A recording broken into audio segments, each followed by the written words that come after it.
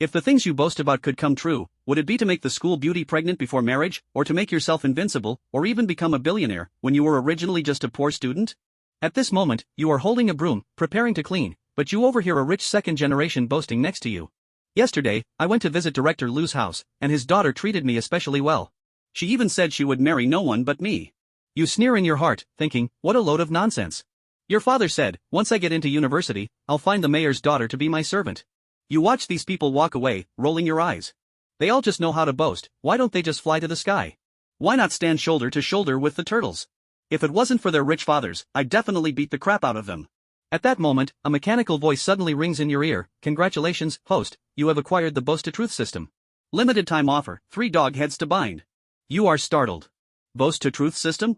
You're not boasting, are you? By a stroke of luck, you send 3 dog heads. Boast-to-Truth system successfully bound. This system has only one function, which is to automatically detect and collect the boasting content around the host, and turn it into real events, attaching them to the host. The system is currently at level 1, with an effective detection radius of 10 meters. The system gives an affirmative answer, and you are immediately filled with excitement. Over 90% of the students in the school love to boast. With this system, don't you think you'll get rich in the future? Not long after, Huang Liang, the class fitness committee member, walks past you, boasting that yesterday the school beauty confessed her love to him, but he rejected her on the spot. You sneer inwardly, thinking, this guy really can boast, doesn't he worry about hurting his tongue? Just as you are thinking about this, the system's voice rings again, detected someone boasting, converting content. Conversion successful. With the sound of the system, a hurried footstep suddenly echoes from the end of the hallway. A stunningly beautiful girl rushes over. It's none other than the school beauty, Lu Ruyan. She arrives in front of you, breathless, her eyes as deep as autumn water, full of affection. Chen Yan, I have something to tell you. Your heart races, and you secretly glance around. The boy's eyes on you look like they want to eat you alive. Lu Ruyan, with a serious expression, tells you that she has liked you since the beginning of high school. Your every move has been engraved into her brain. Now, as graduation approaches, she fears she will regret it for the rest of her life. At this moment, you are in a panic, not knowing how long this boast-turned reality will last. By a stroke of luck, you squeeze out a sentence, Ruyan, I like you too. But we are still at an important stage in life. Lu Ruyan interrupts you with a sweet smile, I know this is a crucial time. Saying what's in my heart feels much easier now. She extends her fair hand, let's work hard together for the rest of the time. Let's go. Meanwhile, Huang Liang, standing beside you, is fuming, his face turning blue, his fingers clenched tightly. He continues to mock you, as long as I want, I can use money to crush you so you'll never have a chance again. My dad gives me 100,000 a month as pocket money. Have you ever seen 100,000, you poor loser? You understand there's no need to argue with him and say, even if I'm poor now, so what? 30 years on the east bank of the river, 30 years on the west bank. Don't look down on a poor youth. Not even a minute after Huang Liang boasts, you receive a message on your phone that 1 million has been credited. You can't help but chuckle to yourself, thinking, Huang Liang is truly a good person. Not only did he help me win over the school beauty, but he also gave me 1 million. Seeing this, Huang Liang, furious, snatches your phone and throws it on the ground. He screams, demanding you stay away from Lu Ruyan, or he has ways to deal with you. At this moment, Lu Ruyan, fuming, steps around you and slaps Huang Liang without a word. The crisp sound echoes in the hallway. She threatens Huang Liang, don't target him again, or you won't see the sun tomorrow. You hurry to grab Lu Ruyan's wrist and gently urge, don't pick up the phone, be careful not to cut your finger. Lu Ruyan nods lightly, willingly listening to your advice. You bend down and take the SIM card out. At this moment, Huang Liang, jumping with rage, starts cursing loudly, Lu Ruyan, Chen Yan is a poor guy. What happiness can he give you? Lu Ruyan answers disdainfully, I'm with Chen Yan not because of money. He has good character, he's good at studying, and he has ambition. Those are things money can't buy. I believe he will definitely give me happiness. Your heart warms. You didn't expect Lu Ruyan to trust you so much. You glance at Huang Liang and sneer coldly, who told you I can't come up with 100,000? The whole hallway bursts out laughing, and Huang Liang seizes the opportunity to threaten, if you can't come up with 100,000, you'll get beaten. But you are confident, and instead, you smile and ask the onlookers, if I really take out 100,000, will you guys slap yourselves in the face? They all stare wide-eyed, thinking you're just boasting. At this moment, Huang Liang provocatively laughs, if you don't have 100,000, how about each of them slap you 10 times? You agree cheerfully, convinced that you will win this bet. But after patting your pockets for a while, you remember that your phone is broken and you can't prove the balance. Helpless, you turn to Lu Ruyan and ask if you can borrow her phone. Without saying a word, Lu Ruyan hands you her phone and says, it's a gift for you. You take the phone, swap the card, and download the Bank of China app for balance verification. Just as everything is ready, you turn to face the crowd and announce loudly, come see how much money is here. Everyone gathers around to see, and the result is that there is indeed 1 million in the account. The crowd is stunned, and Huang Liang and his group are left dumbfounded. Lu Ruyan is also surprised and confirms, Chunyan, where did you get this money from? You smile calmly, I earned it through working while studying. Lu Ruyan is completely in awe of you, her heart firmly set on you as her future partner. You turn back to face the boys who lost the bet and demand they honor their promise. They try to back out, but you don't make it too hard for them. You just tell the crowd, these people have no integrity, be careful with them in the future. One of them, named Lu Gao, immediately gets upset and loudly says, I'm going to call the bully to deal with you. But you are not afraid, and sarcastically say, Lu Gao, no matter how tough you are, today even your aunt can't shut my mouth. The phone on the other end of the line threatens, Chenyan, that bastard is asking for trouble. You tell him to wait. I'm coming right now. The line quickly cuts off, and Lu Gao grins maliciously, threatening you. Chenyan, you're finished. Lu Gao said with a wicked smile. My big brother is coming right now. If you kneel down and apologize to us immediately, I might spare your life, but if you're late, you won't have another chance. The surrounding classmates wore smug expressions, clearly enjoying the show. You deserve to be beaten up for getting so close to Sue, the campus queen. Huang Liang stepped forward, Chenyan, I advise you to follow Lu's advice. Qin is the strongest in our class and has connections with underground forces outside the school. If you don't want to get killed, kneel down and apologize right now. The other classmates who had lost their bets also began to stir. Chenyan, even if you won the bet, so what? You think you can make us slap ourselves? You're not worthy. Why don't you take a good look at yourself? You dare to go against us? We're going to teach you a lesson today. Before they could continue, a loud, rough voice suddenly came from outside. Get the hell out of my way. The class bully, Qin Shubao, pushed through the crowd, chewing on a toothpick as he walked over. Some of the infatuated girls saw him and instantly had stars in their eyes. As soon as he stood still, Lu Gao immediately ran over, his face full of flattering smiles. Big brother, Chenyan, that bastard, is slandering me in front of so many students and even trying to steal the woman you like. You have to destroy him.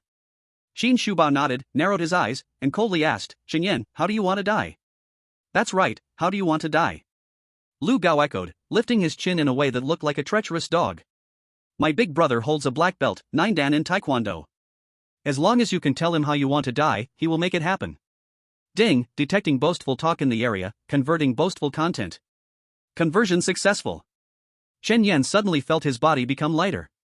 This Lu Gao is such a good guy, always boasting every few sentences. Chen Yan didn't know Qin Shubao's exact level, but he knew for sure that he wasn't a black belt, 9 dan. With this strength, why should he fear Qin Shubao? Qin Shubao proudly lifted his chin and arrogantly said, Chen Yan, if you don't speak up now, I'll start.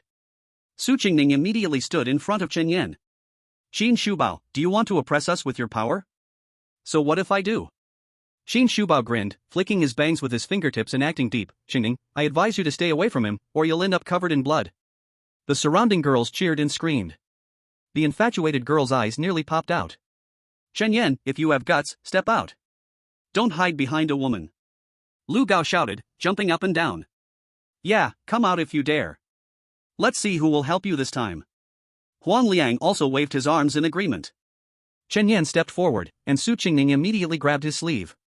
Chen Yan, are you crazy? He's a black belt, 9 dan in Taekwondo. If you fight, you'll definitely lose. Chen Yan pressed her hand down and winked at her. Qingning, relax, he's all talk. If it comes to real action, the one who'll suffer will be him. As soon as he said this, the entire crowd burst into laughter. Qin Shubao became the class bully by fighting his way through all 3 years of high school. With Chen Yan's malnourished figure, how could he possibly be a match for Qin Shubao? Chen Yan, stop bragging. While Big Brother Qin hasn't gotten angry yet, quickly kneel and beg for mercy. Maybe Big Brother Qin will spare you. Yeah, kneel down and beg Big Brother Qin. At least it'll lessen the pain. Chen Yan twisted his neck, loosened his shoulders, and raised his hand, beckoning Qin Shubao over. You, come here. Su Qingning froze. For some reason, she felt an unexpected confidence in Chen Yan's shout. She clenched her fists and loudly shouted, Chen Yan, go for it. Everyone turned to look at her. Qin Shubao was furious, spat out the toothpick, and immediately charged forward, kicking with a sidekick. Chen Yan raised his arm to block. Not far away, Lu Gao crossed his arms and sneered disdainfully. Su Qingning, you should have called an ambulance for Chen Yan instead of cheering him on. Big Brother Qin is really angry this time. It could really cost a life. No, I believe in Chen Yan, he will definitely not lose. Su Qingning's eyes were firm. Lu Gao laughed loudly and turned to look at the students around. Did everyone hear that? Su Schoolflower believes Chen Yan can beat Big Brother Qin. The crowd erupted with laughter again. Su Qingning gritted her teeth, her pretty face starting to burn. Lu Gao continued, I'm putting this on the line today, if Chen Yan can win, I will eat shit in the restroom. You said this, you can't back out now, right? Chen Yan's voice suddenly emerged. Having exchanged a few moves with Qin Shubao, he discovered that his opponent did not possess black belt strength, at most, he was a white belt, and a somewhat pathetic one at that. Lu Gao tilted his neck, no way. If I back out, I'm a dog. Alright, remember what you said. Chen Yan grinned and made a face at Qin Shubao, big brother Qin, your little brother has high hopes for you. Come on, don't act like a weakling. Qin Shubao was consumed by anger and charged forward, aiming a high kick at Chen Yan's temple. Chen Yan's eyes sharpened, and he lifted his leg. His speed far exceeded Qin Shubao's, and he kicked first at Qin Shubao's neck. Qin Shubao staggered back a few steps, crashing to the ground, completely losing his fighting power. The entire venue went silent in that instant. The students even started to doubt their own eyes. Was this still the Chen Yan who used to be bullied?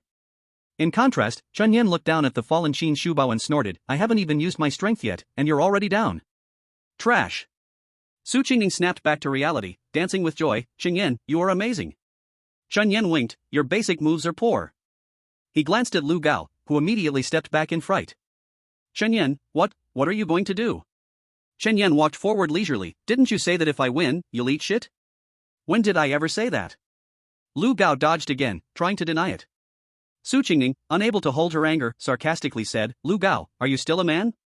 How can you not keep your word? Lu Gao bit his lip, his eyes filled with shame and anger. People around him began to point and whisper.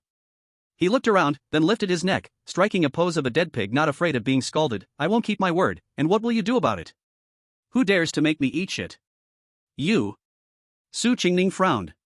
Chen Yan clapped his hands, good, very good. Since Lu is unwilling to save face, then I will help you save face. He walked forward with a grin. Lu Gao panicked and retreated, Chen Yan, what are you going to do? We just made a bet, don't joke with your future. Chen Yan didn't respond, grabbing Lu Gao by the collar and dragging him towards the restroom. Chapter 4, the school board aunt arrives, cheering for her nephew. I don't want to eat shit, I don't want to eat shit. Lu Gao struggled vigorously, Chen Yan, let me go, hurry and let go. Chen Yan continued to drag Lu Gao forward, followed by a crowd of onlookers.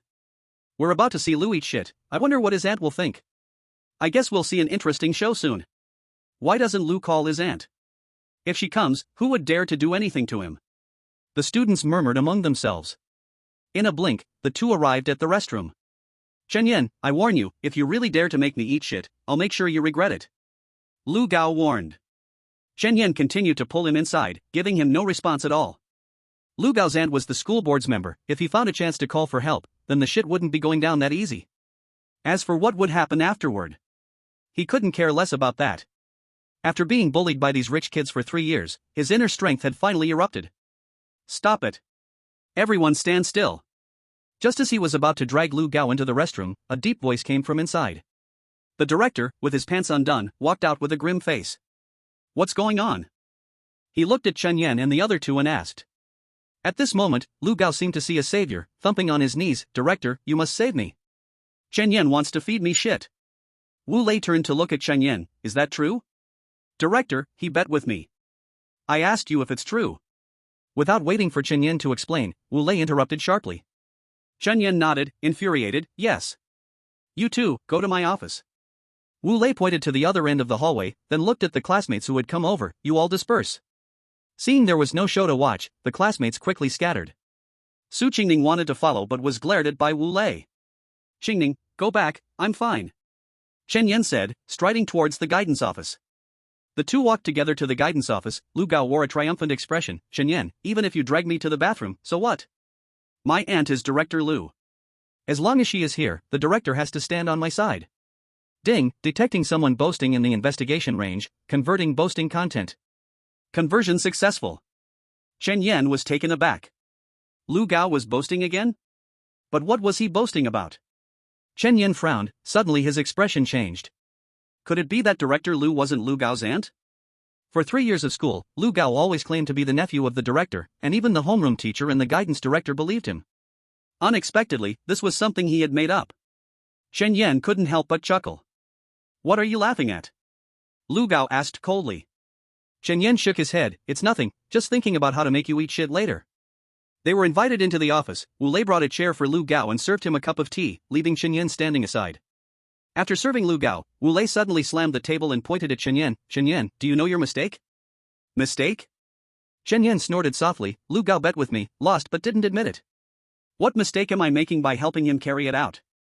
Impudent! You dare to talk back? Wu Lei slammed the table again, spitting as he spoke. You're just a poor student with no money or power, barely getting by with that pathetic academic performance. And Lu Gao has a family business, with an aunt as a director. He can crush you with just one finger. With such a huge gap in status, how dare you go after him? Wu Lei didn't ask about right or wrong, but blindly protected Lu Gao, who was sipping tea while looking at Chen Yan mockingly. Lu, how do you think this matter should be handled? Wu Lei asked with a smile. Lu Gao thought for a moment, put down the teacup. No matter what, Chen Yan and I are classmates. I don't want to go too far. How about this, let him write a 10,000-word reflection, read it aloud publicly during the flag raising on Monday, and give him a warning punishment. Wu Lei nodded, looking at Chen Yan. Chen Yan, look at Lu Gao's vision. Let's do as he says. If I don't hear your reflection at the flag raising on Monday, no matter who pleads for you, I will expel you. At that moment, a cold voice came from the door. Who are you going to expel? The door to the guidance office was pushed open, and a woman with glasses, smooth skin, and an elegant demeanor walked in. She was the only female director in the school, Lu Fanghua. Wu Lei ran up to Lu Fanghua, a flattering smile on his face. Director Lu, what brings you here? Beside him, Lu Gao's eyes began to dodge. He put down the water cup and stood up with his head down. Lu Fanghua glanced at him, proudly asking, what's going on? Wu Lei immediately raised his hand to point at Chen Yan, with a furious face. Director Lu, this poor student is causing trouble at school, insisting on feeding Lu Gao shit. Lu Fanghua looked at Chen Yan. Is that so? Yes. Chen Yan nodded calmly. Chen Yan, this is Director Lu, you should show some respect. Wu Lei shouted loudly. You shut up. Lu Fanghua glared at him, turning back to Chen Yan. Carefully explain what happened. Chen Yan briefly explained the whole situation. Lu Fanghua looked at Lu Gao with keen interest. Lu Gao shrank his neck and instinctively took 2 steps back. Unfortunately, this action was seen by Wu Lei. He thought it was Lu Xiaodong warning Lu Gao with a look to save his nephew. So he volunteered to step forward. Lu Xiaodong, let me handle this matter. Although your nephew is at fault, trust me, I will definitely save him. At worst.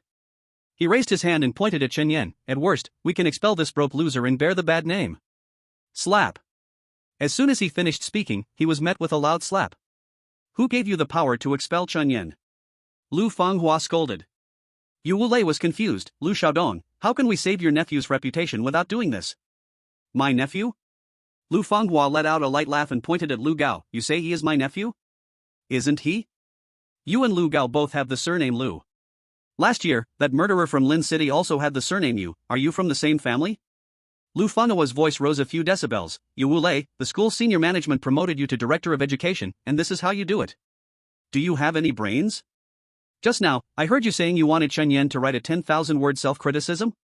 How about this, you go back and also prepare 10,000 words, and in the leadership meeting on Monday, you can thoroughly criticize your actions. As for Lu Gao, pretending to be a relative of the director and behaving immorally, just look at how to punish him. Lu Gao's legs went weak, and he fell to the ground. It's over. Completely over. The character he had painstakingly built up for 3 years was ruined. Wu Lei looked down at him, his eyes seemingly wanting to kill. For such a fake, he was going to self-criticize in front of the leadership team, his future was completely dimmed. At this moment, Lu Fanghua walked to Chen Yan's side and gently touched his face. You silly child, why didn't you call your aunt when someone bullied you? Wu Lei and Lu Gao were both confused. Chen Yan was just a poor student specially recruited from outside. How did he become Lu Xiaodong's nephew? Chen Yan smiled. I just didn't want to trouble you. Lu Fanghua patted his head affectionately, her eyes full of love. My dear nephew is so sensible. All right, aunt is leaving now. In the future, if anything happens, call me right away. If anyone dares to trouble you again, unless they remove me as the director, otherwise, I will make them regret it. Lu Fanghua strode away. At the same time, the class bell rang. Chen Yan smiled and said, Director, Lu, I don't want anyone else to know that the director is my aunt. If it spreads out, you both know the consequences. Yes, yes, yes. Wu Lei nodded repeatedly. Then I will leave too, I still have to go back to class. Chen Yan put his hands in his pockets and turned to leave. Wu Lei bowed and sent him off. Take care, Chen. Just a few steps out of the office, Chen Yan heard a shout from within. Lu Gao, you bastard, you're going to kill me. He chuckled and walked briskly toward the classroom. But just as he reached the classroom door, he ran into his frowning homeroom teacher. Chen Yan, why did you fight with your classmate? Chapter 5, The National Top Student, A Bet with the Homeroom Teacher. Chen Yan stopped. Looking at that face somewhat similar to Qin Shubao, he knew trouble was coming again. The homeroom teacher's name was Hu Qin, and she was Qin Shubao's real second aunt. In the past, every time it was her class, even if the bell rang for 5 minutes, she might not come to the classroom, so why is she here so early today? Is she here to take revenge for her big nephew? I'm asking you a question, are you mute? Hu Qin said sharply. Chen Yan's face turned serious. Teacher, before you question me, shouldn't you first ask what your precious nephew did? He's been knocked out by you, what else could he do? Hu Qin's eyes widened. Chen Yan chuckled. This kid is so protective, can't he just pretend to be a little bit innocent? Teacher, it was clearly Qin Shubao who provoked me first, I was just forced to fight back. Forced to fight back to cause this kind of harm? I see you're just envious of the rich and deliberately did it hard. Hu Qin directly hurled accusations at Chen Yan without hesitation. Chen Yan's face darkened. Teacher, if you insist on saying this, we must have a good argument. There is surveillance in the hallway, why don't we check the footage and let everyone judge who started the trouble first? Hu Qin's eyes flickered a little. Qin Shu was someone she understood very well, she knew they absolutely could not check the surveillance. There were too many rich kids in the class, and if any of them went back and said something wrong, affecting the Qin family's company, her dear sister would surely skin her alive. She coughed twice and, with her neck tilted, stubbornly said, Who has time to go to the surveillance room with you? Do you know my time is very precious? With 30 classmates in the class, you wasting me 1 minute means wasting the whole class half an hour. Teacher, if you don't check the surveillance, how can you prove my guilt? Chen Yan sneered. Let it go this time. Hu Qin pointed to his seat, you go back to class now. The mock exam is about to start, and if you don't make it into the top 30, I will send you to the worst class for the whole year. The surrounding classmates immediately started whispering. Top 30? That requirement is too high. Even if Chen Yan studies well, he can't compare to a top student raised on 10,000 yuan a lesson. Can't you see? Old Hu is deliberately trying to trip Chen Yan up. Keep your voice down, Hu Hanzhuang's nephew just got beaten, she is in a bad mood, who knows if she might turn her anger on us? Hearing his classmates' discussions, Chen Yan smiled lightly, what if I make it to the top? The class instantly fell silent, with all eyes on Chen Yan. Although Jiahao High School was an elite institution, producing many useless second-generation wealthy kids, the value of being in the top 30 was still incredibly high, not something one could simply achieve by cramming. Ha, Chen Yan, are you dreaming? Hu Qin's second-in-command, Fang Jiqiong, stood up. She was the class monitor and also had the best grades in the class. The best I ever scored was 38th in the grade. You, who never even made it into the top 50, still dare to dream about being in the top 30? If you can squeeze into the top 30, I might as well be able to come in first nationwide. Ding, detected boasting in the area, converting the boastful content. Conversion successful. The next second, Chen Yan felt a surge of varied knowledge in his mind. It turned out that the knowledge reserve required for being first in the nation was this vast. He turned to look at Hu Qin. Teacher, you haven't answered me. If I make it to the top 30, what will you do? Hu Qin rolled her eyes, you are a student, doing well is your responsibility, not something I taught you, so why are you asking me? Chen Yan smiled lightly, but you also said that if I don't make it into the top 30, you will send me to the worst class, if I do make it, you wouldn't need to do anything. Isn't that a bit unfair? Hu Qin stroked her chin and pondered for a moment, then took out Chen Yan's report card. In his last exam, he scored 75th in the grade, a whole 75.5 points behind the 30th place student. Just a month had passed since the last mock exam, and it was nearly impossible to raise that many points in such a short time. Hu Qin felt confident. What do you want? If I make it into the top 30, I hope you will publicly apologize to me on the school broadcast for today's matter. That's it? Hu Qin asked. Chen Yan shook his head, that's it. All right, I agree. Hu Qin smiled calmly. The class buzzed again. Chen Yan is foolish, he's clearly digging his own grave, and he's still jumping in, desperately trying to save face, suffering for nothing. Who says no? I wonder how such a foolish head managed to win the favor of the school beauty from Su University. Maybe the school beauty from Su University just has poor eyesight? I won't allow you to insult my goddess like that. The classmates chatted incessantly among themselves. Chen Yan walked into the classroom calmly. As he passed the front row where Fang Jiqiong was sitting, he suddenly heard her giggle softly.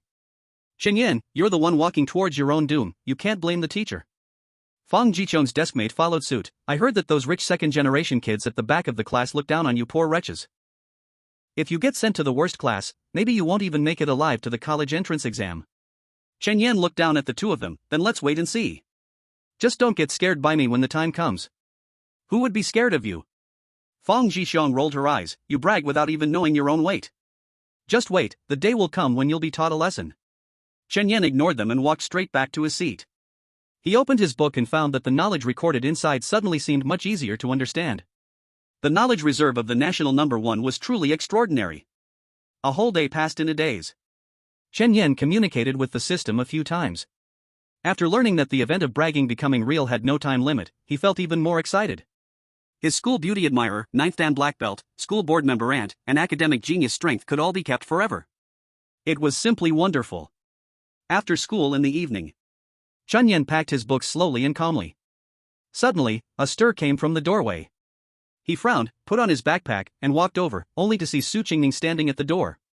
Chen Yan, can I walk with you? She stepped forward and asked. Chen Yan nodded with a smile, sure. The two walked out of the teaching building together, keeping a bit of distance. Everyone who passed by turned their heads to look. Chen Yan was just a poor and smelly loser. Why would the top school beauty fancy him? Qin Shubao followed behind them, watching the two walk side by side. He clenched his fists so tightly his nails dug into his flesh. Chen Yan, there's only 1 month left before the college entrance exam. Can you stop working part-time? Su Qingning lowered her voice, her head drooping, not daring to look at Chen Yan's face. Chen Yan let out a long breath and laughed. Qingning, I'm different from you guys. You were born with a silver spoon in your mouth and can live smoothly your whole life, but I can only rely on myself. But don't worry, I'll definitely make sure it doesn't affect the exam. Can I ask where you work? Su Qingning rubbed the hem of her clothes. Chen Yan said, Victory Road, Country Bumpkin Barbecue. After leaving the school gate, Su Qingning got into the nanny car that came to pick her up. Chen Yan, should I have the nanny take you too? No need, it's just a short walk. Good for exercise too. Bye-bye. Chen Yan waved and ran off toward Victory Road. Su Qingning also left in the car. Qin Shubao stood at the school gate, eyes gloomy. Victory Road, huh? Chapter 6, Ming Dynasty Banknote Ferrari, a plate of peanuts and a crate of wine. Victory Road, Country Bumpkin Barbecue. Just like usual, Chen Yan walked in, threw down his backpack, and got ready to work. There were 2 tables of customers outside, probably just sat down not long ago, not sure if they had ordered yet. He glanced at the sticky notes on the bar counter. Boss already went to table 2, then I don't need to go. He took off his school uniform and tied on his apron, just about to head to the kitchen, when Boss Peng Liang came over with a thick stack of red banknotes. Xiao Chun, this is your salary for this month and next month. Chen Yan froze, dumbly took it and asked, Brother Peng, what's this for? Peng Liang smiled, aren't you about to take the college entrance exam? Yesterday I discussed it with your sister-in-law, and we think you don't need to come in during this period. The college exam is a turning point in life. Don't let earning a bit of money ruin your future. Chen Yan felt deeply moved inside. He had worked at this little shop for 3 whole years, and got along really well with the couple running it. If they suddenly told him not to come anymore, he wouldn't even know what to do with himself. At this moment, the boss lady also walked over. Xiao Chen, keep the money safe. After finishing today, go home and prepare well for the exam. How hard you've worked these 3 years, your brother Peng and I have seen it with our own eyes. Don't make a mistake at the very last moment. Pa, why are you saying such unlucky things? Peng Liang gave his wife a sideways look. Mrs. Peng quickly patted her mouth. Right, why say such unlucky things? Go home, prepare well, and try to become the provincial top scorer, so your brother Peng and I can bask in your glory too. Haha, then let's borrow Sister Peng's good words. If I really become the top scholar of the province, I won't forget your benefits. At the very least, I'll give you guys little shop a shout out. Chen Yan laughed heartily. Alright, I'll be waiting. Peng Liang patted his shoulder. When the time comes, I'll change the shop name. It won't be called Earthy Old Hat anymore, it will be Scholar's Loft. Just a row of small rooms, and you're still bold enough to call it Scholar's Loft? Sister Peng rolled her eyes. Chen Yan chuckled, Sister, this is Brother Peng's dream. We can't laugh at it. Yeah, ha. Peng Liang laughed heartily. Order up. A shout came from the kitchen. Chen Yan dashed over, glanced at the order, it was for table 2. He carried the tray out. Just as he reached table 2, he heard a customer proudly say, My family also has talented ancestors. One was the Minister of Revenue during the Hangwu era, in charge of the Treasury Commission. My family still has 1,000 well-preserved Ming Dynasty banknotes. Ding, detecting someone boasting within the inquiry range, converting boasting content. Conversion successful. Chen Yan was taken aback, that last order had a delightful surprise. Ming Dynasty banknotes? Those should be worth quite a bit now, right? But, where are those banknotes? System, where are the converted banknotes? Under the bed of the host's rented room, in a red wooden box. Oh yeah. Chen Yan secretly rejoiced. He hurried back to the shop, took out the phone Su Qingning gave him, and searched for information on Ming Dynasty banknotes. According to the search, Ming Dynasty banknotes generally range from tens of thousands to over 100,000, depending on their condition. If he remembered correctly, that big brother just said it was 1,000 well-preserved ones. Calculating it out. Units, tens, hundreds, thousands, 10,000. Chen Yan counted on his fingers and came to an astonishing conclusion. If I sell all those Ming Dynasty banknotes, I can at least become a millionaire. I'm going to get rich. He was extremely excited, quickly putting down his phone and rushing back to the kitchen. Brother Pang, I'm getting some boiled peanuts and a case of beer. I'll settle the bill when I finish. Chen Yan shouted, picking up the largest plate in the shop, filling it with peanuts, and fetching 6 bottles of beer from the box. Pang Liang asked, "Are your classmates here?" "Just take it, no need to pay." "Not my classmates, I'm trading these for something else." "Anyway, you must get paid later." With that, he carried the peanuts and beer to table 2. "Brothers, listening to you all is so exciting. This is just a little token from your younger brother, please continue." He put the peanuts and beer on the table. Everyone looked at him simultaneously, and a man with a flower tattooed arm, probably in his 30s, laughed heartily. This little brother indeed has great taste. Come, brother, let me toast you." He poured a glass of liquor and handed it to Chen Yan. Chen Yan received it and downed it in one go. "Bro, you guys continue chatting, I'll sit on the side. Just call me if you need anything." "No problem." The tattooed man waved his hand and turned back to continue boasting with his friends. Chen Yan sat at a nearby table, seemingly aimlessly watching the street, but he was paying close attention to the boasting at that table. If we have skills, let's not boast about our ancestors. Who here doesn't have an ancestor? In earlier years, those who didn't fare well had already cut off their lineage. That's right, let's talk about now. A thin man with a center part and wearing suspenders pounded the table. "Let me go first." He pinched a peanut and tossed it into his mouth to chew. "Do you know what it's like to drive a Ferrari with one hand? I used to own a Ferrari F8, and it really drew attention. So many beautiful girls wanted to try my passenger seat." Ding, detecting someone boasting within the inquiry range, converting boasting content. Conversion successful. Chen Yan burst out laughing. He never expected that a plate of peanuts and a few bottles of beer could have such power. The F8 may not be the top sports car under Ferrari, but it still costs over 3 million. It's just as flashy when driving it out. System, where did I park the sports car? The host's rented apartment downstairs, license plate, Yun A52CNB, the key has been sent to the host's pocket, please check. What the hell? Chen Yan quickly felt his pants pocket, where a car-shaped object was tightly pressed against his leg. He took it out and was stunned to find it was a mini Ferrari. It looked exactly like the Ferrari key he saw on TV. Awesome. His heart felt like it was about to jump out, but then he thought again, and his expression turned serious. Wait a minute, I don't have a driver's license. Even if I have a sports car, it can only be parked downstairs. How sad. Ding, detecting someone boasting within the exploration range, converting boastful content. Conversion successful. Chen Yan was momentarily stunned as a bolt of electricity flashed through his mind. He felt his body, there were no changes. He had only paid attention to the Ferrari earlier and hadn't listened to the boastful chatter around him. S-level professional racer driver's license has been sent to the host's pocket, please check. Damn, this is like finding a pillow while feeling sleepy.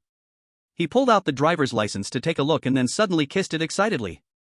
Brothers, I love you so much. Keep boasting, and give me more good stuff. Just after he mumbled that, not far away, Qin Shuba was walking towards him, holding a glamorous woman, followed by 6 or 7 spirited young men. Chapter 7, Underground Queen Stepmother, thanks to Qin Xiao for boasting big. Chen Yan, I didn't expect you to really be working here to support yourself? Qin Shubao said with a smirk, a sarcastic smile on his face. Chen Yan looked at him coldly. Does it matter to you? Of course it does. Qin Shubao pulled out a chair and sat down, casually resting his legs on the table. You're a student of Jiahua Middle School, aren't you ashamed to work at this trash restaurant? Chen Yan snorted lightly, earning money with my own hands, what's there to be ashamed of?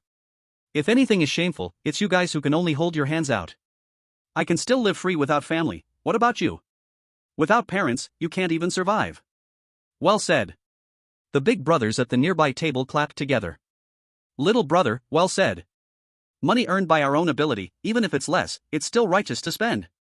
Chen Yan turned sideways and nodded in thanks, then turned back, speaking coldly, Xin young master, if you're only here to mock me, then please leave.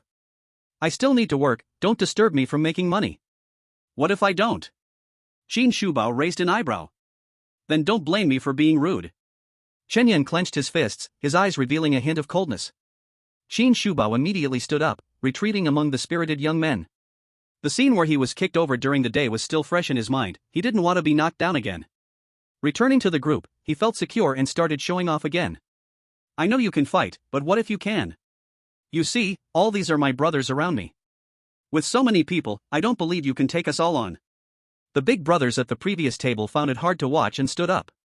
Kid, it's wrong to bully the few with many. This little brother gets along well with me, try touching him. Shen Yan felt a surge of gratitude.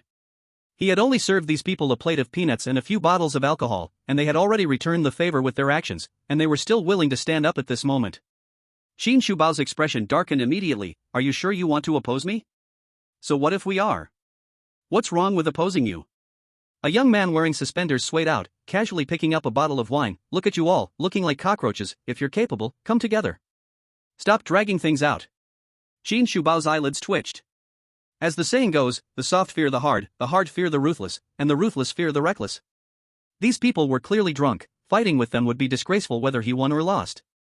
He thought for a moment and cleared his throat. Alright, you all go ahead, but don't say I didn't warn you, my stepmother is the underground queen Jianyao of Yun City. You hurt me, and you want to think about the consequences. Ding, detecting boasting within the scanning range, converting boasting content. Conversion successful. Ahem, ahem. Shen Yan coughed twice, almost turning red in the face. Good grief, Xin Shubao is a good person too, he worked hard and sent me an underground queen as a godmother. So, what now? Do you guys still want to continue? Xin Shubao raised his chin, looking invincible. The few of them immediately woke up a lot. The title of underground queen of Yun City is not something to be taken lightly. It is said that Jianyao has 4 big generals under her, each one with explosive strength, and also 36 Tian Gang and 72 Disha. No one in Yun City dares to mess with them. Still want to come? Come on, I'm standing here, don't move, let you beat me. Xin Shubao smiled on his face. The few of them didn't dare to step forward. He stared with wide eyes, hurry up and get lost. If you're slow, I'll kill you. The few of them looked at Chen Yan with regret, then ran off quickly. In an instant, Chen Yan was once again left alone. Xin Shubao sneered, Chen Yan, did you see clearly? If you're going to mix in this world, you need background. Now, come, kneel down and apologize, and I'll let you go. The woman beside him looked at him with admiration and then shouted at Chen Yan, did you hear? Young Master Qin wants you to kneel and apologize, don't delay. Chen Yan scratched his ear and took 2 steps forward, you want me to apologize? What if I don't? Then I'll beat you until you apologize. Brothers, go. Xin Shubao waved his hand, and several people rushed forward at once. Chen Yan took a deep breath, then moved like lightning, flying forward. Whip kicks, side kicks, straight kicks. A perfect series of leg techniques were unleashed, knocking everyone to the ground, and Xin Shubao's face even had a shoe print on it. He covered his face and got up. Chen Yan, you actually dared to make a move on me, do you believe my godmother will destroy you? Whether she destroys me or not is another matter. Chen Yan suddenly reached out and grabbed Xin Shubao's hair, dragging him towards the table where they had run away. Before that, you settle the bill for this table. This table isn't even mine, why should I pay? He struggled and shouted, but no matter how hard he tried, he just couldn't break free. His female companion also rushed up, pretending to scratch Chen Yan's face. You bastard, let go of my Qin brother, his godmother is Queen Jin, and... Slap. With a crisp sound of a slap, the female companion staggered a few steps, and a red handprint appeared on her face. What does this have to do with you? Why are you getting involved? Chen Yan tilted his neck and raised his hand again, if you keep yelling, I'll slap you to death. The female companion covered her face, her eyes filled with fear. Young Master Qin, settle the bill. Chen Yan pointed to the QR code on the table. Chen Yan, do you know how much trouble you've caused? If you have the guts, let go of me. I'll call my godmother right now, if I don't destroy you today, I won't be surnamed Qin. Xin Shubao gritted his teeth. Chen Yan immediately let go, fine, then you quickly call for help, let's see who gets destroyed first. Xin Shubao immediately ran to the side, starting to flip through his phone book. In the barbecue shop, Pang Liang and his wife, Pang Sa, jogged up behind Chen Yan. Xiao Chun, they obviously look like they're from the underworld, don't mess with them, quickly get them to leave, we won't pay for this table. Yes, Xiao Chun, you're about to take the college entrance exam, you can't afford any accidents at this time. Chen Yen turned around, looked at the couple who were worried about him, and smiled. Brother Peng, Sister Peng, don't worry, they have no real power. But Brother Peng's eyes were full of concern, still wanting to say something. Chen Yen patted his shoulder. Don't worry, it's really nothing. He sighed, just take it easy, if things go wrong, run quickly, a man can bend and stretch. Got it. Chen Yen smiled, you and Sister Peng go back first, don't get hurt again later. The couple went back to the shop. Before long, a van stopped by the roadside, and 7 or 8 thugs carrying weapons got out of the car. The leader was a guy with yellow hair. Qin Shubao immediately went to meet them, then turned to introduce to Chen Yen. Chen Yen, this is my godmother's subordinate, one of the 72 Disha. The beast star Huangshi, just ask if you're afraid or not. At this moment, Huangshi also shook his head and walked over, looking at Chen Yen with contempt. So you're the one called Chen Yen, huh? You dare to harm my brother Qin? You must be tired of living. Qin Shubao was extremely proud. Brother Huang, that little bastard just insulted my godmother. You can't just let him off easy. Huangshi put his hands in his pockets. A little nobody, I can just snap my fingers and get rid of him. He then looked at Chen Yen. Kid, come over here and kowtow to apologize, then I'll consider sparing your life. Otherwise, don't blame me. So damn boring, is kowtowing all you can think of? Chen Yen interrupted him, grabbed a folding stool, and rushed forward. Clink, clang, bang, bam. Clang. 2 minutes later, Chen Yen exhaled a puff of foul air, threw the folding stool on the ground, and stepped on Huangshi's head. Didn't you say you could snap your fingers and destroy me? Where's your fingers? Did you snap them off? Call your queen, have her come pick you up, hurry. Chapter 8, The Godmother Arrives. From now on, call me Master Chen when you see me. Qin Shubao was lying not far away, watching the situation and was shocked beyond belief. Chen Yen, hurry and let go of Brother Huang, or you'll regret it. Huangshi was also gritting his teeth, spitting blood from his mouth. You little bastard, don't get cocky, when the queen arrives, you'll definitely. Chen Yen increased the pressure under his foot. I'll call right now. Ease up on the pressure. Huangshi screamed in pain and quickly pulled out his phone, calling Queen Jianyao. The phone rang. A lazy woman's voice came from the receiver. Hello, who is this? Queen, it's Beast Star Huangshi. Huangshi whimpered as he introduced himself. Little beast, what's the matter? Jianyao asked indifferently. Huangshi swallowed. Queen, I'm at Shengli Road's Tilo Omeo barbecue place, someone insulted you here, I wanted to teach him a lesson, but he knocked me down. Please come save me. Someone insulted me? Ha! Jianyao laughed lightly. Have I been inactive for a few years, and someone already forgot about me? Fine, you wait, I'll bring the 4 great kings over. Beep beep beep. A busy signal came from the phone. Upon hearing that Queen Jianyao was bringing the 4 great kings, Huangshi immediately felt more confident. He squinted his eyes and shouted, Kid, if I were you, I'd run now, otherwise when my queen arrives, you won't even know how you'll die. Chen Yen chuckled lightly, grabbed a chair, and casually sat down. Chen Yen, are you pretending here? You'd better stay this calm when you meet my godmother. Qin Shubao shouted with his teeth bared. In less than 5 minutes, a Maybach with a Land Rover behind it stopped by the roadside. A strong man got out from the front passenger seat of the Maybach and respectfully opened the rear door. 3 people also got out of the Land Rover, standing on either side of the rear door of the Maybach. They stood firm. A slender and smooth leg extended from inside, and diamond-studded high heels shimmered under the streetlights. Who insulted me? Jianyao walked over with a cold expression. The moment her eyes met Chen Yan's, her lips couldn't help but curl up. Just as she was about to speak, Huangshi hurried over and pointed at Chen Yan to complain. Queen, you must stand up for me. That little bastard insulted you, and I just wanted to teach him a lesson, but he beat me like this. You're saying, him? Jianyao also pointed at Chen Yan. Exactly, it's him. Huangshi nodded heavily, grinning. As he fantasized about how Chen Yan would die, Jianyao's large slap came down. Smack! Huangshi's ears buzzed, and blood flowed from his ears. He staggered back 2 steps and looked at Jianyao again, realizing her expression had turned incredibly cold. He quickly kneeled down. Queen, it's my fault, please calm your anger. Seeing this, Qin Shubao hurried over, trying to clear Huangshi's name. Queen, it's not Brother Huang's fault, that little bastard is too strong, none of our brothers can beat him. Smack! The same slap exploded on Qin Shubao's face. However, he was quite fortunate, only a bit of blood was dripping from the corner of his mouth. Your Majesty, we are protecting you, why are you hitting us? At this moment, Chen Yan walked up with a smile, looking disdainfully at Qin Shubao. Young Master Qin, didn't you just say that Queen Jian is your godmother? Why now do you call her your Majesty? Qin Shubao shivered for a moment. He was just bragging, who would have thought that Queen Jian would really show up? Jian Yao was taken aback, pointing at Qin Shubao. He said he is my godson? That's right. Chen Yan nodded. Then why don't you let him say? His mouth is on his own body, how can I control that? But by the way, when did you take in a new godson? I didn't know about it. Hearing the conversation between the two, Qin Shubao sensed something was off. Jian Yao smiled. Chen Yan, from the beginning to the end, you are my only godson. I spent so much effort training you to a black belt 9th dan in Taekwondo, are you just letting others steal your title? As soon as this was said, everyone present froze. Everyone in the underground scene of Yun City knew that the underground queen, Jian Yao, had a godson. However, she protected her godson so well that no one knew his specific name. Who would have thought that this person was actually Chen Yan? Godmother, your little beast set me up, stirred up our mother-son relationship, and even threatened to ruin me. I'm scared. Chen Yan pretended to look wronged. Jian Yao's face darkened. Huang Shi immediately crawled over, constantly bowing his head. Your Majesty, I didn't know he was the young master. If I had known, even with 10 times my courage, I wouldn't dare to touch the young master. I beg your Majesty to spare me.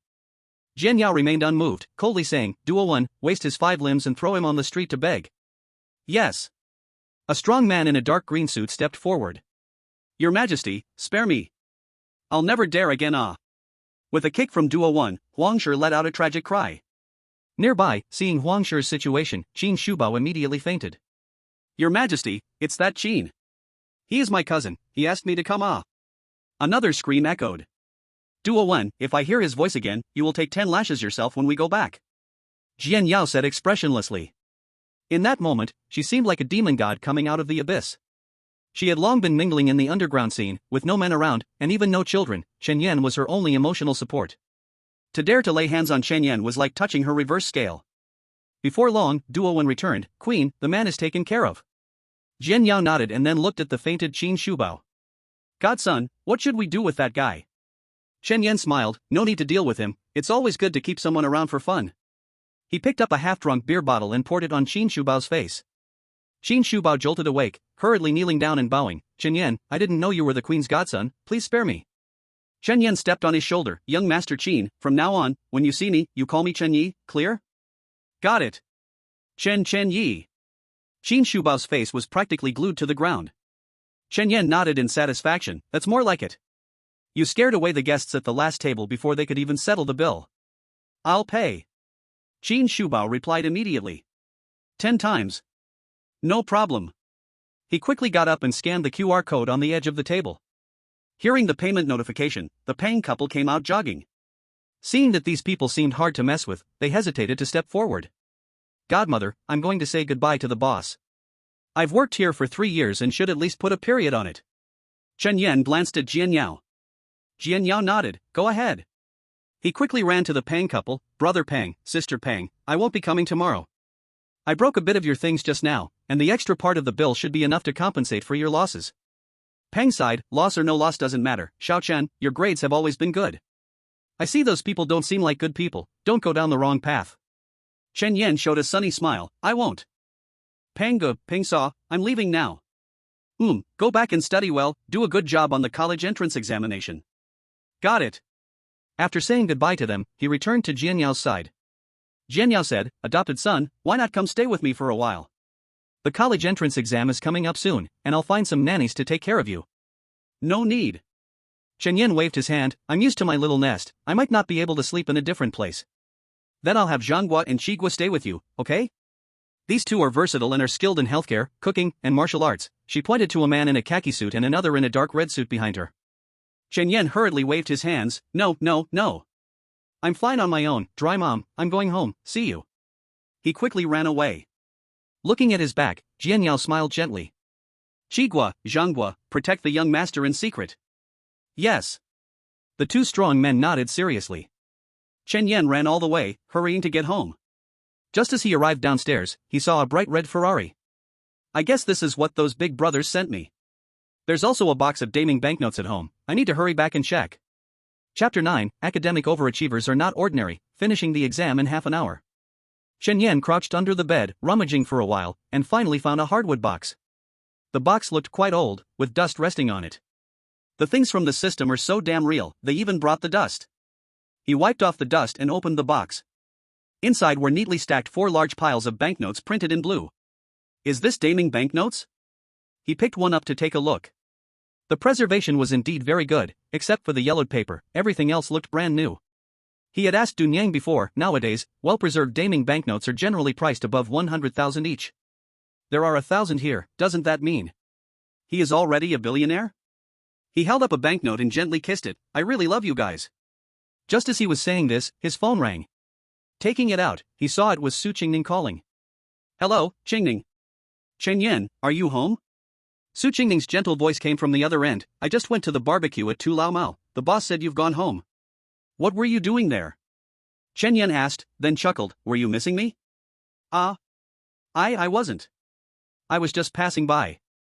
Su Qingning hurriedly defended herself. They told me that starting tomorrow, you don't need to go to work, you study hard, strive to get good grades. Go for it. Beep, beep, beep. The call hung up. Chen Yan chuckled, this little girl. He put away all the Daming banknotes, turned off the lights, and returned to bed. What happened that day was simply like a dream. He never imagined that such a magical thing as the system could really appear in his life. He didn't know when he fell into a dream. When he opened his eyes again, it was the next morning. He changed into his school uniform, went downstairs to a breakfast shop, bought 2 steamed buns, and drove to school in the Ferrari. This is an aristocratic school, and it is very common for students to drive to school. To not say too much, in their class, there are more than 10 students who drive to school. To provide parking for these young masters and princesses, the school even specially set up a parking lot across the street. The Ferrari F8 roared as it entered the parking lot. Many students walking to school glanced over. There are only a few nice-looking cars in this school, and suddenly there's an extra one today. What's going on? Chen Yan didn't care about the strange looks, got out of the car, and headed straight to the teaching building. At the classroom door, Su Qingning leaned against the window in the corridor with her hands behind her back. When she saw Chen Yan coming, she immediately bounced over. Chen Yan. Chen Yan smiled. Were you waiting for me? Yes. Su Qingning nodded heavily. We have an exam today. I heard you bet with your class teacher, so you must study hard. I believe you can definitely make it into the top 30. That's for sure. Chen Yan smiled. At that moment, Fang Jiqiang happened to pass by and overheard their conversation. She sneered, you are just dreaming. Chen Yan turned his head and coldly glanced at her. Why are you everywhere? Does what others say concern you? Do you want to jump in every time? Are you a urine jar that turned into a spirit? Fang Jiqiang was scolded and immediately got angry and ashamed. Chen Yan, can't you just keep that mouth closed? Am I wrong? You, who couldn't even break into the top 50 before, suddenly say you can enter the top 30. Are you fooling ghosts? She felt puzzled in her heart. What happened to Chen Yan? Since yesterday, he seemed like a different person. He used to be afraid to talk randomly in class. Even when bullied, he would endure it. Could it be that being confessed to by the school beauty granted him some strange buffs? Fang University Committee, don't you know that constantly looking at people with past views can easily lead to misunderstandings? How do you know I definitely can't make the top 30? Chen Yan smiled. Fang Jiqiang gritted her teeth. Fine, you said it. Are you brave enough to bet with me? Bet? Didn't we already bet yesterday? Chen Yan scratched his head. Fang Jiqiang's face was serious. You only bet with teacher Hu yesterday. Today, I also want to bet with you. Alright, tell me what you want to bet on. Chen Yan said calmly. Fang Jiqiang thought for a moment. How about this? If you don't make it into the top 30, besides being sent to the worst class by the teacher, you also have to run 10 laps around the playground and cannot be with Su University's school beauty. Chen Yan shrugged. We were never together anyway, and at such a critical moment, how can we be in love? Su Qingning nodded in agreement. Chen Yan continued, plus, why do you, a girl, want me to give up Qingning? Could it be you have those kinds of inclinations? Fang University Committee, do you want me to help you book a psychological counseling expert? That kind of thought is a sickness, it needs treatment. Fang Jiqiang's face turned green and white. I don't have that. I just don't want to see you delaying the school beauty of Su University. I won't say more. I just want to ask if you dare to bet? Chen Yan laughed. Isn't it just a small bet? What's there to be afraid of? However, he dragged out his words, and Fang Jiqiang sneered. What? Are you scared? If you're scared and don't want to bet, it's fine, just don't cling to Su's school beauty. Chen Yan shook his head. You're wrong, I think running 10 laps on the school playground is too boring. Then what do you want? Fang Jiqiang pressed. He took a deep breath. If I make the top 30, you have to run 10 laps around the playground with a loudspeaker, and the content of the broadcast let's record you saying I am a big fool. Likewise, if I lose, I'll carry a loudspeaker and run 10 laps, and you decide what I shout. How about that? Fong Jiqiang coldly laughed. I thought it would be something big. Since the terms of the bet haven't changed, I naturally agree. Just wait to run 10 laps on the school playground. Fong Jiqiang returned to the classroom, and Su Qingning nervously looked at Chen Yan, asking, Are you really confident? Didn't you just say you trusted me? Why are you doubting now? Chen Yan raised his voice. Su Qingning immediately shook her head. No, I'm just a bit worried. Alright, I'm going back to my own class. She lowered her head and ran away quickly. After running a few steps, she turned back. Chen Yan, good luck. Alright, you too. Chen Yan waved as he entered the classroom. In the classroom, after tidying up for a while, they began the cross-class exam. When the exam papers were distributed, Chen Yan just skimmed through one glance and immediately laughed. Usually, when seeing the exam papers, he would ponder for a while before daring to write. But today, he felt as if he could see the answers. Every question just needed a glance, and he knew how to write them. He waved his arm, and the pen in his hand flew like it had wings, swiftly finishing the answers. Looking at the watch, only half an hour had passed. He happily ran to submit the paper. The invigilating teacher glanced at him and didn't say anything, just let him go out. After walking around the playground for a while, the bell signaling the end of the exam rang. Chen Yan returned to the exam room and found Su Qingning. Shall we go have lunch together? Su Qingning nodded. They had just exited the classroom when they bumped into Fong Jiqiang. Fong Jiqiang sneered, People like you still have the nerve to say you can make the top 30? Handing in your paper half an hour into the exam, where do you get your courage? Chen Yan twitched his nose. Qingning, do you smell that? Someone nearby is farting. Su Qingning covered her mouth and chuckled, being pulled along by Chen Yan as they walked outside. Chen Yan, you don't need to be so arrogant, you won't be able to maintain that for long. Chapter 10 Meeting tomorrow to go shopping, encountering someone boasting at night on the way home. Cafeteria. Chen Yan and Su Qingning got their meals and found a place to sit down. Chen Yan, Fong Jiqiang is my middle school classmate, I know her too well. You don't need to pay attention to what she says. Su Qingning said. Chen Yan smiled, I wasn't paying attention anyway.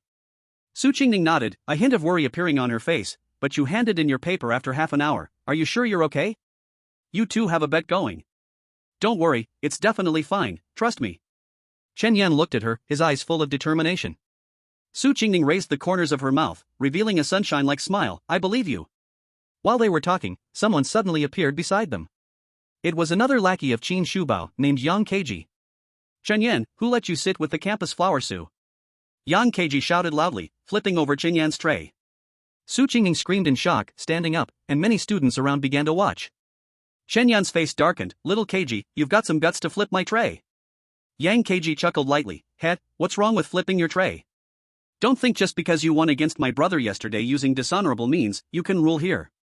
If you know what's good for you, get lost and let this spot go to my boss, or else. Or else what? Chen Yan asked. Yang Keiji's expression suddenly turned cold, or else my boss will never let you off. Never let me off, huh? Chen Yan laughed lightly, recalling how Qin Shubao begged for mercy last night. Then he cleared his throat and shouted, Qin Shubao, come here. All the surrounding students were shocked. Qin Shubao was known as one of the school's little tyrants, he usually looked down on everyone. Chen Yan's blatant disrespect might lead to a fight. Yang Keiji sneered, Kid, no need to act tough here. When my boss comes, you'll be the one begging for mercy. Chen Yan shrugged, saying nothing more. Then, a rapid sound of footsteps approached from outside the crowd. The crowd parted, and Qin Shubao walked over. Upon seeing Chen Yan call him, his face twitched. He should have pretended not to hear. Chen Yan, why did you call me? He said in a low voice. Chen Yan turned around, chuckling coldly, what did I say to you last night? Do I need to remind you again? The surrounding students were even more confused. What is going on? How dare Chen Yan speak to Qin Shubao like that? And looking at Qin Shubao, it seemed he was quite afraid of Chen Yan. Chen. Master Chen. He bit his lip. A gasp of disbelief arose from the crowd. Boss, you called him what? Yang Keiji couldn't believe his ears. Qin Shubao did not answer. Calling Chen Yan Master Chen in front of so many people, how could he survive in the future? Chen Yan stood up with a smile, you heard it right, he's calling me Master Chen. In his words, he took a look at the tray Yang Keiji was holding, not bad, it's all my favorite food. Qin Shubao, keep your dog on a leash, don't let him run around and bite people. Chen Yan snorted, then looked at Su Qingning, Qingning, it's too noisy here, let's find another place to eat. Okay. Su Qingning stood up and followed Chen Yan to the corner. Just after taking a few steps, Chen Yan turned around. Qin Shubao, I hate wasting food the most. Those that were knocked over by your lackeys, either you finish them off, or let him finish them off. If I catch you wasting food, you will bear the consequences. With that, Chen Yan turned and left. You. Kneel down and finish it. Qin Shubao gritted his teeth and forcibly pressed Yang Keiji to his knees. Yang Keiji's face turned ashen, but because of Qin Shubao's domination, he could only pick up the food on the ground bit by bit. Changing seats, he and Su Qingning sat down again. Su Qingning rested her chin on her hand, looking at him. I didn't see it before, but you are quite frugal. Practicing frugality and hard struggle is our national tradition. Chen Yan chuckled and picked up his chopsticks. You praise me and now you're out of breath. Su Qingning raised the corner of her mouth and softly asked, do you have plans for tomorrow? Chen Yan shook his head. I haven't thought about it. Is there something going on? I want to invite you to go shopping with me, is that okay? Su Qingning's voice became even lower. This was her first time actively inviting a boy out. Chen Yan smiled. The schoolflower Su invites me, of course, I have time. What time tomorrow? They agreed on a time, and the noon passed in a hurry. In the afternoon, they continued the exam. Chen Yan still turned in his paper after half an hour, just like in the morning. After school in the evening, Su Qingning and Chen Yan walked together outside the school. How did you do on the exam today? Chen Yan clasped his hands behind his back, looking quite proud. Of course, it was good. Is there hope to enter the top 30? Definitely. Pa. Just as they were happily chatting, Fong Jiqiang walked by. You're dreaming before sleeping. Do you really think it's that easy to get into the top 30? What's that foul smell again? Chen Yan waved his hand in front of his nose and turned his head in surprise. Oh, isn't that the urine jar spirit?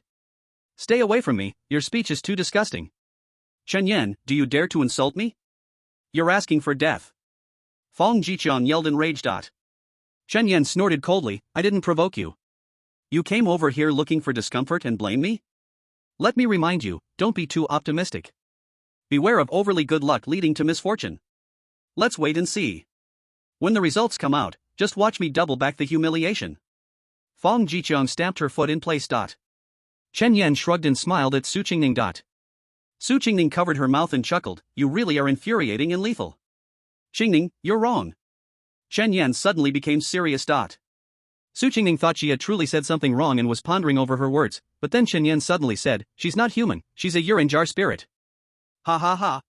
The two laughed and walked out of the school gate. Su Qingning got into her family's car, and Chen Yan also drove his Ferrari home. After parking the car downstairs, he jumped out, propping himself on the car door with one hand and headed towards the building when he encountered a man coming down while talking on the phone. Seeing that lewd expression, he could tell it wasn't a good topic being discussed. As they passed each other, Chen Yan vaguely heard the other person talking about some adult matters. Ding, detected someone boasting in the exploration range, transforming the boasting content. Transformation successful. The next second, Chen Yan felt as if his body underwent some intuitive changes, and he quickly ran upstairs, hunched over. Back home, he tossed down his backpack and rushed straight into the bathroom. His fingers hooked onto his pants, and he lowered his head to look. He thought he could hear the chirping of little birds and the roar of elephants. Wow. Chapter 11, Obtaining the Golden Eyes of Identification and an Appointment with the School Flower for Good Fortune. Another beautiful day. Waking up in the morning, Chen Yan stretched lazily. Today, he was going to the mall with Su Qingning, so he wanted to dress well. But when he opened the wardrobe, he found he hardly had any decent clothes. After matching for a long time, he barely pieced together an outfit that was passable. Looking at himself in the mirror, he smiled and gave a thumbs up, you look great. In his words, he noticed the redwood chest in the corner of the bed, turned around, lifted the chest, and took out a piece of Ming Dynasty treasure money. I wonder if what the system gave me can be sold at the antique shop. Coincidentally, I have free time today, so go try it. He found an envelope and carefully put the banknote inside, then took the car key and went downstairs. He got into the driver's seat, started the car, and the engine let out a low growl. He admired it for a few seconds, then pressed the accelerator and zoomed out. Following the location information provided by Su Qingning, he arrived at the Su family's building. As soon as he parked, a woman in her early 20s walked towards him, posing flirtatiously. Little brother, your car is so beautiful, can I sit in it? No. Chen Yan decisively rejected her. The woman's expression turned awkward for a moment, then she continued to smile. I've never sat in such a good car, just let me sit for a bit. Chen Yan smiled and extended his hand. This car is rented, it's 2,000 for an hour, pay me and you can get in. The woman's expression changed instantly, she took 2 steps back in disdain. A rented car, don't act so high and mighty. So annoying. After saying that, she turned and walked away quickly. Chen Yan scoffed and looked towards the hallway entrance. After a while, Su Qingning came out dressed in a Lolita outfit. Wow, Chen Yan, you have such a nice car? I've never seen you drive this before, she exclaimed, gazing at the fiery red Ferrari. Chen Yan smiled and said, I entered school as a poor student, driving this is too flashy. True. Su Qingning nodded, then spun around in front of him, do I look good in this? Chen Yan felt his eyes nearly pop out. She was already beautiful, and now dressed like this. Simply stunning beyond belief. Beautiful, so beautiful, he sincerely exclaimed. Su Qingning walked around to the right side of the car, sat in the passenger seat, and raised a hand, let's go. Roar. The engine roared, and the two happily drove out of the neighborhood. A few days ago, I got a Ming Dynasty banknote, I'm afraid it might get ruined if I keep it, can we look for an antique dealer first? Once they left the neighborhood, Chen Yan quietly asked. Sure, anywhere you want to go, I'm just here to keep you company. Su Qingning smiled and looked ahead. Chen Yan took a glance at her profile, the sound of an elephant roaring in his ears. What are you thinking? Don't think too much. He kept reminding himself in his heart. Shenlong Antique Shop, one of the best antique shops in Yun City. Chen Yan parked the car, calmed the restless elephant, and took the banknote inside with Su Qingning. As soon as they entered the hall, he heard a somewhat familiar voice. Chen Yan, stand there and don't move. The two looked in the direction of the voice and saw a boy about their age walking towards them. The boy, named Chu Yushi, was the class monitor of Chen Yan's neighboring class. Chu Yushi walked up to them, smiled at Su Qingning first, then turned to Chen Yan with a stern face. What are you doing here? Does it have anything to do with you why I'm here? Chen Yan asked with a slight scoff. Chu Yushi's expression was serious. This antique shop is owned by my family, if I say you can't come in, then you can't. Then, he glanced at Su Qingning, his lips almost stretching back to his ears, but, Su, you can come in freely. If you like any antiques, just let me know and I'll give you a discount. Su Qingning rolled her eyes at him, no thanks. Since you don't welcome Chen Yan, we can just leave.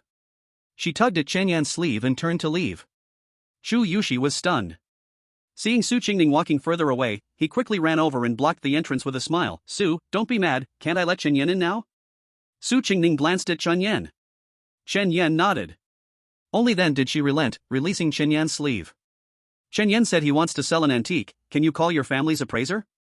What antique? Can you show it to me first? I also know a bit about appraising. Chen Yan took out the Ming Dynasty banknote and handed it to Chu Yushi.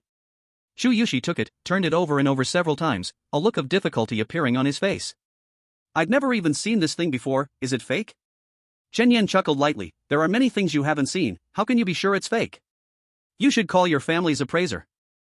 Chu Yushi's face was dark, wanting to mock a few words, but when he met Su Qingning's cold expression, he hesitated. Alright, wait for me here for a moment. He ran to the back hall.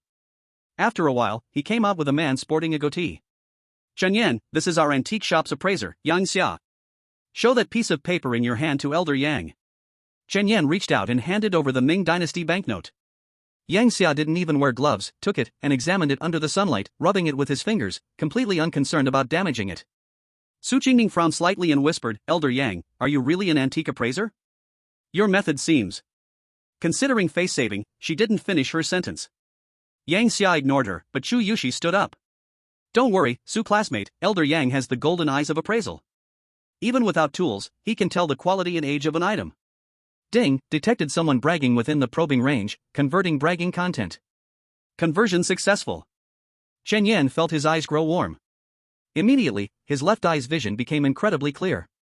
Looking around, any antique he scrutinized would present its corresponding information. Wow, this is a godly skill. He turned to glance at Su Qingning. I wonder if it works on people, he murmured, focusing his attention. Corresponding information immediately appeared, pink Lolita outfit, white socks, pink cotton underwear.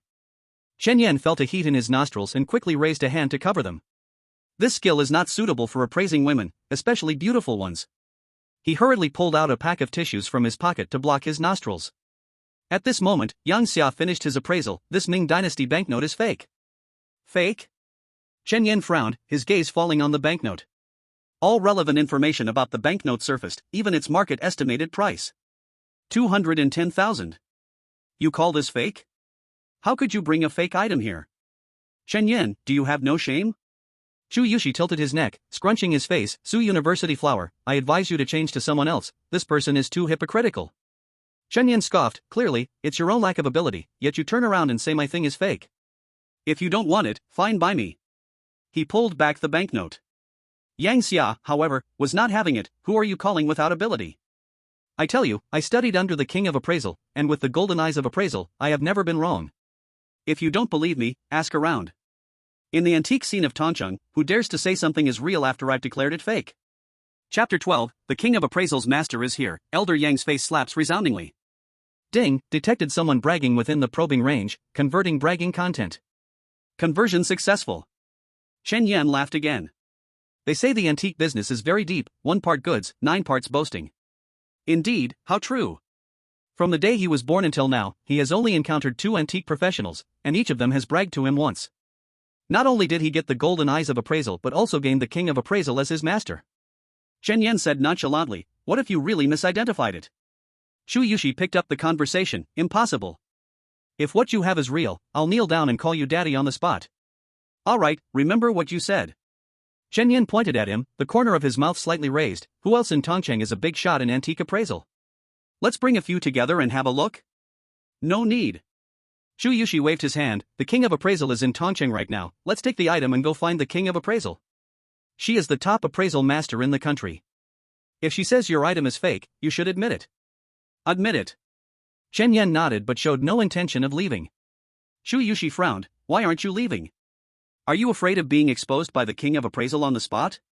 Chen Yan shook his head, then turned to look at Yang Xia. Since the king of appraisal is Elder Yang's master, why not invite her directly? It can also add some fame to your shop. Upon hearing this, Yang Xia suddenly trembled. But Chu Yushi said, this makes sense.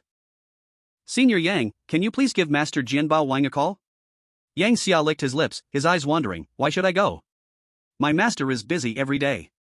When would she have time for us? Is that so? Chen Yan immediately interrupted, why do I feel like Senior Yang is too afraid to call? Nonsense, Jianbao Wang is my master. What am I afraid of? Yang Xia stiffened his neck, trying to hold his ground. Then please make the call. Whether she comes or not can be discussed, right? Chen Yan continued. Yang Xia stuffed his hands in his pockets and snorted coldly, you think I'll just call because you say so? That would be quite embarrassing for me.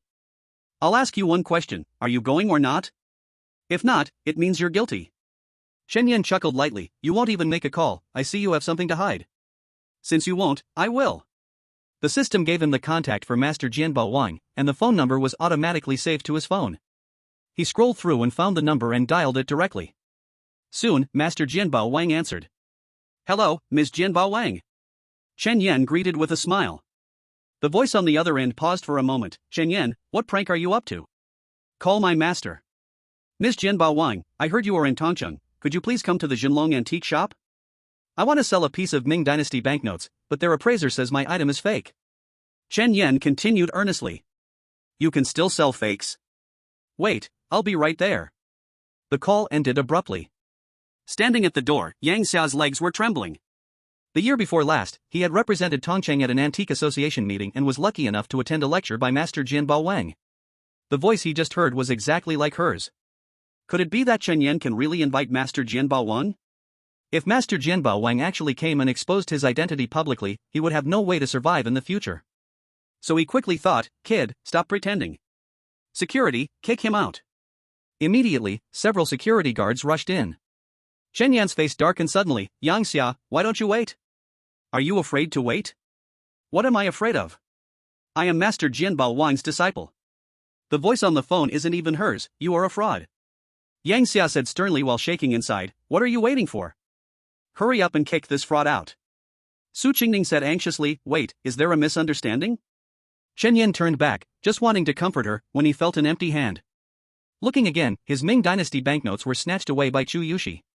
You dare to sell fakes in my Jinlong antique shop? Let's see if I don't deal with you. He ripped the Ming Dynasty banknotes to shreds and ordered the security, throw him out. Let's see who dares. At this critical moment, a commanding voice came from the doorway. Master Jianbao Wang Zhao Linglong, dressed in a white suit, walked in with grace. Chu Yushi turned around and looked at her coldly. Who are you to block my way to kick out a fraud? Do you want to be beaten alongside them? Zhao Linglong snorted coldly, the Chu family? You really have some guts. A junior dares to threaten me?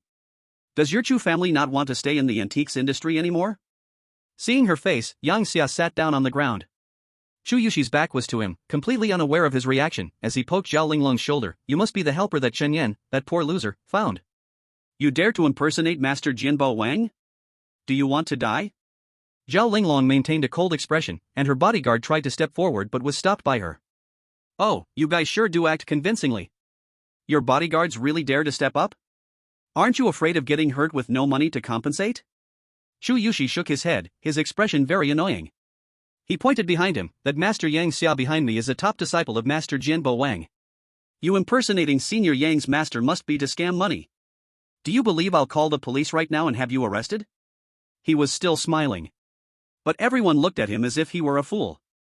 Senior Yang, if we expose this fake Master Jianbao Wang here, what do you think will happen if the real Master Jianbao Wang finds out? Will she reward us greatly? Yang Xia did not speak, his whole body trembling uncontrollably. Senior Yang? Chu Yushi called out again.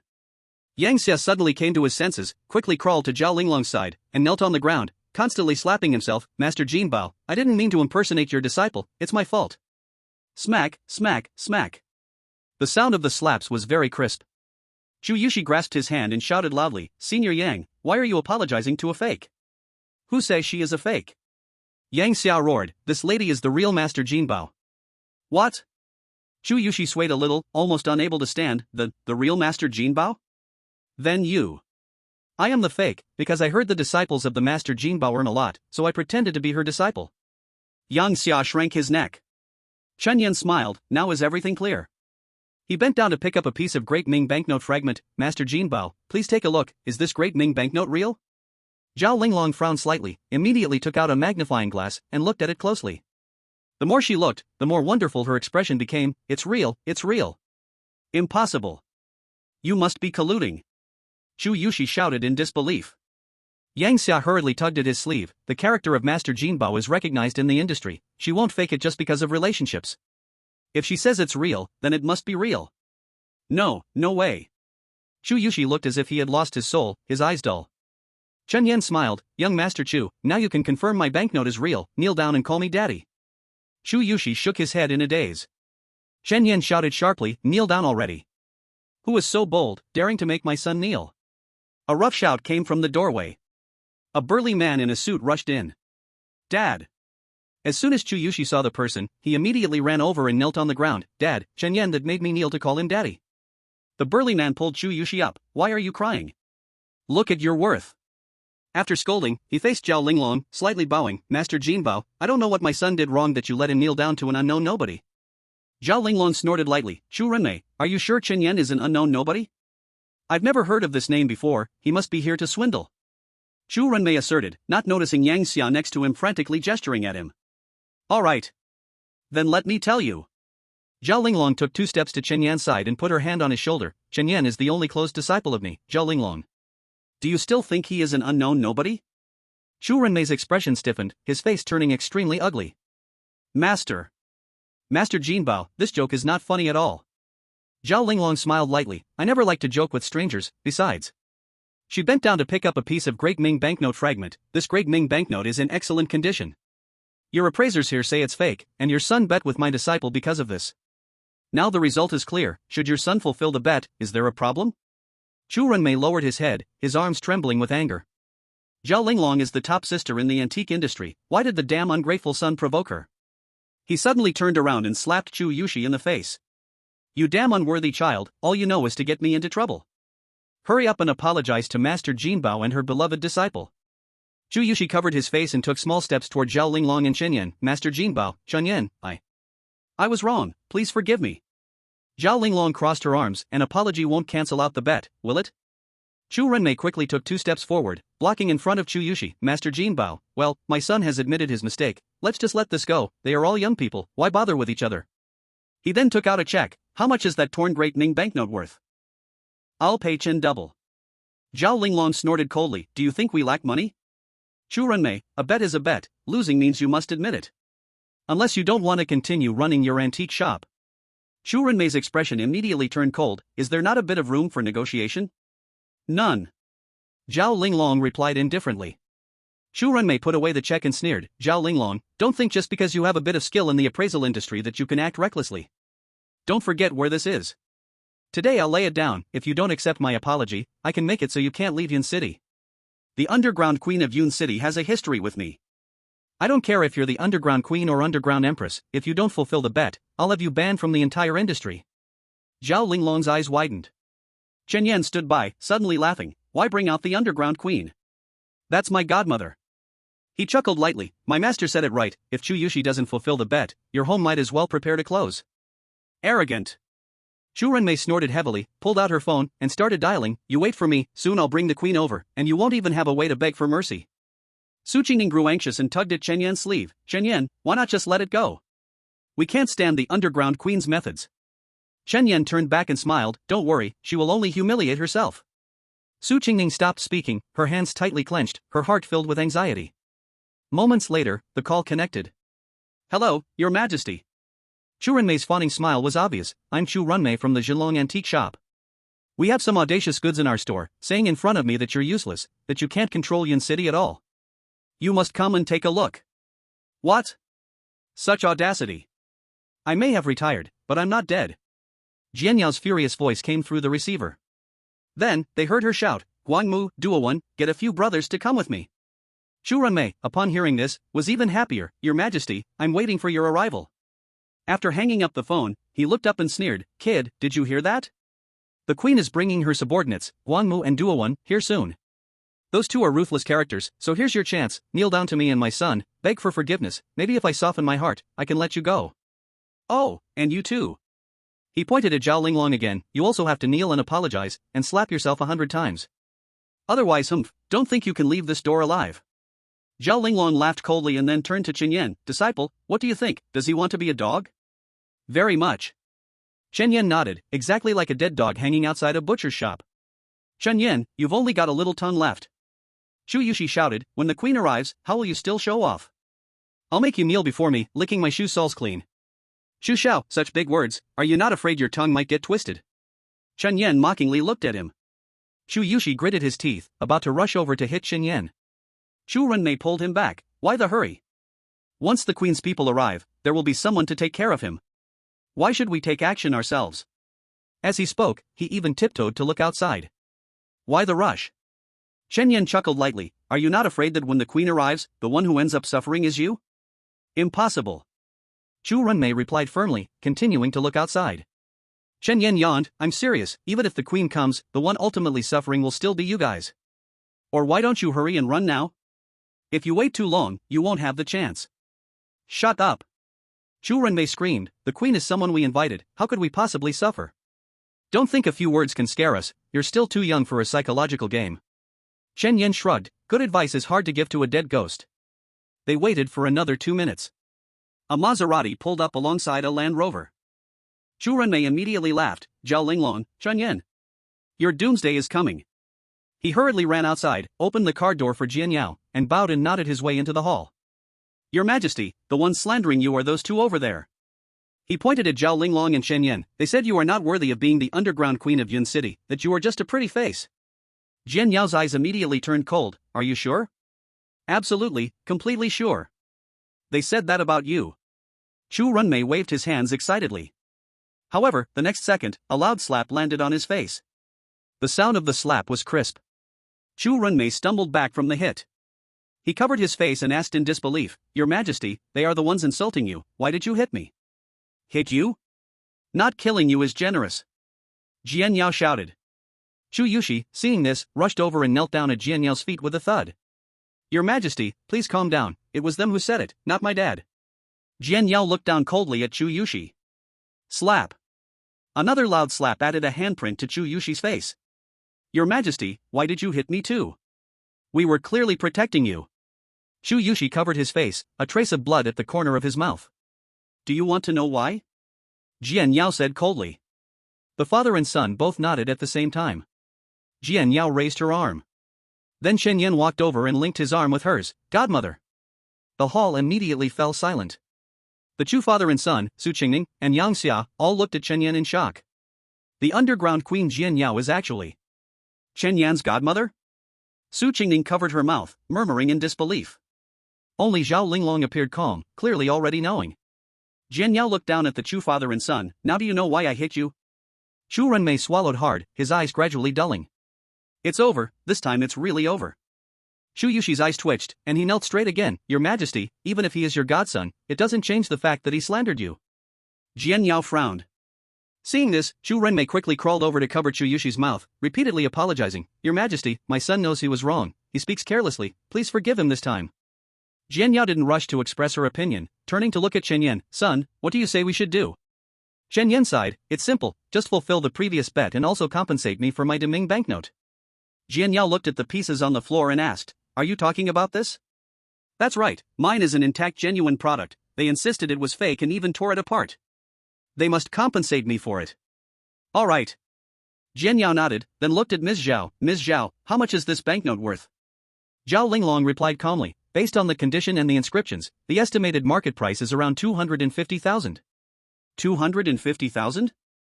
That's 40,000 more than the system's appraisal. Not bad, this master really is genuine. Upon hearing this price, Chu Renmei felt some pain in his heart. He was a Paixio, accustomed to receiving money without complaint, but spending even a little was hard for him. But now, he and his son were both in Jian Yao's hands, their lives and deaths depended on her word.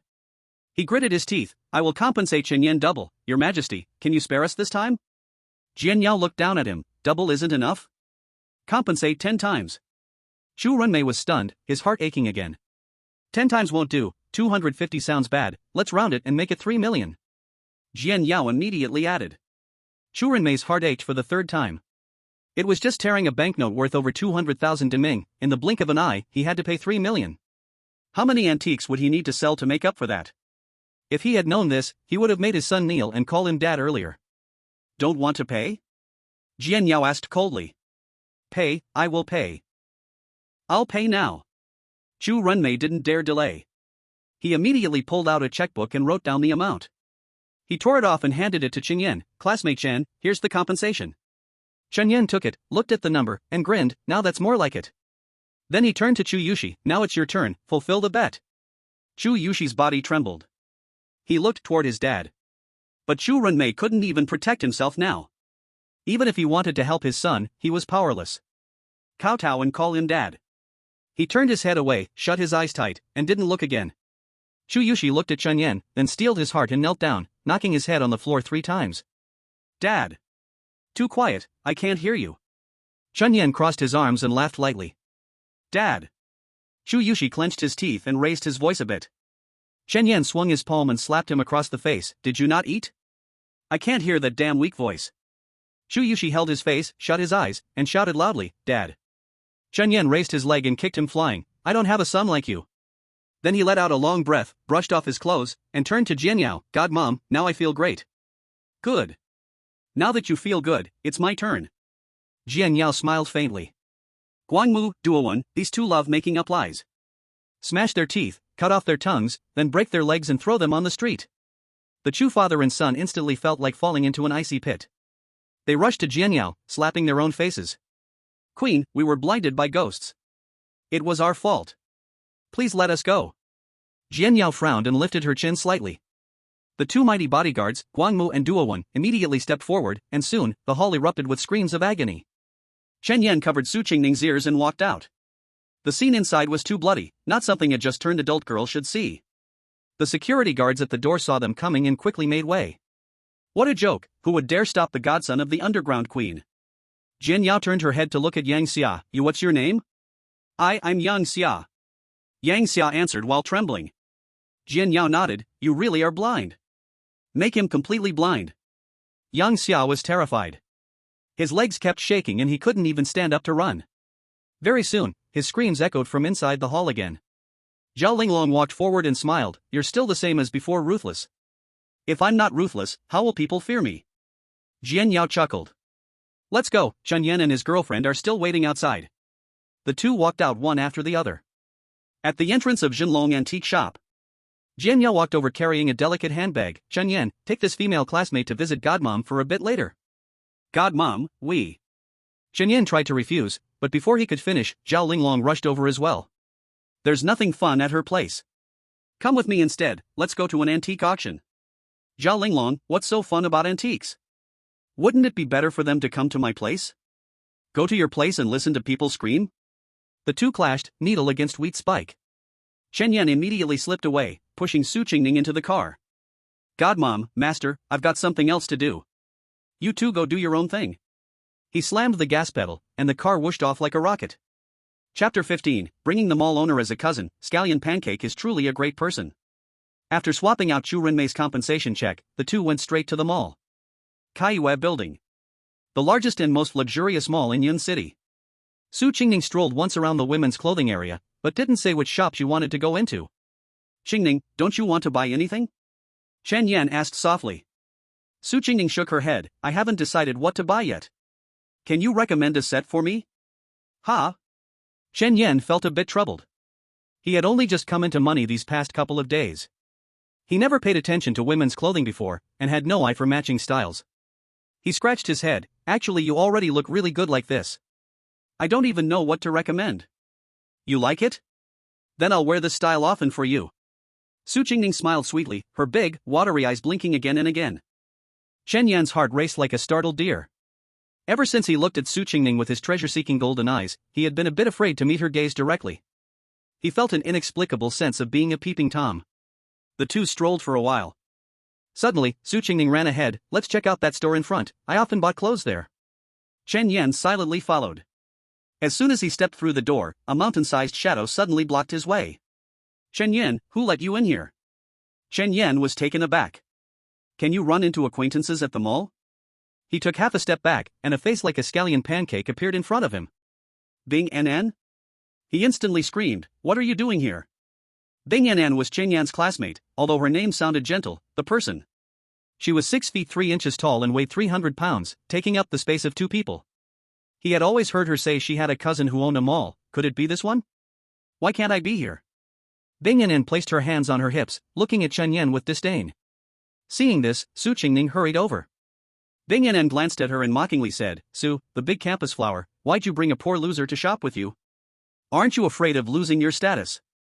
Su Qingning's expression immediately turned cold, who I bring along has nothing to do with you. If you're jealous, go find a male classmate to accompany you. Bing Nan's face darkened, resembling a freshly cooked pig liver. She wanted to find someone to accompany her, but who would be willing? In their class, there was only one boy taller than her, she had even actively pursued a few shorter ones, but they all kept their distance due to the visual shock she brought. With Su Qingning saying this bluntly, she felt very displeased and turned to Chen Yan. Chen Yan, if you lower Su, the big campus flowers class level, if I were you, I'd cover my head and scram. Chen Yan chuckled lightly, why should I scram? Qingning hasn't disliked me, so you lonely scallion pancake can shut up. Bing Nan's body shook with anger. The nickname Scallion Pancake was given to her by their classmates, who all laughed at her round, big face covered with acne.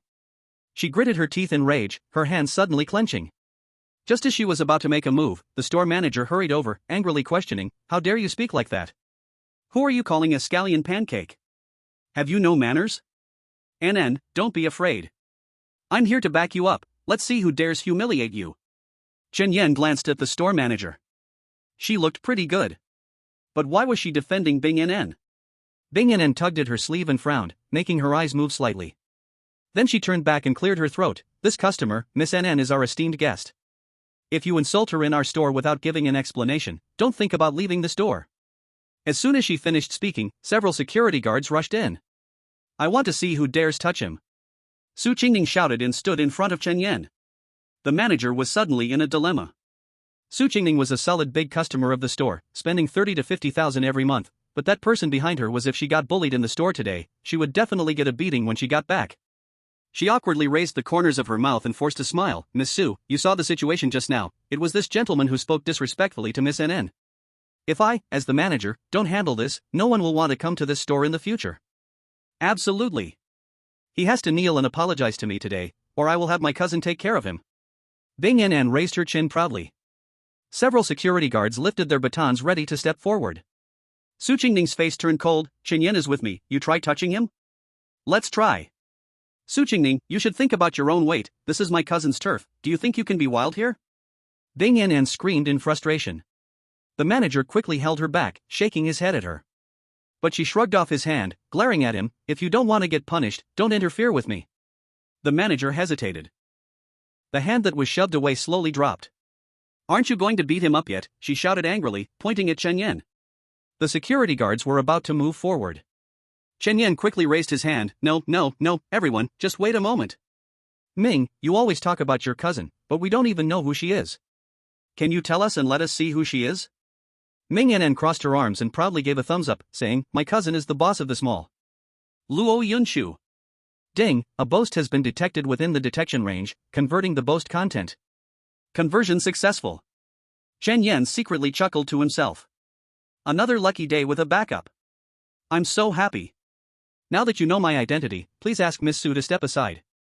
I need to settle some personal issues with Chen Yan. Su Qingning looked at her, then at Chen Yan, her brows furrowing higher and higher. Luo Yunshu was a rising star in Yun City in recent years.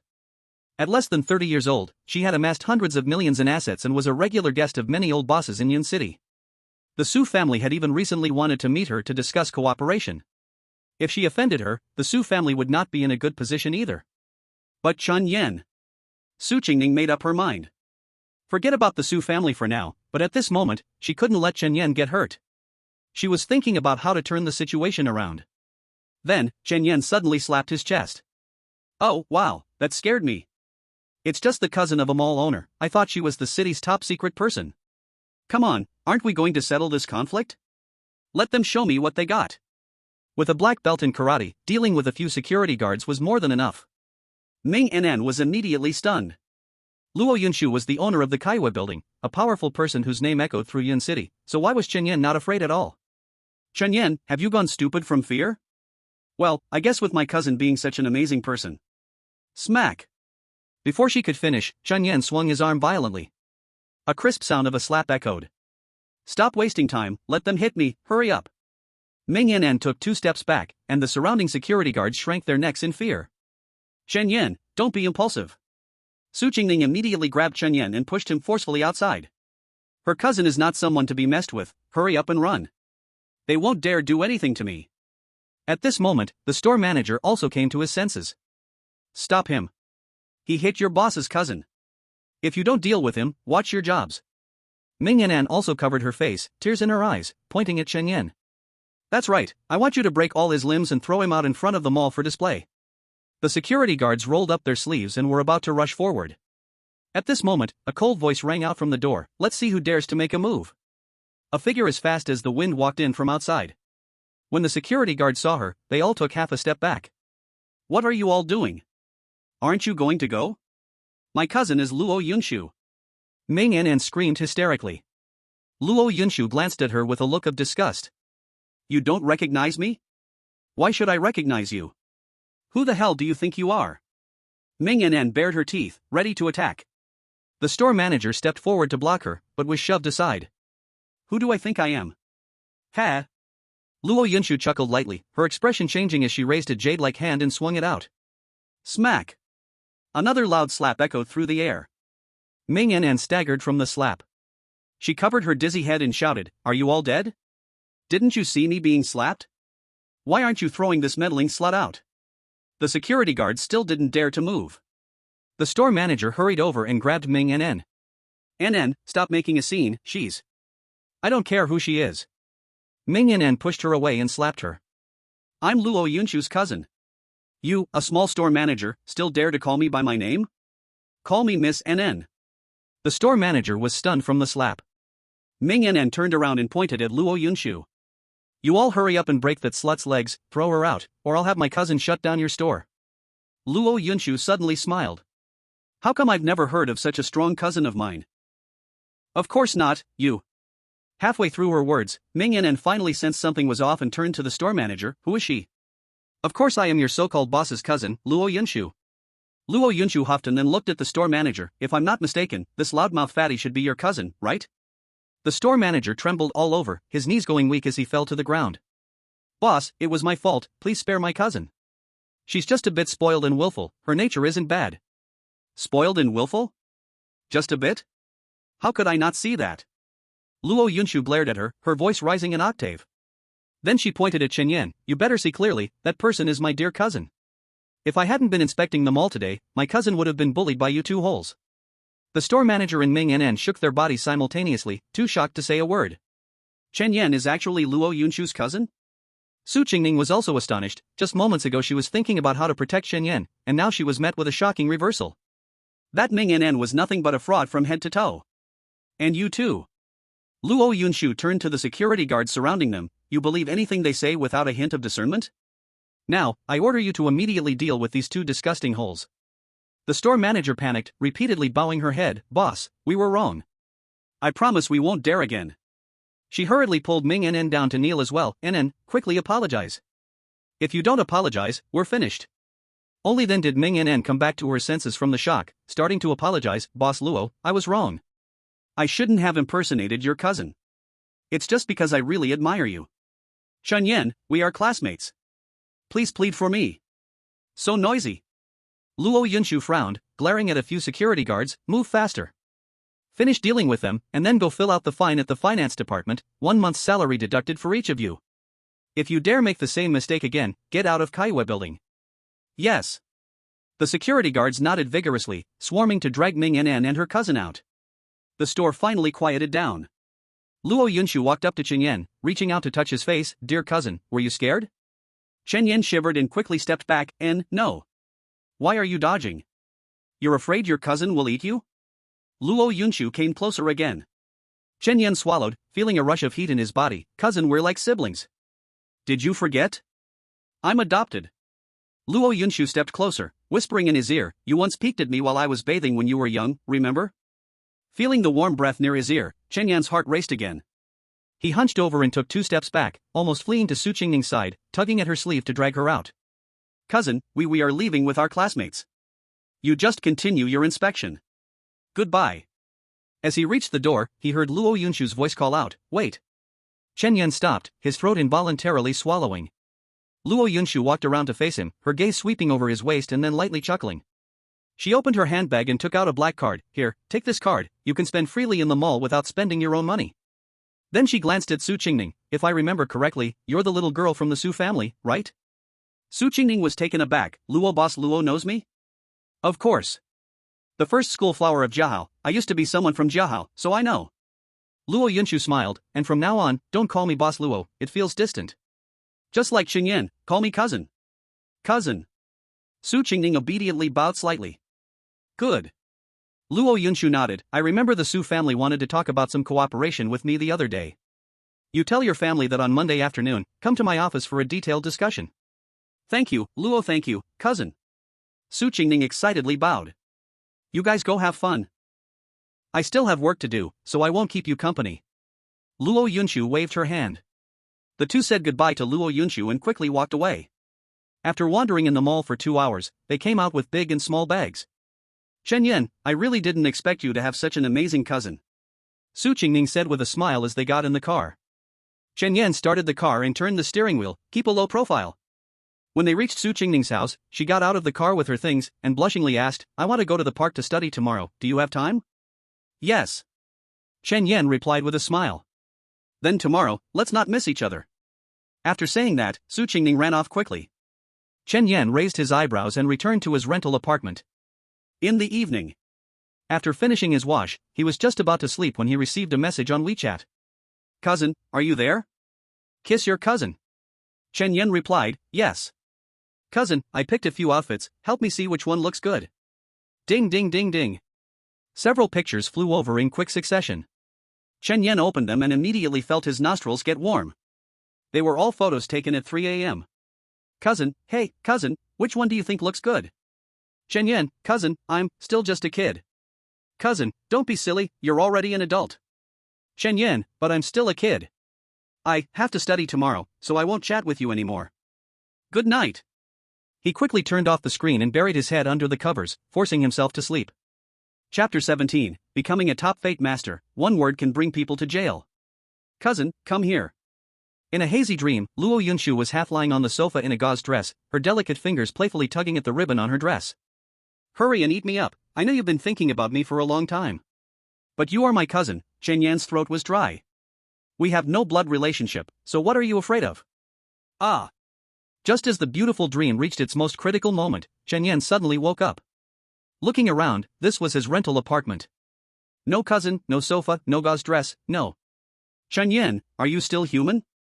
Even if there's no blood relationship, she's still your cousin. Chunyin gently slapped himself and muttered softly.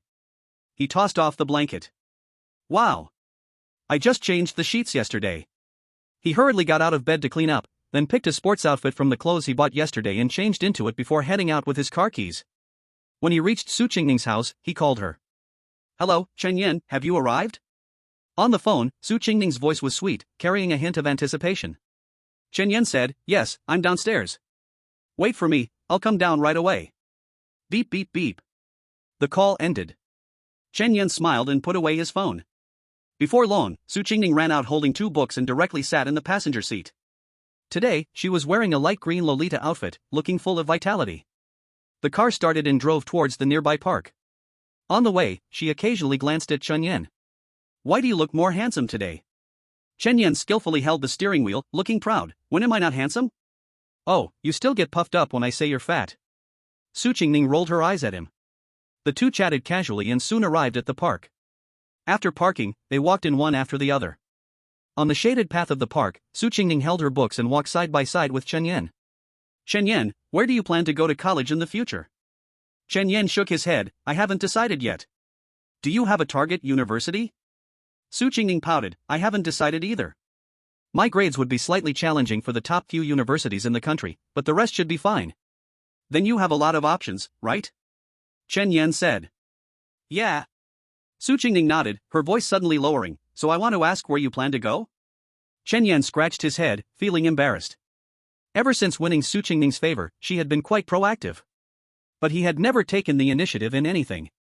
He knew he could rely on the system to breeze through the college entrance exam, but Su Qingning couldn't. He had to be responsible for those who liked him. Even if he had some thoughts in his heart. Just wait until after graduation to talk about it. The two stayed silent, keeping a subtle distance as they walked side by side. After a while, just when Chunyin was thinking about how to break the deadlock, an old Taoist priest suddenly jumped out from the roadside.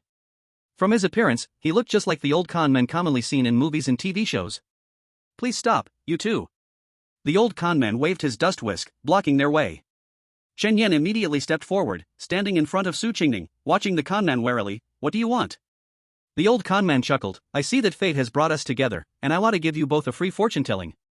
We don't believe in that, go tell someone else. Chunyin waved his hand, trying to shoo the con man away. But Su Qingning stopped him, since he said it's free, let him take a look. Hearing this, the old con man instantly became delighted, pretending to stroke his beard as he circled around the two. I observe that your foreheads are rosy, indicating that there is romance in your destiny. You must have feelings for each other. But for some reason, you haven't formally established your relationship. Su Qingning internally agreed greatly, her pretty face blushing as she looked at Chunyin. The old con man squinted and smiled, clearing his throat to continue, however, I also sense a negative energy around you too. With this negative energy, you're likely to struggle to reach the end. Su Qingning's heart inexplicably ached for a moment, and she anxiously asked, what should we do? The old con man opened his crossbody bag and took out a QR code, VME 500, and I will help you solve it. Su Qingning immediately took out her phone. When it comes to her feelings with Chunyin, she couldn't care less about anything else. But 500 yuan wasn't much for her at all. Just as she was about to scan the code, Chunyin pulled her back. Qingning, don't believe him, he's just a swindler. Who said I'm a swindler? I come from Longhu Mountain, and I've diligently studied fortune-telling for decades. I dare say, in this world, if I claim to be second in fortune-telling, no one will dare say they're first. Ding, detected someone boasting within range, converting boast content. Conversion successful. Chunyin felt a warmth in his right eye. Immediately, it seemed as if a mysterious power had entered his body. Alright, I won't waste more words with you. Just tell me, will you pay this money or not? If not, I'll leave right away. The old con man shook the QR code in his hand. Su Qingning wanted to scan it. Chunyin pulled her back. Qingning, don't believe him, he's a complete fraud. Hey, you little brat, whether you believe me or not is your choice, but who are you to call me a fraud? The old con man rolled up his sleeves and took a few steps forward. What's wrong with saying you're a fraud? Chunyin snorted coldly, his gaze circling around the con man, and he vaguely saw the con man being forced to wear silver bracelets. If you really can see and calculate, how about predicting that you have a prison disaster today? What a joke, how could I possibly have a prison disaster? The old con man laughed loudly, wanting to deceive me? You're still a bit too young. He pointed to a group of elderly people exercising not far behind. Go ask them whether my predictions are accurate.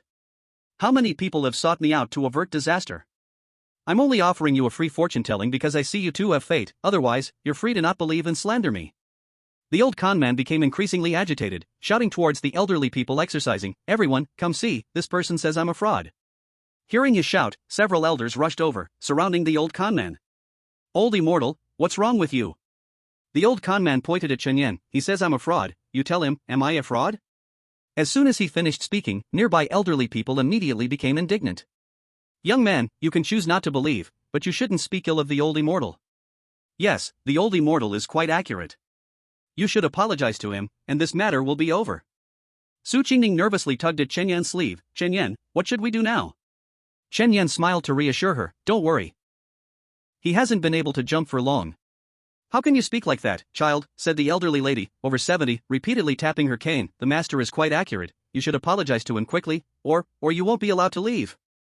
"That's right, if you don't apologize, we'll surround you, and let's see if you dare to fight us." Chen Yan remained calm, glancing at his watch. "All right, let's wait and see. 3, 2, 1. As the countdown ended, a few police officers walked over not far away. Chapter 18, The Old Charlatan is Unmasked, Changing Others' Fates and Revolting. "Move aside, everyone. What's going on with so many people gathered here?" one police officer shouted loudly. They arrived in the center of the crowd, just bumping into the old charlatan. This time they had come specifically to catch the old charlatan, but he was still blissfully unaware, lifting his chin with pride. "Comrade police, you came just in time." The elderly lady, trembling and leaning on her cane, stepped forward, pointing at Chen Yan. "This young man spoke arrogantly and insulted the old immortal. You must arrest him." The police looked confused. Who is the old immortal? The elderly lady pointed at the charlatan again. The police laughed and asked, "Grandma, are you saying he is the old immortal?" "That's right, he is very accurate. We all believe in him," the elderly lady replied. A bunch of people around nodded in agreement. The police smiled and exchanged glances with their partners. One partner immediately pulled out a silver bracelet and placed it on the old charlatan. The old charlatan was stunned, and the onlookers were also dumbfounded. "Comrade police, is there a misunderstanding? He is the old immortal, how can you arrest him?"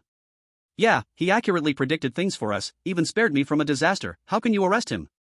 People were filled with righteous indignation, starting to criticize the police officers. The old charlatan struggled a couple of times. "I am a Taoist priest from Longhu Mountain, what right do you have to arrest me?"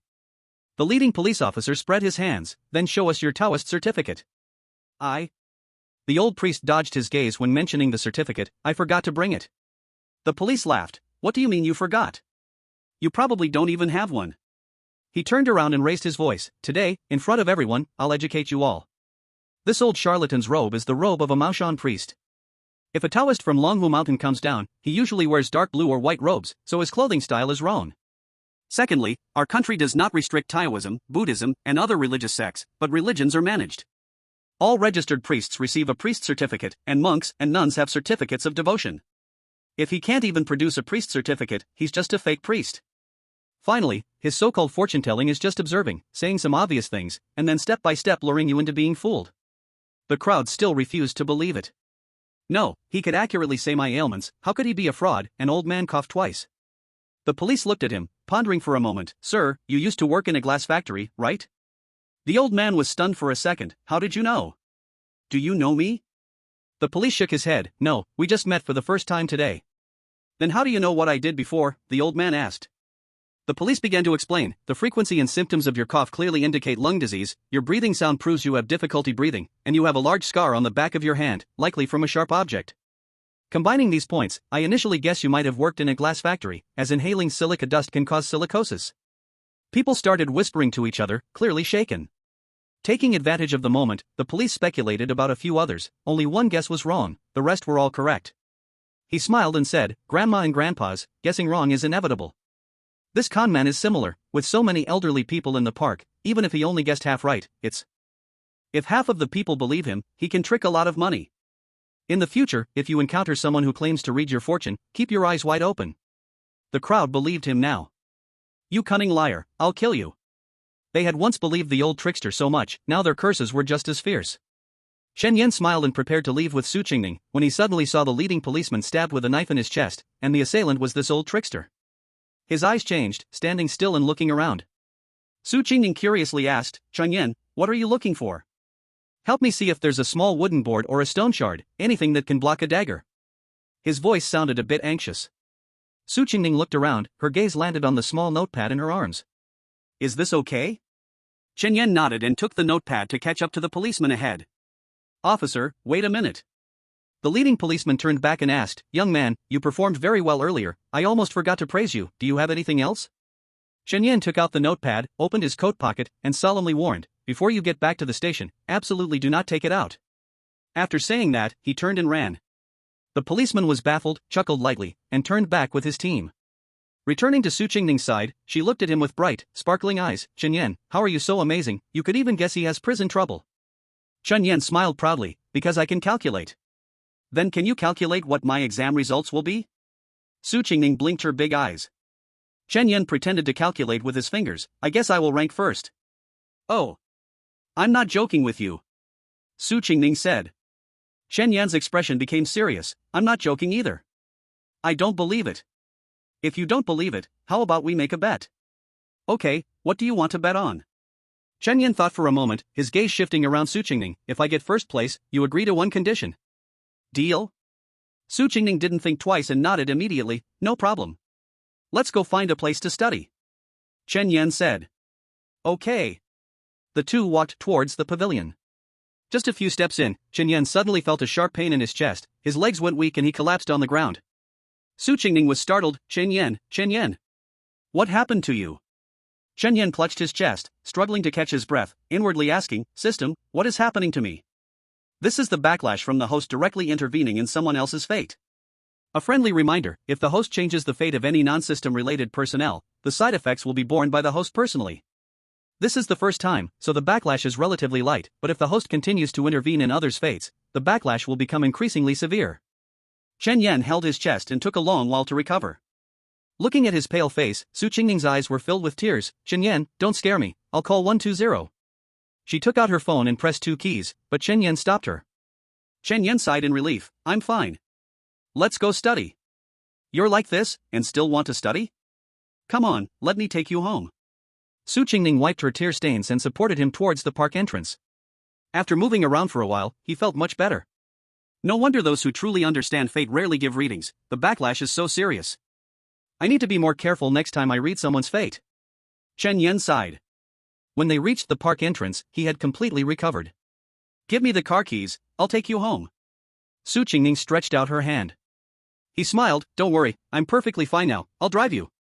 Just as he was about to pull out the key, in the parking lot, 2 flamboyantly dressed women leaned against his car, snapping selfies with their phones. Ladies, could you please step away from my car? Chen Yan forced a smile as he reminded them. The 2 women instantly turned to look at Chen Yan. Upon seeing that he was only wearing casual clothes, she immediately frowned. Who do you think you are? This is a Ferrari, can you even afford to drive it? The leopard print woman leaning by the car door twisted her mouth, clearly disdainful. Exactly, can't you see how much this car costs? Letting you drive it would be a disgrace to the car. Another woman in black stockings sitting at the front of the car mocked as well. As she belittled Chen Yan, she didn't forget to glance at Su Qingning, saying, Little beauty, it's clear you've never experienced the harsh world. This man looks like all he can do is talk big, don't you believe him? Su Qingning looked at the 2 people in front of her as if they were fools. Others might not know Chen Yan, but she did. The #1 master in the national appraisal world, Appraisal King, is his master, and the underground queen of Yun City is his godmother. The owner of Kaiwa Building is his cousin. Just one of these figures would be extraordinary, not to mention Chen Yan has ties to all 3. What she didn't know was that actually, Dean Lu from Jiahao also had connections with Chen Yan. Little beauty, why aren't you talking? Did my sisters awaken you with their reminders? The leopard print woman swayed her hips and walked over. Chen Yan curled his lips, completely ignoring her, and squeezed past with Su Qingning on his left and right. The leopard print woman was stunned for a moment and was about to explode when she saw Chen Yan take out the car key and gently press it. The car door unlocked. The 2 women were dumbfounded, staring blankly as Chen Yan got in the car. As soon as he sat down, the 2 women immediately crowded over, wearing friendly expressions. Little brother, we were just careless earlier. Can we sit in your car for a while? No. Chen Yan refused outright. The 2 women didn't give up. Little brother, you look like someone special. We've never sat in a Ferrari, just take us for a spin, and we can give you lots of benefits. Saying this, the 2 leaned closer to Chen Yan. Their behavior disgusted Su Qingning. Can you 2 please keep your distance? You're affecting our driving. The two women turned to look at Su Qingning, revealing a seasoned smile. Little sister, this handsome guy hasn't said anything yet, so you should keep quiet. Yeah, just look at you, we can tell you've never experienced anything. What we can do, you certainly can't. Then they turned back to Chen. Little brother, we're not joking, if you like excitement, we can join you as long as you kick that little girl out of the car. Chen coldly stared at the two. Get lost, this is a rented car, if it gets scratched, I'll have to pay. This excuse was used once before with great effect, so using it again should work just as well. Sure enough, after he said this, the leopard print woman immediately took 2 steps back in disdain. So it's a rental car. I thought you were something special. I'm not criticizing you, a vain person like you can only fool little girls. You want me to serve you? In your dreams. Chen chuckled lightly, but didn't you just lean in? The leopard print woman stammered for a moment, then her eyes rolled. I was just looking for an excuse to play with you because you look young. My boyfriend drives a Koenigsegg. Ding, detected someone boasting in the vicinity, converting boasting content. Conversion successful. Chen chuckled, if that's the case, why don't you go back to your boyfriend's car? My car is too cheap to accommodate someone as distinguished as you. The leopard print woman scoffed and turned to leave. After walking a couple of steps, she came back to pull the woman in black stockings. Come on, he's just renting the car. Why are we making a fuss? The woman in black stockings raised her hand and shrugged her off, turning back to hold onto the car door. Even if it's a rental, let me sit for a bit, I'm willing. Then you stay here, I'm leaving. The leopard print woman turned and walked away. The black stockings moved a bit closer. Little brother, it's just the two of us now. Just kick that innocent little girl out, and I'll follow your lead. Chen grinned, dodging away with a look of disgust and said, Sister, I really am not your type, can you stay away from my car? The woman in black stockings didn't back off, smiling shamelessly. What do you mean, sister? Call me baby, and as long as you do, I'll be yours for the whole day. Fine. Chen had no way to deal with her, cleared his throat, and said, Sister, can you stay away from my precious car? Go away. The woman in black stockings froze for a moment, then straightened up, ready to argue, but Chen stepped on the gas and sped off. Su Qingning giggled from the passenger seat, covering her mouth. You're really bad, saying that to her. She'll be so sad. Whether she's sad or not has nothing to do with me. If she scratches my car, then I'll be sad. Chen mumbled. What if I accidentally scratch your car? Su Qingning asked in a low voice, her head down. You? Chen glanced at her. You're different from them. Su Qingning smiled, her eyes full of sweetness. In the blink of an eye, they had arrived downstairs at her place. Sorry for messing up your study schedule today. Chen said softly. Su Qingning shrugged, it's fine, I mostly know what I need to study for today. I can just review other stuff at home this afternoon. Alright, study well. I'll head back now. They said a simple goodbye, and after watching Su Qingning enter the building, Chen turned the steering wheel and left.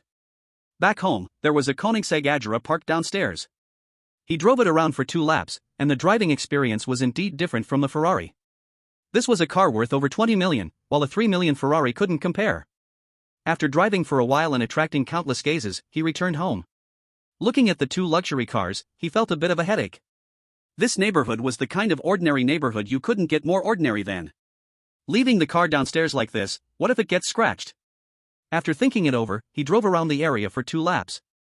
Luckily, there was a vacant garage for sale nearby. He spent 200,000 and bought 2 vacant garages. After taking care of everything, it was already dark. At home, lying on the newly changed sheets, Chen took out his phone and casually scrolled through short videos. With the strength of the top student in the country, there was really no need to study? After a long time, when his eyes started to feel sore, he put down his phone. The next day, another week began. Chen drove his low-key Ferrari to school. As soon as he entered the classroom, a harsh voice suddenly came. Chen, why are you so late today? Hurry up and grab your cleaning tools to clean the hallway. Chen turned his head with a cold face and saw the class monitor's number 1 dogleg coming toward him. Chapter 20, The Class Monitor's Hassle, Forced to Take Over the Hallway Cleaning Task. Chen said coldly, I don't think it's my turn to clean the hallway today, right? You poor student, if you don't clean the hallway, who will? Fang Jiqiong said, hands on her hips, eyes bulging, you're about to be kicked out of this class, and you're not even trying to leave a good impression by contributing a little to the class? If you want to leave a good impression, you go clean it yourself, stop babbling in front of me. Chen ignored her and walked toward his seat with his bag. He was indeed supposed to clean the hallway, but only during the afternoon break. The other poor student in the class was supposed to handle the morning break. However, that other poor student was better at getting along, always following Fong Jiqiang and acting like her little dogleg. Fong Jiqiang was displeased to be contradicted in front of everyone, and rushed to Chen Yan's side. Chen Yan, what do you think you're doing? Do you not want to stay in this class anymore? Exactly. The class monitor is giving you a chance to show off. Maybe if you do well, the teacher will soften up and let you stay. Little dog leg Jia Zhenglu added. Chen Yan turned his gaze toward him, snorting in disdain. Jia Zhenglu, we're both poor students, can't you have some backbone? Live like a man, upright and proper. Why do you have to act as a dog leg? Due to his lowly status, he wants to gain the student council president's sympathy in this way? Jia Zhenglua jumped up like he had stepped on a tail, letting out a yowl. Chen Yan, I warn you not to speak nonsense. I just admire how well the student council president studies. Do you think everyone is like you, full of tricks? Chen Yan waved his hand impatiently. Enough, why say so much useless stuff? I just want to ask you, are you going to clean the corridor or not? No. Classmate Fong said that this morning must give you a chance to perform. Jia Bonglua straightened his neck. Good, remember what you said. Chen Yan pointed at him, turned around and shouted, Xin Shubao. Get over here quickly. At his shout, Fong Jiqiang felt a pang in her heart.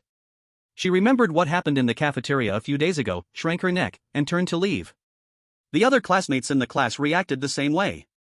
They all pretended not to hear and tried to walk further away. Jia Zhenglua was surprised for a moment, then showed a mocking smile. Chen Yan, are you crazy? How dare you talk to the class bully like that? Do you not want to live? In the cafeteria of Jiahao, the food was extremely expensive, so these poor students hardly ever ate there. Therefore, he knew nothing about what happened that day in the cafeteria. He put his hands on his hips, looking at Chen Yan. Chen Yan, I really didn't expect that after being publicly confessed by the school beauty once, your brain would just go blank. That day you were lucky to win against Big Brother Qin twice. Do you really think you're invincible now? Calling Big Brother Qin like that, aren't you afraid he'll come find you for trouble later? Then he must first ask himself if he has the guts. Chen Yan chuckled lightly. Ha? You say he has no guts? Haven't you heard that Big Brother Qin's godmother is the underground queen of Yun City? Jia Zhenglua raised his thumb, proudly as if he were the godson of the underground queen himself. Just then, Xin Shubao arrived. Upon hearing Jia Zhenglua's words, he unintentionally recalled that night of being slapped in the face, and his anger surged up swiftly. But Jia Zhenglua didn't notice at all and cheerfully approached Xin Shubao. Big brother, this kid Chen Yan disrespected you, do you want to teach him a lesson? I can help hold his arms. Xin Shubao immediately raised his hand and slapped down hard.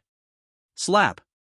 1 second, Jia Zhenglua was still smiling, in the next, his teeth flew out, and his body spun twice before crashing against the wall to stop. How dare you still, shouted Master Chen. Do you want to die or not? Xin Shubao roared, eyes glaring. Jia Zhenglua covered his face, bewildered as he looked at him. Big brother, did you hit the wrong person? It was Chen Yan who disrespected you. I have always respected you. Screw you. Xin Shubao lifted his leg and delivered a harsh kick.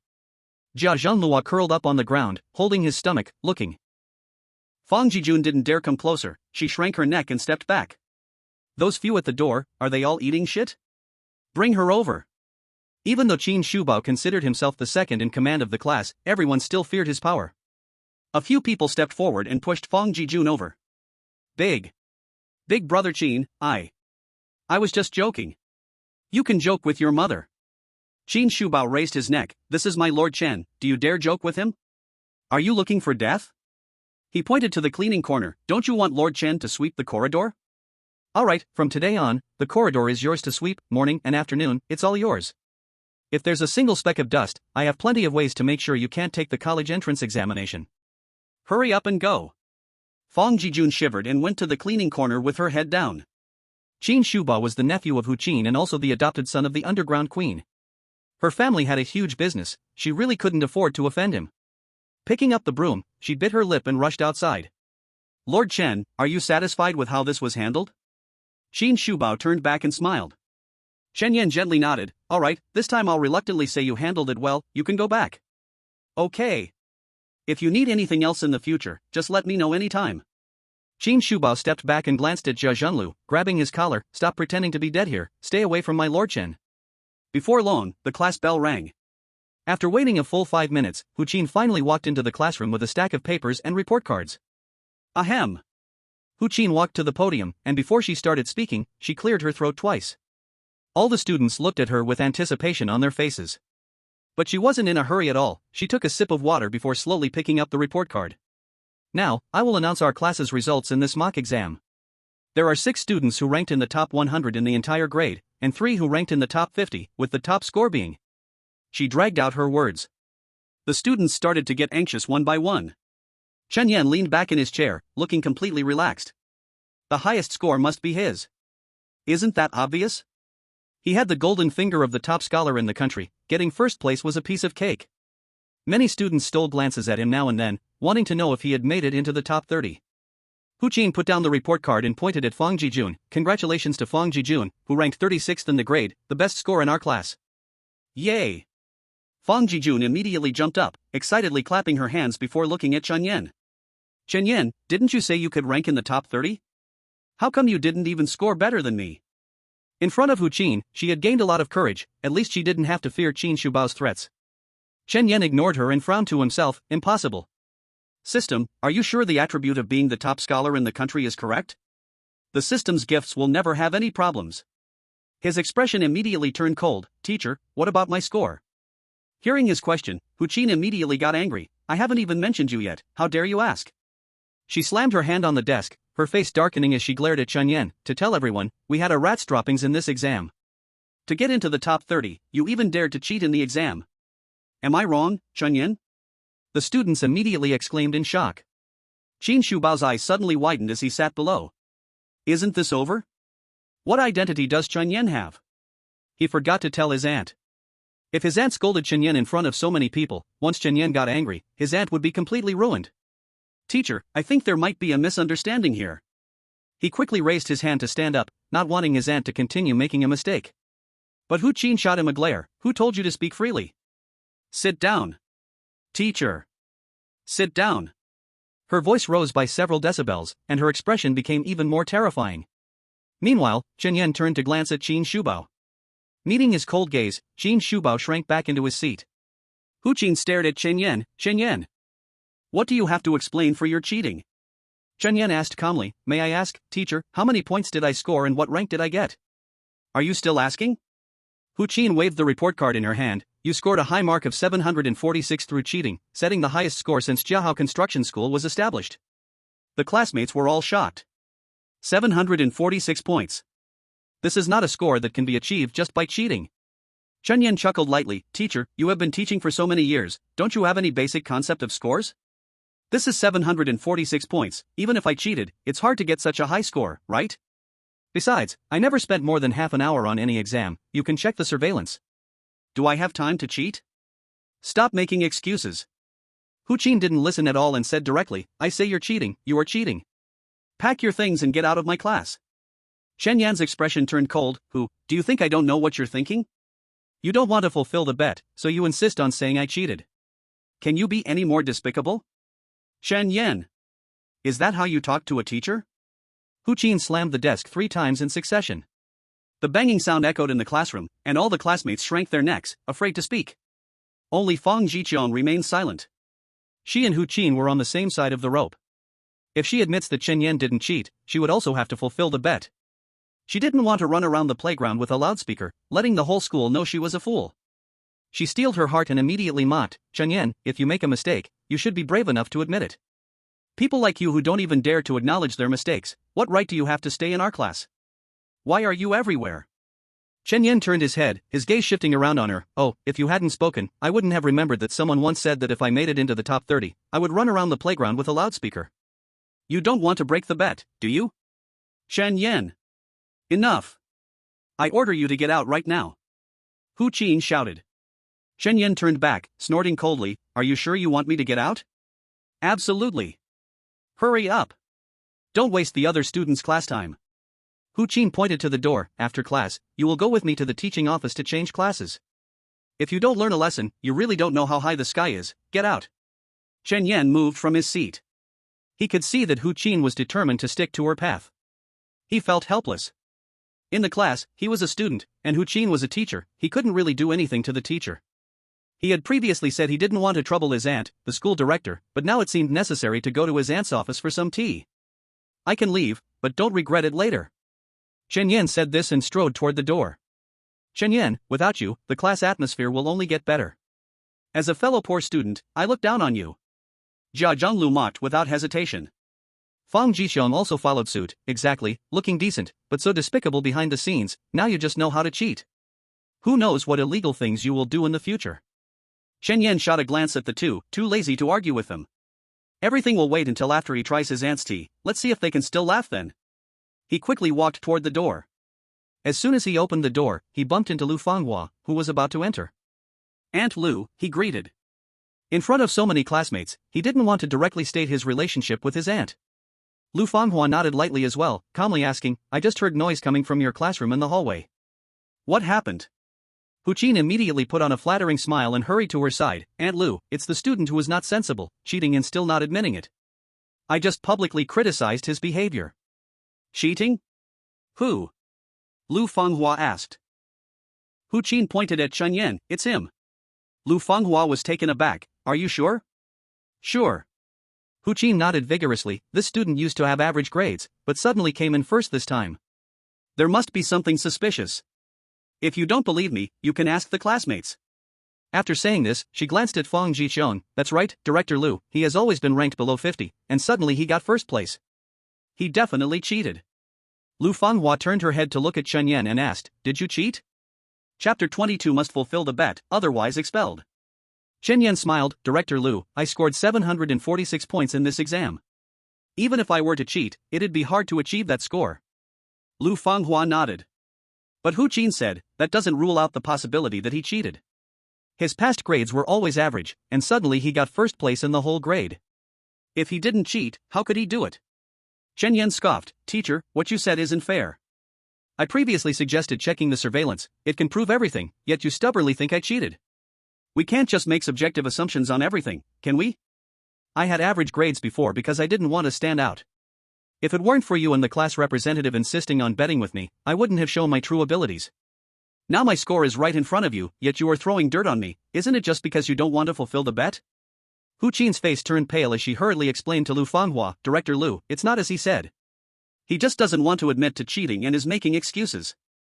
Lu Fenghua's expression darkened. She knew her nephew's character and was sure he would not commit fraud. Since that's the case, let's check the surveillance. Her face was cold as she took out her phone. Chen Yan, which exam room were you in? Room 3. Chen Yan replied quietly. Lu Fanghua immediately called the security room. Please send me a copy of the surveillance from last Friday for grade 3, room 3, and bring it to class 21 of grade 3. After finishing, she hung up the phone and turned back to look at Hu Qin. Teacher Hu, it's best if everything is as you say. If Chen Yan shows no issues, I need a reasonable explanation from you. Hu Qin felt anxious inside but maintained her smile. Director Lu, you can rest assured, I guarantee this guy must have cheated. Lu Fanghua remained silent. After about 5 minutes, the surveillance video was delivered. She took the USB flash drive to the podium. Let's have the whole class look together and see if Chen Yan cheated. She lowered the blackout curtains and turned on the projector. The monitoring of the exam room was projected out. All the students were carefully watching the screen. From the start of the exam, Chen Yan was writing furiously, showing no signs of distraction. Halfway through the class, all the surveillance footage was reviewed. 40 to 50 pairs of eyes in the class couldn't find any evidence of Chen Yan cheating. Lu Fanghua looked at Hu Qin and asked, Teacher Hu, do you have anything else to say? Hu Qin, with a dry throat, couldn't say a word. She then looked at Chen Yan, classmate Chen Yan, it's already proven that you didn't cheat. What are your demands? Chen Yan waved his hand, no demands, I just hope my homeroom teacher and the class representative can fulfill what we agreed upon in the bet. Hu Qin's attitude softened in an instant. Chen Yan, the teacher admits I was wrong. Can we talk about the bet? I am still a teacher, you should give me some face, shouldn't you? Fang Jixiong quickly echoed, Chen Yan, we used to underestimate your true abilities. I promise not to doubt you again. Can you please let me off this time? Chen Yan scratched his ear, a teasing smile on his face. Teachers, you two should stop begging for mercy, I actually prefer your rebellious attitudes. Hu Qin and Fang Jixiong's faces turned ugly. But with Director Lu present, they didn't dare to explode in anger. Chen Yan turned to face his aunt. Director Lu, a person without trust cannot stand. I believe that since the teacher and the class committee made a bet with me, they must acknowledge their loss. Lu Fanghua gently nodded.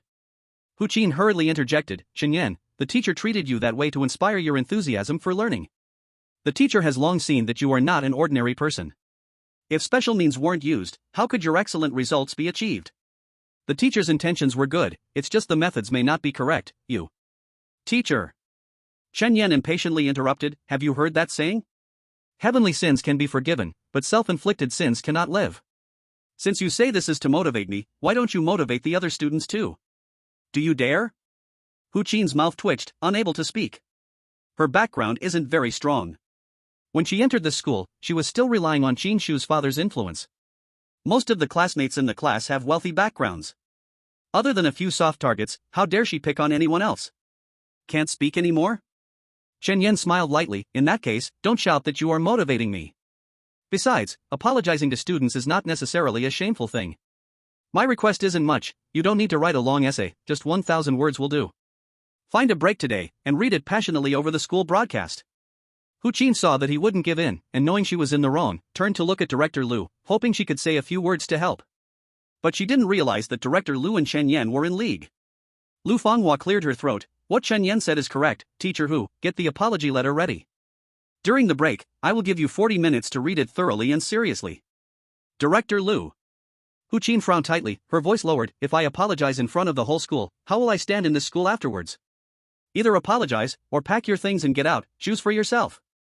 Lu Fanhua said emotionlessly, then glanced at Fang Jiqiang, at such a young age, not learning well but learning how to spread falsehoods. I don't know what you bet with Chen Yan about, but I warn you, fulfill the bet. If you don't, just get out of Jiahao. After saying that, she looked at Chen Yan again, Chen Yan, study well and bring back glory for the school in the future. I will leave first, if they don't fulfill the bet, come to my office directly. Okay. Chen Yan nodded, watching Lu Fanghua leave, then smilingly looked at Hu Qin, teacher, can I go back now? Hu Qin was so angry that her teeth itched, yet there was nothing she could do, she gritted her teeth and said, go back. In the blink of an eye, it was time for the break exercises. The students heard the bell and were about to head to the playground when suddenly Lu Fanghua's voice came from the broadcast. Students, today's break exercises are cancelled. Teacher Hu from class 21 of the senior year, please come to the broadcast room immediately upon hearing this. Repeating again, Teacher Hu from class 21 of the senior year, please come to the broadcast room immediately upon hearing this. All the students were very curious. What does the cancellation of the break exercises have to do with Teacher Hu from class 21 of the senior year? Chen Yan calmly approached Fang Jiqiang, Fang, shouldn't we fulfill the bet now? I don't have a loudspeaker. Fang Jiqiang said, looking for an excuse. Chen Yan raised an eyebrow and took out his phone, don't worry, I arranged for a writer to deliver one during class. Chapter 23, the class teacher and the class committee fulfill the bet, leading to a misunderstanding with the school flower. Chen Yan, do you have to push me to the brink before you're happy? Fang Jiqiang instantly burst into tears, I'm a pretty little girl, and you want me to run around the playground with a loudspeaker shouting that I'm a big fool? Am I supposed to live anymore? Chen Yan smiled faintly, then you shouldn't have made a bet with me in the first place. I know I was wrong, I definitely won't bet with you again in the future. Please let me off this time. I'm begging you. Fang Jiqiang clasped her hands together, her eyes full of pleading. Chen Yan sighed, alright, then. Then let's not go, who told me to be soft-hearted? Fang Jiqiang's lips instantly lifted as she was about to express her gratitude, when Chen Yan suddenly changed his tone, I'll go to the board of directors' office for a bit, and probably by tonight, you'll get your expulsion notice. He turned and walked out the door. Fang Jiqiang panicked, her family had put in a lot of effort for her to come to Jiahao. With only a month left until graduation, if she got expelled now, wouldn't all her previous years of hard work be in vain? Don't go, she shouted, tears streaming down her cheeks, I'll go, okay? On the playground, Fang Jiqiang held a megaphone and started recording. I am a big fool. Her face turned red, and her voice was very low, afraid of being seen by others. Chen Yan frowned, your voice is too quiet. When we said to record, we never said the voice had to be loud. Fang Jiqiang argued. Before she could finish, Chen Yan turned around, forget it, let's just go find the board of directors. Fang Jiqiang felt like her teeth were about to break from clenching them, and she recorded again into the megaphone. I am a big fool. This time the voice was loud, almost a shout. Is this better? She looked at Chen Yan, her eyes blazing with anger. Many people outside the playground heard the commotion and came over, pointing at her from a distance. Start running, 10 laps in total, I'll count for you. Chen Yan raised his hand. Fang Jiqiang stomped her foot, holding the megaphone, and stepped onto the track. I am a big fool. I am a big fool. I am a big fool. The megaphone looped Fang Jiqiang's cries. Fang Jiqiang shamefully covered her face, leaving only her eyes exposed. More and more onlookers gathered, filling the outside of the playground. Just as she finished her 5th lap, the broadcast rang out again. Hello, hello? After a couple of test sounds, the students turned to look at the teaching building. Sitting in the broadcasting room, Hu-Chin saw the scene outside and felt as if she were sitting on pins and needles. Turning around, Director Lu was right beside her, his face dark. She had no choice but to take a deep breath and steeled herself to speak. I am Hu-Chin, the homeroom teacher of Class 21 of Senior 3. In front of all the students, I now apologize publicly to Chen Yan from my class. In Class 39 of Senior 3. Su Qingning was reviewing her studies. Chen Yan ranked first, she felt further away from him. She wanted to keep up with Chen Yan's pace, but her grades had never been particularly good, so she had to work twice as hard. Suddenly, Hu-Chin's voice came from the broadcast, and she raised her head sharply. Chen Yan actually made his homeroom teacher apologize publicly. How did he do that? She was very surprised and suddenly noticed a crowd on the playground, and the repeated voice from the megaphone came over. She leaned against the window, quickly searching the crowd, and finally locked onto one person, her eyes softening immediately. He is truly more outstanding than I imagined. At that moment, Chen Yan seemed to sense someone watching him from behind. He turned around. Looking around through the crowd, he couldn't find who was paying attention to him. Could I be mistaken? He scratched his head, turned back, and continued to enjoy watching Fong Jiqiong run laps. With the apology done, Fong Jiqiong also entered her final lap. Chen Yan felt a bit bored, squeezed through the crowd, and returned to the teaching building. As soon as he reached the entrance of the classroom, he heard Su Qingning's voice call out. Chen Yan! Chen Yan stopped and turned. A figure full of youthful energy was running towards him. Chen Yan, congratulations on getting the first place in the entire grade. Thank you. Chen Yan nodded in acknowledgement. Su Qingning looked at him, feeling inexplicably sad inside. Seeing her emotional change, Chen Yan asked, Qingning, what's wrong? I only scored 658 this time. I'm too far behind you. Su Qingning looked down. I want to attend the same university as you in the future. Chen Yan smiled. No problem, I can apply to the school you choose. No. Su Qingning shook her head. Your scores are so high, you have more good schools to choose from than I do. I don't want you to ruin your future because of me, that way. I would feel guilty for a lifetime.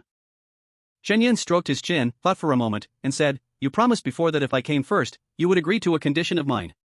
Is it still valid? Of course.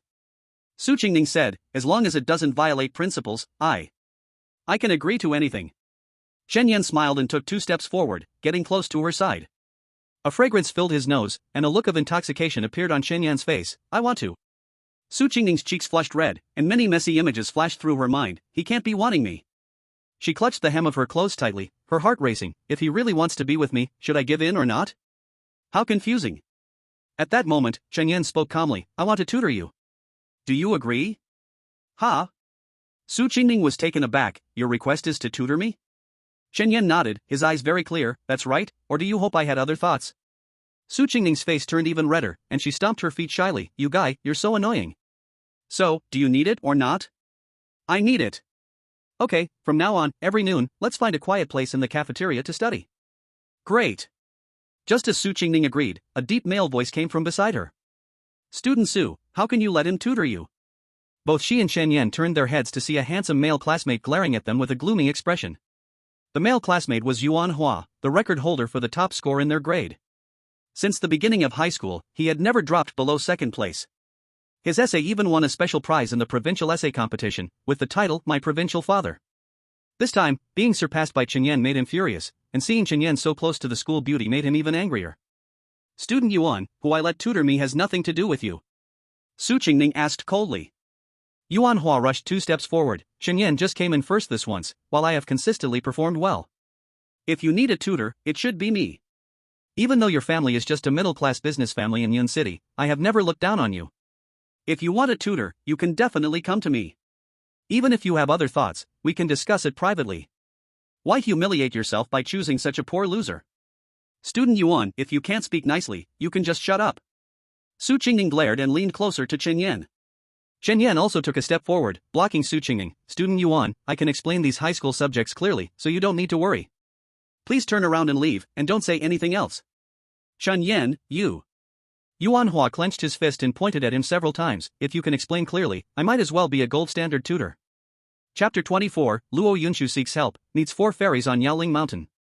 Ding, detected someone boasting within the detection range, converting boastful content. Conversion successful. Chen Yan felt no changes in his body. He found it a bit strange. In the past, whenever he gained a new ability, his body would feel different. Perhaps he would know when he tutored Su Qingning at noon. He cleared his throat and looked at Yuan Hua with a smug smile. What you said is true, you are the gold standard tutor, but Su Qingning doesn't need you. What can you do? If I were you, I would just go home and study hard, and see if you can reclaim the top spot. Alright, Chen Yan, remember this. When I get the top score in the province in the college entrance exam, just wait for me to humiliate you. Yuan Hua angrily ran away. Chen Yan blinked, feeling like something was missing. Chen Yan, then I'm heading back too. Su Qingning waved her hand. Chen Yan smiled, okay. By the way, I might not be able to tutor at noon today. I need to go home for a bit. No problem, whenever you want to start tutoring, we can begin. The two parted ways. When Chen Yan returned to class, he suddenly realized something was wrong. System, just now Yuan Hua was clearly bragging, why didn't I get a reward? The host's knowledge reserve is already the number 1 in the country, and the top provincial score no longer applies to the host, hence no conversion. Oh, I see. Chen Yan grinned. A confusing day passed by. After school in the evening, he said goodbye to Su Qingning and drove his Ferrari home. Feeling the cool night breeze, he couldn't help but recall the moments he shared with Su Qingning these past few days, and he smiled. Arriving at the bottom of his home, he parked the car in the garage, and just as he turned to go back, he heard someone calling him from behind. Chen Yan. Chen Yan turned and saw Luo Yunshu approaching him quickly. He instinctively took 2 steps back, recalling the dream from that day. Cousin, why are you looking for me so late? Luo Yunshu said anxiously, can you lend me your Koenigsegg? Chen Yan was taken aback. The Koenigsegg was something he just recently obtained. How did Luo Yunshu know about it? Could it be, every change he made would cause a butterfly effect, and those related to him would gain or lose some memories? What are you standing there for? Hurry up and get the car keys. Luo Yunshu urged. There's a jerk trying to chase me, I've rejected him many times. Tonight, he called me out for a showdown at Yaoling Mountain. If I win, he won't trouble me again. My Camaro can't accelerate fast enough, otherwise, I wouldn't have come to borrow your car. Chen Yan was shocked. Yaoling Mountain is the most dangerous mountain near Yuncheng. The mountain roads are winding with many sharp turns, a moment's carelessness could lead to disaster. Isn't she afraid of dying in a showdown at Yaoling Mountain? Cousin, is your driving skill enough? He asked quietly. Luo Yunshu crossed her arms, not enough, but I have to try. How else can I shake off that clingy guy? Just say yes or no. Yes, of course. It's just a sports car, how can it be more important than my cousin? Chen Yan opened the Koenigsegg garage and took the keys off the wall. I'm just worried about your safety. How about I go with you? Really? Luo Yunshu's face lit up with joy. Her cousin has an S-level professional racing driver's qualification. If he was willing to help, winning that race would be a piece of cake. Of course it's true. Chen Yan opened the car door and tilted his head at her. Let's go to Yaoling Mountain. Luo Yunshu jumped up excitedly and quickly got in the passenger seat, grabbing Chen Yan's hand. Cousin, if you help me win this race, I promise to grant you any favor. Chen Yan felt his ears heat up, and then his face followed. Luckily, it was night, and the darkness hid his face, otherwise, Luo Yunshu would definitely tease him again. Cousin, buckle up, we're leaving. Okay, let's go.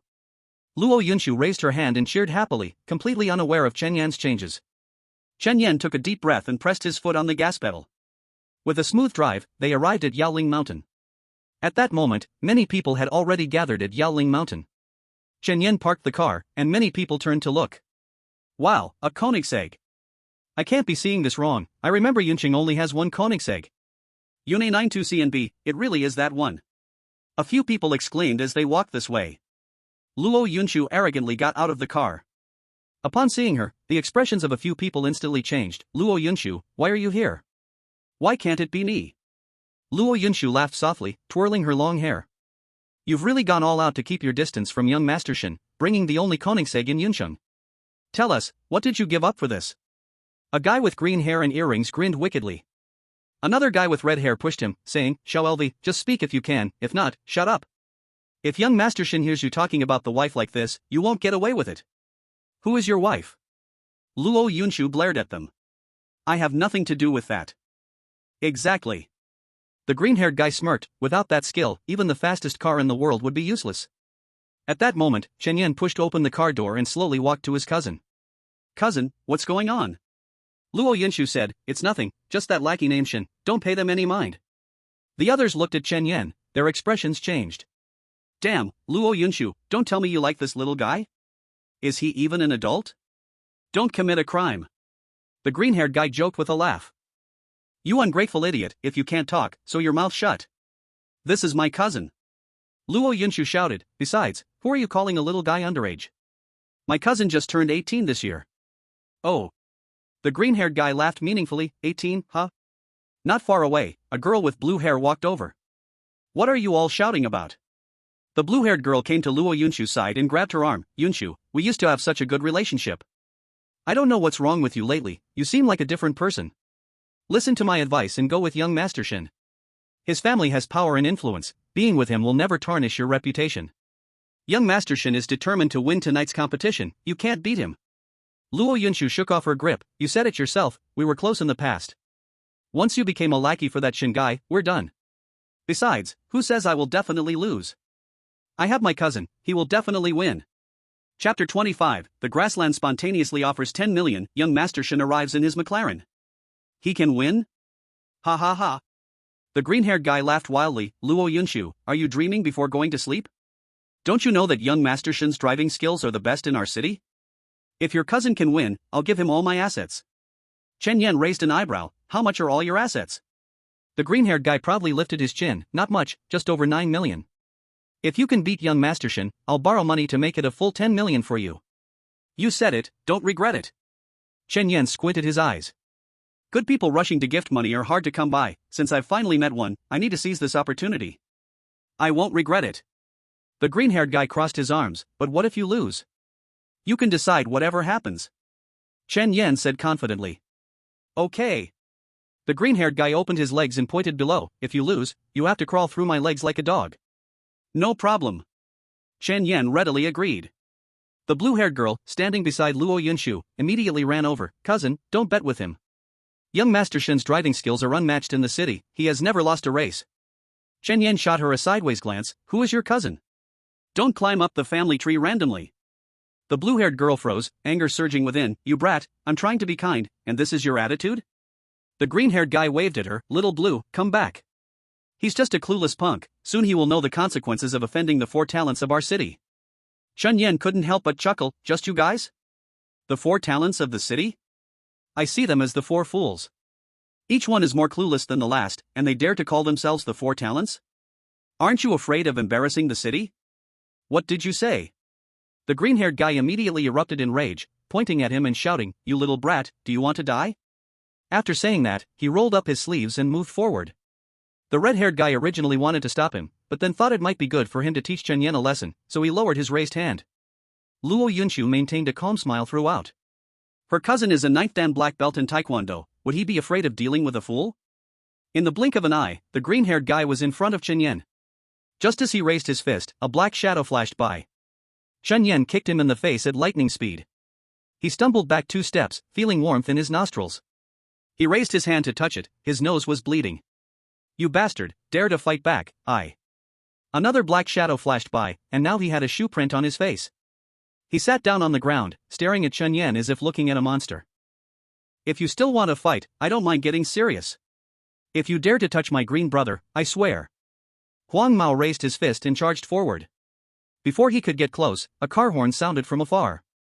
A McLaren P1 drifted perfectly and stopped in front of several people. The door opened, and a man dressed in studded clothes stepped out. What are you all doing? Shen Zilian casually strolled over with his hands in his pockets. Huang Mao, with a ferocious expression, pointed at Chen Yan, Shen Xiao, this is bullying little green. Oh? Shen Zilian glanced at the disheveled green Mao sitting on the ground, sneering, knocked down by a high school student, you really bring shame to the 4 heroes of Yun City.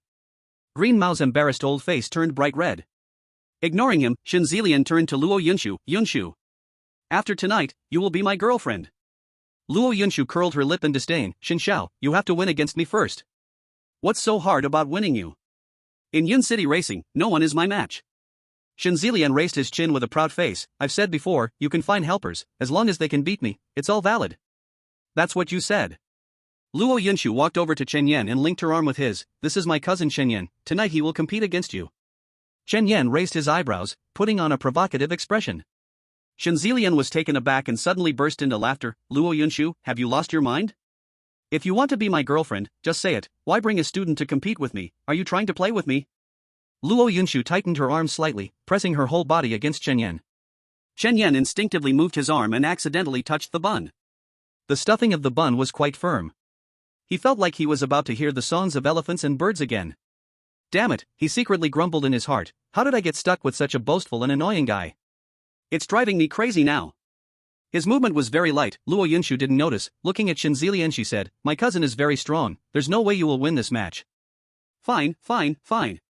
Shen Zilian was still laughing, if he can beat me, I'll agree to your previous request and stay away from you from now on. That's what you said. Cousin, let's get in the car. Luo Yunshu pulled his arm toward the car. Chen Yan bumped into the bun again. The suppressed symphony of bird chirps and elephant trumpets finally erupted. He quickly got into the driver's seat, fastened his seatbelt, and stared straight ahead. Cousin, what's wrong? Are you nervous? It was too dark outside, so Luo Yunshu didn't notice Chen Yan's change and asked with concern. Chen Yan shook his head, it's nothing, just a small match, it won't make me nervous.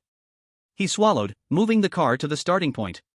Shen Zilian lowered his window, looking at Chen Yan's Koenigsegg, mocking, racing is all about talent and skill, do you really think driving a Koenigsegg will beat me? Dream on.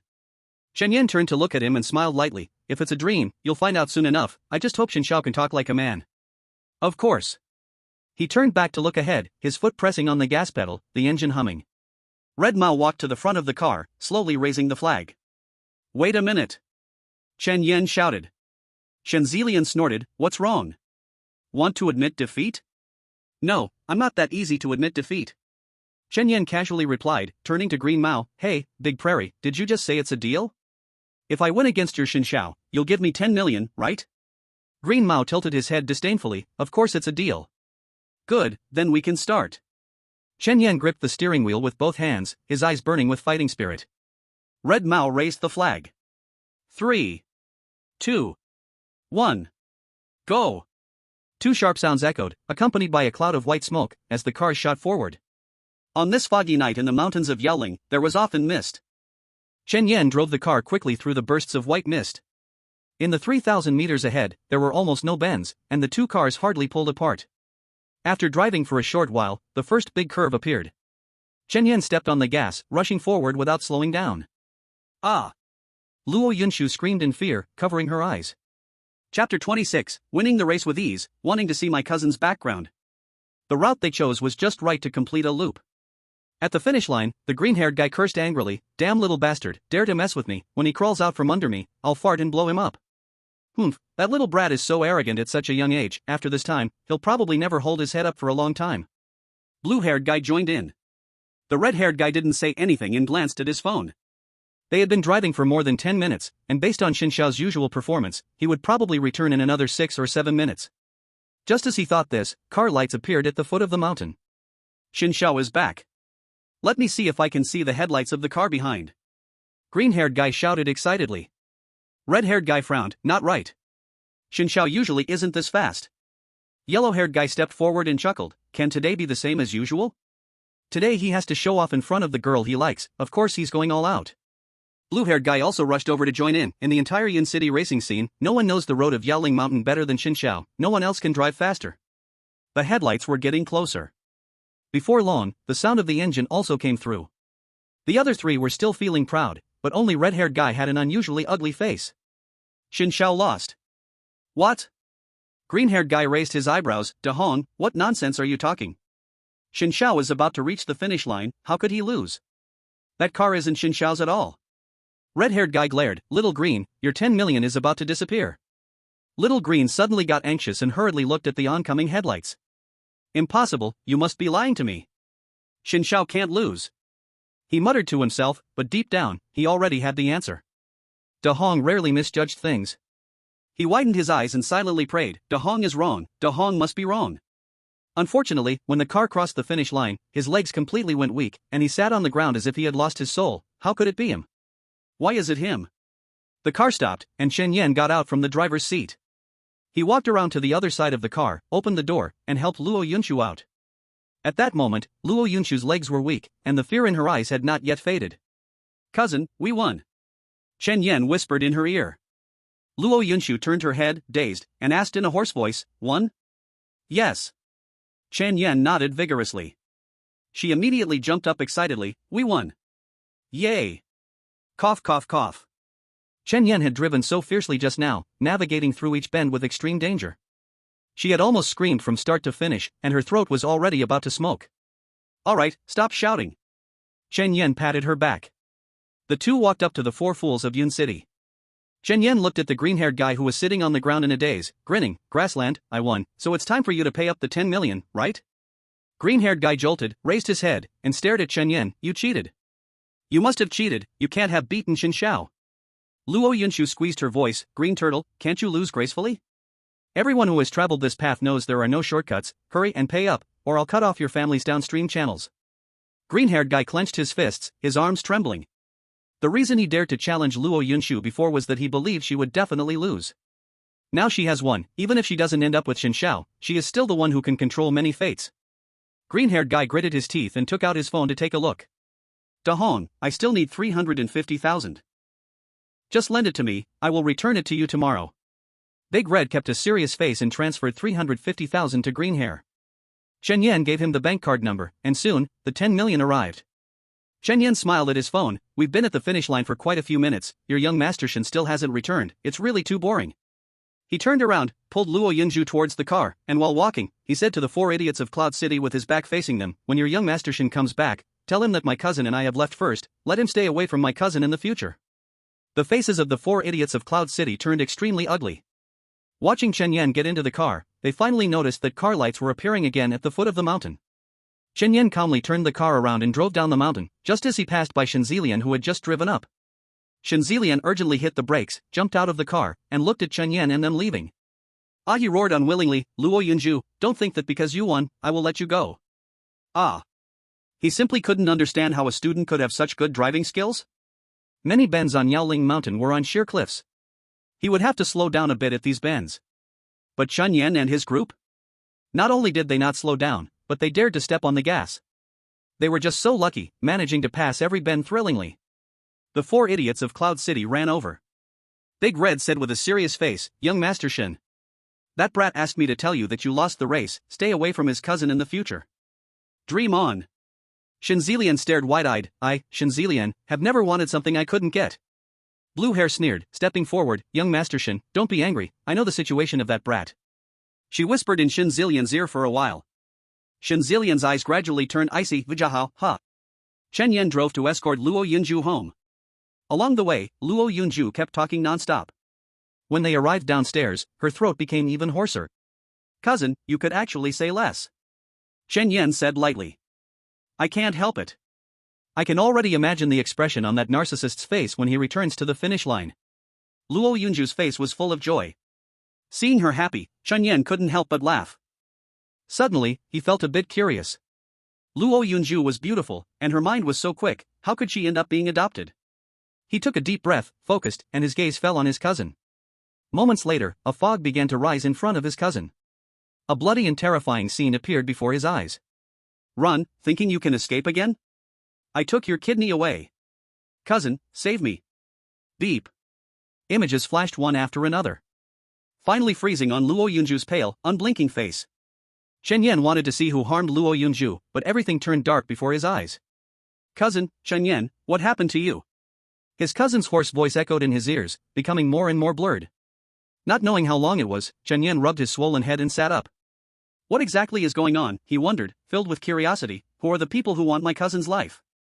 While he was mumbling, he felt a cool breeze by his ear. Turning his head, he saw Luo Yunju lying next to him in thin clothing. Chapter 27, Waking Up on Cousin's Bed, a Huge Misunderstanding. Ah!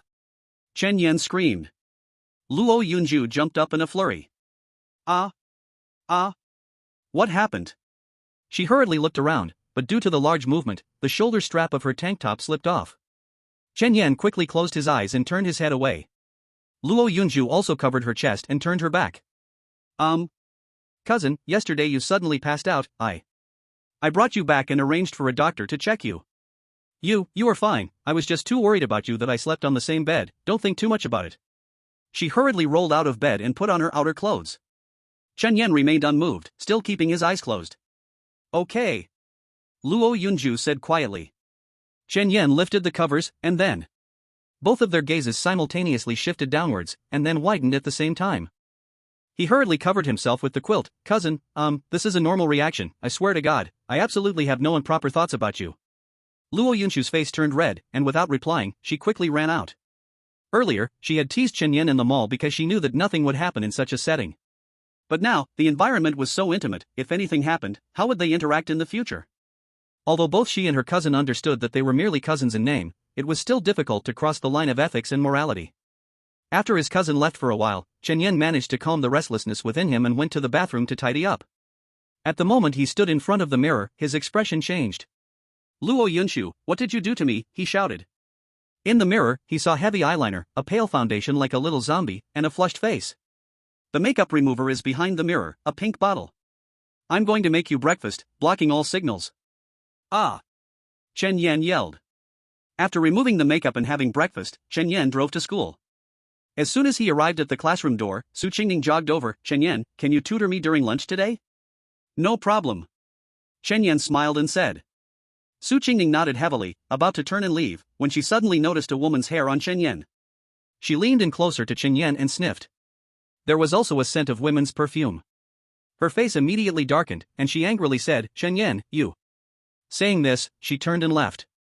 Chen Yan was stunned. What did I? He hurriedly chased after her. Qingning, what's wrong? Why are you scolding me? Su Qingning remained silent and continued walking toward the classroom. Chen Yan was extremely wronged and quickened his pace to block her. Qingning, I really don't know what's wrong. Can you tell me? Even if it means I die, let me die knowing, okay? Su Qingning's face was dark, she pulled at his hair. Look at this. What is it? You live alone, how could a woman's hair get on you, and there's the scent of perfume on you?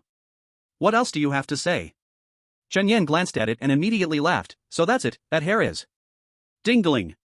Just as he was about to explain, the class bell rang. Su Qingning said in a low voice, I need to go back to class, don't block me. Saying this, she bypassed Chen Yan and directly entered the classroom. Chen Yan stood there, dazed. His mouth opened and moved a couple of times but produced no sound. Forget it, I'll explain to her after class. He sighed and returned to the classroom.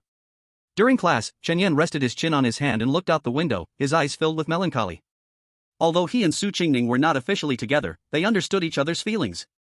If he couldn't clarify today's incident, it might bring some bad consequences to their relationship.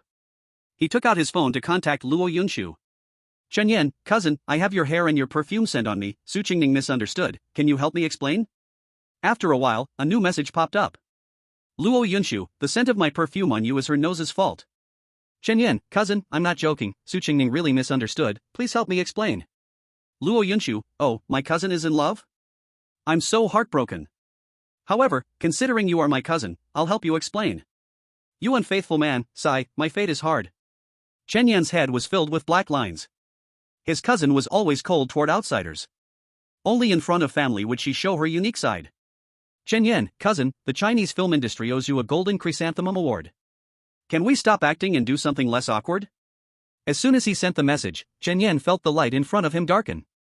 As he turned his eyes, a pair of shiny, polished leather shoes appeared at his feet. He slowly raised his head, and Teacher Qi, the Prince of Physics, stood beside him, holding a starry sky on his head. Chen Yan, what time is it now? Are you still playing on your phone? Look at me, I'm worried sick about your college entrance examination. Chen Yan awkwardly laughed and put his phone back into his pocket. Playing on the phone in class was indeed his fault, he didn't want to argue. But Wang Ziki still wouldn't let it go. Do you think you are amazing just because you ranked first in the whole grade once? Let me tell you, someone like you who gets a good score once and gets cocky won't be of much use in society. You'll end up carrying bricks at a construction site. Chen Yan's face turned slightly gloomy, but he still calmly replied, Mr. Wang, can we discuss things properly without resorting to personal attacks? Have I attacked you? I'm just speaking the truth. I feel like saying you'll end up carrying bricks is actually flattering you. With your talents, you'll just be a bar boy. Look at all the students present, one by one, who doesn't have a better background than you? Compared to them, you are nothing. Chen Yan clenched his fists. He was already in a bad mood before class, and now being personally attacked by Wang Ziki, his suppressed anger was about to explode. Wang Ziki was completely unaware, poking his chest with a book. I worked hard under the stars to sort out the key questions for your college entrance exam. How many did you even remember? Chen Yan coldly snorted, Mr. Wang, should I bring up your glorious past? When did your pressure questions ever get it right? Wang Ziqi's face stiffened, suddenly turning red, and raised his voice a few degrees. Who gave you the right to talk back to a teacher? What qualifications do you have to criticize me? Just as he spoke, the classroom door opened, and Lu Fanghua walked in. But he didn't notice at all and continued to rant. Do you know that when the class bell rings, I am the biggest in this class? Even if the school board member comes, I can educate him, and he can't casually argue back, and you dare to mess with me. Who do you think you are? Cough cough. As soon as he finished speaking, Lu Fanghua cleared her throat behind him. Mr. Wang, can you step outside for a moment? Chapter 28, Rejecting the Recommendation Spot. All the boys in Su Qingning's class came to find her. Wang Ziqi's face turned long. The classmates burst into laughter. What are you laughing at? Everyone be quiet. Self-study time. He shouted, turning around and leaving the classroom. Inside the classroom, it became quiet. The students all perked up their ears. Less than 10 seconds after Wang Ziqi left, a hysterical curse echoed in the hallway. From time to time, the sound of slaps could be heard. It was a full 10 minutes before Wang Ziqi awkwardly pushed the door open. His tie was crooked, there were several slap marks on his face, and his hair was a mess. Chen Yan, Principal Lu wants to see you outside. When he spoke again, his arrogance had diminished considerably. Chen Yan stood up and walked straight out. Aunt, you were looking for me? Since there were no outsiders, Chen Yan didn't need to use her title. Lu Fanghua was puffed up with anger. Why didn't you confront him just now? All that skill you learned was wasted? Chen Yan smiled. It's not good to hit a teacher in class, is it? Lu Fanghua adjusted her collar, her tone returning to calm. Well, I got you a recommendation spot for Qingbei. Prepare the materials tonight to submit them tomorrow. Aunt, that's not necessary. Before she could mention what materials to prepare, Chen Yan interrupted immediately. Aunt, I've studied hard for 3 years in high school. If I don't even take the college entrance exam, it would leave a regret. Can you give the recommendation spot to Su Qingning from class 19? Lu Fanghua raised her eyebrows, her eyes full of gossip. Su Qingning? The school beauty in your grade? Are you two in a relationship? No. Chen Yan shook his head, looking serious. We agreed to remain as comrades facing the college entrance exam for now. We'll talk about other things after the exam. Cut it out, little brat, revolution comrades. Lu Fanghua chuckled lightly but then turned serious, saying this might be tough for me. Many people are watching for the Qingbei spots, but there is only one spot in the school now. If you don't want it, then the spot might go to Yuan Hua. Chen Yan frowned. From a personal point of view, he didn't want to give the spot to Yuan Hua. But he also wanted to accompany Su Qingning through the college entrance examination. If Su Qingning couldn't get into Qingbei, wouldn't he be living in 2 places apart? Then just give it to Yuan Hua. I want to take the exam based on my own strength. Chen Yan said seriously. Big nephew, now is not the time to act impulsively.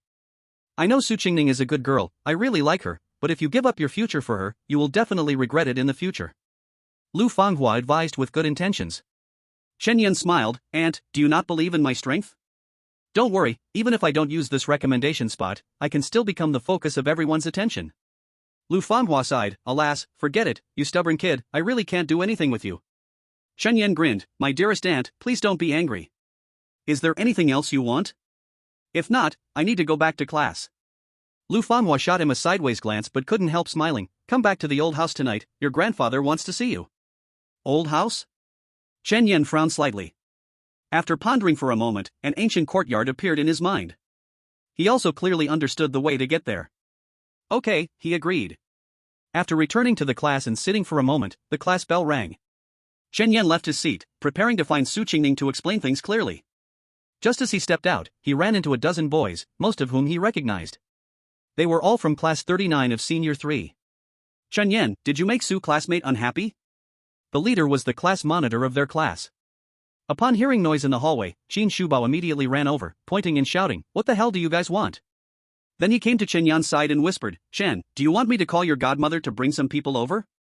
Chen Yan chuckled lightly, a group of rabble, not worth calling people. I curse your mother, you are pretty arrogant. With so many of us and you don't call for help? Fine, don't blame my brothers for not reminding you, when you get beaten up, protect your head, so you don't end up a fool. The monitor of class 19 tilted his head, pointing at Chen Yan. Qin Shubao was ready to rush up. He knew Chen Yan's status too well. If he could get hurt protecting Chen Yan, he could also show his face in front of the queen later. Looking around Yun City, very few people could catch the queen's eye. Making a profit by protecting Chen Yan was not a loss. He rolled up his sleeves and was ready to charge, but Chen Yan stopped him. Why are you in such a hurry? I'm enough on my own. As soon as he finished speaking, his eyes changed. The few people on the opposite side immediately rolled up their sleeves. A battle was about to break out. Just then, a delicate voice shouted from behind, "Stop!" Su Qingning squeezed through the crowd to stand in front of Chen Yan. Her eyes were red and swollen, clearly a sign that she had been crying. Seeing her like this, the group of boys behind looked furious. The class monitor asked, "Su classmate, who made you so upset? Why are you sticking up for him? Let us give him a good lesson." Another boy echoed, "That's right, Su school beauty, you go back to the class, let us teach this arrogant bastard a lesson, so others can see that our class 19 is not to be trifled with." The boys from class 19 all rolled up their sleeves, their eyes showing a hint of ferocity. Su Qingning sniffled and said loudly, "Enough, Chen Yan and I just have a little problem, it has nothing to do with you, you all go back." The boys looked at each other, their faces grim.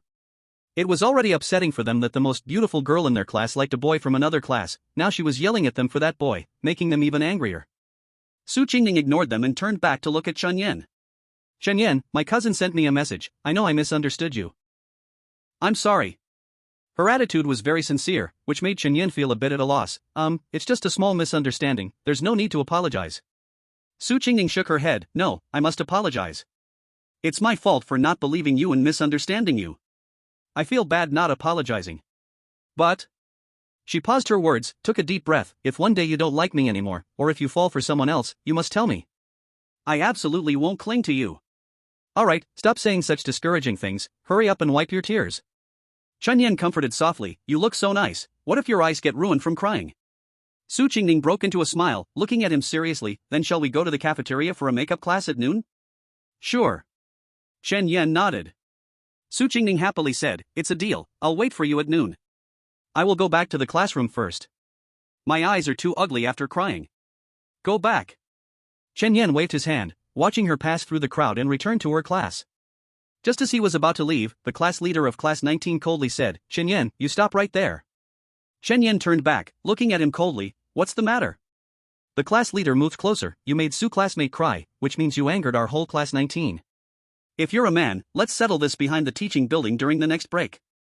Chapter 29 Class 19 Students gang up, a person saved before comes. A class passed in a blur. The bell rang, and students gradually filled the hallway. Behind the teaching building, in the small grove, Chen Yan stood with his hands in his pockets in front of a group of people, with Qin Shubao clenching his fists, looking very gloomy. "Chen, let me take the lead for you later. I'll take down a few of them first, so it will be easier for you to deal with the rest." "No need," Chen Yan said without a change of expression, "just a bunch of small fries, you don't need to help me take damage." He pulled out his hands, moving his joints around. 200 meters away. "Holdgua, what are you still looking at? Hurry up and go." One of Jian Yao's 4 bodyguards, Zhanghua, said nervously, "If the young master gets hurt facing so many people, Yao Jia will skin us alive." Holdgua, the bodyguard, was crouched on the wall with binoculars in hand, chewing on a piece of grass, and grinned. Confucius said, "Why are you panicking? The young master is a black belt 9th Dan master, there are hardly any who can beat him in Yun City. Just those few weaklings aren't enough to warm him up. Cut it out. Do you forget what happened last time at the park?" Zhang Gui said, patting his back, "If you hadn't said to hold on a bit longer, I wouldn't have taken that beating with you. How can you remember to eat but forget to fight? Oh. If I tell you to wait here, then you just wait. If anything happens, you tell Yao Jia it was me who held you back. I can take the blame alone, okay?" Holdgua glanced at Zhang Gui disdainfully. Zhang Gui snorted but immediately crouched back down on the wall. "Give me the binoculars, I want to take a look too." In the grove, Chen Yan looked at the group opposite him, his expression extremely disdainful. "Do you want to come one by one or all at once? Just give me a clear answer." The class leader of class 19 gritted his teeth, pointing at Chen Yan. "Chen Yan, you don't need to be so cocky. If we don't beat you today, it will definitely count as a clean sweep. Brothers, rush in." With a shout, all the boys from class 19 pounced forward. Chen Yan's eyes shifted, he raised his leg and kicked out with thunderous force. The boy right in front was kicked back, and Chen Yan turned around again, kicking out with the other leg. Qin Shubao frowned, occasionally twitching his eyebrows. "So brutal. It seems Chen is still holding back when he hits me." In just 2 minutes, more than 10 boys were sprawled out in all directions, some crouching, some lying down, their faces covered in bruises. Chen Yan stood calmly in place, hardly even out of breath. "Chen, you are amazing. You are my idol." Qin Shubao jogged over. The once mighty big bully had instantly turned into a little fanboy. He looked at the boys in class 19 and mocked, you really think you can take on Master Chen? You should take a good look at yourselves first. If you dare provoke me again, I swear I'll break your legs and stuff them up your backside, you piece of trash, he 2A. After mocking the boys from class 19, Xin Shubao turned around and realized Chen Yan was already walking back. Master Chen, wait for me. He hurriedly chased after him. The last class in the morning was confusing and unclear. When the class bell rang, Chen Yan grabbed a workbook and headed outside. As he reached the hallway, Su Qingning and a classmate walked by side by side. Chen Yan, Lulu asked me to accompany her to buy something. You wait for me in the cafeteria after you finish your meal, I'll be back in at most 10 minutes. Okay. Chen Yan nodded and watched the two leave. He walked downstairs at a leisurely pace. Just as he reached the first floor hall, he suddenly sensed something was amiss. Why were so many people gathered at the entrance of the teaching building? He frowned and continued to walk outside. As he exited the main door, the class 19 monitor shouted, "That's Chen Yan. Surround him." A large group of boys immediately surged forward, surrounding Chen Yan in the middle. A rough glance showed there were probably over 50 of them. Chen Yan couldn't help but chuckle. You really think highly of me to bring so many people all at once. The monitor snorted coldly, Chen Yan, we were careless in the grove, but how will you deal with all these people now? If you know what's good for you, quickly kneel and apologize, and promise to stay away from classmate Su in the future, or today you'll end up in ICU. Chen Yan cracked his neck. Oh really? Big monitor, you'd better be prepared then. I may not be able to take on so many, but I can focus on just you. If you want to send me to ICU, I'll make sure to take someone down with me. The monitor's expression suddenly changed, hurriedly trying to hide in the crowd. But Chen Yan was clearly faster and grabbed him by the collar before he could escape. Chen Yan, let go. Otherwise, I'll ruin you today, the monitor shouted in a panic. Chen Yan laughed lightly, bring it on, let's see who gets ruined first. With that, he raised his hand. The monitor screamed, covering his head in fear. Stop. At that moment, a shout came from the edge of the crowd. Chen Yan halted, and everyone turned to look outside the circle. A person in casual clothes was quickly running over. Chen Yan took a glance and recognized him as the police officer he had saved before. His heart had ached for quite a while to save him. The officer pushed through the crowd and came to Chen Yan's side, where Chen Yan immediately released his grip. Others may not know who he was, but Chen Yan was very clear. He was a law-abiding good student and couldn't do anything illegal. The monitor was hiding in the crowd like a turtle, too scared to come out. Chen Yan, thank you for saving me that day, the officer said, completely ignoring the crowd. Chen Yan smiled and waved his hand, it was just a casual act, no need to thank me. Seeing the two chatting so calmly, the monitor yelled at the officer from behind several people, where the hell did you come from? Hurry and get lost or I'll beat you up too. The officer's face immediately turned cold, pulling out his badge. I am Zhang Yi, the captain of the public security team in the Lindian district of Yun City. Try touching me, I dare you. Now disperse. A few people on the other side leaned in to take a closer look. He really is a cop, a boy with an ear stud said casually, what's so great about being a cop? Today, I'm going to take care of that Chen. Zhang Yi asked without any change in his expression. That's right. Li Ming smiled proudly and pointed at Zhang Yi with a crooked mouth. My family is working on a project for the provincial government, dealing with important figures there. If you keep pestering me, I'll have you kicked out in a heartbeat. So hurry and get lost. Chapter 30, Identity Exposed, Giving Up a $1 trillion fortune for justice. Chen Yan's expression was somber as he quietly said to Zhang Yi, they have a strong background, maybe, it's better if you don't get involved. Zhang Yi, with a sense of justice, replied, I became a police officer to protect the lives and property of the people. How can I back down when facing those with power? That goes against my solemn oath under the police badge. He looked at Li Ming, you immediately call your dad and your uncle now, tell them to strip me of my position, hurry. Pretty good at acting. Li Ming snorted, let's see how long you can keep this up. He took out his phone and started dialing. At the same time, Zhang Yi also took out his phone and sent a message. That's right, it's Zhang Yi, the head of the security team in Lindian district of Cloud City. Dad, you must make him get kicked out. Li Ming shouted into the phone, filled with grievance. The voice on the other end said something unclear, yapping for a while before ending the call. Li Ming put down the phone, sneering, hey, Zhang, I've called my dad. In at most 3 minutes, you'll be gloriously out of a job. If you kneel down and beg me now, I might call my dad to plead for you, so you could at least keep your job in a distant place. It'll be too late if you miss this chance. Zhang Yi didn't speak, just glanced at his watch. Still pretending. Li Ming smirked, alright, let you act for another 2 minutes. When you're stripped of your uniform, let's see what you'll use to act cool. Chen Yan nervously glanced at Zhang Yi. Just for those 2 sentences, Zhang Yi was definitely a good police officer. He didn't want his own issues to affect Zheng Yi's future. Officer Zhang, how about? Just as he opened his mouth, Li Ming's phone rang, and he looked down at the time. That was fast, it took only 2.5 minutes. Just as expected from my dad. He picked up the phone and held it up to Zhang Yi. I'm on speaker, you better listen. Zhang Yi expressionlessly raised his hand, please. Li Ming connected the call and proudly said, Dad, did you strip that Zhang guy of his position? I'll strip you of your skin, came the furious roar from the other end. You little brat, who did you offend outside? Why did Zhulong Enterprises cut off our supplies? They clearly said it was your doing. You're going to ruin the Li family. Li Ming's expression froze. He hadn't caused trouble lately, the only one he had upset. He looked up at Zhang Yi, his eyes widening. The boss of Zhulong Group seemed to be named Zheng Zhulong, with the last name Zhang. Dad, I understand. He stammered, hung up the phone, and looked at Zhang Yi with a complex expression. Everyone present heard the conversation clearly, their eyes filled with shock. Zhulong Group covers multiple fields, including real estate, entertainment, medicine, and forestry, being one of the top enterprises in the province. Officer Zhang, I was wrong. Please let the Li family go this time. Zhang Yi coldly snorted, don't beg me, I actually prefer seeing you so arrogant. Li Ming's face turned extremely ugly, his legs weak as he nearly knelt down. Don't kneel. Zhang Yi pulled him back, if you dare to kneel, I will only seal off the Li family even harsher. But? No buts, consider it a payment for your mistakes. Then, Zhang Yi looked at the others, you all hurry and disperse, or I'll have to ask you to go away for some tea. Everyone there shrank back and dispersed, no one daring to say another word. Chen Yan, I've heard your school's cafeteria has good food. Would you mind if I treat you to a meal there? Once the crowd was gone, Zhang Yi smiled and said.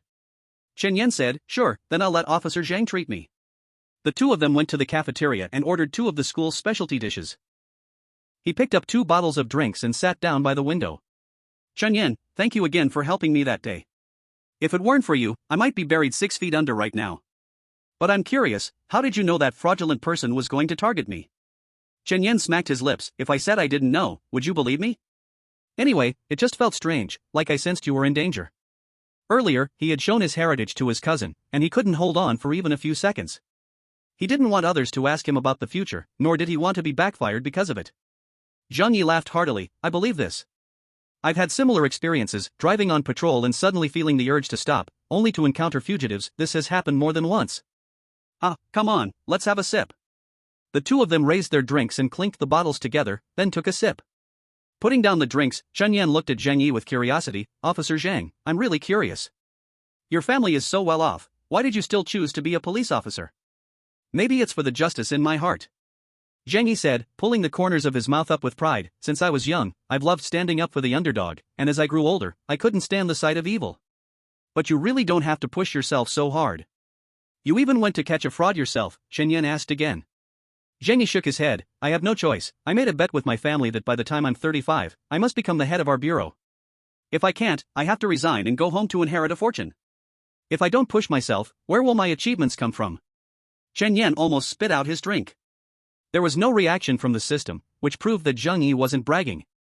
But he clearly wasn't bragging, yet it felt.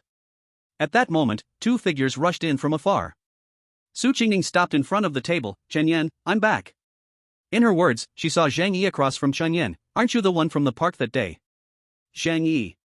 Zhang Yi extended his hand, captain of the security team in Lingtian district. Hello, Officer Zhang. My name is Su Qingning. Su Qingning smiled and shook his hand. You were amazing that day, guessing the identities of those older folks with just a few words. The two chatted warmly, while the girl named Lulu beside Su Qingning looked surprised and asked, Chen Yan, you. What's wrong with me? Chen Yan's expression instantly darkened. Isn't it strange that I wasn't beaten into the hospital by those people? And no. Lulu's face was panicked. Su Qingning looked at Chen Yan in confusion. What's going on? Chen Yan recounted the incident that happened at the entrance of the teaching building. Su Qingning immediately turned to look at Lulu. Lulu shuddered. Qingning, I was just looking out for you. Chen Yan is just. Enough. Su Qingning scolded, interrupting her. I don't need anyone to make decisions for me, you can go home now. We are no longer friends. Qingning, I already said I don't have a friend like you. What else do you want? Su Qingning shouted, and Lulu stomped her foot angrily, glaring at Chen Yan, before turning to leave. Zhang Yi glanced back and forth between Su Qingning and Chen Yan, took a big gulp of his drink, and said, Chen, Su, I have some matters at the bureau, so I will head back now. If you encounter any trouble in the future, as long as it's not against moral laws, feel free to come to me. All right. Chen Yan nodded, watching Zhang Yi leave, then turned to Su Qingning. Did you eat lunch? I finished eating. Then let's start our tutoring session. Chapter 31, Visiting the Old House, Meeting Luoyun's extraordinary foster mother and sister. The two of them tutored in a corner of the cafeteria, causing quite a stir. The countless strange glances made Su Qingning feel very uncomfortable. Chen Yan, let's stop here for today. Tomorrow after we eat, we can go to the gazebo behind the school, it's quiet there. Chen Yan nodded, no problem. The two hurriedly left the cafeteria. Nothing interesting happened in the afternoon classes. Ever since Hu Qin was forced to apologize over the broadcast, she hadn't troubled Chen Yan in class anymore, but would deliberately ignore him. Chen Yan didn't care at all. Being ignored was also a good thing. At least during this time before graduating high school, he could enjoy some peace and quiet. Unconsciously, it was evening, and school was over. As soon as the school bell rang, Chen Yan's phone also started to ring. His phone case hadn't been changed, and the pendant on it hadn't been taken off. With the sound of the ringtone, the pendant began to blink. Hello, Aunt. Chen Yan picked up, it was Lu Fanghua calling. Lu Fanghua said, Xiaoyan, don't forget to go to the old house tonight. It's been a long time since you've been there, do you remember the way? Do you want me to wait for you? No need, you go ahead, I'll be there soon. Chen Yan said with a smile. At school, he deliberately kept a distance from Lu Fanghua, mainly because he didn't want the teachers to know he was the school director's nephew. Previously, when Lu Kao pretended to be Lu Fanghua's nephew, many teachers went around him. Chen Yan didn't want to become a monkey in a zoo. After hanging up, he tidied up the books on the table, leaving his hands empty as he walked with Su Qingning outside the school. After sending Su Qingning to her car, he ran to the parking lot, got into his Ferrari, and drove toward the old house following his vague memory. It took him over 20 minutes to finally find the location of the old house. It was a European-style villa. 5 luxury cars were parked at the entrance of the villa. He parked his car, and as he just got out, he heard a sarcastic voice from behind. Mom, is that my long-lost homeless cousin Chen Yan? Chen Yan frowned slightly. Following the voice, he saw a girl in a pink JK outfit, looking somewhat decent but showing her disdain. Next to her stood a woman in her 40s, who bore some resemblance to Lu Fanghua. Chen Yan searched his memory carefully and finally found some fragmented information. This woman was called Lu Fangfang, just like Lu Fanghua. She took his grandmother's surname, and she was the youngest among the second generation of the Chen family. The girl beside her was her biological daughter named Luo Tianyi. Humph, he even drives a Ferrari, yet with his look, driving a luxury car still makes him seem like a beggar. Chen Yan's face darkened as he approached the mother and daughter. Standing at 178 centimeters tall wasn't particularly high, but it was enough to intimidate the mother and daughter duo. Chen Yan, what are you trying to do? This is the old house, it's not a place for you to act wild. Lu Fangfang pulled Luo Tianyi behind her, her eyes wide. Chen Yan coldly said, Aunt, if your daughter is sick, you should take her to get treated quickly, don't delay. Who are you calling sick? Your cousin is perfectly healthy. Lu Fangfang put her hands on her hips, appearing fierce but weak. Chen Yan chuckled lightly, if she's healthy, why is she so eager to eat shit? Even her speech has a stench of it. Chen Yan, who are you talking about? Luo Tianyi jumped up, pointing at Chen Yan. I can help you if you want to lose your finger. Chen Yan shot a glance. Luo Tianyi wilted instantly. Ignoring the foul-mouthed mother and daughter, Chen Yan turned to walk towards the door of the old house. Earlier, he had wondered why Luo Yunshu lived outside when she clearly had a family. Now he understood, with such a pair of oddball mother and daughter at home, anyone normal would try to find a way to escape.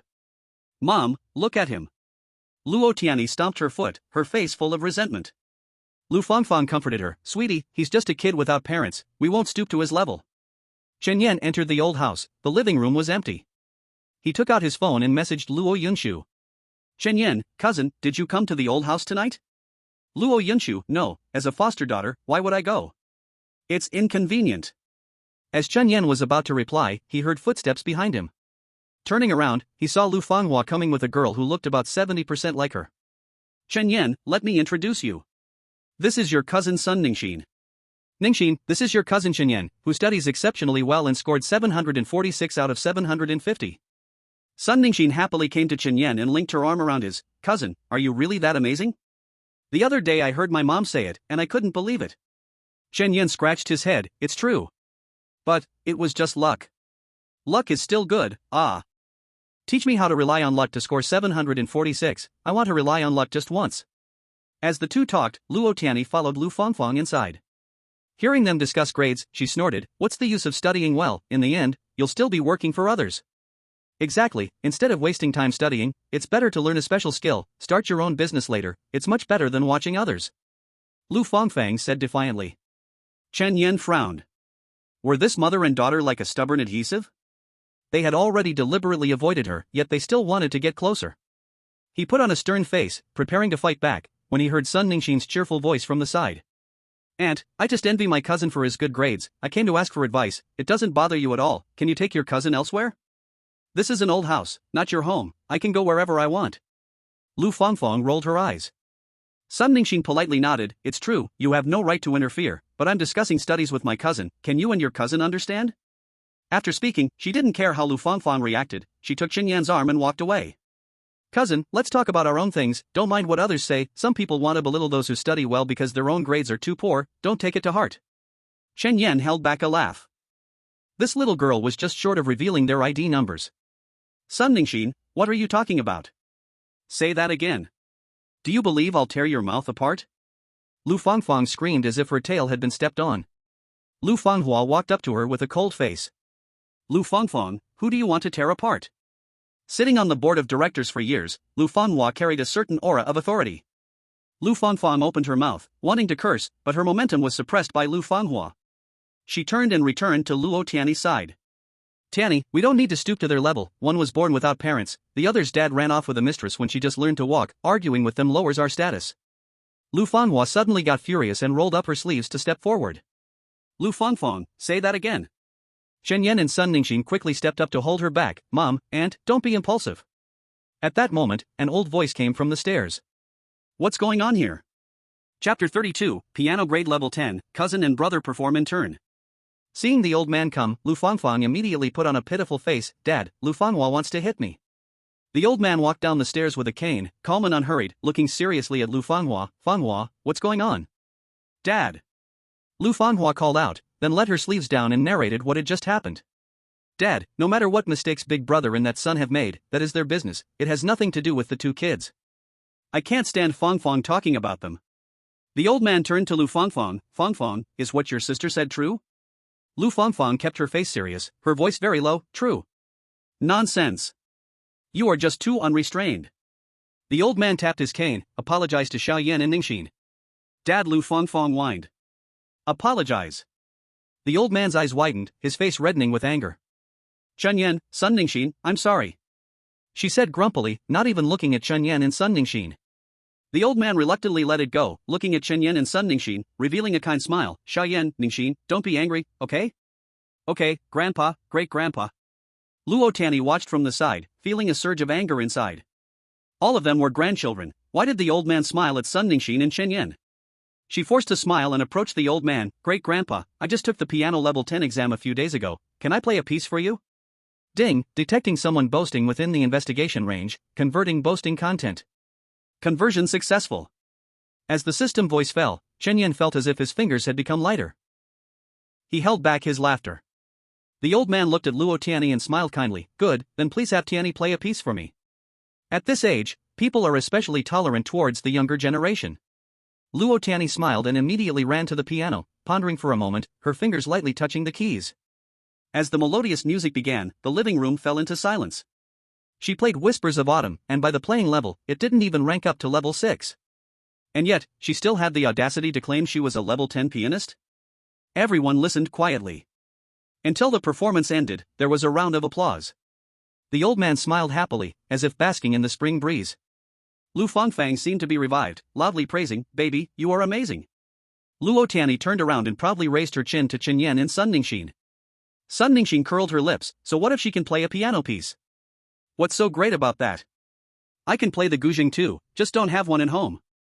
Chen Yan glanced at her and couldn't help but chuckle. At this moment, Luo Tiany approached Chen Yan. "Cousin Chen Yan, Grandpa was upset because of us earlier, I've already cheered him up. Don't you think you should perform something to make Grandpa happy?" Chen Yan chuckled softly. He didn't want to target this arrogant cousin who loved to brag. But his cousin seemed unwilling to let him off the hook and insisted on making him embarrassed. Since that was the case, there was no need to spare her feelings. "Since my cousin wants to see me perform, I will play the piano for Grandpa." The old man looked surprised. Chen Yan had grown up outside, and he had always kept someone watching over him. He had never heard he had learned the piano. Xiao Yan, you can play the piano? Chen Yan nodded with a smile, I know a little. The old man immediately broke into laughter, just about to speak when Lu Fangfang interjected, Xiao Yan, it's not that your aunt looks down on you, but with your background, it's quite rare to see a piano, let alone have the money to learn. Your cousin just showcased a piece, you shouldn't humiliate yourself. Her words were like a discordant note, breaking the peaceful atmosphere in the living room. The old man frowned, Fangfang, if you can't speak properly, then don't say anything. Since Xiao Yan said he knows a little, let him give it a try. You're over 40, why are you arguing like a child? Dad, Lu Fangfang wanted to argue, but Luo Tianyi immediately came to her side, pulling her hand, Mom, since cousin wants to perform, let him. I want to hear cousin's performance too. After speaking, she looked at Chen Yan with a teasing smile, Cousin, don't be nervous in front of a level 10 piano master like me. Chen Yan scoffed lightly, is it necessary? He stepped forward and looked at the piano, Cousin, you say you're a level 10 pianist, but the piece you just played was only about level 5 in difficulty. Why don't you play something harder so I can be impressed? Luo Tianyi's eyes flashed with a hint of panic, hurriedly smiling as she explained, let's forget about that, Grandpa wants to hear you play. What if I choose a more difficult piece, and then you don't dare to play? What if Grandpa blames me? Chen Yan snorted, if you don't dare to play, just say it. Why make so many excuses? Are you afraid you can't perform? Luo Tianyi gritted her teeth, her eyes fierce, Cousin, the one looking for an excuse not to play is you. Are you going to play or not? If not, don't waste everyone's time. Chen Yan chuckled and sat down at the piano. The piece I am going to play is the first movement of the G major sonata. Please enjoy my performance. G major sonata, first movement? Luo Tianyi's expression suddenly changed. Sun Ningxin quickly took out her phone and opened a search engine. After searching for a while, she gasped, covering her mouth, oh my god, cousin is going to play a level 10 piece. Level 10. Everyone looked at Chen Yan in astonishment. Level 10 is the highest grade in the current piano ranking. After more than 10 years of hard practice, it's probably very difficult to achieve this accomplishment. Xiao Yan, are you really going to perform this grade 10 piece in G major? The old man asked in shock. Before Chen Yan could respond, Luo Tianyi sarcastically said, Grandfather, cousin must be joking with you. The first movement of the G major sonata is not easy among all grade 10 pieces. He has never learned piano, how could he possibly play it? Cousin. Chen Yan immediately interrupted, just because you can't play it doesn't mean I can't. How about you zip your mouth and let me play properly? Luo Tianyi huffed, fine, then go ahead and play. I want to see who will be embarrassed if you can't do it. You don't need to worry about that. Chen Yan took a deep breath, and his hands rested on the piano keys. In fact, Lu Fangfang and Luo Tianyi were not wrong, it was indeed his first time touching a piano. In the past, he could barely manage to live, let alone have money to learn piano. But not having touched it does not mean he cannot play. The cheerful and vibrant sounds of his performance filled the living room. Everyone was shocked once again. Luo Tianyi looked as if she had seen a ghost, repeatedly murmuring, how is this possible? How could this be? How could he possibly play this piece? Chapter 33, Dealing with Aunt and her daughter, the old man publicly makes a will. After finishing the performance, Chen Yan slowly stood up. Good. Sun Ningxin shouted while clapping, and everyone else in the living room followed suit. The old man smiled, looking at Chen Yan with satisfaction. Luo Tianyi gritted her teeth in anger, shouting, impossible. This piece is so difficult, how could you play it? He. Chen Yan calmly turned his head, just because cousin can't play it doesn't mean I can't. With so many people watching, could I still cheat? If you feel dissatisfied, you can play a piece even harder than mine, how about it? He stepped away from the piano and gestured invitingly. Luo Tianyi's brows twitched. How dare she play again? If she really found a piece harder than the first movement of the G major sonata, wouldn't it instantly expose her? Her face darkened as she quickly walked in front of Chen Yan, raising her hand to search his pockets, you bastard, without parents, how could you play better than me? You must have something up your sleeve. Chen Yan was quick, grabbing her wrist with force and then pressing her head down onto the piano. When? A discordant sound echoed. Chen Yan coldly said, don't think just because you are my cousin, you can act recklessly in front of me. Chen Yan, let go of me. I want to expose you as a fraud. Luo Tianyi shouted as she struggled. Lu Fangfang also came to her senses, rushing to the piano, raising her hand to grab Chen Yan's face. Fangfang, stop. The old man tapped his cane and shouted in a low voice. Lu Fangfang ignored him completely, her sharp nails already reaching toward Chen Yan. Chen Yan decisively let go of Luo Tianyi and swiftly seized Lu Fangfang's wrist, raising his other hand. Slap. A crisp sound of a slap rang out. Lu Fangfang staggered back 2 steps, her ears buzzing. She covered her face, incredulously saying, "You dare hit me? You actually dared to hit me? You were going to hit me. What's wrong with me hitting you back?" Chen Yan said expressionlessly. Lu Fangfang yelled hysterically, "I am your aunt, I am your elder." Elder? Humph. Chen Yan smirked, "Have I ever spent a cent or eaten a grain of rice from your family? What right do you have to claim to be my elder in front of me?" Lu Fangfang, furious, turned to glare at Lu Fanghua. "Sister, take a good look. This is the student that your Jiahao produced." Lu Fanghua snorted coldly, "I don't think Chen Yan did anything wrong." Not resisting when wronged is not what a Jiahao student would do. Lu Fangfang stamped her feet in anger and turned to the old man. "Dad, are you not going to do anything about your grandson hitting me? He deserved it." The old man's face was as cold as ice. "I told you to stop, did you listen?" "Dad." She wanted to say something, but saw the old man raise his hand. "No need to say more. Today, I called you all here because I want to make my will in front of you. Any grievances, just keep them to yourselves. Come sit on the sofa properly." The old man led the butler and walked over to sit down. The others took their seats one after another. "Butler, read the will." The old man rested his hands on his cane, exuding an air of authority without being angry. The butler stepped forward, opened the folder in his hand, and cleared his throat. "Will, I, Qin Shenbong, aged 76, identification card, place of origin, blah blah blah, upon my death, all my estate will be divided into 3 parts, my eldest grandson Chen Yan will receive 40%, my eldest daughter Lu Fanghua will get 30%, and my second daughter Lu Fangfang will also get 30%. This will has been notarized by the Yunqing notary office and is valid." The butler closed the folder. Chen Yan was a bit surprised. He had just gained this grandfather through the system, and now he was given 40% of the inheritance. It all felt like a dream. Lu Fangfang suddenly stood up. "Dad, I refuse to accept this. Why does Chen Yan get 40% while my sister and I only get 30%? If you want to pass on the inheritance to the younger generation, then Tianyi and Sun Ningxin should get a share too." The old man remained expressionless and said calmly, "Due to certain reasons within the family, Chen Yan grew up in an orphanage. Our Chen family has not taken care of him at all, so this inheritance is to compensate him." "That's not how compensation works." Lu Fangfang retorted loudly, then glanced at Lu Fanghua. "Sister, do you really have no objections? You should consider Ningxin as well." Lu Fanghua smiled lightly and said plainly, "I accept this will." "I accept it too." Sun Ningxin also said with a smile. Lu Fangfang was stunned. Then she heard Lu Fanghua continue, "How much inheritance Dad wants to give Ningxin is his own business. Dad is right, Xiao Yan has never lived in the Chen family, and the Chen family owes him. If your family Tianyi had grown up in such a bad environment, I would even give up my inheritance rights entirely for Tianyi." She turned to look at Sun Ningxin, her eyes full of affection. "My Ningxin only needs to inherit my estate in the future, she doesn't need to worry about others."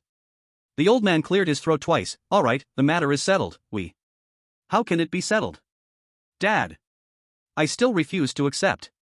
Lu Fangfang interrupted the old man again, her eyes filled with tears as she looked at him. "Dad, can you honestly say who has been filial to you all these years?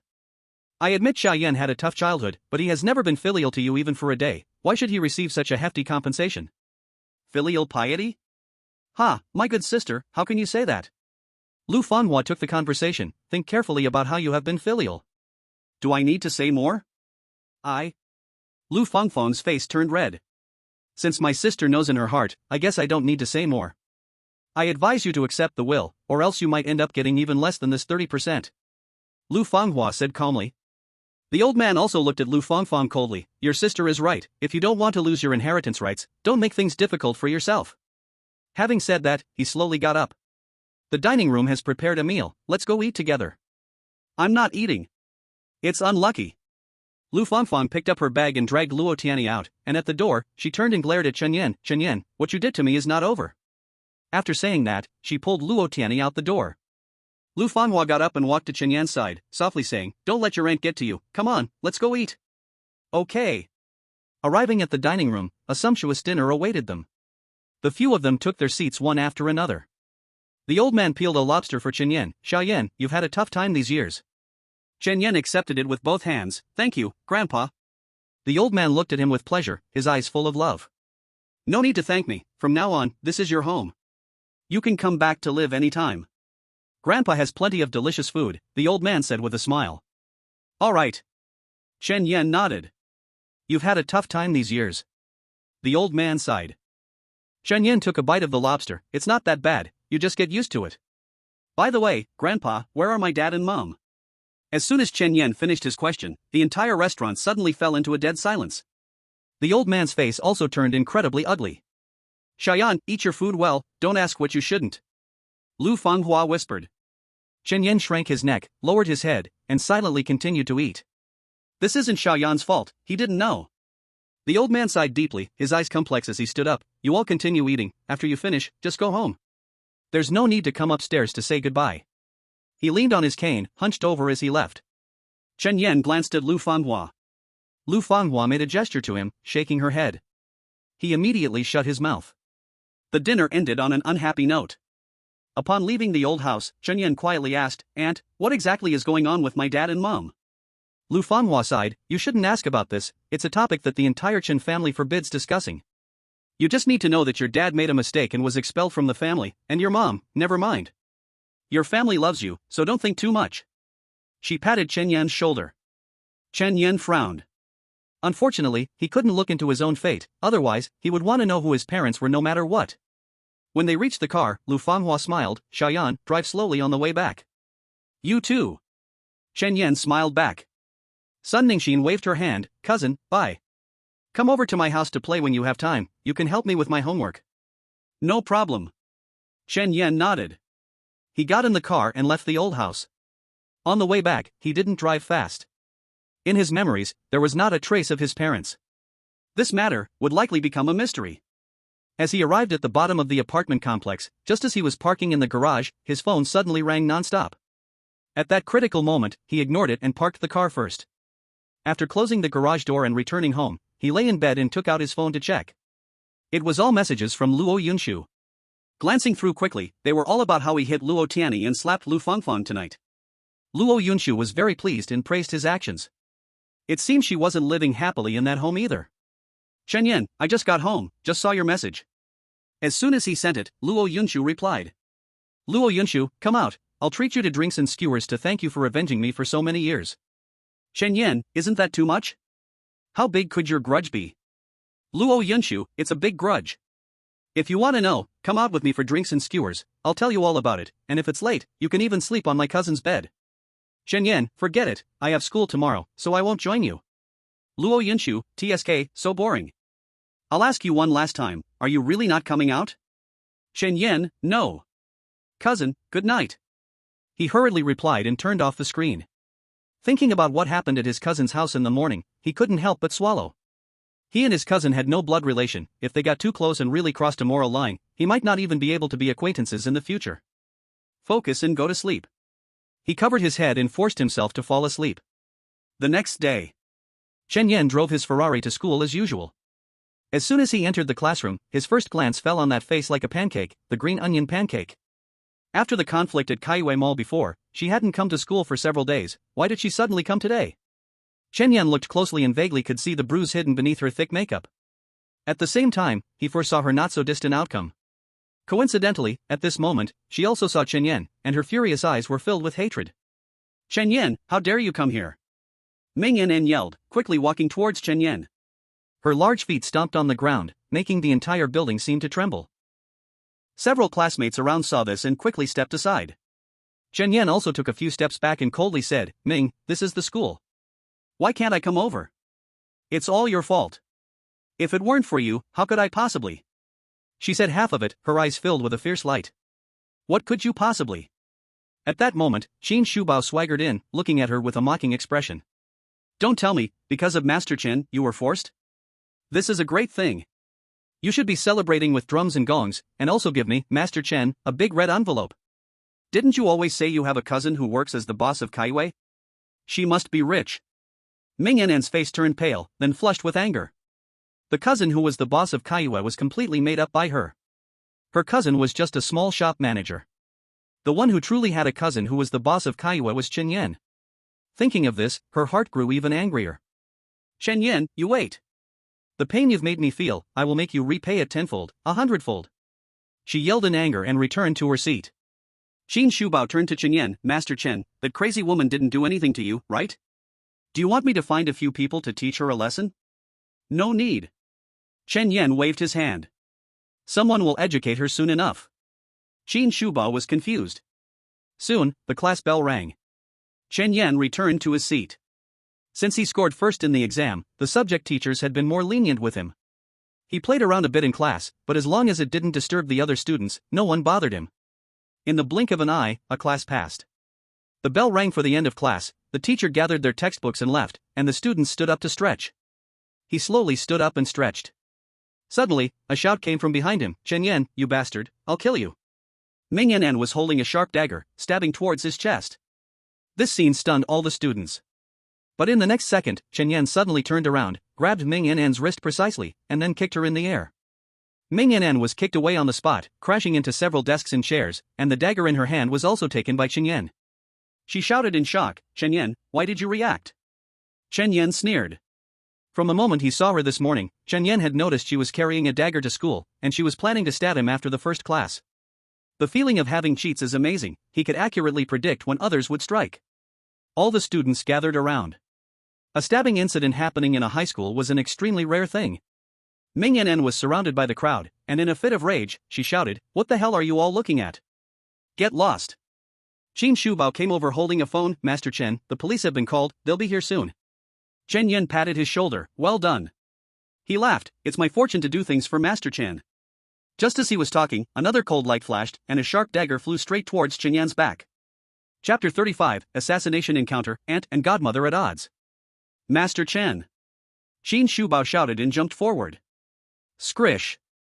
The sound of the school uniform being torn echoed.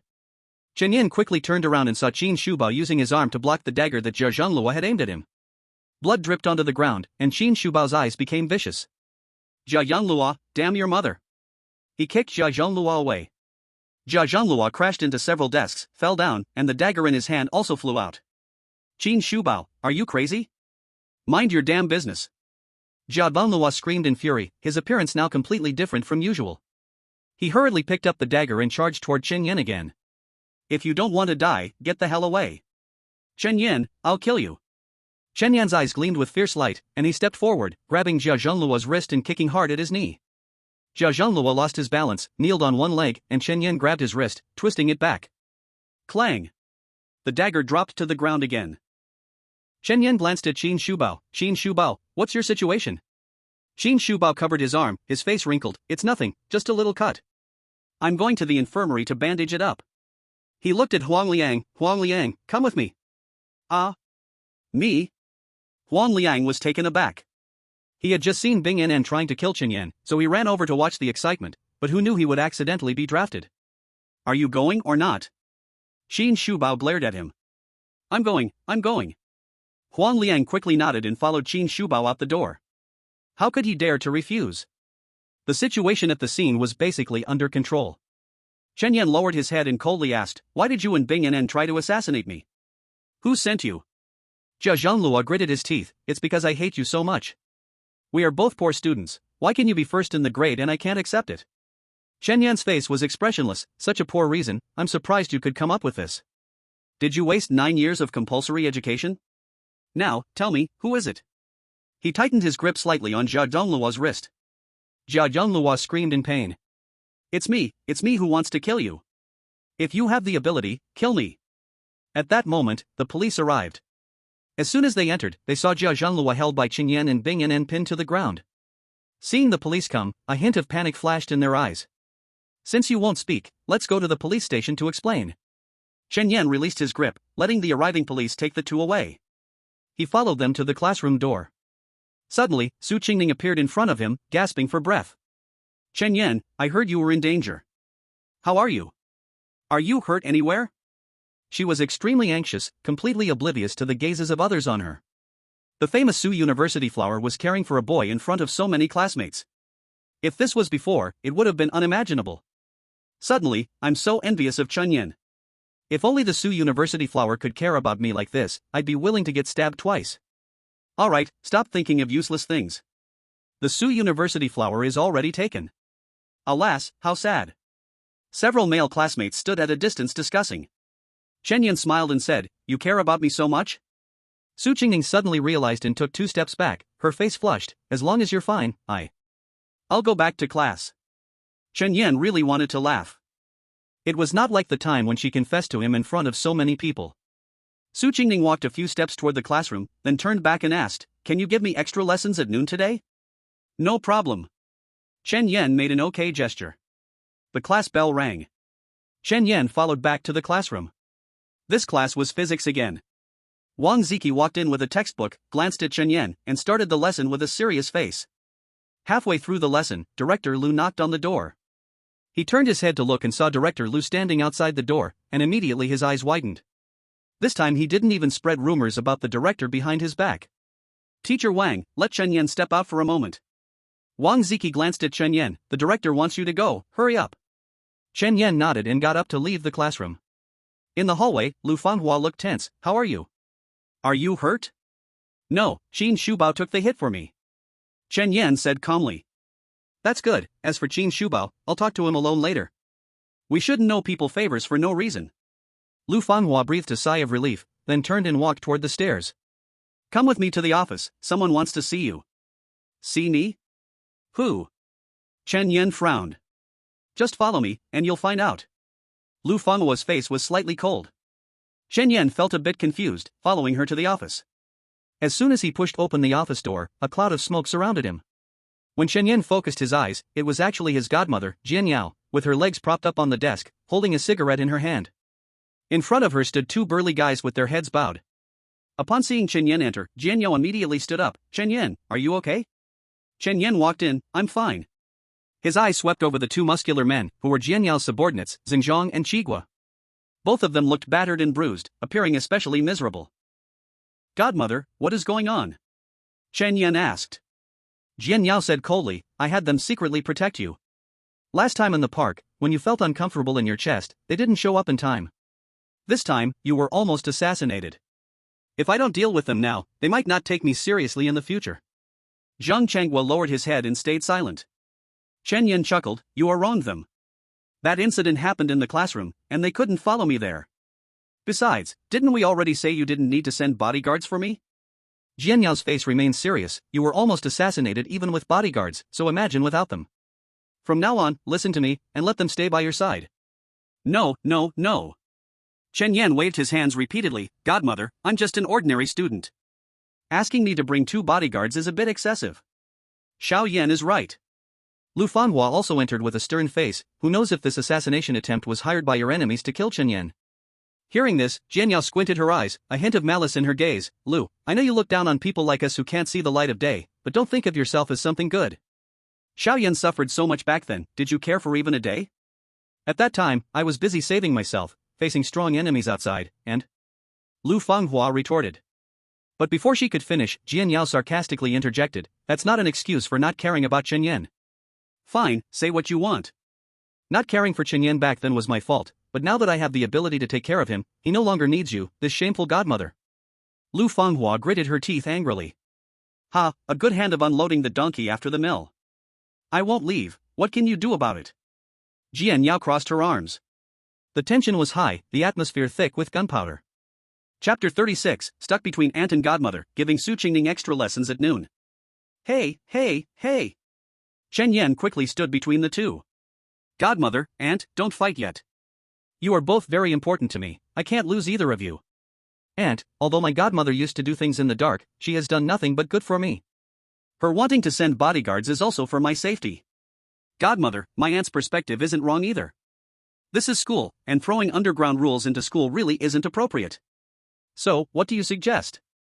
Both women looked at him simultaneously. He swallowed and felt a chill run down his spine. Being stared at by two powerful women like this felt. Why don't you both discuss it? Just don't fight, and I'll head back to class first." Chen Yan said and turned to run. How the godmother and aunt discuss doesn't concern him, he just needs to stay out of it. As long as he doesn't get caught in the middle, he won't be stuck between them, and perhaps they can be more rational. As for fighting, that definitely wouldn't happen, they are both high-class individuals. Fighting would only lower their status? Back in the classroom, he hardly stepped out the entire morning. At noon, he went to the canteen with Su Qingning. After eating, the two headed to the pavilion behind the teaching building. It was quiet here, occasionally someone would come by to date. Today was quite fortunate, no one came around. The two sat by the stone table and opened their textbooks. Chen Yan now had the level of a top lecturer, his teaching was simple and clear, and he could easily give many examples. Su Qingning found it easy to understand, even felt that Chen Yan taught much better than the teacher. How nice it would be if I had encountered such a good teacher earlier. She glanced at Chen Yan, thinking to herself. Then, she focused intently on the textbook. Just as they were studying hard, the class leader of class 19, Li Ming, rushed over anxiously. Chen Yan, he shouted. Chen Yan slowly raised his head, seeing his distressed expression, and asked, "What's wrong?" "Chen Yan, I know you know Captain Zhang. Please, help me talk to him and let him stop the ban on my family. Our project can't go on anymore." His words were filled with pleading. Chen Yan smiled. "First of all, I don't have Officer Zhang's contact information. Secondly, this is your problem with him. Lastly, what does your family have to do with me?" Li Ming's face looked extremely bad, and he ran to Su Qingning's side. "Classmate Su, please help me." How can I help you?" Su Qingning countered, snorting coldly. "Did you ever think about this day when you brought all the boys in class to trouble Chen Yan?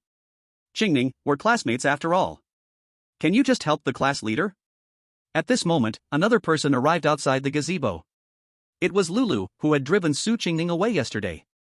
Because she was helping Li Ming, Su Qingning had cut ties with her yesterday noon. So what if we're in the same class? Do I have to help him just because we're in the same class? You're also in the same class as him, why don't you help? Su Qingning asked 3 questions in a row. Lulu had a pained expression. "I just can't help. If I could, I would help. Right now, the only one in our class who can help the class leader is you. Think about it, you've been in this class for 3 years, and the class leader has always taken care of you. You. Stop, don't moralize in front of me and waste my study time." Su Qingning interrupted her. "If you don't have anything else, you can leave." Lulu was angry and embarrassed. "Su Qingning, do you still have a bit of kindness left? For a boy from another class, you want to abandon your fellow classmate. Aren't you also the kind of person who sells out friends for a man? What right do you have to criticize others?" Chen Yan sneered. Lulu's eyes flickered for a moment but quickly returned to calm. "What are you shouting about? Don't slander people." "Slander? Then explain why your hairband and Li Da's wristband are the same style? Why are your shoes also the same? Why?" Chen Yan took a breath. "You both use the same brand of shampoo? If you say there's no relationship between you two, who would believe it? You can go back. No matter how you plead with us today, we won't help.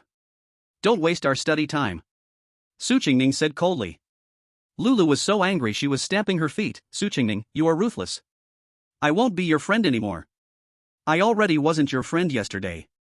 Have a good trip, no one is seeing you off." Su Qingning's face was expressionless. The two returned empty-handed, while Chen Yan and Su Qingning gathered their spirits and resumed their study session. Time passed quickly, and there was half an hour left for lunchtime rest. "Let's just cover these for today." Chen Yan closed the book. Su Qingning nodded, looking at the densely written words in her notebook, smiling. "Thank you, Chen Yan. You are really a good teacher." Thank you for the praise, School Beauty Su. Let's go back." "Okay." The two returned to the teaching building together. The afternoon class was very dull. Chen Yan took 2 naps, and it was time to leave school in the evening.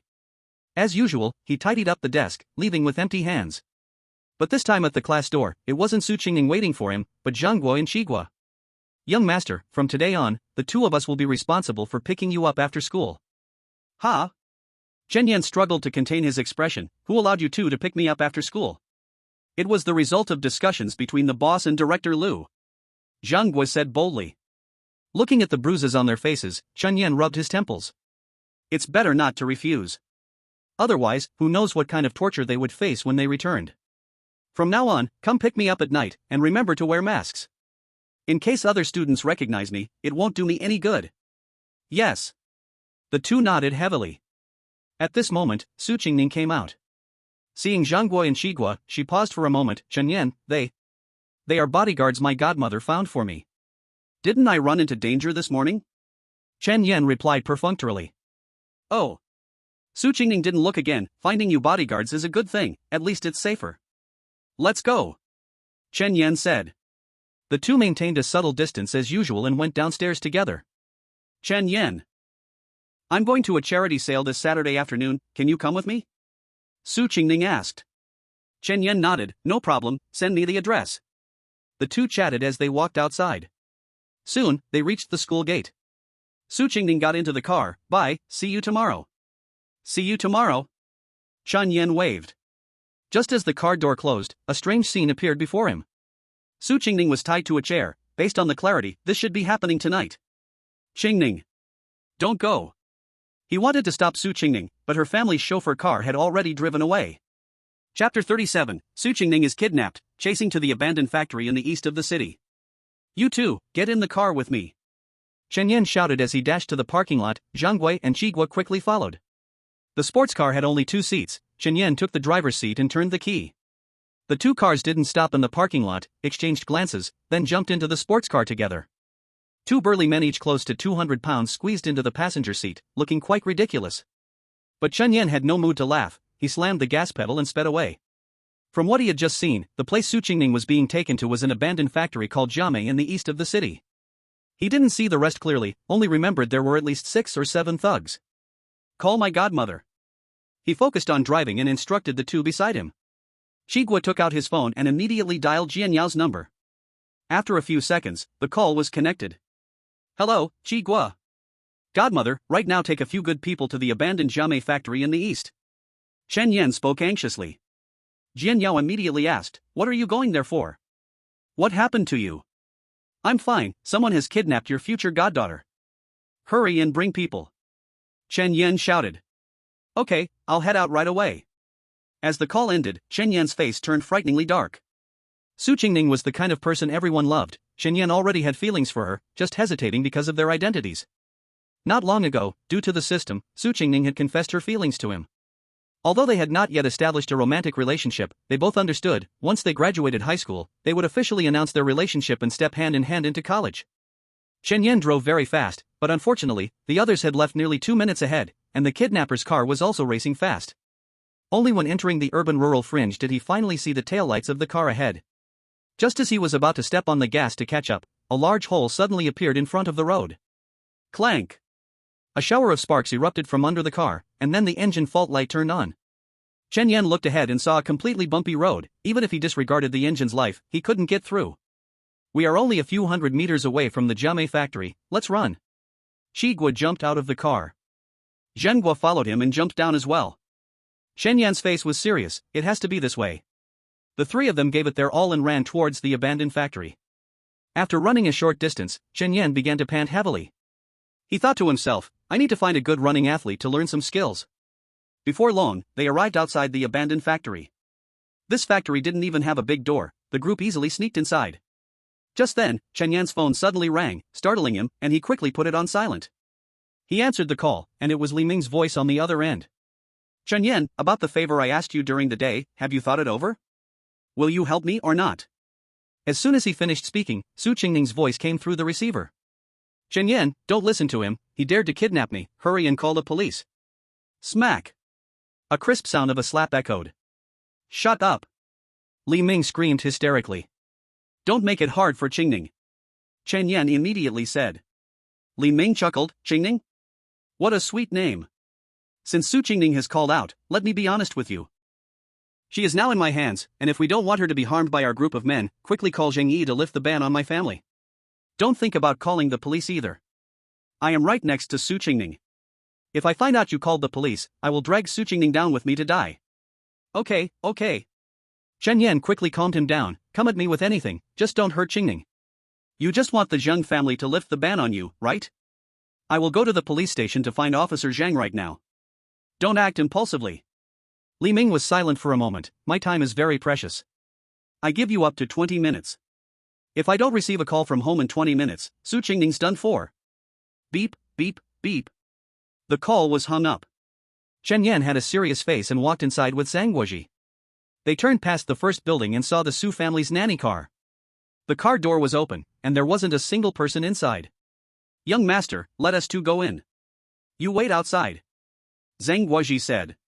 Chen Yan shook his head, not saying a word, and walked right inside. Inside the factory, it was desolate. Everything that should be torn down had been cleared away. The 3 of them walked in secrecy, afraid of being discovered. After walking a short distance and turning 2 corners, faint yellow light appeared. He crept over and hid behind a wall corner to see the situation inside. Inside, besides Su Qingning, there were 7 people. Li Ming, the Su family driver, and 5 burly thugs. Chen Yan crouched and sneaked forward from the dark. I've cooperated with you to bring people here, where's the money?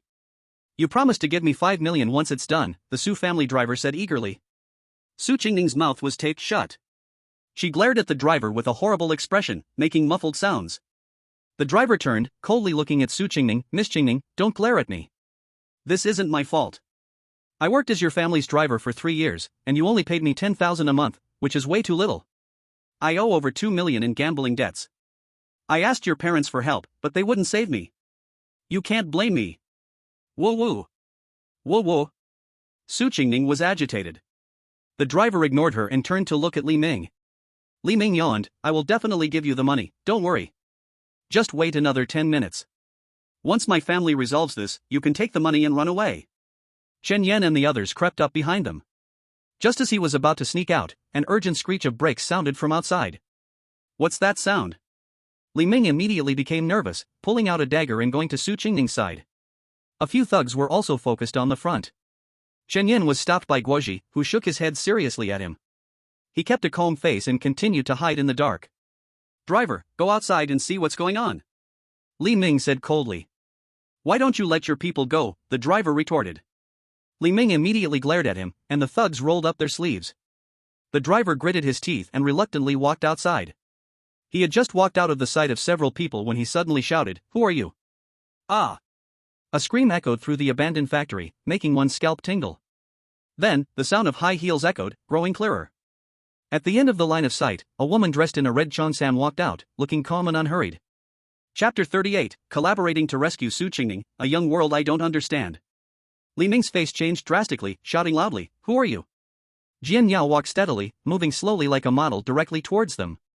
Calmly, she said, I am Jian Yao, but I prefer others to call me the Underground Queen of Yunchen. Underground Queen? Everyone present was shocked. Even Su Qingning's eyes widened. She never expected that.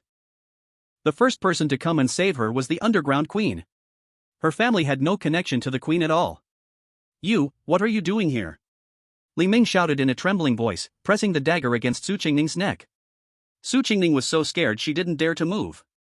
Jian Yao calmly said, Naturally, I'm here to save someone. Let that girl go. She kept walking forward, her eyes scanning the faces of the thugs. Leave now, or I'll spare your lives. The thugs trembled. As fellow underground figures, they knew very well the power of Jian Yao. Queen of the underground in Yun City, a ruthless person who had fought her way out of bloodshed. You guys go, she's not the underground queen, go. Li Ming screamed hysterically. The thugs hesitated visibly. Think of your families. If you don't act, I'll fucking go after your families right now. Li Ming was nearly out of his mind. After a moment of hesitation, the thugs stepped forward, blocking Jian Yao's path. Jian Yao kept walking, her expression showing no sign of worry. The thugs exchanged glances and raised their fists, rushing forward. Suddenly, a shadow fell from above their heads. Bang! A dull sound echoed as one of the thugs was knocked unconscious without warning. The shadow stood up, the muscles of the figure resembling a mountain. It was Duowun, the fiercest close combat fighter of the four great kings. The thugs were startled, quickly turning around, swinging their fists at Duowun. Duowun's eyes gleamed coldly, raising his fist the size of a grinding disc, and striking heavily. The thug closest to him flew backward instantly, rolling across the ground, dead or alive unknown. Then, Duowun swung his hand again. Another thug was sent flying, landing on the ground with a thud, struggling for a moment before passing out. The remaining two thugs gained a slight advantage, landing punches on Duowun. But in the next second, they were stunned. Duowun stood there, unhurt, even his expression unchanged. Boundless fear spread in their hearts. Duowun raised his hand, grabbing the two by their hair and smashing their heads together. The two instantly collapsed, lying sprawled on the ground. Chen Yan, hiding in the shadows, couldn't help but grin. Is this still a human? This is clearly a human tank. In less than 5 seconds, all 5 thugs were taken out. If he went underground to fight in illegal matches. TSK, TSK, TSK. He didn't dare to imagine. Seeing the thugs defeated, Li Ming panicked even more, clutching the dagger tightly and shouting, Stay where you are, or I'll take Su Qingning down with me. Chen Yan, seeing this, didn't care about Zhang Zhuang and Qigui anymore, rushing out immediately. Jian Yao noticed him, immediately smiling and stopping in her tracks, looking at Li Ming. Little student, your thugs are all gone. I advise you to release her, or you'll suffer the consequences. No. I won't let her go. Li Ming shouted with bloodshot eyes, Stay away, or I'll really kill her. Jian Yao chuckled lightly. Killing her will benefit you? You look about 18 or 19, your life is just beginning, why throw it away? What do you know? Li Ming shouted excitedly. Since the day she entered high school, she captured my heart. Seeing her being bullied by that poor bastard, I stood with all the boys in the class to back her up, and in the process, my family's business was almost destroyed. She didn't even care. The way I treat her, she asked for it. Chen Yan was still 10 meters away from him. Jian Yao continued, mocking him, so you want to drag her down with you? Your actions are no different from. Fortunately, you're not my son. If you were, I'd throw you into the toilet right now. Say that again. Li Ming raised the dagger, pointing it at Jian Yao. I'll fucking kill. Before he could finish, Chen Yan suddenly appeared, grabbing his wrist and twisting it violently. Li Ming screamed in pain as the dagger fell to the ground. I'll teach you to kidnap. Who the hell do you think you can kidnap? I curse you. With fist after fist, kick after kick. Chen Yan used every move he could think of on Li Ming. It was not like the violent knockout of a human tank. Every move aimed to hurt even more. From the moment he appeared, the screaming never stopped. Su Qingning stared dumbfounded at Chen Yan's figure, her eyes filled with tears. Zhang Zhang and Qi Guo walked out from the darkness, and Jian Yao waved at them with a kind smile. The two immediately untied Su Qingning. At this moment, Chen Yan had also finished venting his anger. He slowly stood up, and at the same time, Su Qingning crashed into his arms, crying loudly. Chen Yan, you scared me to death. Chen Yan raised his hands, signaling surrender. Although he and Su Qingning understood each other, they had not formally gotten together yet. Opposite them, Jian Yao and the other three wore smiles, all looking at him. He softly said, all right, I saved you, didn't I? It's fine now. Su Qingning seemed not to hear and continued crying into his chest. Ahem. Qingning, could you loosen up a bit? I can't breathe. Chen Yan coughed a couple of times, and only then did Su Qingning realize something was wrong, quickly letting go and wiping her tears. I was just too scared. It's okay. Chen Yan scratched his head and smiled. Jian Yao on the other side, looking disappointed as if they missed a good show. She slowly stepped forward. Little girl, go back and tell your dad to find a driver who is sharp-eyed.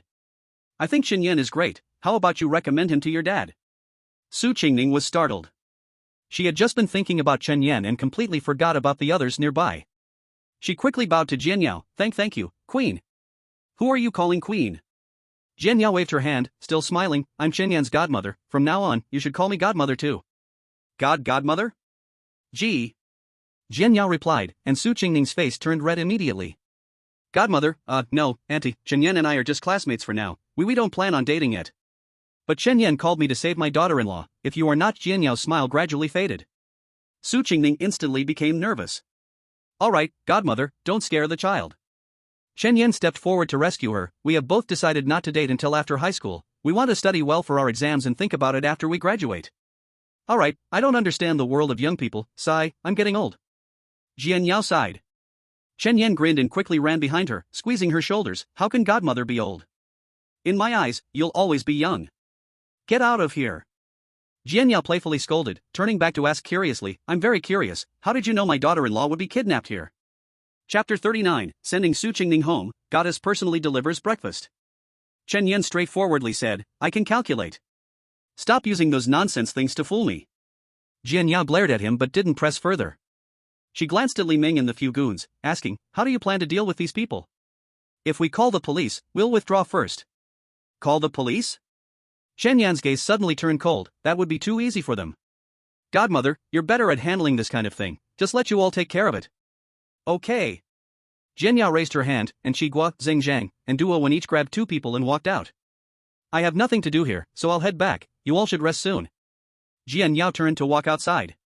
Chen Yan quickly said, Godmother, my Ferrari's oil pan is broken. You find someone to tow it for repairs. I don't have the time. Got it. Jian Yao didn't look back, her voice somewhat lazy. After they left, Chen Yan looked at Su Qingning. Let's go, I'll take you home. Su Qingning gently nodded, following him out of the building. On the way home in the nanny car, Su Qingning said, Chen Yan, thank you so much this time. If it weren't for you, I can't even imagine what they would do to me. Chen Yan raised the corner of his mouth. You also suffered because of me, so what's there to thank? I should be apologizing to you. Su Qingning shook her head and then asked, how did you know I was brought here? I just told my godmother that I can predict things. Chen Yan said easily, besides, you saw it with your own eyes in the park, didn't you? Su Qingning recalled, it seemed to be the case. Okay, I'll trust you this time. The two arrived downstairs at Sue's home. Seeing the lights on upstairs and the shadow pacing in front of the window, Chen Yan said, "Hurry home, your mom and dad must be worried." "Okay. Be careful on your way home too. Goodbye." Su Qingning opened the car door and quickly jumped out. Chen Yan just unbuckled his seatbelt, saw her running, and hurriedly shouted, "Hey, your car keys!" Su Qingning had already dashed into the hallway, completely unaware of the shop behind her. Chen Yan had no choice but to throw the keys on the car seat and hailed a taxi to go home. Time passed and it was Thursday. Chen Yan went to school. Without the Ferrari, he took the bus to the school gate just like before. The Koenigsegg was just too eye-catching, it was better to drive it less often. Just as he got off the bus and walked a little way, he saw Zhang Yi looking around at the entrance with a companion. As soon as he saw Chen Yan, Zhang Yi immediately walked up with a smile. "Chen Yan, the investigation results are out." Chen Yan asked with a serious face, "Who ordered them?" Zhang Yi said, "It's the boss of Tianzheng Industries, Qian Shengtian." "Tianzheng Industries? Qian Shengtian?" Chen Yan raised his eyebrows. "I don't even know him." Zhang Yi was not surprised, continuing, "Yesterday we just found out the mastermind and immediately took action, but when we got to his house, we learned he had already fled abroad with his family the night before." At this moment, even Chen Yan could figure out that someone wanted to kill him, and Qian Shengtian was just the other party's pawn. "We traced a large sum of money into his overseas account, enough for him to live freely abroad for many years, but the source of the money is still unclear. So we came to ask you which powerful people you might have offended recently?" Chen Yan thought for a moment and started counting on his fingers. Shen Zilian and the Four Fools of Yunqing following him, Liming Group, the antique shop of the class monitor from class 22 next door, and then my little aunt Lu Fangfang. Other than that, there's basically no one powerful I've offended. Okay, we'll continue to investigate based on the information you provided once we go back. Don't worry, as long as someone among them has bad intentions, we will definitely catch them. Okay. Chen Yan quickly walked into the school gate, and Zhang Yi left with his companion. On the way to class, he looked troubled. He took out his phone and sent a message to his godmother, asking her to help trace Qian Shengtian as well. It wasn't that he didn't trust the police, but there were some methods the police couldn't use. If his godmother found a clue, there were countless ways to uncover the true mastermind behind it. "Godmother, I've already arranged for someone to investigate. This matter won't be settled easily." Chen Yan, "Thank you, godmother." "Godmother, why are you so polite with me? By the way, that girl you brought home last night, did her family say anything?" Chen Yan, "I don't know, I didn't follow her upstairs." "Godmother, you silly boy, why didn't you go up with her? Maybe her parents liked you and would have let you stay overnight." Chen Yan, "Godmother, are you joking? She's a girl." "Alright, I won't talk to you anymore, I have to go to school." He put away his phone and quickly walked towards the classroom. Once he entered the classroom, his first glance landed on Qin Shubao, who was hanging his arm and lounging on a chair. Since he got hurt yesterday, he hadn't come to class for a whole day. As soon as he saw Chen Yan, he immediately stood up. He cheerfully ran over and asked, "Master Chen, have you found the behind-the-scenes killer?" Chen Yan shook his head, "No. That's impossible." Qin Shubao frowned. The scallion pancakes and jajunlu are not the kind to hide things, just a little intimidation would make them spill everything they know. They did spill, but the people they named I don't even know. Chen Yan shrugged. "Who?" Qin Shubao asked. Chen Yan said, "Tianding Industrial, Qian Shengtian." As soon as he finished speaking, a gasp came from the doorway. Turning around, he saw Su Qingning walking over, holding a pink lunchbox, under everyone's gaze. Seeing this, Qin Shubao chuckled quietly, "Master Chen, you go ahead, I won't disturb you." He dashed away in a flash. Su Qingning came in front of Chen Yan, presenting the lunchbox with both hands. "Chen Yan, thank you for saving me yesterday, this is breakfast I made for you, please try it." Chen Yan smiled as he took it, "Thanks a lot." A chorus of oohs echoed around them. This scene happened to be witnessed by Fang Jiqiang, who had just entered. Fang Jiqiang gritted her teeth, her eyes filled with hatred. Why? Ever since Su Qingning confessed to Chen Yan, anything he did seemed to go so smoothly.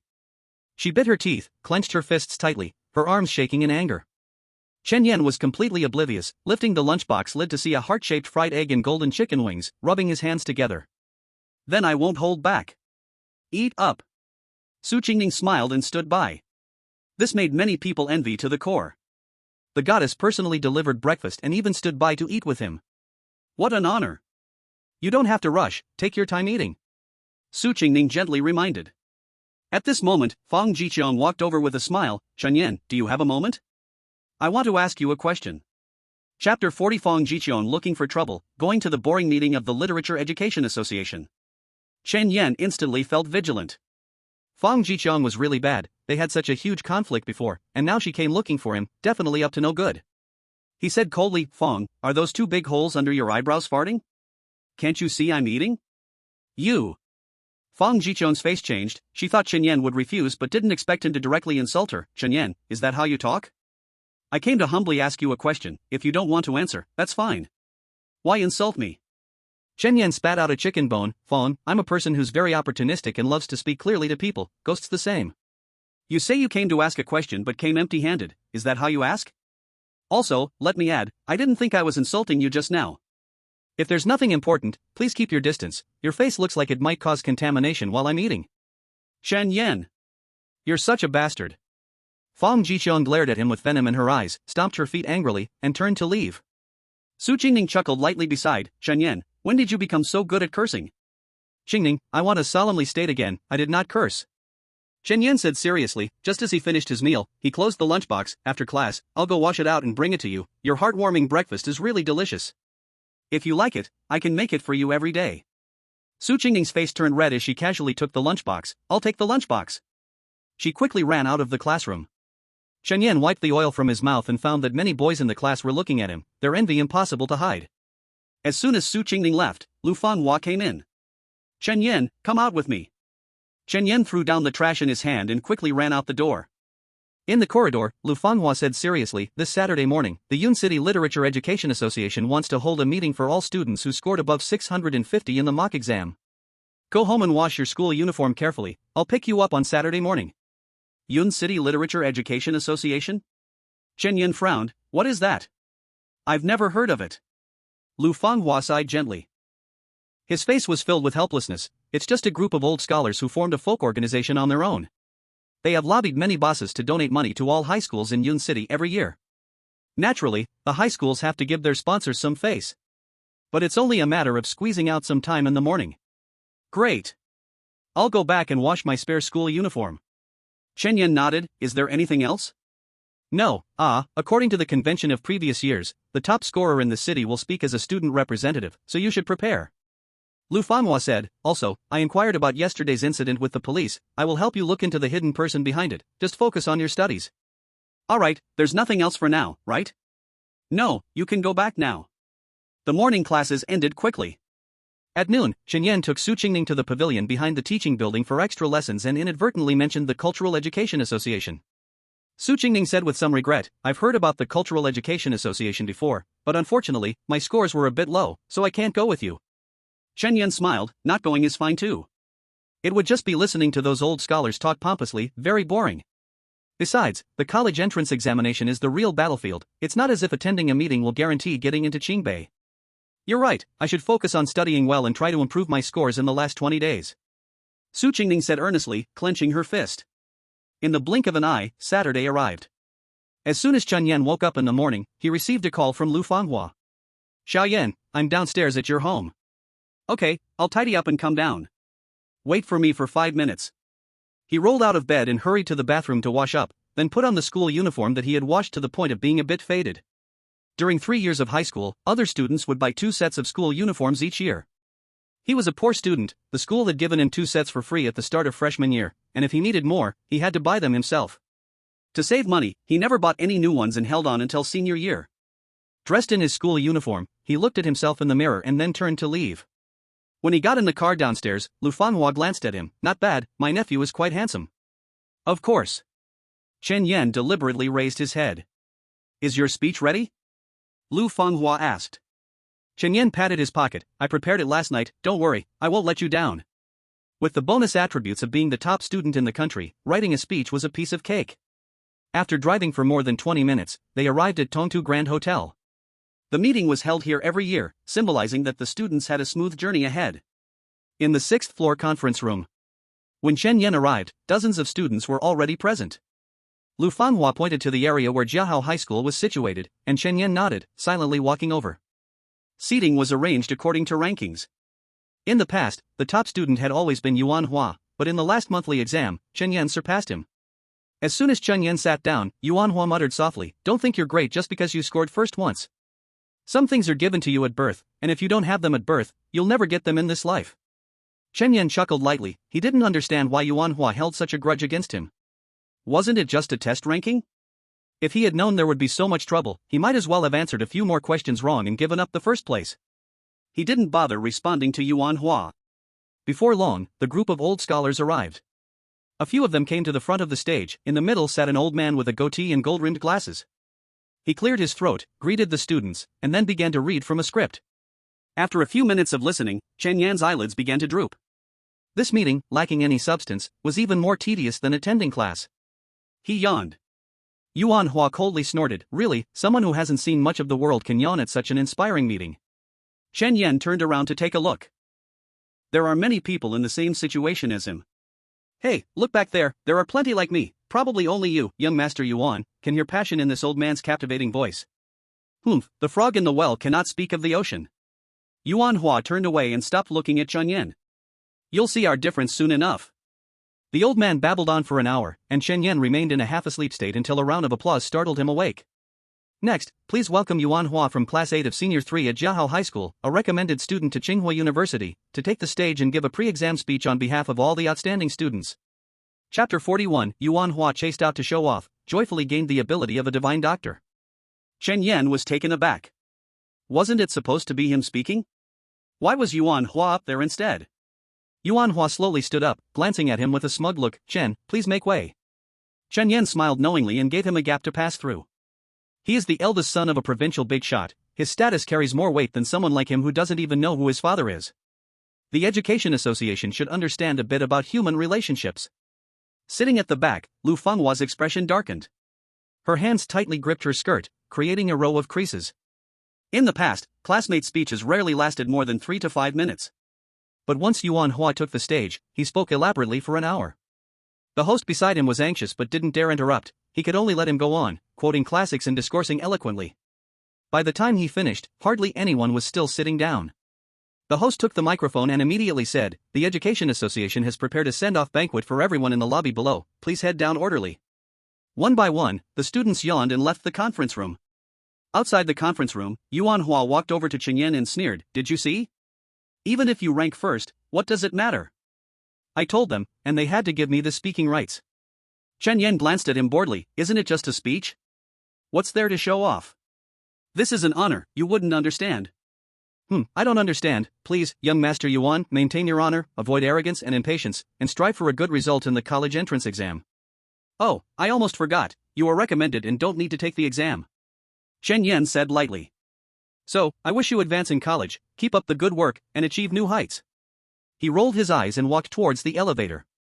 At the elevator, Lu Fenghua found him with an unhappy face. "Chen Yan, there was a bit of an issue this time, and you didn't get to speak. Isn't it just a speech opportunity? I really didn't mind. There's no need to comfort me, Director Lu." Chen Yan waved his hand and glanced at the time. It was already past 10. In the afternoon, he still had to go to Su Qingning's place to accompany her to a charity banquet. He turned to Lu Fenghua. "Director Lu, I have something to do this afternoon. Can I skip that nonsense send-off banquet?" Lu Fenghua's face became troubled. "Please bear with it a little longer. You need to show your face at the table before leaving. Otherwise, the Education Association might take advantage and intentionally cut our funding next year." "Fine, for you, I'll go along with it." Chen Yan sighed. Once downstairs, everyone took their seats, and the president of the Education Association walked around each table, encouraging the students. Chen Yan quickly filled up halfway and, when the old man left their table, he immediately turned to slip away. He had to go home to change. He couldn't attend the evening banquet in his school uniform. He ran out of the banquet hall, and just as he didn't go far, Yuan Hua's voice came from behind. "Chen, where are you going?" Chen Yan ignored him. Talking to trash made him feel cheap himself. Seeing this, Yuan Hua quickened his pace to catch up. He blocked Chen Yan and said proudly, "Chen Yan, why are you in such a hurry to leave? Is it just because you didn't get to speak? Is it necessary to throw faces at so many classmates? Big brother, if your brain isn't functioning well, let's go see a doctor. With which of your eyes did you see me throwing faces at my classmates?" Chen Yan frowned. "It's not that I'm throwing a tantrum. Why did you leave early?" Yuan Hua said, placing his hands in his pockets, thinking he was clever. "You are the top student in this mock exam in Yuncheng. Not being called up to speak might make you feel angry. But I want to tell you, the world is like this: either you have connections, or you have money. You have neither, and you will be stepped on for all your life. Chen Yan helplessly shook his head, not wanting to waste words with this crazy person, and walked around him to continue out. Just as he reached the elevator, Chen Yan was waiting for it. An old man walked over, leaning on a cane, trembling. Before he even reached the elevator, he suddenly fell to the ground. This scene terrified the old man's companions. A woman, about 25 or 26 years old, immediately rushed to the old man. "Dad, Dad. What's wrong?" "Doctor, we need a doctor, quick." Chen Yan wasn't a doctor and didn't intend to meddle, planning to walk past. But a wicked smile appeared on Yuan Hua's face. He looked at the woman in distress and thought she didn't seem like a decent person, wanting to use her to deal with Chen Yan. So he pushed Chen Yan forward from behind. His family is a traditional Chinese medicine family, he can help. Caught off guard, Chen Yan stumbled forward a couple of steps. The woman looked up, she had a bit of hope in her eyes, but upon seeing Chen Yan in a school uniform, she immediately frowned. "Do you understand medicine?" Chen Yan quickly shook his head. "I don't know anything, it's just my classmate talking nonsense." He turned to look at Yuan Hua. Yuan Hua, who was waiting to watch the show, suddenly froze and quickly replied, stiffening his neck, "Chen Yan, you always claim in school that you are the heir of a traditional Chinese medicine family. How can you ignore this sister just because she doubts you?" As he spoke, he turned to the woman. "Sister, I really heard him say he comes from a traditional Chinese medicine family, he just doesn't want to take responsibility."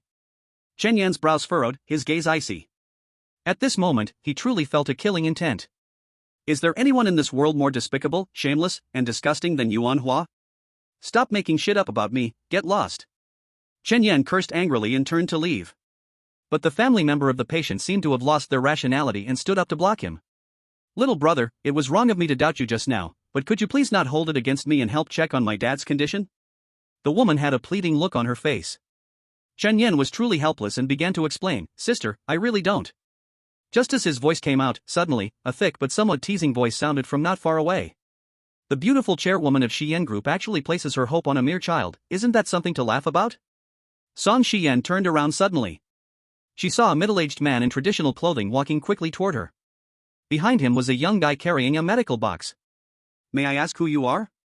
Song Xiyan momentarily couldn't gauge the identity of the person.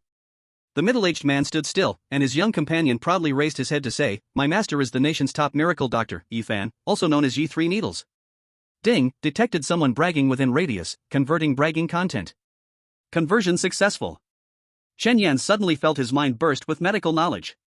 Looking at the man lying on the ground, he already understood his condition perfectly.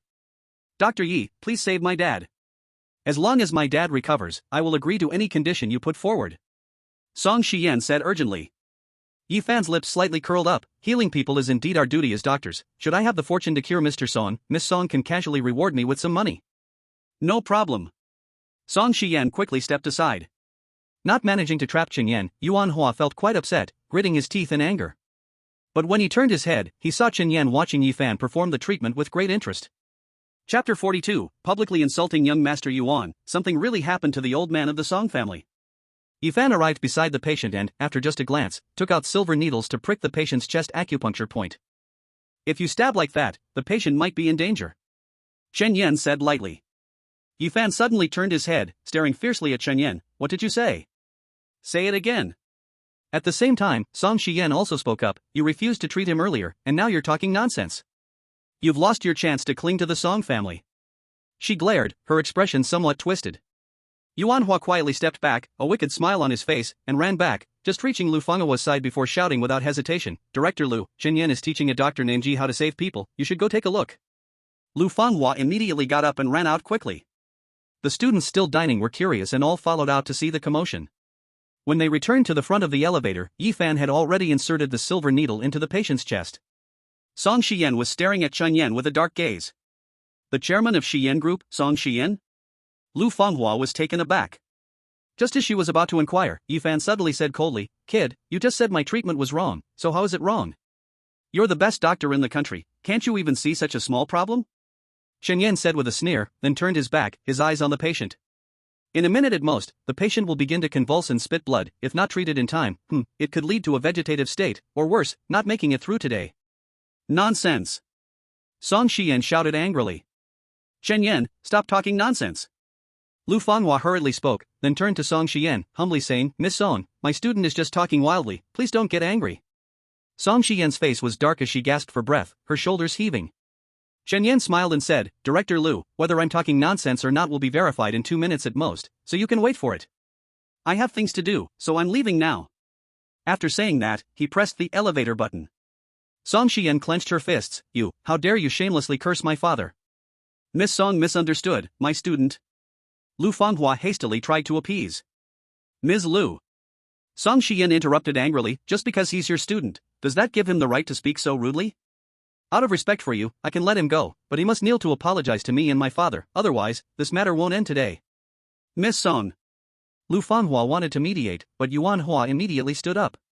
Teacher Lu, today's matter started because of Chen Yan, and it's time to teach him a lesson. You. The rage in Lu Fanghua's eyes was about to erupt. Chen Yan suddenly turned back, sneering, Yuan, is that thing under your nose called a mouth? How could it be even more shameless than a sow? You first tricked that naive Song into targeting me, then called your classmates and teachers to come and mock me, and when the director wanted to say a few words for me, you keep blocking and pushing. How could your parents raise such a lowly piece of trash? Yuan Hua's face stiffened, humiliation and fury suddenly surged in his heart. Chen Yan, you dare. I dare, you bastard. I haven't even finished speaking, so up your mouth. Chen Yan interrupted immediately, continuing to ridicule, didn't I just score slightly better than you in the mock exam? Why are you so unable to accept failure? You'll end up being a worthless failure in the future. Lucky you licked your face and picked up the guaranteed spot I didn't want, otherwise, I'm really worried you wouldn't even pass the university entrance exam. Hearing this, students and teachers' gazes turned again toward Yuan Hua. Lu Fenghua's anger was visibly about to boil over.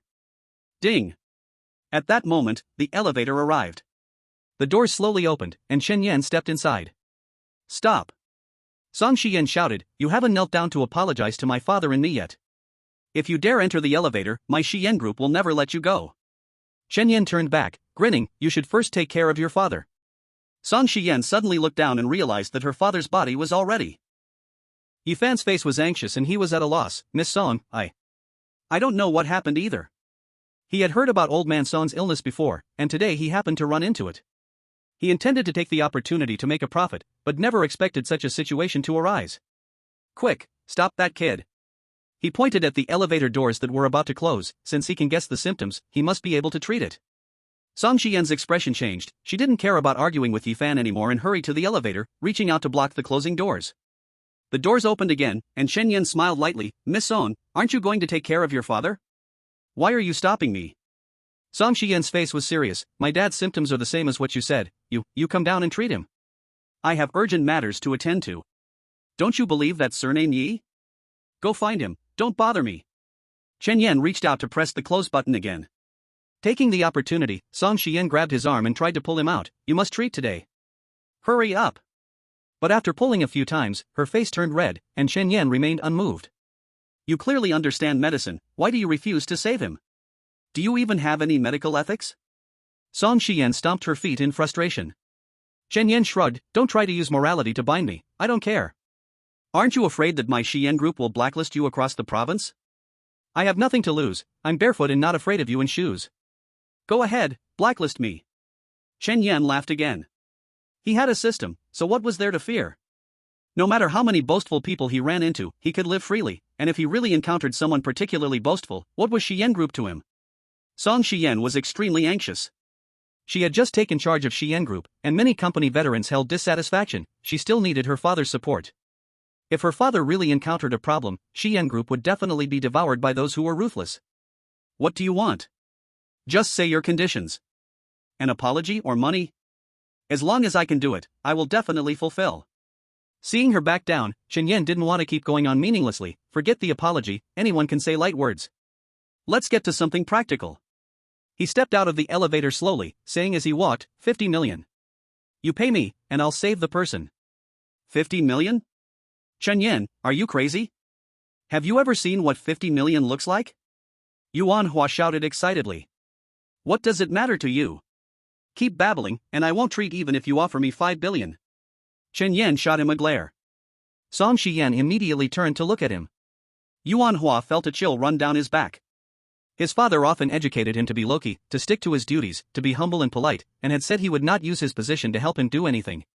He had done trivial matters under the guise of his father's name in the past, but today's matter. He shut his mouth and took a few steps back. Song Shiyan turned back to Chen Yan. No problem, 50 million is fine. But Chen Yan shook his head. Don't rush, 50 million is just the treatment fee. You still need to settle my other fees. What other fees? Hurry up and say it all. Song Shiyan asked anxiously. Chen Yan walked to the patient, pulling out the silver needles from him. You threatened and intimidated me earlier. Mental distress compensation is 1 million. You insulted me. Defamation compensation is 1 million, plus the elevator blocking fee, saliva consumption fee, and good intention treated as a donkey's liver fee. Altogether adds up to 50 million, a total of 100 million. Pay up. Song Siyuan clenched her fists, her arms trembling. Your old man will be invited by the king of hell for tea in 3 minutes. Move faster. Chen Yan said with a smile, but he made no move. Lu Fanghua felt her heart tighten and quickly stepped forward. Chen Yan, do you really understand medicine? Please don't treat randomly. Don't worry, Director Lu, this little problem is easy to handle. Chen Yan smiled lightly. Song Shiyan decisively took out a check from her bag and was about to fill in the amount when Chen Yan immediately said, I don't accept checks, just transfer. He found the bank card photo on his phone. Okay. This word was almost squeezed out from between Song Shiyan's teeth. She immediately opened the banking app and completed the transfer. As soon as the money arrived, Chen Yan grinned, that's more like it. He rolled up his sleeves and began to pound the patient's back fiercely. The dull thud sounded painful just to hear. Song Shiyan gritted her teeth and said, Chen, are you intentionally seeking revenge? Yes. Chen Yan did not stop his actions. You don't have to let me treat you, I'll return the money. You're quite something. Song Shiyan clenched her fists tightly. Cough, cough. After a few more heavy blows, old Song suddenly coughed twice, his pale face instantly regained color, and his eyes slowly opened. Chen Yan stood up, all right, I've saved the person, goodbye. He quickly ran to the stairs, rushing down. He couldn't waste time with those people. If old Song fully recovered, he wouldn't have to attend the charity sale in the afternoon. Just as he reached downstairs, Su Qingning's call came in. Chen Yan, I just sent you a location message. Did you see it? Chen Yan replied, I just finished the meeting here. I'm going home to change clothes and we'll head over. No need to go back, just come here directly. I've prepared clothes for you. Su Qingning said on the phone. Okay, wait for me a bit, I'm heading over now, he said and hung up. Standing by the street, he watched the cars passing by, feeling a bit anxious. His Ferrari was still in repair, he had come this morning in his aunt's car. At this moment, his aunt was probably still dealing with aftermath matters upstairs, so he could only take a taxi. After waiting for a while, he finally spotted a taxi. He waved it down and told the driver the address Su Qingning gave him, and the car sped ahead. 20 minutes later, Chen Yan arrived at the charity sale venue. After paying the fare and getting out of the car, he hurried into the hotel entrance but was stopped outside the sale venue. Do you have an invitation? A security guard asked. Chen Yan said, Su Qingning invited me, but she didn't give me an invitation. Who is Su Qingning? The security guard frowned, coldly telling him, no matter who invited you, if you don't have an invitation, you can't go in.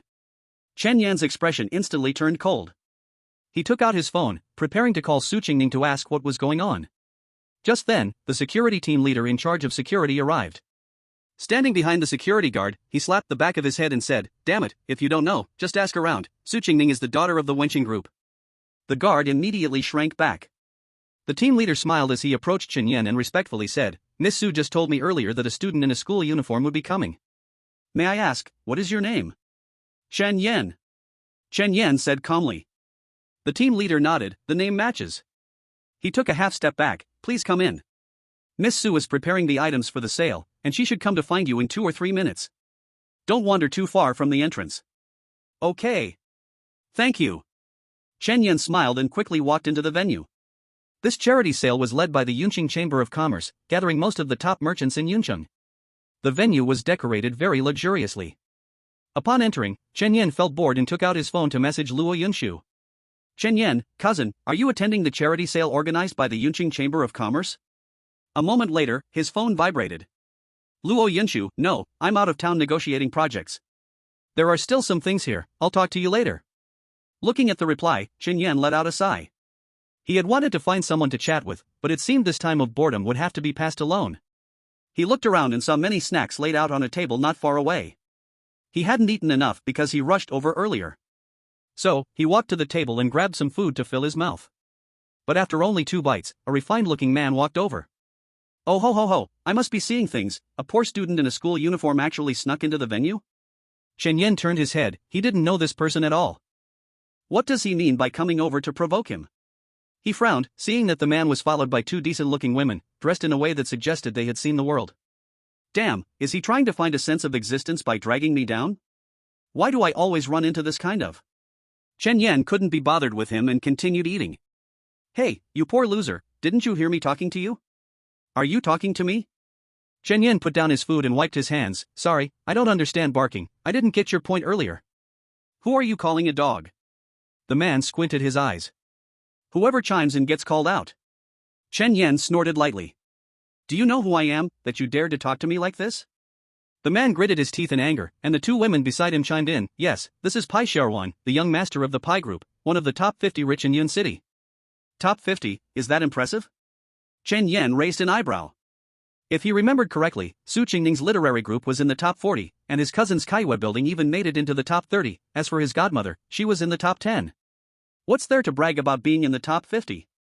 Pai Xiaowan raised an eyebrow. Say that again? Do you believe I'll smack you to death? Chen Yan shook his head helplessly, his gaze sweeping over him, then smiled. If you have that energy, you might as well save it to strengthen your core. Pai Xiaowan, the name you have fits you well. I guess you have never experienced what it's like to last more than a minute, am I right? Pai Xiaowan blushed immediately. How did that poor student know such a private matter? He felt countless eyes staring at him around. He was furious and raised his hand. You bastard, how dare you slander me? Watch me smash you.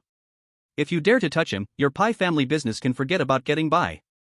Chapter 44, The Big Boss Arrives, Bringing Another Billion. Su Qingning walked slowly from behind, her face very cold. As soon as she saw her, Pai Xiaowan immediately softened, wearing a flattering smile. Miss Su, what brings you here? Su Qingning stood beside Chen Yan, gently linking her arm with his. Chen Yan is my guest. You better treat him with respect, otherwise, you won't have good prospects in the Pai family. Pai Xiaowan squinted, looking at Chen Yan with malice. It was infuriating. A poor student actually managed to be close with a rich woman like Su Qingning. He had tried to pursue Su Qingning in the past, but she hadn't even given him a glance. He didn't understand what was so good about that poor student. Chen Yan, come on, let's change clothes. I've prepared some for you. Su Qingning pulled Chen Yan aside, just in time to change. I'll also take you to meet my dad. Ha? Chen Yan was momentarily confused, their relationship hadn't been confirmed, and they were already meeting the parents? Isn't that a bit too fast? His mind blank, he followed Su Qingning. Just after a few steps, a cold voice came from outside. Stop. Chen Yan felt the voice was somewhat familiar and turned back, his eyes widening. It was actually Song Shiyan. Song Shiyan walked in with two bodyguards. As soon as Pai Xiaowan saw her, he immediately stepped back 2 steps, smiling obsequiously. Miss Song, you're here too. Shiyan Group was a well-known large group in Chun City, ranking in the top 20 in the entire province. Recently, he heard that the Shiyan Group was going to invest in Yun City, and unexpectedly, it was led by Song Shiyan. Song Shiyan glanced at Pai Xiaowan coldly, her tone icy. You're called Pai. Pai Xiaowan. Pai Xiaowan bowed repeatedly, showing no sign of his earlier toughness towards Chen Yan. Oh, right, Pai Xiaowan, I've seen you once when talking business with your father. Song Shiyan said flatly. Being remembered by Miss Song is my blessing. Pai Xiaowan continued to bow. Miss Song, may I ask what's the matter? Su Qingning frowned and asked. Song Shiyan didn't even glance at her, raising her hand to point at Chen Yan. Pai Xiaowan, didn't you want to hit him? Go ahead, with me backing you up, even if the Su family cuts off your family's business. I will connect you with the Shiyuan group. Pai Xiaowan was immediately overjoyed. The scale of the Shiyuan group was many times larger than the Wenqing group. If they could hug the leg of the Shiyuan group, the Pai family could hope to enter the top 30 of Yun City. He rolled up his sleeves again and stepped forward. Su Qingning saw this and immediately blocked Chen Yan, coldly asking, Miss Song, Chen Yan is my guest. If you want to hit him, you should at least give me a reason, right? Do I need a reason? Song Shiyuan said coldly. Chen Yan had just extorted $1 billion from her. If she spoke about it, wouldn't she be laughed at by those around her? Su Qingning wanted to say something, but was pulled behind by Chen Yan. She's clearly targeting me, leave it to me. Can you handle it? Su Qingning asked with concern. Chen Yan smiled, a man must not say he can't. He twisted his neck and took a few steps forward. Miss Song, if I'm not mistaken, you seem to have some unspoken troubles yourself, right? Song Shiyuan's expression changed. Let me guess. Chen Yan stroked his chin and took 2 more steps forward. If I'm not wrong, you haven't seen what your relatives look like until now, right? Song Shiyuan's face became even more difficult to look at. As Chen Yan said, she had never seen what her relatives looked like. When other women's relatives come, they all feel utterly miserable, but in her case, she truly envied them. She had visited countless famous doctors, and the medicine she had taken could fill a train, but it still had no effect. Could Chen Yan see her ailment? Did he perhaps have a way to treat it?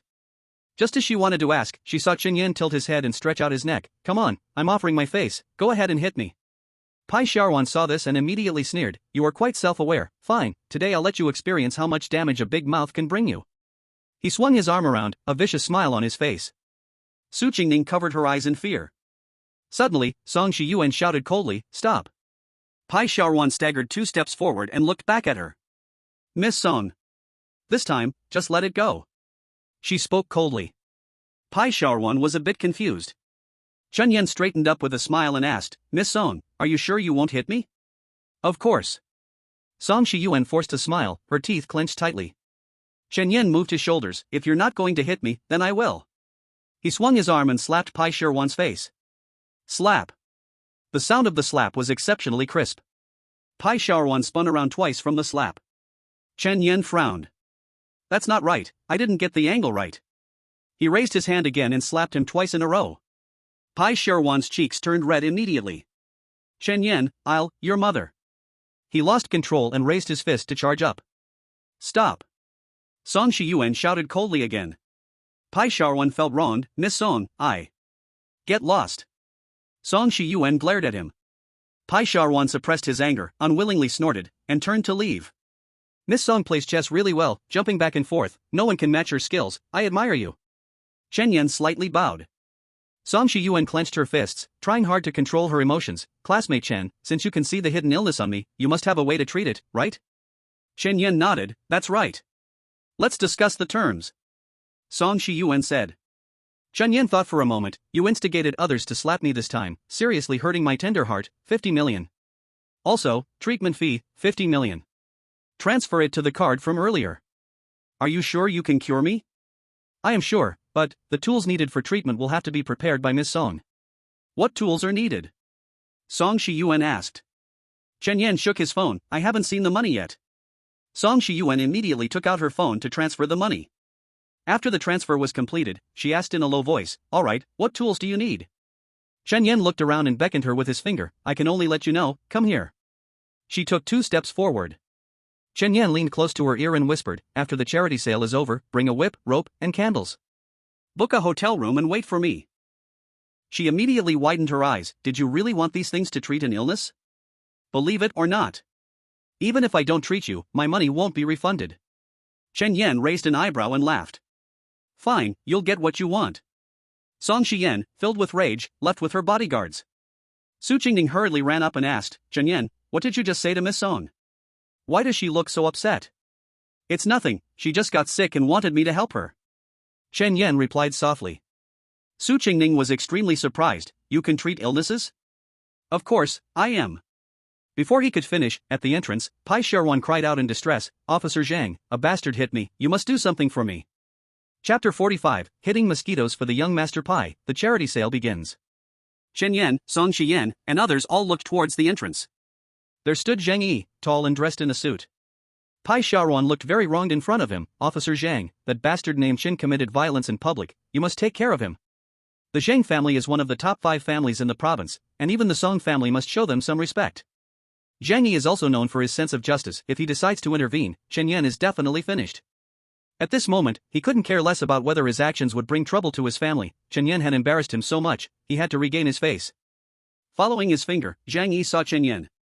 He quickly ran over and smiled, Brother Chen, you're here too. This greeting shocked everyone in the room. Zhang Yi actually knows that kid named Chen. No wonder he dares to be so brazen in front of Song Shiyan. So what if he knows him? Don't you know what kind of person Zhang Yi is? He can even arrest his own father for disturbing public order. Let's wait and see. I feel that kid named Chen is in trouble. Many people whispered from a distance. Facing Zhang Yi, Chen Yan smiled and said, I just came to hang out with a classmate. What brings Brother Zhang here? Zhang Yi looked helpless. Whenever there's a charity event in the province, the Zhang family participates. Recently, there's a big business deal at home, and no one could spare time, so I had to step in temporarily. While he was talking, a cheerful voice came from nearby. Brother Zhang, you're here. Turning around, he saw Song Shiyan running over with a bright smile, completely free of the gloomy expression from earlier. Zhang Yi's mouth twitched, with his expression a bit stiff. Shiyan, you're here too. Yes, Brother Zhang, the charity sale starts soon, come sit with me. Song Shiyan said as she reached to loop her arm through Zhang Yi's. Zhang Yi quickly took a step back. We're just ordinary friends, don't pull and tug. But don't you know how he feels? Song Shiyan pouted with disappointment. Zhang Yi shook his head, I don't know. Song Shiyan's face immediately fell. At this time, Pai Xiaoran interjected, Young Master Zhang, Chen Yan just hit me. As soon as he said this, Zhang Yi's expression instantly turned serious, looking at Chen Yan. Brother Chen, is what he said true? The corners of Pai Xiaoran's mouth slowly curled up.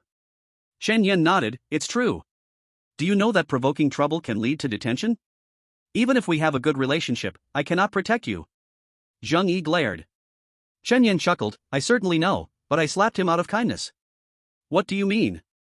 Zhang Yi asked. Chen Yan continued, young Master Pai came to the venue and was too busy showing off to the two girls beside him, completely oblivious to the mosquitoes on his face.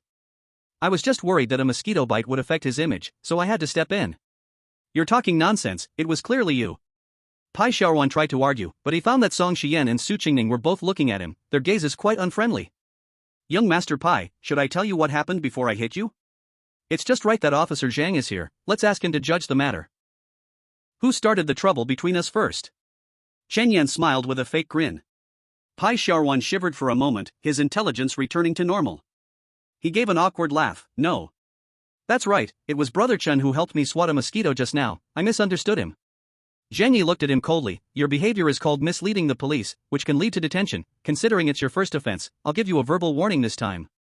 If there's a next time, I'll send you in to sober up for a few days, so get lost. Pai Xiaoran trembled and retreated awkwardly to a distance. Chen Yan, let's quickly find a place to change clothes. Su Qingning whispered into Chen Yan's ear. Chen Yan nodded, okay. Zhang Yi watched Pai Xiaoran walk away far, wanting to talk to Chen Yan again, but he found Chen Yan and Su Qingning walking toward the exit. Brother Chen. Zhang Yi, don't look for your brother Chen anymore, we haven't seen each other for over half a year, can't you chat with me a bit? Song Shiyan deliberately acted spoiled. After leaving the charity sale venue, Su Qingning called someone to bring clothes and took Chen Yan to a private room inside. Hurry up and change inside, the charity sale is about to start, and we can't be late, she said seriously. Chen Yan took the clothes and entered the private room. A moment later, he came out and changed clothes, and Su Qingning looked him up and down, her smile blooming like a flower. The clothes I picked are really nice. Perhaps it's because the person wearing the clothes is good looking. Chen Yan joked. Stop being vain, let's go back, my dad wants to meet you too. Su Qingning urged. The two returned to the charity sale venue again. Looking around. Pai Xiaoran had already sat in a corner, with two women beside him looking resentful. Zhang Yi was pulled to the front row by Song Shiyan, looking somewhat resistant. Let's go, my dad is up front. Su Qingning whispered in his ear. Chen Yan followed behind her as they walked into the venue. After walking for a while, they reached a strong-looking middle-aged man. The man had distinct facial features and a charming uncle-like demeanor. He was Su Qingning's father, Su Xinghai. Dad. Su Qingning approached Su Xinghai and introduced, this is my classmate Chen Yan. Su Xinghai extended his hand, hello, Chen, I am Su Qingning's father. Hello, Uncle Su, I am Chen Yan. Chen Yan shook his hand accordingly. Su Xinghai smiled and said, thank you so much that day, if it weren't for you, Qingning would have been in danger. Uncle Su, you're too kind, knowing Qingning was in danger, how could I just stand by? Chen Yan said calmly. The two began talking casually. Su Qingning stood beside them, watching them chat, feeling as if honey had spread in her heart. Just as they were happily chatting, a host walked onto the stage, dear guests, beloved friends, good afternoon. Welcome to the charity sale organized by the Cloud City Chamber of Commerce. The charity sale began. Everyone took their seats. The host passionately delivered the opening remarks. Once everyone was seated, she said, next, we will officially enter our charity auction segment, and now, let's welcome the etiquette ladies to bring up our first auction item, the dreamy jade pillow. Two etiquette ladies carried a jade pillow to the stage. The dreamy jade pillow was carved over 6 months by contemporary master Diao Dei, starting bid is 1 million. I bid 2 million. 3 million. The bidding became fierce. Chen Yan glanced at the Su family duo, noticing they didn't seem interested in bidding. He softly asked, Qingning, is there anything you want to buy at this auction? Su Qingning leaned closer, whispering in his ear, of course, I heard someone is putting up a true work by Tang Bowo, my dad is interested in bidding on it. As soon as she finished speaking, the front desk hammered down. Congratulations to Yunhai Grain and Oil, for winning the dreamy jade pillow at a price of 12 million. Next, let's bring out our second auction item, a Tang Dynasty clay figurine provided by Xian Group. Two etiquette ladies brought up the clay figurine, and Chen Yan focused his eyes, realizing that there was something remarkable inside this figurine. Chapter 46, Treasures Hidden in the Clay Figurine, thanks to the great sponsor for sending money. According to Miss Song from Xian Group, 3 years ago, their family developed a piece of land and unearthed a tomb of a Tang Dynasty noble. They submitted all the antiques inside to the Yunqing Cultural Heritage Association, which rewarded them by giving one piece back from all the antiques.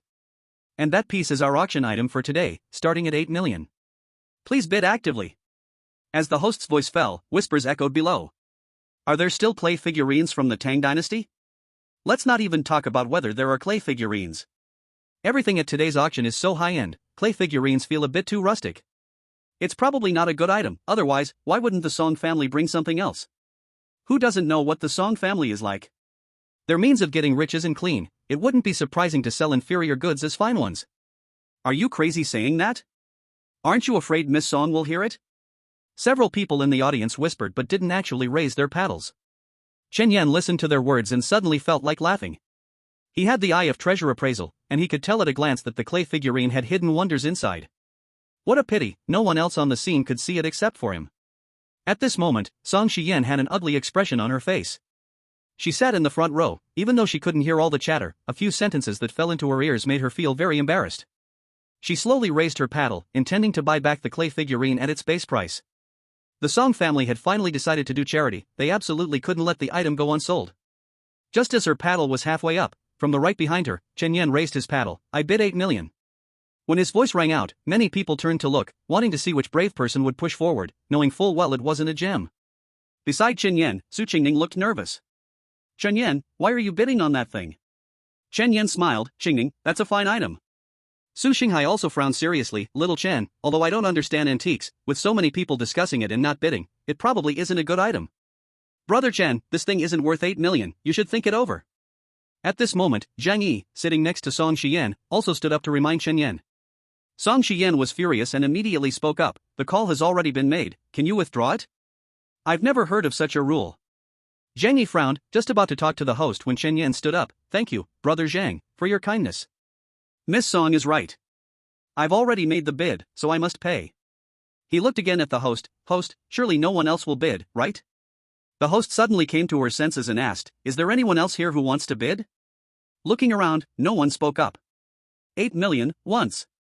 Chen Yan calmly left his seat and walked toward the stage. 8 million, twice. Chen Yan took out his bank card. 8 million, 3 times, sold. As the hammer fell, Chen Yan's card was also handed to the host. Please do me a favor, go swipe the card, and let me use the hammer. The host was a bit confused. Usually, payments were settled after the auction ended. This time, she glanced at the direction of the organizing committee with the card in hand. The responsible person nodded, and she immediately said, all right, please. Her voice paused, realizing she didn't know Chen Yan at all. I'm Chun. Chen Yan casually introduced himself. Okay, Mr. Chen, please wait a moment, I'll go swipe the card right now. The host left, and Chen Yan held the hammer, tossing it in his hand. Chen Yan, what are you going to do? Song Shiyan asked with a serious face. Chen Yan smiled softly. I've already bought this clay figurine, it seems like I don't need to ask Miss Song what I plan to do. At the same time, his phone in his pocket vibrated twice, the transfer should have been completed. He moved his shoulders, raised the hammer, and smashed it down onto the clay statue. The crowd below widened their eyes in shock. To smash something bought for 8 million, who is this spoiled brat? However, the next second, something shocking happened to everyone. As Chen Yan's hammer struck, cracks like spider webs appeared on the surface of the clay statue. Then, pieces broke away, and a cold light burst out from inside. At that moment, the host returned, holding cards in his hands, his eyes filled with shock. Everyone, both the organizing committee and the guests at the charity sale, were too stunned to speak. Hidden inside the clay was actually a jade sculpture of a human figure. Looking at that jade quality, it seemed to be ice type. The master appraiser from the organizing committee clutched his chest, crying out in distress, why didn't I discover this? If I had just been a little more careful. Sigh. Look, it seems to be ice type. That's right, it is ice type. Let's not even talk about whether this is a genuine antique, even if it's just a modern replica, such a large piece of ice type would be at least 30 million. The voices of discussion fell into Song Shiyan's ears, and her face turned extremely ugly. This was a fine product she carefully selected from many antiques at home, something that had failed to sell at multiple auctions. She never expected it to hide such a treasure inside. The master appraiser quickly rushed to the stage, taking out a magnifying glass to closely examine the jade sculpture. It is truly from the Tang dynasty.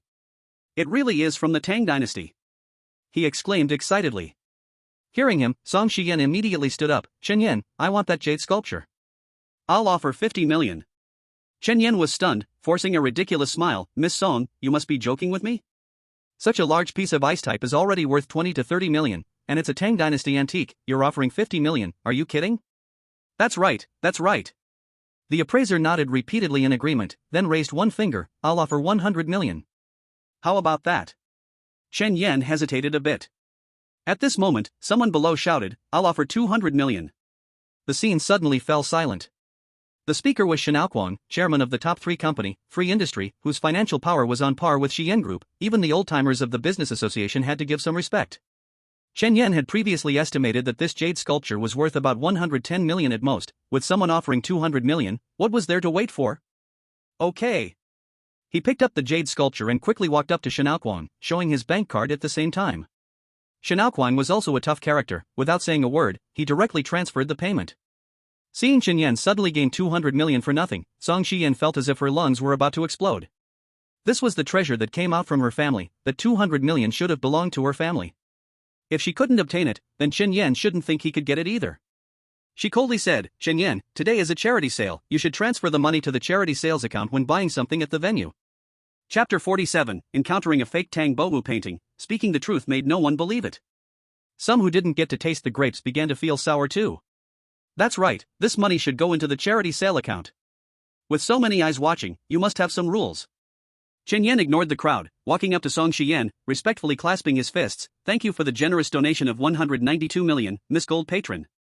Song Shiyan clenched her fists, her eyes nearly popping out. Was the term Gold Patron meant to mock her? From the first time she met Chen Yan to now, it was only a short 2 hours, and she had inexplicably lost 400 million. That was 400 million, not just 4. Seeing her furious expression, Chen Yan cleared his throat and said solemnly, to express my respect for the Gold Patron, I will donate 12 million to the charity sale in the name of Xi'an Group. Gold Patron, what do you think of my proposal? Not good at all. Song Shiyan waved her arm. He gritted his teeth and said, you still plan to pocket the 180 million? What's wrong with pocketing it? I'm not a member of the business association, no need to follow any ridiculous charity auction rules. Chen Yan smirked, if I can put up 12 million, I think I've been very generous.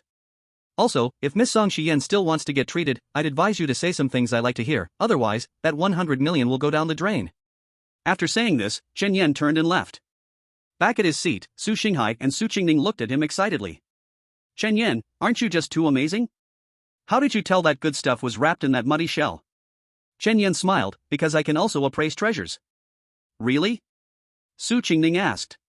Chen Yan raised his eyebrows and nodded. The next few auction items didn't attract much attention and were almost all sold for a few million. Soon, it was time for the 6th item. The host on stage said, next, let's welcome the 6th item, a bamboo painting by the Ming Dynasty great painter Tang Bowu, brought by the Bao Pai Group. Su Xinghai immediately perked up. This time at the auction, the item he wanted the most was this bamboo painting. The hostess brought up the bamboo painting and unfolded it in front of everyone. A beautiful artwork instantly appeared before everyone's eyes. Chen Yan stroked his chin, always feeling like there was some record of the bamboo painting in his memory.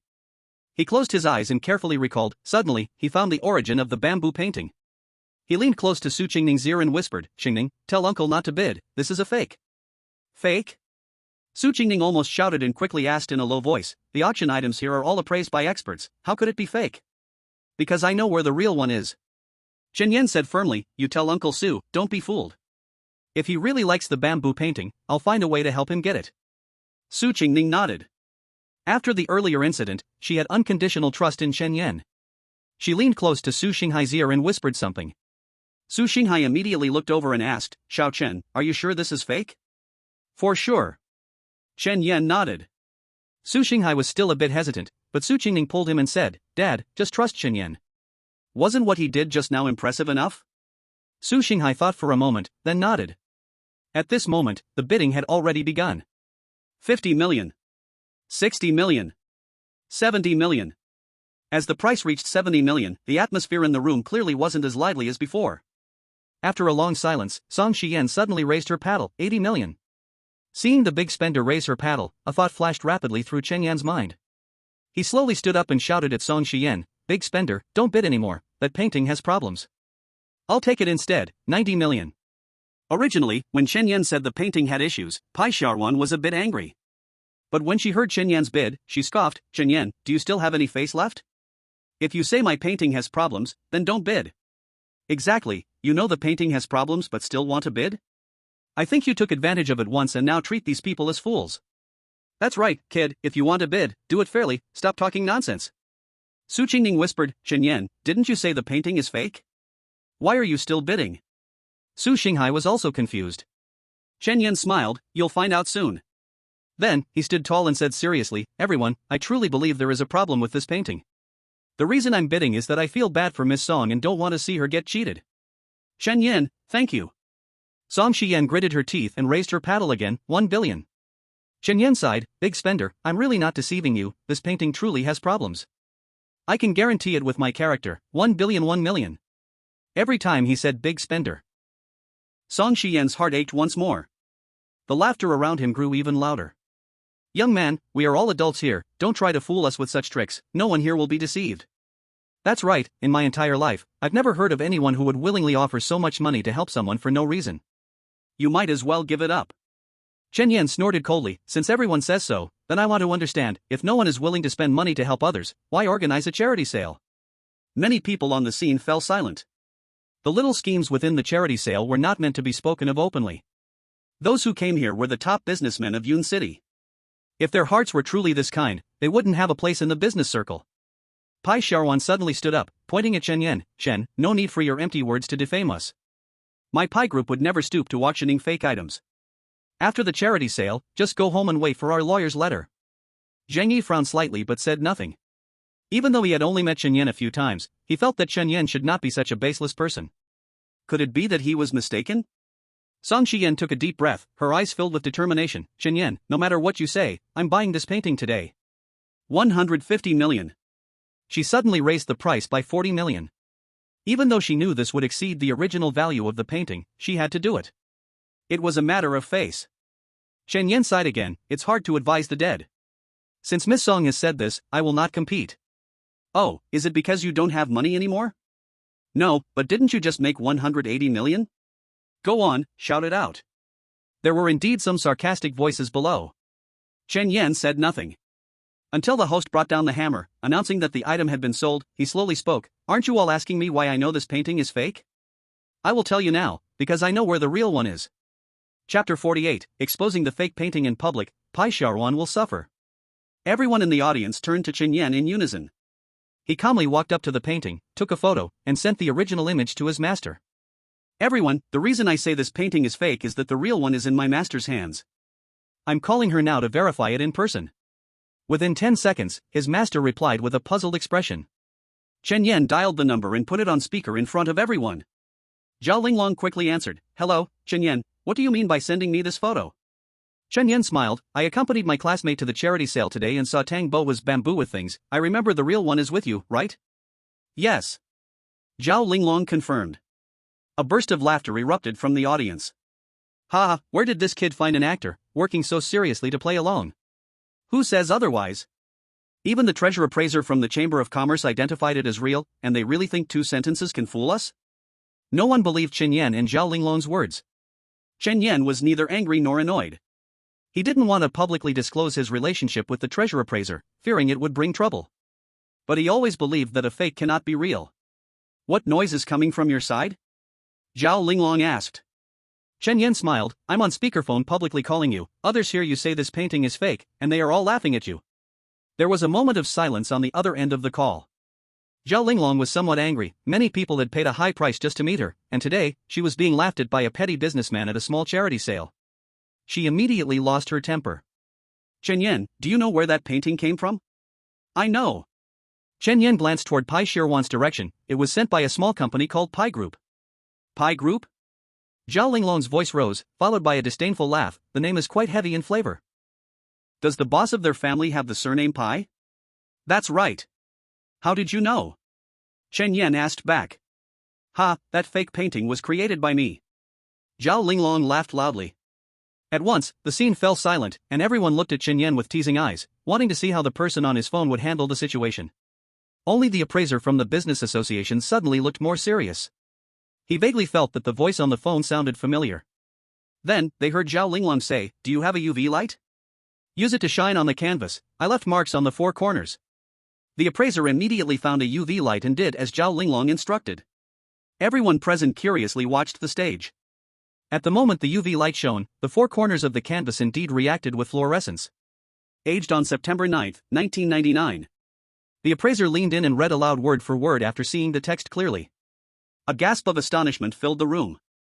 "I can't believe this is actually a fake." In 1999, not to mention the Arabic numerals on it, even the Anno Domini dating method didn't exist in the Ming dynasty. All eyes turned to Pai Xiaoruan. Song Shiyan was so angry that she wished she could tear him apart. A painting from Pai Xiaoruan directly crowned her as a fool. At this moment, Zhao Linglong on the phone continued, "This painting has a deep connection with me, it relates to my travels back then. I was young and playful. One day while traveling to Yun City, I met an old man who could perfectly copy Tang Bowu's paintings. Out of a mischievous mindset, I asked him for a painting of bamboo, brought it back to help him age it, and worried that if it turned out too good, he might sell it, so I left marks on the 4 corners. That old man should be the grandfather or father of a core member of the Baopi group, named Pai Ruojin." Pai Xiaoruan's legs felt weak. Wasn't Pai Ruojin his own grandfather? In disbelief, he shook his head. "Impossible. My grandfather told me this painting is our family's heirloom. If it weren't for, I wouldn't have brought it out to auction." "You must be mistaken." With ironclad evidence in front of him, no matter how much he argued, no one would believe him. Chen Yan teased on the phone, "Master, I didn't expect your counterfeiting skills to be quite top-notch. Counterfeiting is also an art. If you can't even fake it, how can you differentiate those that are imitated to perfection?" Zhao Linglong laughed. "Is there anything else? If not, I'll hang up." "Nothing else, you carry on." Chen Yan said, hung up the phone, and then walked over to Song Shiyan. "Big sponsor, do you know the truth now?" He pretended to be heartbroken. "I noticed there was a problem with this painting earlier, thinking with all the money you gave me, I had to protect you, but you wouldn't believe me." Sigh. These words undoubtedly stabbed deep into Song Shiyan's already wounded heart. Song Shiyan suddenly stood up, her face full of anger.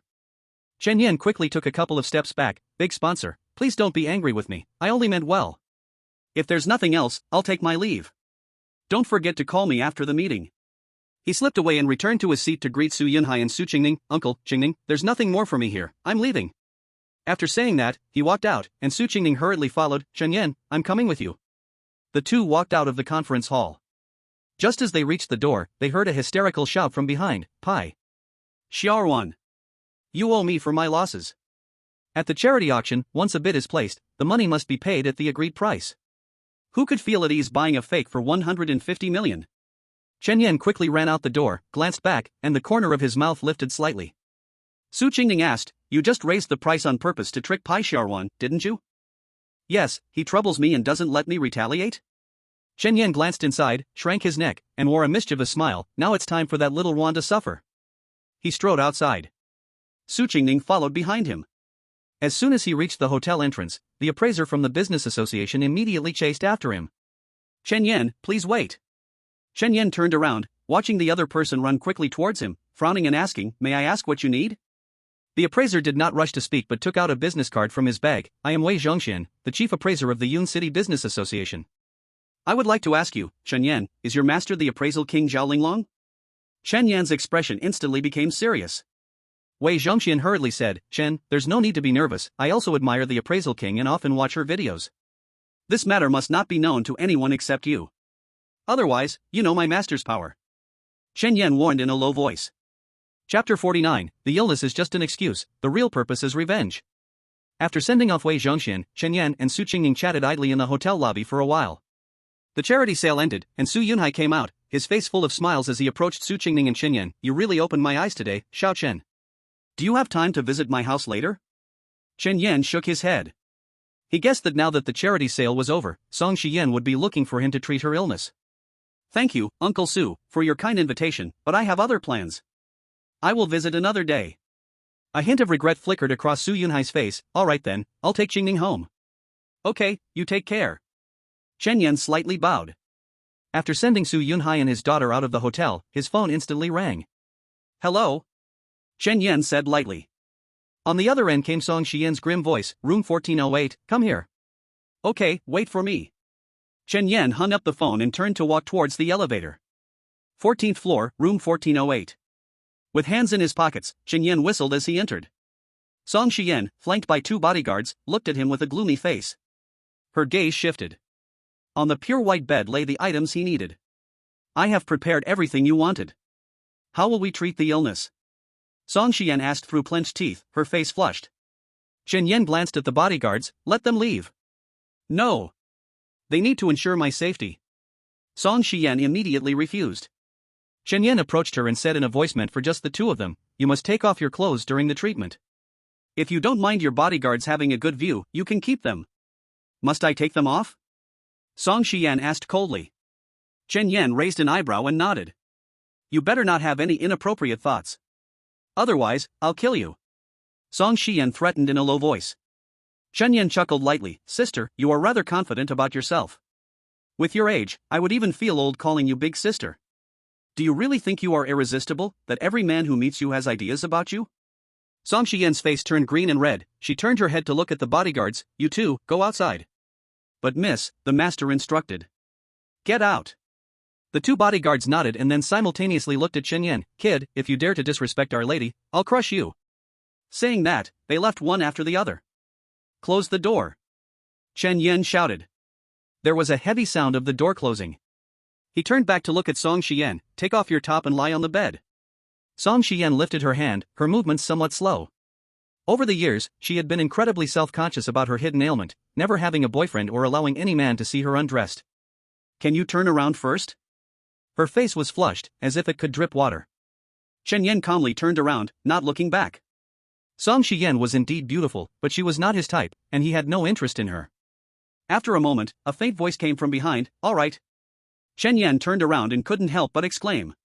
The surface was perfectly smooth, as if covered with a layer of white flour. Chen Yen walked to the bedside, picked up a rope, and tied Song Xian's hands and feet securely. Chen Yen, what are you going to do, do you believe? Song Xian was about to threaten. Chen Yen interrupted her directly, I already said I'm not interested in you, can you just shut up? Tying you up is to prevent you from moving around and interrupting my treatment. After speaking, he placed the candle by Song Xian's mouth. If it hurts a lot later, just bite down on it, hang in there. You asked me to buy candles just so I could bite them? What else? Chen Yen glanced at her in disgust, do you really think I want to, oh my, why is your mind so dirty? While speaking, Chen Yen inadvertently saw the buns pressed under the panel. These buns must be full, the dough made round by the stuffing. He suddenly felt as if he was in the African savannah, with the roar of elephants and the singing of birds in his ears. Although he had no feelings for Song Xian, some things cannot be ignored just because there are no feelings. He shook his head, calming himself down, and picked up the whip prepared by Song Xian, shaking his arm. The reason Song Xian was sick was due to multiple blockages in her foot bladder meridian. To clear it, he needed to stimulate several important acupuncture points on the bladder meridian. He raised his arm and cut through the air. Smack! A crisp sound echoed, followed by Song Xian's scream. Ah! Chen Yen, are you crazy? You hit so hard. Outside, the bodyguards heard the noise and banged on the door. Kid, what did you do to our young lady? Do you believe we'll break in and kill you? Don't come in. Song Xian immediately yelled, he's giving me treatment, you guys wait outside. In her current condition, having a man like Chen Yen see her was already embarrassing enough. If the bodyguards saw her too, would she still be able to live? Chen Yen chuckled lightly, it seems Miss Song can still distinguish between urgency and importance. My methods may be a bit ruthless, but it's for treating you. Your problem can't be treated with gentle methods anymore. If you can hold on for a little longer, it should be done in about 10 or 20 minutes. What? It will still take that long? Can't you do it faster? No. Chen Yen bluntly refused, think about it, you've been tormented by this illness for so many years, is 10 or 20 minutes really that long? Song Xian gritted her teeth, her eyes becoming determined. The bodyguards outside were anxious. Before leaving, the old man explicitly instructed them to watch over the young lady. If something really happened, they would be in big trouble when they returned. They knocked on the door. Miss, what did that Chen do to you? Do you want us to go in and capture him now? No need, just guard the door, don't come in until I call you, she shouted loudly. Then, she looked at Chen Yen with tearful eyes. Can't you be a little lighter? Lighter won't cure the illness. Chen Yen took a deep breath and raised his arm again. In fact, Chen Yen also knew gentler methods. But he didn't want to use them. Mainly because Song Shiyan had troubled him multiple times before, and he was quite unhappy about it. He wasn't a gentleman who believed that revenge could wait for 10 years, he preferred to settle scores on the spot, and along the way, he could also make a fortune. Smack! Song Shiyan couldn't even make a sound, beads of sweat had already started to appear on her forehead. Miss Song, let's chat about something to distract you. Chen Yan said gently. What do you want to say? Song Shiyan gasped for breath. Chen Yan thought for a moment, I left the charity sale early, I don't know how you dealt with the Bao Pai group in the end? Smack! Song Shiyan gritted her teeth, her face turning red, what else could I do? Of course, I made them pay. Smack! They cheated me out of 150 million, Smack! I'm going to lose money, when I go out I'm going to demand 150 million for mental damages. Chapter 50, Relatives I've never met arrive, cousin brings friends to pick up the young lady. After enduring for quite a while, he finally made it through the last whip. The originally pure white and smooth panel now had 2 dark purple marks. Song Shiyan gasped, her expression stiff as she lay on the bed. Saliva, tears, and sweat mixed to soak the sheets. Miss Song, your illness has been cured. Chen Yan said while moving his right shoulder.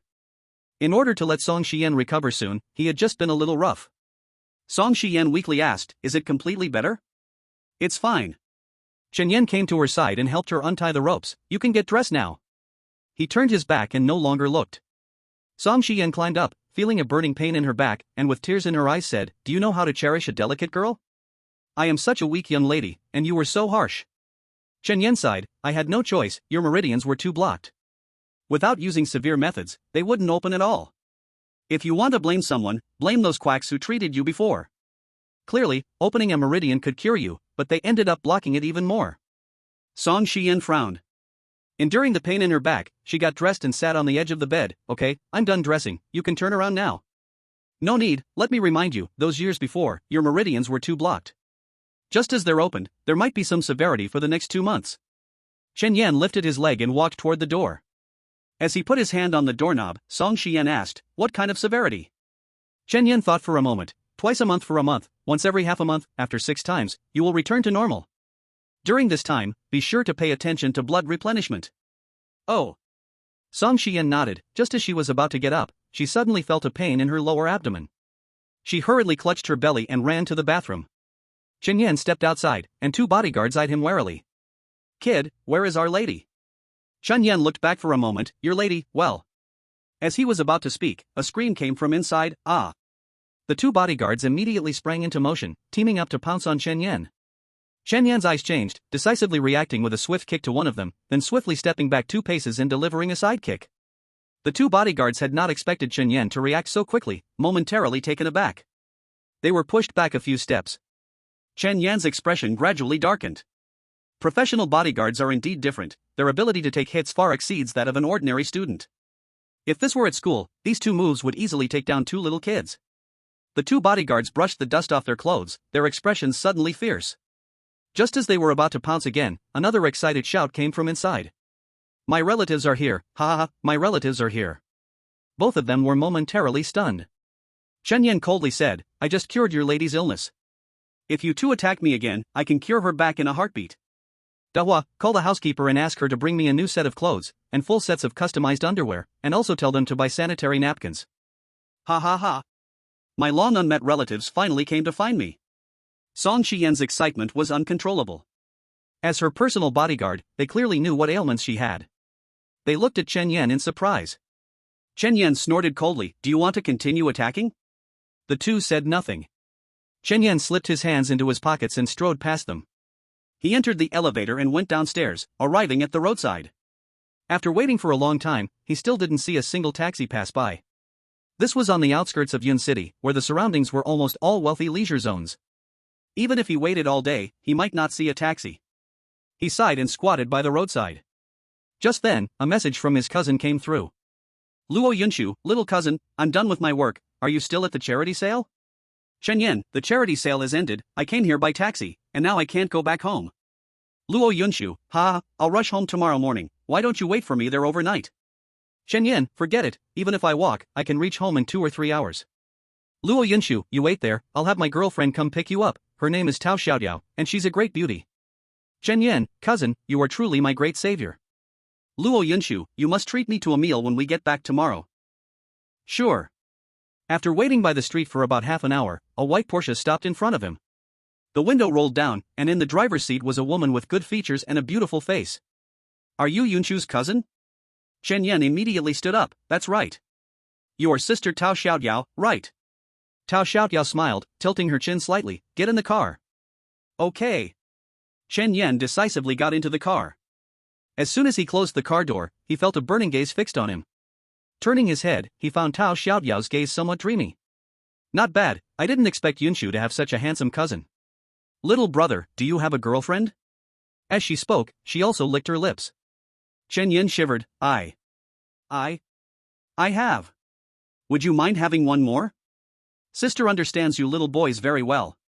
Tao Xiaoyao leaned in a bit closer. Filled with enticing words that rushed into his ears, Chen Yan shivered again. Sis, does my cousin know about this? What does that matter? She asked me to pick you up, so she has to accept the price of me picking you up. Little brother, how about finding a place to take a test drive? Tao Xiaoyao raised her eyebrows. Chen Yan hurriedly opened the car door. Sister Xiaoyao, I just remembered I have something to do, so I won't trouble you. As soon as his foot touched the ground, he heard Tao Xiaoyao's laughter from behind. Okay, I was just teasing you. You are Yunshu's cousin, how could I have any bad intentions toward you? Get in the car. Chen Yan froze for a moment, turned around, and saw that Tao Xiaoyao had indeed returned to normal. He got back into the car, told Tao Xiaoyao the destination, and the white Porsche shot away. 20 minutes later. Downstairs of the house. Little cousin, we'll play again another time, next time you can't be so shy. Bye. Tao Xiaoyao winked and turned the steering wheel to leave. Back home, Chen Yan immediately sent a message to his cousin. Chen Yan, cousin, your friend is a bit too open. Luo Yunshu, why? Did she mess with you? She's just that kind of person. Usually looks wild, but actually, she's still a rookie. If you like her, I can invite her out one day, give her some medicine, and send her to your bed. Chen Yan's face immediately turned red, and he began to think wildly for no reason. Chen Yan, cousin, I need to study, see you tomorrow. A day passed quickly. The next evening, Luo Yunshu returned to Yuncheng. Luo Yunshu, cousin, you said you would treat me to dinner last night, is that still valid? Chen Yan, of course it counts. Luo Yunshu, Jingfeng restaurant, dress nicely and come over. Chen Yan put down his phone and stood up to tidy up in the bathroom. He promised to treat his cousin to dinner, so he had to keep his word. After getting dressed, he drove that Koenigsegg straight to Jingfeng restaurant. Just as he parked, he saw another familiar white Porsche in the parking lot. Chapter 51, A New Ability Unleashed, Tao Xiaoyao faces a crisis. Chen Yan parked the car and entered the restaurant. At a table near the window, Luo Yunshu and Tao Xiaoyao were chatting eagerly. Seeing the two laughing heartily, they seemed to be discussing something interesting. Chen Yan walked over. Cousin, sister Xiaoyao. He greeted the two. Tao Xiaoyao immediately scooted over, patting the sofa cushion. Come on, little cousin, sit by sister. Luo Yunshu also leaned over slightly. Cousin, it's better to sit here. I'm afraid if you sit across from me, some pervert will eat you up without leaving any crumbs. Chen Yan sat a bit awkwardly beside Luo Yunshu. Yunshu, I found out I'm in love. Tao Xiaoyao rested her chin on her hands, her sparkling eyes fixed intently on Chen Yan. Luo Yunshu's expression changed. Tao Xiaoyao, I warn you, don't go too far. I invited you here to thank you for sending my cousin home yesterday. But what if I like your cousin? You can be my big sister-in-law. Tao Xiaoyao said with a smile. Luo Yunshu immediately raised her arm, hooking it around. We are just having a meal, don't stray too far. Right now, I just want a good study, day up, don't bother me. Did you hear? My cousin has great ideals and ambitions, you better clean out the useless thoughts in your head. Luo Yunshu warned Tao Xiaoyao, if I find out you are using tricks on my cousin, be careful, I will deal with you. TCH, who's afraid of you? Tao Xiaoyao placed her hands on her hips, puffing up her chest, looking defiant. It's just the same few tricks over and over again, I'm immune now. Chen Yan curiously asked, cousin, what tricks does Xiaoyao have? Tell me. Luo Yunshu glanced at Tao Xiaoyao opposite her. She uses some underhanded tricks, like planting Trojans, hacking into your home surveillance. In short, never add her as a friend. Once you do, your life will be completely transparent. This thief has no bottom line, there's nothing she can't do if you can think of it. Chen Yan was startled, so Xiaoyao is a hacker too. A beautiful hacker is rare. Tao Xiaoyao proudly lifted her chin. Luo Yunshu whispered, don't be fooled by her appearance, her hacking skills are really impressive. She once won third place in a world-class competition, and in the whole world, there are hardly 100 people who can compare to her. Upon hearing this, Chen Yan immediately laughed, rubbing his hands together, waiting for the system to empower him. However, after waiting for a long time, the system still didn't respond, and he was a bit surprised. Could it be that what my cousin said is really true? Does Tao Xiaotiao really have such skills? No way, it's not easy to meet a tech expert, I must win her over no matter what. He squinted his eyes, showing a flattering smile. I didn't expect Xiaotiao to be so powerful. Can I hang out with you in the future? No problem, I can support you. Tao Xiaotiao patted her chest, then proudly glanced at Luo Yunshu. Yunshu, see? A big beauty like me who is both knowledgeable and pretty is far more attractive than you. Just don't know what level Xiaotiao's skills can reach, tell me so I can admire you. Chen Yan posed like a little fanboy. Tao Xiaotiao lightly coughed, and seriously said, not such a high level, just I understand everything related to computer programs. Any problem can be handled. Ding, detected someone bragging within the radius, converting bragging content. Conversion successful. Chen Yan excitedly clapped his hands. It worked. Indeed, anyone will puff up their tail when they are complimented. Tao Xiaotiao thought Chen Yan was applauding her and stretched out her hand. Little cousin, are you willing to be my boyfriend now? I can take good care of you. Just as she finished speaking, her phone suddenly rang. Her expression immediately darkened. She took out her phone to take a look. It was the technical department calling from the company. Hello, what's wrong? I have very important matters at hand, you'd better not delay me, or I won't let this go. On the other end of the line, a tense and urgent voice came. Manager Tao, it's not good. Our company has been hacked.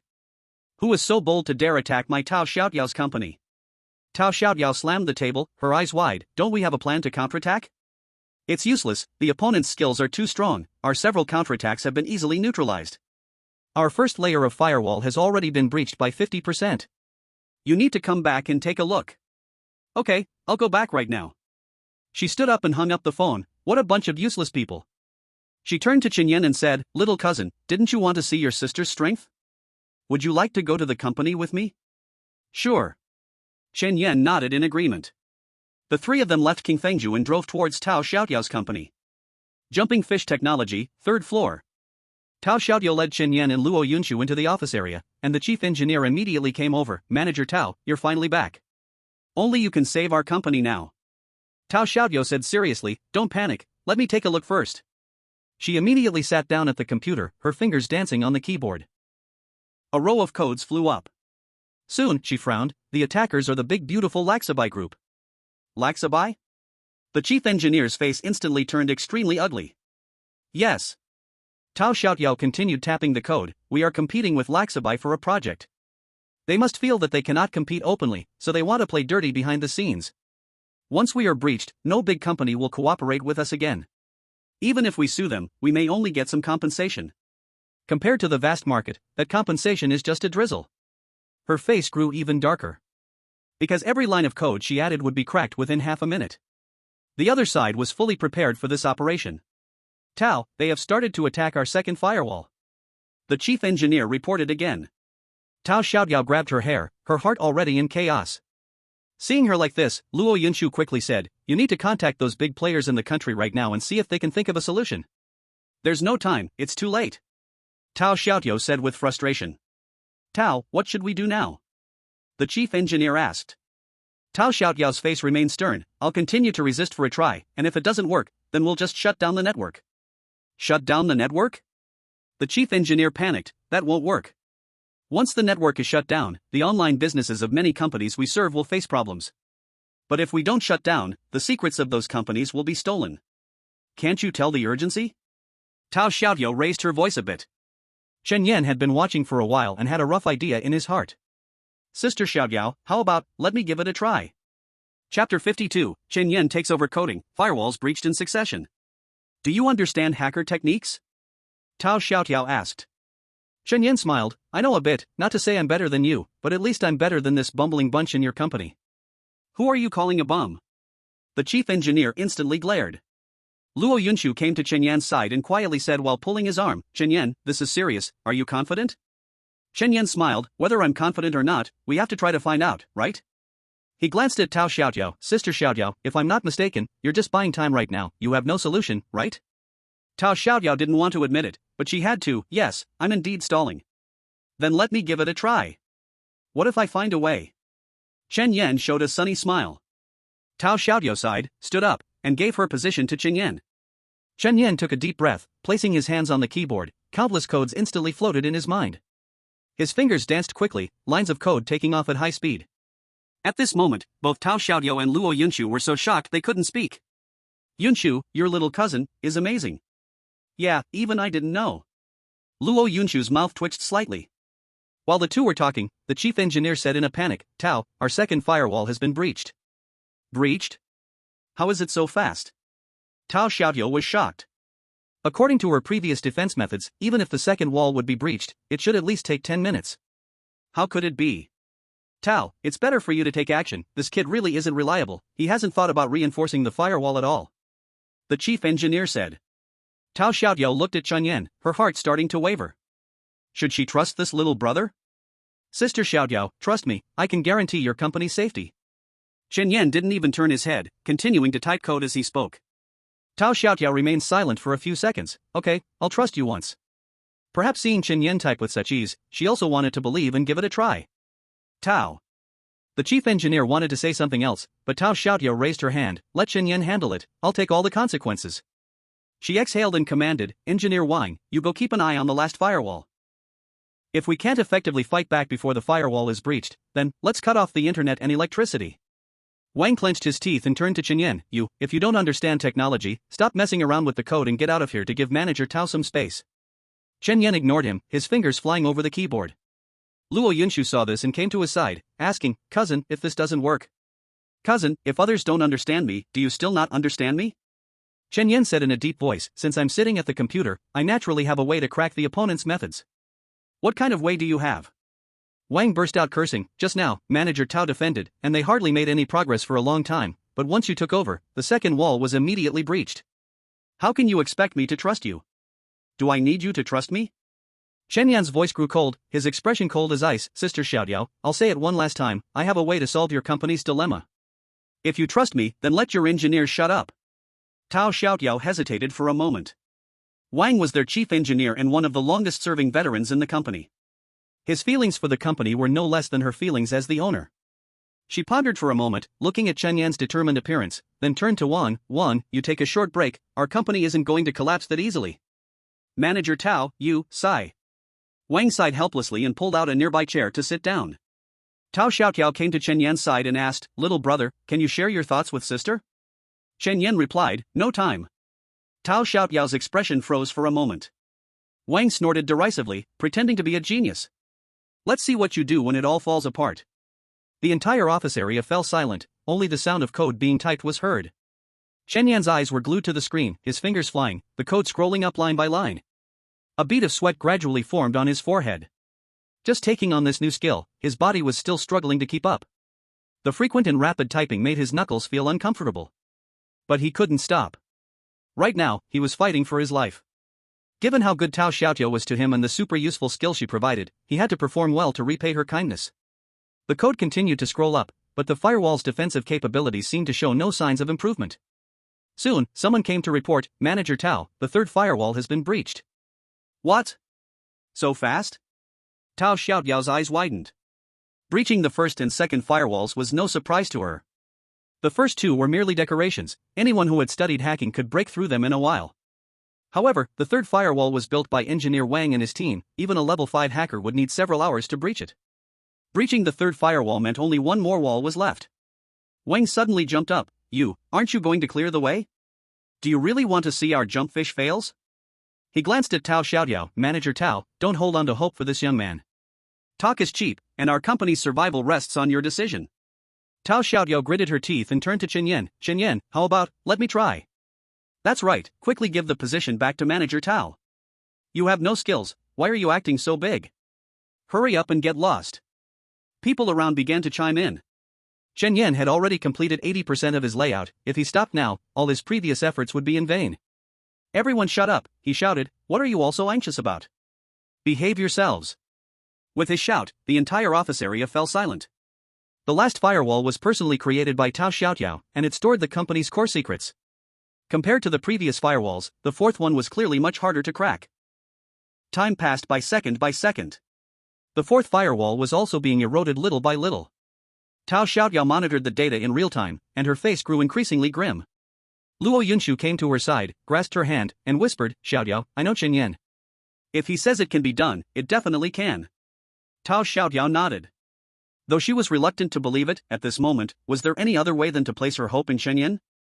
Engineer Wang stared at the screen, his voice hoarse as he reminded, President Tao, the last layer of the wall has been breached by 60%. Chapter 53, Saving the Jumping Fish, Sister Xiaoyao gives shares. Tao Xiaoyao sighed and gently shook her head. Her last hope had completely shattered. Wang, go disconnect the network. Her voice was filled with sorrow.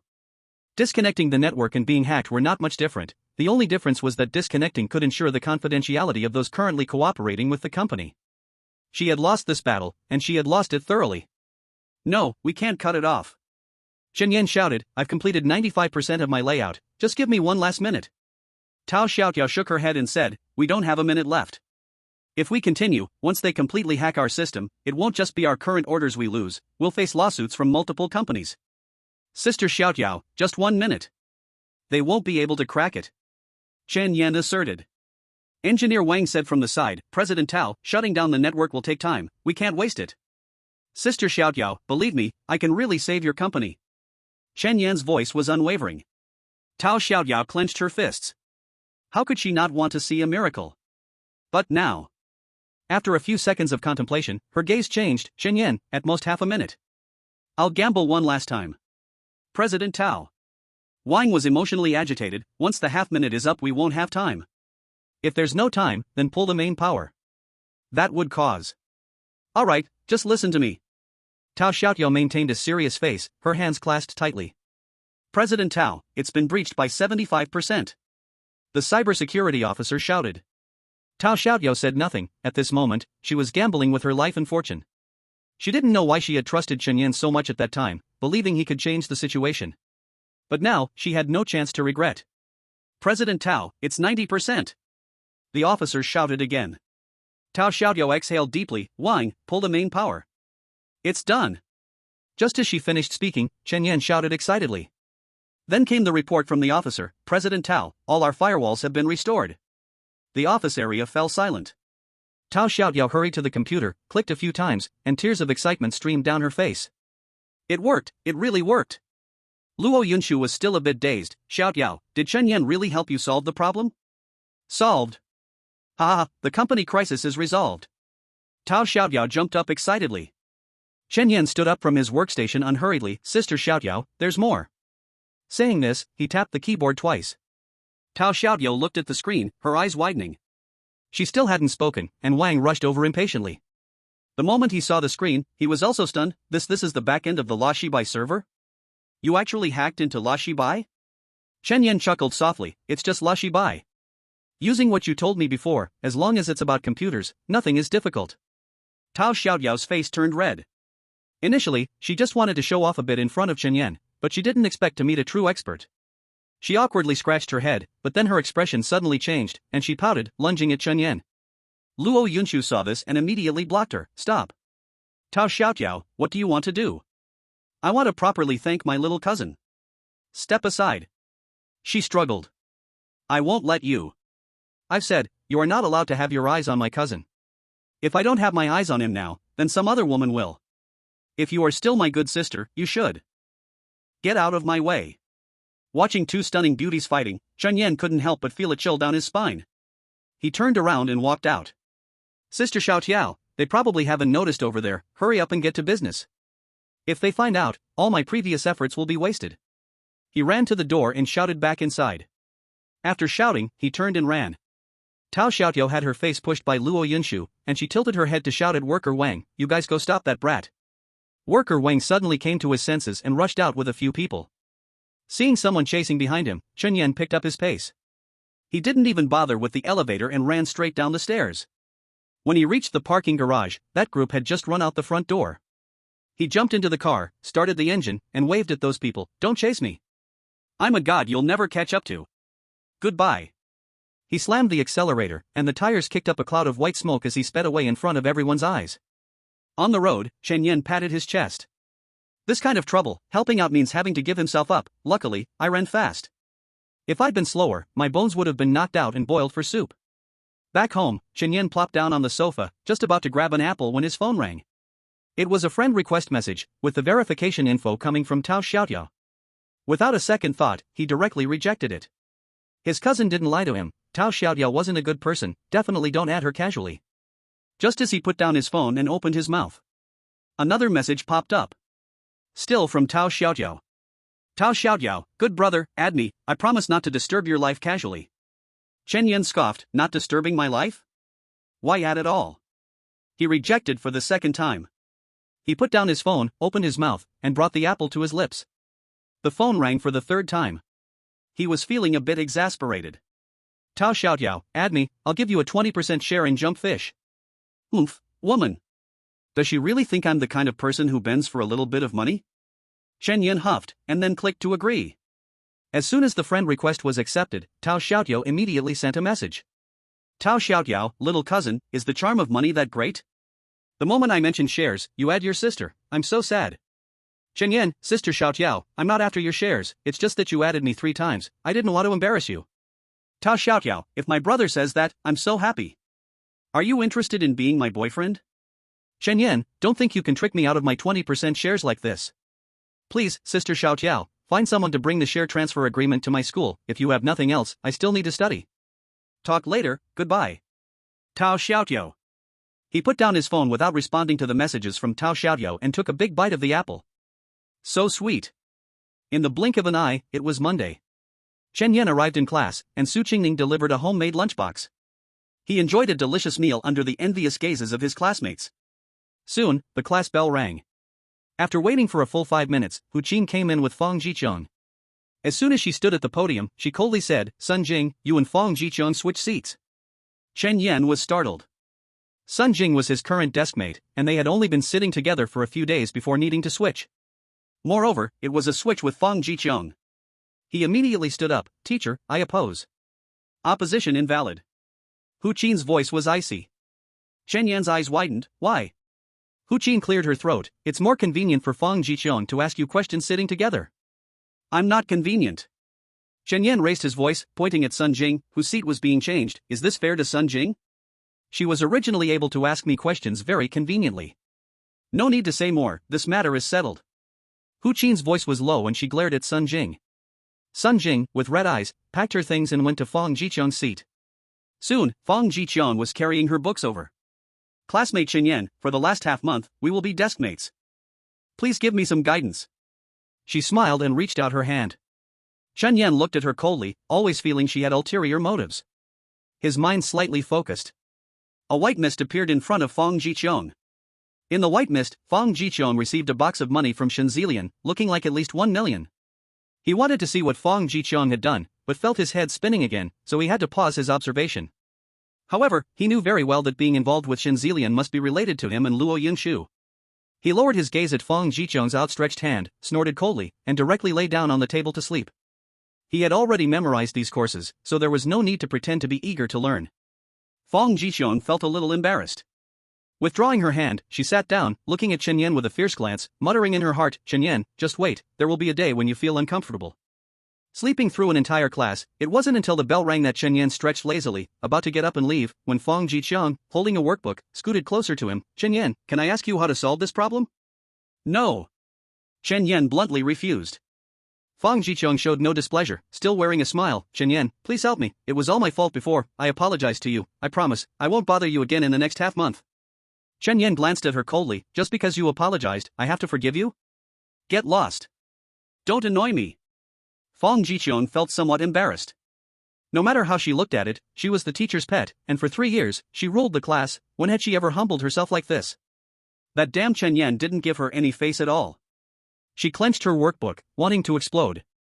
But thinking of how Shen Xiao had only paid half of the 2 million, she held it back. Chen Yan, I. Just as she was speaking, a sudden excited voice came from behind, little cousin, I'm here to deliver the contract to you. Chen Yan instantly shivered, goosebumps filled the air. Tao Xiaoyao's tone sounded just like the part in Journey to the West where the monk gave tea to the rat spirit. Anyone with long ears could tell she meant no good. Seeing Chen Yan not responding, Tao Xiaoyao cheerfully repeated, little cousin, sister is here to deliver the contract to you. Sister Xiaoyao. Chen Yan quickly raised his hand to protect himself, can we be normal? Tao Xiaoyao's face instantly darkened, tch, you have no sense of fun. This was what we agreed on yesterday, just sign. He took it, flipped it over, and saw it was the same as they had discussed yesterday, 20% shares. Fong Jiqiang was also curious and leaned forward. Tao Xiaotiao immediately raised her hand to block her. Who are you? Do you understand basic manners? I'm discussing business secrets with Chen Yan. Do you believe I'll sue you if you lean closer? Fong Jiqiang was stunned for a moment, hurriedly explaining, I didn't mean to, Chen Yan had a flash of inspiration, closed the contract, and walked out of his seat. Sister Xiaotiao, no need to pay attention to her, she's just a fool. Did you bring your computer today? Since he couldn't see what Fong Jiqiang was up to, he would monitor her first. Tao Xiaotiao smiled, of course I brought it. As a sister in this line of work, the computer never leaves my side. Let me use it. Chen Yan said. It's in the car, let's go down together. Okay. The two of them walked out of the classroom one after the other. They went downstairs to Tao Xiaotiao's white Porsche. Chen Yan took the computer and started typing code. Tao Xiaotiao took a glance. Little cousin, are you coding a Trojan? What do you want it for? Chen Yan stared at the screen, sneering, did you just see my deskmate? She just moved seats this morning, we had a grudge before, and now suddenly sitting next to me makes me uneasy, so I need to prepare a warning for her. Just her? Tao Xiaotiao mocked with a laugh, she's got neither looks nor figure, if you didn't say, I'd really think she was your girlfriend. Sister Xiaotiao, you can insult my personality, but you cannot insult my taste. Chen Yan said seriously. Tao Xiaotiao curled her lips and moved closer to him. Cousin, I thought about it.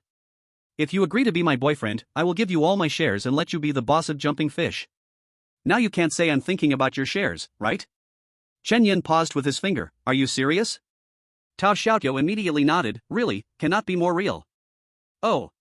Chen Yan replied expressionlessly, continuing to type on the keyboard. Sister Xiaotiao, I advise you to give up this ignorant idea. Being your boyfriend means taking over your company and finding ways to support all your employees.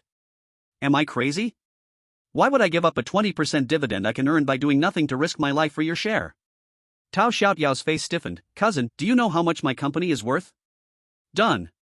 Chen Yan hit the enter key, sent the completed QR code to his phone, turned around and smiled. Sister Xiaotiao, some things cannot be measured with money. In other words, I'm not interested in money. With my skills, could I be lacking money? He put down the computer and picked up the contract again. Sister Xiaotiao, can you lend me a pen? Tao Xiaotiao took out a fountain pen from her bag, and Chen Yan signed his name at the end, closed the contract, and handed it to Tao Xiaotiao with both hands. Thank you for the 20% shares you rewarded me. Contact me anytime if you need anything. Goodbye. He pushed the door and got out of the car, walking very calmly.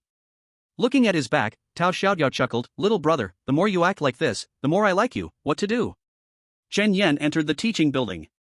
As soon as he returned to the third-year high school floor, he saw Su Qingning standing at the stairway, her face still a bit unpleasant. Qingning, what's wrong? He asked with concern. Su Qingning said seriously, just now, Fong Jiqiang from your class came to find me, telling me to stay away from you recently and not to delay her from asking you questions. Chen Yan's expression twitched. Damn, is she crazy? Then, he looked at Su Qingning seriously. Qingning, that girl is a drama queen. By noon at the latest, I can let you see her true colors. Chapter 55, Actively Seeking Trouble, Not Knowing the Phone is Being Monitored. I believe you. Su Qingning said earnestly, I know you had conflicts with her before. Just hearing her talk like that makes me uncomfortable. Chen Yan smiled and said, don't worry, sooner or later, I will make her pay the price. After a simple exchange, they returned to their classes. That morning, whenever Fong Jiqiang had time, she would talk to Chen Yan. Chen Yan pretended to be annoyed and placed the QR code in front of him. Add me as a friend, I will share a type of problem with you every night. Please stop buzzing in my ear, it's really annoying. Fong Jiqiang curled her lips, thinking, in the end, you can't hold on anymore, right? Chen Yan, adding you as a friend is just the beginning, I want to return all the humiliation you gave me. She scanned the QR code and added Chen Yan as a friend. Chen Yan expressionlessly put away his phone. Friends have been added, and if there's nothing else, please don't bother me again. Let my ears rest for a while. Fong Jiqiang had no response, she tightly gripped her phone. She was somewhat tactful, after adding Chen Yan as a friend, she did not disturb him again. On Chen Yan's side, there was no monitoring of her having any communication. Perhaps it was because of the classes that morning. In the blink of an eye, it was noon. Chen Yan, as usual, went to the cafeteria with Su Qingning. At first, the two sitting together attracted a lot of attention, but now, the people in the cafeteria had gotten used to it. While eating, Chen Yan said in a deep voice, Qingning, no matter what Fong Jiqiang says to you in the next few days, don't take it to heart. Her coming close to me this time is obviously with a purpose, and I want to see what she really wants to do. Su Qingning frowned. She won't be harmful to you, right? We're about to, you must not have any accidents. Chen Yan smiled and said, no accidents, don't worry. The bodyguard my godmother found for me isn't useless. Su Qingning nodded with a worried look, her tone heavy as she said, Fang Jiqiang is really disgusting. Even at this time, she still wants to make trouble. Doesn't she fear ruining her own future? Don't worry about her, just focus on ourselves. After finishing lunch, the two went to the pavilion behind the teaching building. They just sat down and opened their books when Fang Jiqiang arrived. Chen Yan, I have some questions too, can you help us out? She directly sat between the two of them. Chen Yan frowned. Fang Jiqiang, didn't I tell you something this morning? Don't bother me, get lost. Chen Yan, the seating arrangement was decided by the teacher, and she asked you to help me study. What's your attitude toward me? Fang Jiqiang raised her voice a bit. Then she turned to look at Su Qingning. Su Qingning, didn't I tell you to stay away from Chen Yan? Have you forgotten? Shut up. Chen Yan yelled angrily, slamming the table. He pointed at Fang Jiqiang. I'm helping Su Qingning review because I want to, who do you think you are? Get the hell out of here, don't make me say something worse. Chen Yan. Fang Jiqiang stood up, her face full of shame and anger. I admit I offended you before, but now I just want to study well. Why do you keep bringing up the past? You're so narrow-minded, are you even a man? The teacher has high expectations for me, that's why she placed me next to you. If I don't understand something, she wants me to ask you. You, instead of helping me, you mock me. Do you believe I'll go to the teacher and tell her you're not serious, messing around with female classmates? I'll get you a demerit. Chen Yan furrowed his brows. Fang Jiqiang's acting seems a bit off. Her emotional control is poor. Even if she's angry, shouldn't she do it step by step? She's getting furious too soon, as if she's afraid others won't notice she's acting. It feels like watching. After venting her anger, Fang Jiqiang wasn't done. She turned to Su Qingning. Su Qingning, are you cheap? Chen Yan is my deskmate, he's in our class. Doesn't your class have anyone good at studying? Why do you have to cling to Qing Yan? At first, Chen Yan planned to watch the drama. But Fang Jiqiang made a huge mistake, insulting Su Qingning. Without a word, he swung his arm and slapped her hard. Slap. A crisp sound echoed. Fang Jiqiang staggered, covering her face and turning away. Chen Yan, you actually hit me. What's wrong with hitting you? If you dare speak nonsense to Qingning again, I'll slap you even harder. Chen Yan raised his arm again. Fang Jiqiang immediately stepped back, covering her numbing face. Chen Yan, you. What are you going to do? Get lost. Chen Yan shouted angrily. Fang Jiqiang sniffed and ran away, tears streaming down her face. After she left, Su Qingning said, Chen Yan, don't you think this is a bit too much? She dared to insult you, slapping her is nothing. Chen Yan replied, sitting back down. Alright, don't let a stupid donkey ruin your mood. Let's continue studying. Okay. The two opened their books. Chen Yan patiently explained, and Su Qingning listened carefully. Many complex concepts became much simpler after Chen Yan's explanation. Su Qingning found it much easier to learn. Suddenly, Chen Yan's phone vibrated. He opened it and took a quick glance. There was movement from Fang Jiqiang's side. He clicked to sync the screen, and his phone immediately displayed the content from Fang Jiqiang's phone. At this moment, she was chatting with Xin Zilian. Su Qingning curiously leaned over. Chen Yan, what are you looking at? Chen Yan placed the phone in between them. Su Qingning glanced at it. What is this? I told you, Fang Jiqiang has bad intentions. So I specially had someone set up a Trojan horse in her phone. If she has any bad ideas, I can know ahead of time. Chen Yan smiled innocently. Su Qingning laughed, you're so bad. Then, the two of them looked at the phone together. Fang Jiqiang, young Master Shin, I have successfully sowed discord between Chen Yan and Su Qingning. What should I do next? The screen showed Xin Zilian was typing. Chen Yan glanced at Su Qingning, have we been separated? It seems not. Su Qingning shrugged and smiled, then looked back at the phone, don't talk for now, let's see what they say. Okay. Chen Yan squinted and smiled, turning to look at the phone as well. Xin Zilian, find a way to get close to Chen Yan and gain his trust, then you can wait for my next instructions. Xin Zilian, once the matter is done, I will pay you the remaining 1 million as agreed. Fang Jiqiang, thank you, young Master Shin, but I don't understand why you are putting so much effort into dealing with Chen Yan. Xin Zilian, Chen Yan has ruined my good things. Just keep a close watch on him, and when I need it, push him into the abyss. I want him and that cheap woman to be ruined beyond recovery. Chapter 56, Cousin Goes Crazy. Monitors a greedy father and daughter. Seeing this message, Chen Yan immediately took a screenshot. The two didn't speak more, and he exited the monitoring. Su Qingning asked, Chen Yan, who is that cheap woman Shen Zilian mentioned? If I'm not wrong, it should be my cousin. Chen Yan said. The only one who could drive Shen Zilian so crazy, besides his cousin Luo Yunshu, seemed to be no one else. Cousin Luo Yunshu? Su Qingning frowned. She is so nice, how could she have a grievance with Shen Zilian? Chen Yan briefly explained the grudge between his cousin and young Master Shen. Hearing that Shen Zilian had resorted to tricks because he couldn't win her affection, Su Qingning's expression changed. Someone like that is not worthy of cousin Yunshu. You should quickly let her know. Chen Yan looked at her with intrigue, calling her cousin so naturally. Do you want to become family with me? Su Qingning's face suddenly turned red, and she turned away. What nonsense are you talking about? Who wants to become family with you? Not you? Chen Yan leaned closer. Ah, don't say that. Just hurry and inform cousin. Su Qingning covered her face and said. All right. Chen Yan found Luo Yunshu and sent over the screenshot from earlier. Luo Yunshu? Chen Yan briefly explained the cause of the matter. Chen Yan, cousin, it was thanks to Xiao Qiao today that I discovered this scheme in time. Luo Yunshu, Tao Xiaoqiao came to school to find you? What did she want? Chen Yan, you don't know? Luo Yunshu, I don't know, what did she do? Didn't she do anything to you? Chen Yan suddenly chuckled wickedly, fingers dancing across the screen. Chen Yan, nothing much, just gave me 20% of her shares. I thought you knew. Luo Yunshu, is that all? Chen Yan, she also said if I became her boyfriend, she'd give me all her shares. Luo Yunshu sent a furious emoji. I guess she must be very angry right now. Chen Yan, cousin, don't be mad, I refused. The main reason I'm messaging you this time is to remind you to be careful of Shen Zilian. Luo Yunshu, got it, I won't chat anymore, I have to go to jumping fish. Talk later. Chen Yan, cousin, you must pay attention to safety.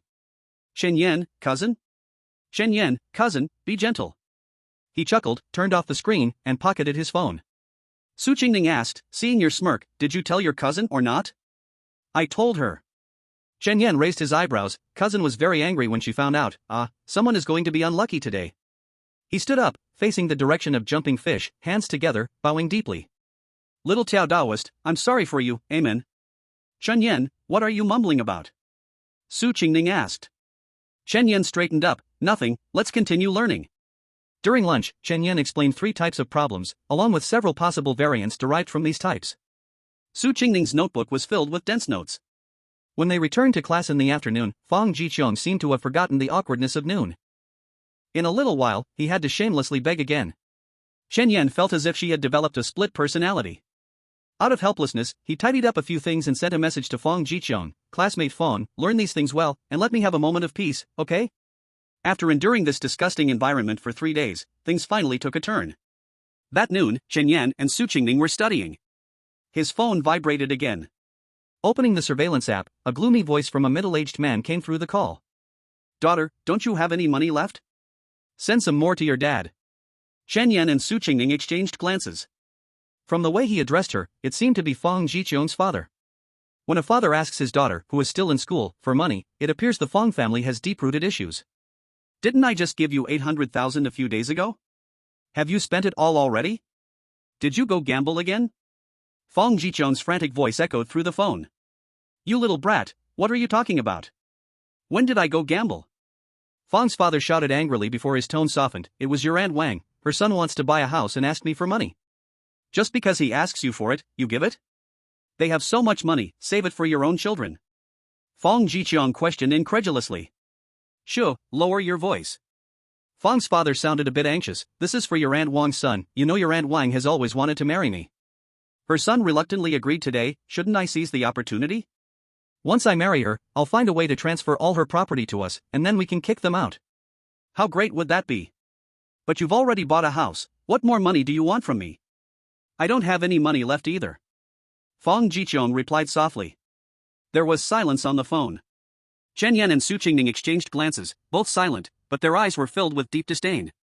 The old saying is really true, if the upper beam is not straight, the lower beam will be crooked. With such a scheming father, how could the daughter be any better? Clearly, there were still 200,000 in hand, but she was unwilling to give it to her father, such disrespect. He took a screenshot. Fong's father's phone number was noted below. He should contact him when he had the chance. No matter what, he had to let Fong Jichong's father know about the 200,000 still left with her. After about half a minute of silence. I will find a way regarding the money, but you must promise me one thing. Fong Jichong said coldly. What is it? Fong's father asked. Fong Jichong replied, when we get that woman's property, I want 60%. 60%? Fong's father exclaimed, you're being too greedy. No way, 60% is definitely not acceptable.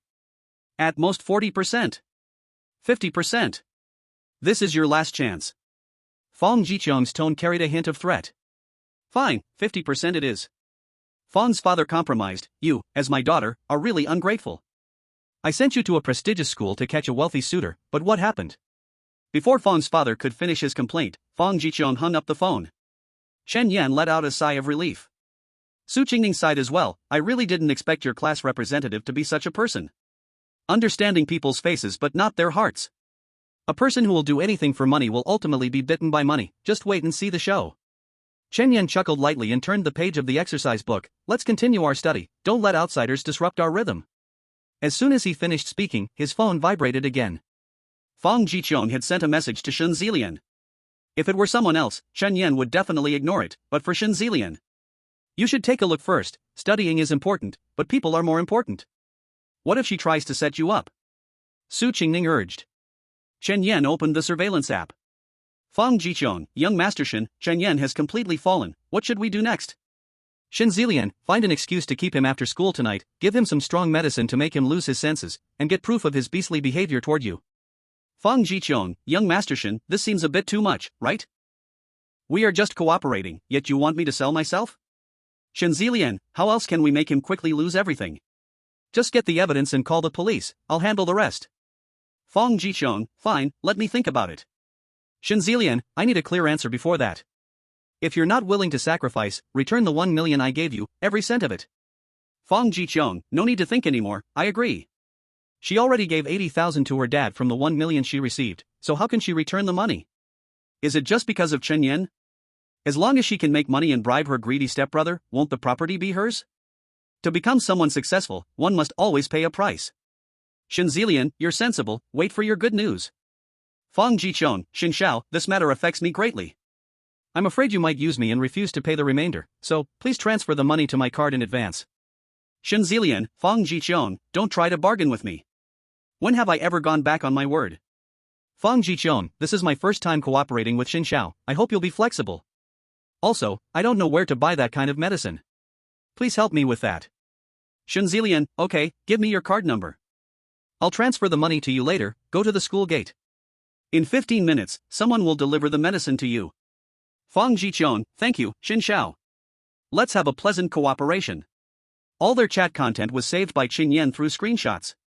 Watching their dirty deal, Su Qingning felt disgusted, just 2 million, and Fong Jichong sold herself so easily? I really look down on her. Chen Yan chuckled, Qingning, you've always lived in a wealthy family, so you probably have no concept of 2 million. Let's put it this way, if you give 2 million to a poor person, they wouldn't just sell themselves, they might even kill for it. Su Qingning slowly lowered her head. Chen Yan opened WeChat and found Luo Yunshu. Chen Yan, cousin, Shen Zilian might pose a threat to you tonight, be careful. Luo Yunshu, don't worry, everything is ready. I'm just waiting for him to jump into the pit. Seeing her reply, he felt much more at ease and turned to look at Su Qingning. Noticing Su Qingning's heavy expression, he asked, Qingning, what's wrong? Su Qingning whispered, I'm worried you might be in danger. Are you really afraid that Fong Jichong will take advantage of me? He said with a mischievous smile. Stop being so unreasonable. Su Qingning scolded angrily, I really worry about your safety. Don't worry, I'm a 9th degree black belt in Taekwondo. A weakling can't do anything to me, Chen Yan said with a smile. Don't forget, my godmother even arranged 2 bodyguards for me. No matter how capable Fong Jichong is, she can't do anything to us 3. Su Qingning nodded reluctantly. Come on, let's continue studying. Chen Yan picked up his pen and continued explaining the exercise book's questions. Soon it was evening, and only then did Chen Yan remember he hadn't communicated with Zhang Zhang and Qigua. He immediately sent a message to both, telling them to hide in the dark. As soon as they received the message, the two quickly hid away. The school bell rang. Chen Yan, as usual, walked out of school with Su Qingning. As Su Qingning got into the car, he waved his hand, bye, see you tomorrow. Su Qingning worriedly tugged at the corner of her mouth. See you tomorrow. As the car door closed and drove away from the school gate, Chen Yan put his hands in his pockets and prepared to head home. Fong Jiqiang immediately ran over. Chen Yan, I left something in the classroom. Can you come back with me to find it? Chen Yan glanced at her, looking impatient. I don't have time. He turned to leave. Fong Jiqiang quickly grabbed him. Please, I'm scared to go back alone. Just help me, okay? Chen Yan frowned. Fine, hurry up. I still need to go home and sleep. With that, he quickly walked towards the teaching building. Fong Jiqiang raised a cold smile and took a bottle of drink from her backpack. Back in the classroom, there was no one left. The faint light from the corner surveillance camera blinked, monitoring the entire classroom. Chen Yan stood at the door. With both arms crossed, you go look for it, and be quick. Fong Jiqiang pretended to nod, handing the drink in her hand to Chen Yan. Chen Yan, this drink is for you, go ahead and drink it. Chen Yan took it and twisted off the cap. Fong Jiqiang stared at him eagerly. Why are you just staring at me instead of looking for things? Chen Yan asked coldly. Fong Jiqiang forced a nervous smile. Nothing, I. Do you want to see me drink the drink before you go? Yes. Chen Yan raised the drink and shook it, then held it under the light to look. You didn't add anything to this, right? Chen Yan, what are you saying? Fong Jiqiang's eyes began to dart around. You didn't add anything? Chen Yan raised an eyebrow. Then why are you so nervous?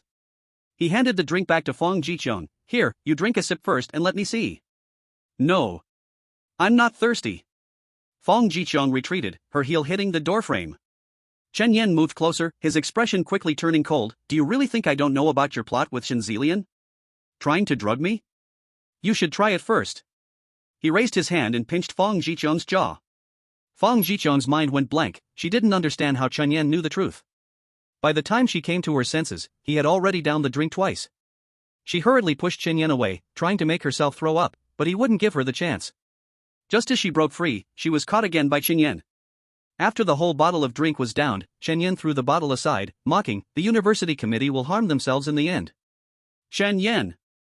Fong Jiqiang went crazy, her eyes red as she stared at him. Since you already knew, why did you come back to the classroom with me? To see you make a fool of yourself. Chen Yan shrugged, then shouted loudly, Zhang Chang, Shigua. Two strong men walked out of the darkness. Fong Jiqiang's legs began to tremble, clutching her chest as she backed away. Chen Yan, what are you going to do? Chen Yan snorted coldly. Don't worry, we don't want to touch you. Too dirty. Zhang Chang, keep an eye on her, I want to know what she'll do after drinking the drug. Zhang Chang nodded seriously. Yes, young master. Shigua, take me to Kaiwa Mansion. This matter was settled, now to check on my cousin. The car sped along, soon arriving at the foot of Kaiwa building. As soon as he got out, he saw that the lobby on the first floor was crowded with people, with several reporters rushing in with their equipment. Chen Yan's heart sank. He had reminded his cousin at noon. Could it be that she didn't get away in time? He took off his school uniform jacket and pulled out a mask, covering his face as he entered the mall. Chapter 58, Someone food poisoned, Luo Yunshu stirs public anger. In the center of the first floor lobby, dozens of pale-faced people lay on the ground groaning. Heartless merchants, using stale ingredients, sent us all to the hospital. Damn heartless businessmen, were your ancestors buried in filth?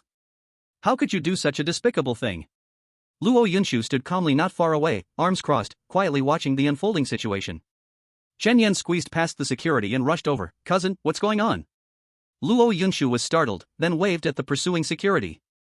The security left. She looked Chen Yan up and down. Why are you so covered up? Chen Yan said, I'm not sure if Shen Zilian is here, I didn't want to ruin his dreams so quickly, but enough about me, what's going on? Luo Yunshu said calmly, Shen Zilian bribed the manager of the food court, and that manager added laxatives to the raw materials. What the heck, is drugging the only thing he knows? Chen Yan muttered, then asked, what should we do now? We can't just drag this on forever. Luo Yunshu smiled, don't worry, everything is under control. Xiao Tiao helped me hack Shen Zilian's phone, so I know exactly how he plotted against me. You went to find Xiao Tiao? Chen Yan was shocked and then lowered his voice, you two didn't fight, did you? Luo Yunshu waved her hand, we didn't fight, why? Are you afraid I'd get hurt? Of course not. Chen Yan quickly took a half step back. Luo Yunshu squinted her eyes, you don't really want to be her boyfriend, do you? Chen Yan quickly raised 3 fingers, I swear by the lamp, absolutely not. Hearing him say this, Luo Yunshu's expression improved slightly, stay away from her in the future. If I can't have her, she shouldn't think she can. Chen Yan's mouth twitched, cousin, let's talk about this later. What do you plan to do about the situation now? Luo Yunshu said, no rush, the main person hasn't come yet. I've saved all their evidence. Shen Zilian wants to dig a pit for me, but in the end, he'll only bury himself. Seeing her confidence, Chen Yan let out a sigh of relief. You go back to the crowd and watch the show. I'll accompany them for a while longer. Chen Yan nodded and stepped back into the crowd. Before 3 minutes passed, Shen Zilian squeezed in with more than 30 people. Among these people, 5 were well-known internet celebrities, and the rest were local police officers. Police comrades, I am here to officially report that the Kaiwa building is suspected of selling contaminated food, causing multiple consumers to suffer food poisoning. Please take her away. A few internet celebrities quickly surrounded them, like flies attracted to blood. Ms. Luo, you are clearly already very rich. Why do you still use contaminated ingredients? Are you trying to save money? What do you think about the health of consumers? People like you, a black-hearted capitalist, do not deserve to have so much wealth. Not treating the common folk as human, you will eventually face ruin. These celebrities really knew how to find a point to attack, standing directly from the poor's perspective, easily attracting attention. The police also came over to ask, Ms. Luo, given that there has been a food poisoning incident at the Kaiwa building, please come with us for a moment. Regardless of whether this event is truly connected to you, we need you to give a statement. Luo Yunshu nodded, I understand the process, but can you give me 2 minutes? My secretary is organizing the evidence. Don't worry, I won't resist or run away. Alright, just 2 minutes. The local police officer nodded. Luo Yunshu turned to look at the internet celebrities and asked, are you all live streaming? Yes, the number of viewers combined is over 1 million, one celebrity said. Shen Zilian sneered, Luo Yunshu, do you find this interesting? Asking more won't delay the truth. I advise you to confess early, you might get a lighter sentence. The internet celebrities nodded in agreement. The reporters outside pointed their cameras at Luo Yunshu. Seeing this, Shen Zilian felt bolder, turning to face the crowd, everyone, I am Shen Zilian, the general manager of the Free Group. As a member of the Yun City business circle, I find it disgraceful to have parasites like Luo Yunshu. Let's unite and boycott the Kaiwa building. In his speech, he also gave a look to Manager Song. Manager Song took a deep breath and stepped forward. I am the manager of the Kaiwa building Food City, and today, in front of the public, I am going to expose Luo Yunshu's evil deeds. In her greed for low prices, all the ingredients bypassed the proper quarantine channels. I have warned her many times, yet she threatened me with the safety of her family. Today, with local police here, I want to ask on behalf of the public, can such black-hearted businesses be dealt with seriously? With Manager Song inciting them, the crowd became stirred up. The internet celebrities began to chant, down with the black-hearted capitalist. Let her face the law. Down with the black-hearted capitalist. Let her face the law. The crowd joined in shouting. Quiet, quiet. The local police maintained order, turned to Luo Yunshu with a troubled expression, Ms. Luo, do you want to come with us now? The emotions of the crowd are too intense, and you might be in danger. Luo Yunshu shook her head, picking up her phone, is the evidence ready? On the other end of the phone, the secretary said, it's ready, Ms. Luo. Do you want to project it? Yes, please do. After agreeing, she hung up the phone and looked at the local police and the gathered crowd. Everyone, my secretary has found the evidence, it will soon be projected onto the screen behind me. Please watch closely to see whether this food poisoning incident is a result of my evil, or if someone is deliberately framing me. Hearing her say this, many people became curious. Shen Zilian felt an inexplicable panic and hurriedly said, Luo Yunshu, stop being so mysterious, who knows if you're just trying to fool us with fake evidence? Luo Yunshu laughed lightly, why is young Master Shen so anxious? I haven't even released the evidence yet, and you're already anxious to speak. Could it be you're involved in this food poisoning incident? Shen Zilian's expression stiffened for a moment. Manager Song couldn't help but feel tense, turning to look at Shen Zilian. Shen Zilian composed himself, don't worry, she couldn't possibly have evidence. Luo Yunshu confidently stood with her hands behind her back. At that moment, the screen lit up, and a surveillance video was played. In the video, Manager Song sneaked into the kitchen of the food court like a thief, sprinkling some white powder onto the ingredients. The crowd gasped in shock. Shen Zilian's face darkened, cursing under his breath, useless. Then he raised his hand, pointing at Manager Song, so it turns out you're the bastard who poisoned and framed Yunshu. Wait until I kill you. He immediately stepped forward, grabbing Manager Song by the collar, warning him in a low voice, admit it yourself, or I'll kill your entire family. After the warning, he punched Manager Song twice and turned his face smiling, Yunshu, I've avenged you. Luo Yunshu coldly laughed, young Master Shen, haven't you had enough of the show? Shen Zilian's mouth twitched slightly, Yunshu, what are you talking about? I can't seem to understand a bit. Luo Yunshu pointed at the screen. Don't worry, you'll understand soon. Having identified the real culprit behind the Kaiyue food poisoning incident, several police officers immediately arrested Manager Song. Luo Yunshu asked, Manager Song, I haven't treated you poorly, who instructed you to do this? Manager Song lowered his head, his eyes darting around nervously. You'd better tell the truth, you might get a lighter sentence. Luo Yunshu's voice was calm. Manager Song suddenly raised his head, his eyes wide with rage. Luo Yunshu, no one instructed me. I hate you with all my heart. 2 years ago during the National Day, my dad had a heart attack, but I couldn't make it in time to see him one last time because of work. You are a black-hearted capitalist, why don't you die? The crowd began to murmur.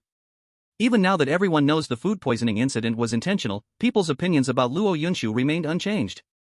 Luo Yunshu lightly chuckled. At this point, you still want to slander me? Her gaze gradually turned cold, her voice rising. When your dad was in the hospital, you asked for leave, and I approved you for half a month. It's written in the attendance record, should I show it to you for confirmation? Do you think I just throw away the record book once it's used? Shen Zilian's expression grew even stiffer. He was afraid that Manager Song would expose him, so he hurriedly said, Yunshu, since the poisoner has been caught, let the police take him away. Luo Yunshu turned to look at him. I've told you not to rush, why are you in such a hurry? On the large screen, the video finished playing, and several chat screenshots popped up. Shen Zilian's face instantly turned pale. The content of this screenshot was about him bribing and instructing Manager Song to poison the food court. Young Master Shen, do you have any explanations? Shen Zilian's eyelids twitched and he loudly shouted, Luo Yunshu, this picture is fake. I never did these things. Whether you did it or not, you know in your heart. Luo Yunshu smiled. At this moment, the screenshot on the large screen changed again. It showed his chat with several influencers. He offered each of them 1 million, getting them to heavily criticize Luo Yunshu, profiting while also gaining traffic. The expressions of the influencers quickly fell, and they hurriedly closed their live streams, preparing to flee the scene. Luo Yunshu smiled and looked at the district police officer. Comrade, those internet celebrities have slandered and defamed me, seriously infringing on my reputation. I want to report it on site. As soon as she spoke, the few big influencers stopped in their tracks and turned around. President Luo, we were just momentarily confused. Please forgive us and don't pursue this matter. We are willing to make amends. Amends? Luo Yunshu sneered, if it weren't for the evidence I have, with just your words alone, my life would be ruined. Let me make it clear, no matter how much compensation you offer, I refuse to settle. The internet is not a lawless place. Do you really think that spreading a few rumors and then throwing out some money will settle things? Dream on. The big influencers felt their legs weaken and sat down on the ground. They knew how serious this was. Once Luo Yunshu really pursued it, they would definitely end up behind bars. President Luo, please, I beg you to show mercy and let me go, one streamer crawled over on his knees. I have spent 6 or 7 years to reach my current height, I cannot have a blemish. This is what you brought upon yourself. Luo Yunshu looked down and sneered. The police officer's face was serious as several other officers came over and restrained the network influencers. Comrade, there's him too, she pointed at Shen Zilian. 2 police officers stepped forward, and Shen Zilian immediately shouted, Luo Yunshu. I admit I've lost this time, but you cannot sue me. Why not? Luo Yunshu asked with a smile. Shen Zilian coldly snorted, did you think I only plotted against you? Evidence of your cousin's crime is about to reach me. If you don't want trouble for him, we can forget this. Before he finished speaking, a figure emerged from the crowd. Chen Yan approached Shen Zilian, took off his mask, young Master Shen, long time no see. Did you miss me? Shen Zilian's eyes widened, you, how could you be here? Aren't you supposed to? Ha ha. Chen Yan laughed loudly, young Master Shen, the partner you were looking for is even more foolish than you. She should be reaping what she sowed right now. Police comrades, I want to accuse Shen Zilian of hiring someone to poison me. I will organize the related evidence with my cousin and send it to you. 2 police officers immediately stepped forward. Seeing the situation going wrong, Shen Zilian immediately ran into the crowd. People nearby were knocked over by him. Several officers were obstructed by the rushing crowd and could only watch as he escaped. Cousin, car keys. Chen Yan shouted in a low voice. Luo Yunshu hurriedly handed him the keys. He accelerated to push through the crowd. Once outside, he shouted, Shen Zilian, don't run. Shen Zilian looked back and yelled, everyone come out, block that bastard. Dozens of bodyguards rushed out from the shadows, blocking Chen Yan's way. Chen Yan, I know you can fight, but so what? Can you take on all of us alone? Goodbye.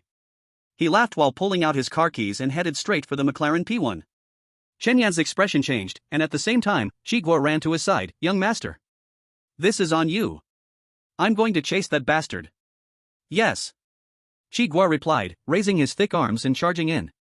Chen Yan pressed the car key, and not far away, an Audi S7 flashed its warning lights. His eyes lit up.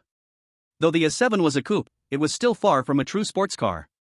If he didn't encounter complex road conditions, he definitely couldn't catch up to the McLaren. Forget it. Having one is better than none. He ran toward the car. Seeing this, Shen Zilian's bodyguards rushed up to intercept. Get the hell out of my way, he roared, kicking one bodyguard in the neck. At this point, Shen Zilian had already gotten into the car. Chen Yan was also ruthless, launching his attacks without reservation. After a series of heavy hits, the few blocking him were all knocked down. He hurried towards the A7. Just as he sat in the car, the McLaren sped past him. He quickly started the car and hit the gas, zooming out. As the two cars sped away, Luo Yunshu and several police officers emerged from the mall. Seeing the situation was dire, Shi Guo pushed away the people beside him and jumped into the greenery, fleeing amidst the chaos. On the bustling city road, Chen Yan focused intently ahead, afraid that a moment of distraction would cause him to lose track. Fortunately, the traffic was relatively congested, and the distance between the two did not widen too much. After a few minutes of chasing, Shen Zilian realized he couldn't shake off Chen Yan and took a sharp turn into the entrance to the national highway. As long as he wasn't caught at the scene, he had ways to evade the blame. He absolutely couldn't let Chen Yan catch up. In the car behind, Chen Yan gripped the steering wheel tightly. Once they were truly on the national highway, even if he pushed the engine to smoke, he wouldn't be able to catch up to Shen Zilian. What should he do? Chapter 60, a tense chase, finally captured. Chen Yan's expression was serious, his eyes heavy. At this moment, he had only one thought in his mind. Even if he lost track on the national highway, it was better than giving up the chase. He also turned the steering wheel, entering the national highway entrance. Both of them entered the national highway, with Shen Zilian flooring the gas, the speed of the car soaring again. Chen Yan also accelerated promptly. The difference between the top speeds of 350 and 250 was instantly evident. The distance between the two cars gradually widened. A hint of despair flickered in Chen Yan's eyes. Just as he was about to give up the chase, he suddenly spotted a red traffic light several hundred meters ahead, that vibrant red standing out starkly in the night. He pressed the gas even harder. In the front car, Shen Zilian also noticed the traffic light. With a quick glance down, he cursed, "Damn it, why's this devilish traffic light against me?" A few lanes were filled with cars waiting for the signal, only the emergency lane was free. If he could make it through this traffic light, he could freely speed along for dozens of kilometers ahead. With his skills, shaking off Chen Yan would be easy and fun. But now, he was forced to switch into the emergency lane. At that moment, a few dump trucks were turning at the intersection, blocking the way ahead. He had no choice but to begrudgingly make a right turn. A smile crept onto Chen Yan's lips. The road on the right was a county road. A few kilometers down that road, passing the industrial park, he could enter the mountains. The mountain roads were winding. With his driving skills, catching up to Shen Zilian was just a matter of time. Heaven is watching, ha ha ha. He laughed heartily and turned onto the county road. The county road was noticeably narrower than the national highway. Heavy vehicles were relatively common near the industrial park, greatly suppressing the speed advantage of the McLaren. Using his top-notch driving skills, Chen Yan gradually reduced the distance between them. By the time they exited the industrial park, the distance had shrunk to less than 100 meters. Shen Zilian glanced in the rearview mirror at the rapidly approaching Chen Yan, tightening his jaw. "Chen Yan, I trained hard for a week after losing to you last time. This time, I must redeem myself." The car let out a wild roar as it plunged into the deep mountains. Chen Yan sneered, "The mountain roads are my home ground, you narcissist, you're wasting your effort." He closely followed into the deep mountains. On the mountain road at night, the fog was thick. The sound of tires scraping against the road echoed through the valley. After just 4 or 5 sharp turns, Chen Yan had closed the distance to less than 20 meters. Shen Zilian glared at the increasingly closer headlights, furiously hitting the steering wheel. "Damn it! Why is my car much better than yours, but still not faster?" At that moment, he lost focus, and suddenly a segment of guardrail appeared ahead. He quickly turned the steering wheel, the front of the car narrowly grazing the guardrail, sparking fireworks. Seeing the opportunity, Chen Yan immediately overtook, blocking ahead while decreasing speed, and dialed his cousin's phone. As soon as the call connected, Luo Yunshu quickly asked, "Chen Yan, where are you now?" "I'm on the county road heading to Dawanggu." Chen Yan said while watching the rearview mirror, "I've caught up to Shen Zilian, hurry and bring people over." "Okay." The call ended abruptly. Chen Yan immediately slammed on the brakes. Shen Zilian was taken aback and followed suit, slamming on his brakes. But the distance between the two cars was too close. Even though he reacted quickly, he still could not escape the fate of a collision. The two cars were pressed together, barely driving forward for a few dozen meters along the county road before coming to a rough stop. Shen Zilian immediately jumped out of the car and shouted, "Damn it, are you trying to die?" After cursing, he hurriedly dove into the nearby woods. Shen Yan also rushed out of the car, chasing after him. The two of them squeezed into the woods, one after the other. In the dark mountain forest at night, there was not a single light. The two of them stumbled around for a few minutes. Finally, Shen Yan caught up with Shen Zilian. He reached out, grabbed Shen Zilian by the collar, and yanked him back, his fist following close behind. "Trying to run, huh? Come back here." A heavy punch landed on Shen Zilian's chest, causing him to cough twice and gasp, "Shen Yan, please spare me, I can give you money." "I have reasons I can't go in." "Don't give me useless excuses, let's go. If you don't, I'll hit you again." Shen Yan raised his fist once more. Shen Zilian shrank his neck and was pulled down by Shen Yan. The way back was a bit rocky. After walking for more than 10 minutes, they finally returned to the road. "Squat by the side of the road, hands on your head," Shen Yan shouted angrily. Shen Zilian trembled and squatted down. Earlier, he had heard Greenhair say that Shen Yan was very strong, and he didn't want to suffer. After he turned onto the county road, he had called his father, so his father was probably on his way now. They waited by the roadside for a while, and soon down the mountain, a few cars approached. Shen Yan's lips curled slightly. "Shen Zilian, wait until you are caught and see how arrogant you can be. If you want to deceive me and my cousin, that will be in your next life." As soon as he finished speaking, several cars stopped in front of them. The doors opened, and Shen Yan's eyes immediately lit up. In contrast, Shen Zilian showed a relieved smile. "Dad, you finally made it." The newcomers were none other than Shen Aokong, the chairman of the Freedom Group. After Shen Aokong got out of the car, the doors of the accompanying vehicles all opened. The four fools of Yun City, along with more than a dozen followers, jumped down and sauntered over. Seeing this, Shen Yan immediately grabbed Shen Zilian. "Everyone, stay away." Shen Aokong's gaze fell on Shen Yan. A small surprise flashed for a moment.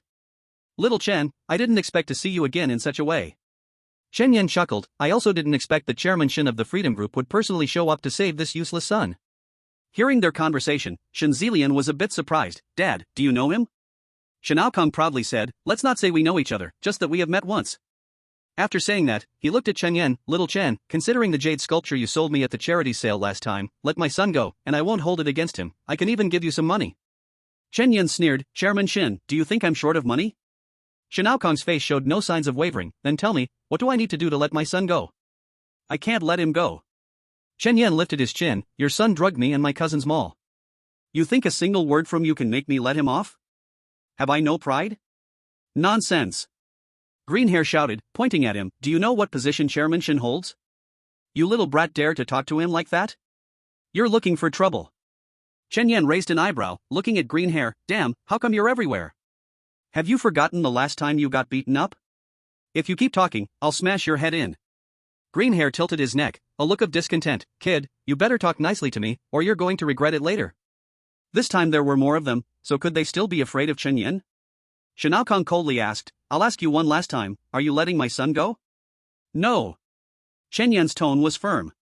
Shen Aokong raised his hand and pointed, "Capture him." "All right."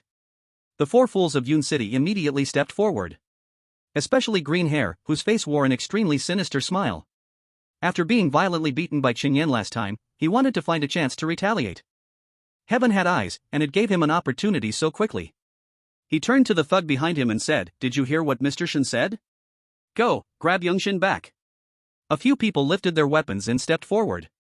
Chen Yan twisted Shen Zilian's arm, causing him to scream in pain. "Dad, can you talk this out? This little bastard twisted my arm." Shen Aokong coldly said, "Son, hold on, he doesn't dare really hurt you." As his voice fell, the thug closest to Chen Yan swung a baton. Chen Yan seized the moment, kicking the thug in the chest, sending him staggering backward, clutching his chest and crouching down. Chen Yan didn't dare hesitate. As another baton came down at him, he quickly grabbed Shen Zilian to block it. The thug, seeing this, quickly retracted his attack, but Chen Yan took the opportunity to strike back, kicking the thug in the chin. The thug's head tilted, and he fainted. With two thugs knocked down, Shen Aokong's face darkened. "Don't take them down one by one, go together. Grab young Shen," shouted the green-haired thug as he raised his baton and charged forward. The thugs swarmed in, surrounding Chen Yan. "Chen Yan, let go of young Shen, or I'll kill you, you bastard." Greenhair pointed his baton at Chen Yan. Chen Yan stared fiercely, his fighting spirit ignited. I can't avoid it, so I'll just play with you all. He raised his elbow and smashed it toward Shen Zilian's neck. With a powerful elbow strike, Shen Zilian's eyes rolled back, and he passed out immediately. Chen Yan threw him aside and immediately lunged at Greenhair. You wanted to kill me, huh? I'll kill you first. He snatched the baton from Greenhair and swung it down on him.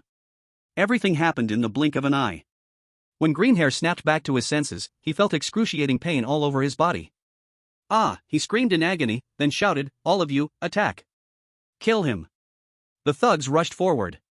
Chen Yan raised his left arm to protect his head and swung the baton fiercely at Greenhair's body. You want to kill me? I'll kill you first. Damn you. Greenhair was hit so hard that he saw stars. Chen Yan, stop. If you keep hitting, someone will die, he begged loudly. Chen Yan ignored him and continued hitting. You still have the strength to shout, you're not dead yet. The group was fighting fiercely. Xianao Kong's eyes darkened as he stared at Chen Yan. Hongmao, find a way to grab Zilian. Yes. Hongmao bowed slightly, circled around the fight, found a suitable position, and dragged Shen Zilian's legs, forcibly pulling him out. Quick, get him in the car. Xianao Kong immediately opened the car door. Hongmao and Huangmao worked together to throw Shen Zilian into the car. Shen Yan, you hurt my son today, this isn't over. Xianao Kong shouted, commanding all the thugs, beat him to death. If you kill him, I, Xianao Kong, will pay. He then got into the car and ordered the driver, take young master to the hospital immediately. The car turned around, about to pass through the crowd, when another set of cars arrived, flashing police lights. The red and blue lights were especially noticeable in the night, and when the thugs saw this, they dropped their weapons and rushed to escape, ignoring their boss's orders. Several police cars immediately charged forward, blocking the escape. The officers got out of the cars and shouted at the vehicles, turn off the engines and get out of the cars. Hurry up! All the thugs were arrested. Even Xianao Kong was pulled out of the car. Shen Yan! A desperate voice rang out. Shen Yan turned to see his cousin running toward him in a hurry. Although the car headlights made it hard to see her expression, she must have been very worried. At Chen Yan's feet, Greenhair, seeing the police arrive, was overcome with emotion, shouting, they're still. Before he could finish, Chen Yan smashed a baton down on him, knocking him out cold. To make Greenhair feel the pain, Chen Yan had been intentionally avoiding his vital points, but now that the police had arrived, he couldn't continue the beating, so he decided to let Greenhair rest for a bit. Just as he knocked Greenhair out, a fragrant breeze wafted by. Luo Yunshu rushed over and hugged him. Chen Yan. Are you okay? Her eyes were red, and traces of tears could still be seen. Perhaps it was the end of the fight, the hormones in his body faded, and Chen Yan started to feel pain all over, quickly shouting, cousin, it hurts, let me go.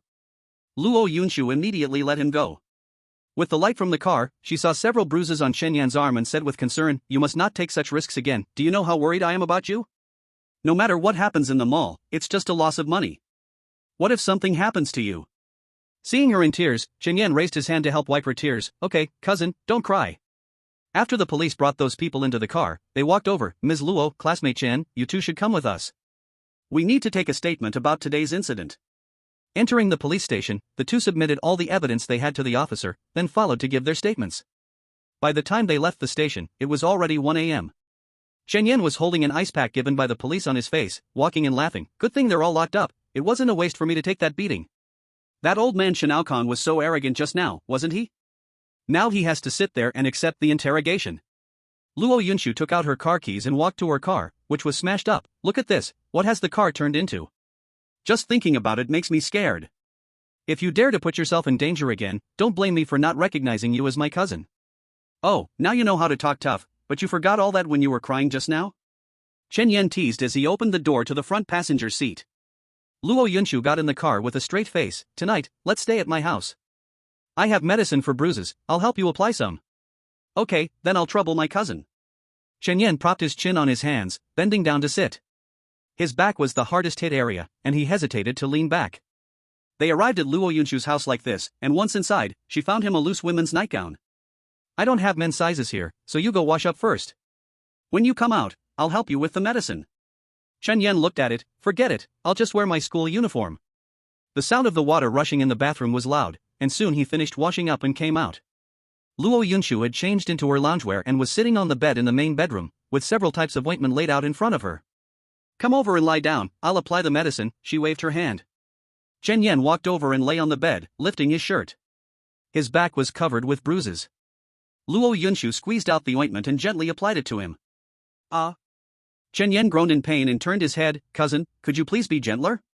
Just at that moment, his eyes fell right on the neckline of Luo Yunshu's top. The melody of the birdsong sonata sounded loudly. Chapter 62, Going to class as usual, encountering Zhang Chenghua at the door. Chen Yan quickly grabbed the blanket to cover his embarrassment. Cousin, these are just minor injuries, there's no need for medicine. He sat up, hugging the blanket, and walked outside. I'll sleep in the guest room, you should rest early. The medicine is not done yet, put the blanket down. Luo Yunshu frowned and tugged the edge of the blanket back. Chen Yan never expected his cousin would tug the blanket with him, and it wasn't gripped tightly enough. The blanket fell to the floor. Then, the air became suddenly quiet. Luo Yunshu quickly turned her head away, her face felt as if it had been scalded by boiling water. Cousin, you better come back and lie down, let me put the medicine on you. It will heal faster if I apply it. No, it's fine. Chen Yan picked up the blanket again and hurriedly ran outside. That night, the house was very quiet. The next morning, Chen Yan opened the door to the guest room and happened to run into his cousin going out. His cousin had changed into a more formal set of loungewear. Good morning, cousin. He awkwardly greeted her. Luo Yunshu returned awkwardly, morning. After saying that, she rushed to the front door, opened it, and took the takeaway. She turned back and said, hurry and wash up, then come over for breakfast. I'll take you to school later. Oh, okay. Chen Yan replied. Until finishing breakfast. The atmosphere at home had finally returned to normal. The two of them went downstairs together and got into another car belonging to Luo Yunshu. On the way to school, Chen Yan asked, Cousin, after what happened at the mall yesterday, have you figured out what to do? Luo Yunshu sneered, of course, I want revenge. The Shin family is after my mall, right? I'm going to take a piece of their flesh too. With Shin Aokong not around, you'll have more room to maneuver. Chen Yan laughed in response. But as soon as he finished speaking, he heard Luo Yunshu let out a sigh. It's not as easy as you think. Besides Shin Aokong, the Shin family has another talent named Shin Yubing. She is Shin Aokong's youngest daughter and isn't a bit less capable in business than Shin Aokong. Even if Shin Aokong spends his life crying behind bars, as long as she is there, the chance of the Shin family collapsing is still very small. Chen Yan's expression gradually grew serious. He had only heard Shin Yobing's name a few times. Before, he didn't have the right to know about the free group, so he naturally didn't pay too much attention to it. He thought Shin Yubing was just a pretty face who relied on her father, but from his cousin's reaction, it seemed she was even harder to deal with than Shin Aokong. So, what do you plan to do? Chen Yan asked. Luo Yunshu smiled and said, using the Shin family's chaos to target their stocks first. If their side gets thrown into disarray, let's see if we can take advantage of it to snatch some of their assets. If you need my help at any point, just let me know. Chen Yan said. Soon, they arrived at the school entrance. Alright, I'll drop you off here, and I won't get out. I need to hurry and check on the progress of the finishing work at the building. Luo Yunshu said with a smile. Chen Yan waved his hand, go ahead, and be careful. Okay. He got out of the car and watched Luo Yunshu walk away. Just as he turned around to enter the school, he bumped into Zhang Jiang and Shiguo. These two had been sent out by him to do other tasks last night. If they had been around, the ones who suffered would likely have been that group of thugs. Young master, last night Shiguo approached with a cheerful expression. Halfway through his words, he noticed the bruises on Chen Yan's face and hand. Young master, what happened to you? He exclaimed, widening his eyes, then turned to Zhang Jiang. Zhang Jiang, what the hell were you doing with the young master last night? Zhang Jiang stepped forward, looking guilty. Last night. Alright, let's not talk about this. Chen Yan quickly interrupted, looking at Shiguo and asking, how did the person you were keeping an eye on do?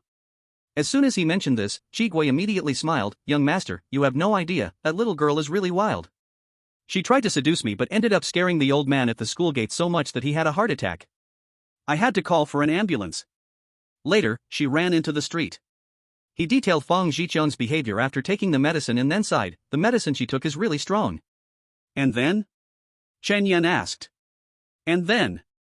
Shiguo continued, she was taken away by the security police. I waited outside all night until this morning when she was finally released. From a distance, I overheard her say that she needed to give medicine to her pet and that it accidentally went into her mouth, but she didn't explain the truth. Chen Yan sneered. Would she dare to tell the truth? Once it's out, she could be charged with intentional poisoning. This silent suffering, she could only swallow down inside. Young master, now that we're done with this, what about your injuries? Shiguo asked. Chen Yan glanced at his hand, coldly asking, have you heard of the 4 talents of Yun City? I've heard of them. Chigua nodded, but they're just a bunch of clueless little punks. Did they lay hands on you? Chen Yan nodded. Zhang Zheng immediately got angry, if they dared to touch you, I'm going back to deal with them right now. Saying this, he turned to leave. Wait. Chen Yan stopped him, those guys are still at the precinct. They probably won't be out for 10 days or half a month. Go back and tell my godmother, I have my eyes on their assets, and ask her to help with the operations. Understood. Zhang Zheng nodded. Chigua then asked, what about those few? Just let it go? Let it go? How could that be? Chen Yan smirked, when they come out, I'll settle the score with them. By the way, don't tell my godmother about me getting beaten. I'm afraid she might skin you two alive. Thank you, young master. The two bowed at the same time. Chen Yan waved his hand and entered the school. Su Qingning, as usual, came to deliver breakfast. Seeing the bruises on him, she heartbrokenly wiped away her tears. He worked hard to comfort her, and seriously promised in person that he would never put himself in danger again. The breakfast she brought was also eaten clean, despite his struggle. When the class bell rang, his neighboring seat remained empty. He couldn't help but wonder. According to Chigua, Fang Jixiang was released this morning, so why hasn't she come yet? Not thinking about it too much, he laid his head on the desk and took a nice nap. Every time he woke up during breaks, he would take out his phone to check. All morning, Fang Jixiang seemed to have evaporated, and his phone had no messages in or out. At noon, Chen Yan took Su Qingning to the pavilion to study. As he opened his book, the phone rang. He took it out and saw it was his cousin calling.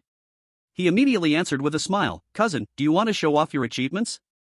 On the other end, Luo Yunchu's tone was particularly heavy, don't laugh yet, I have something to tell you, Shen Zilian has been released on bail.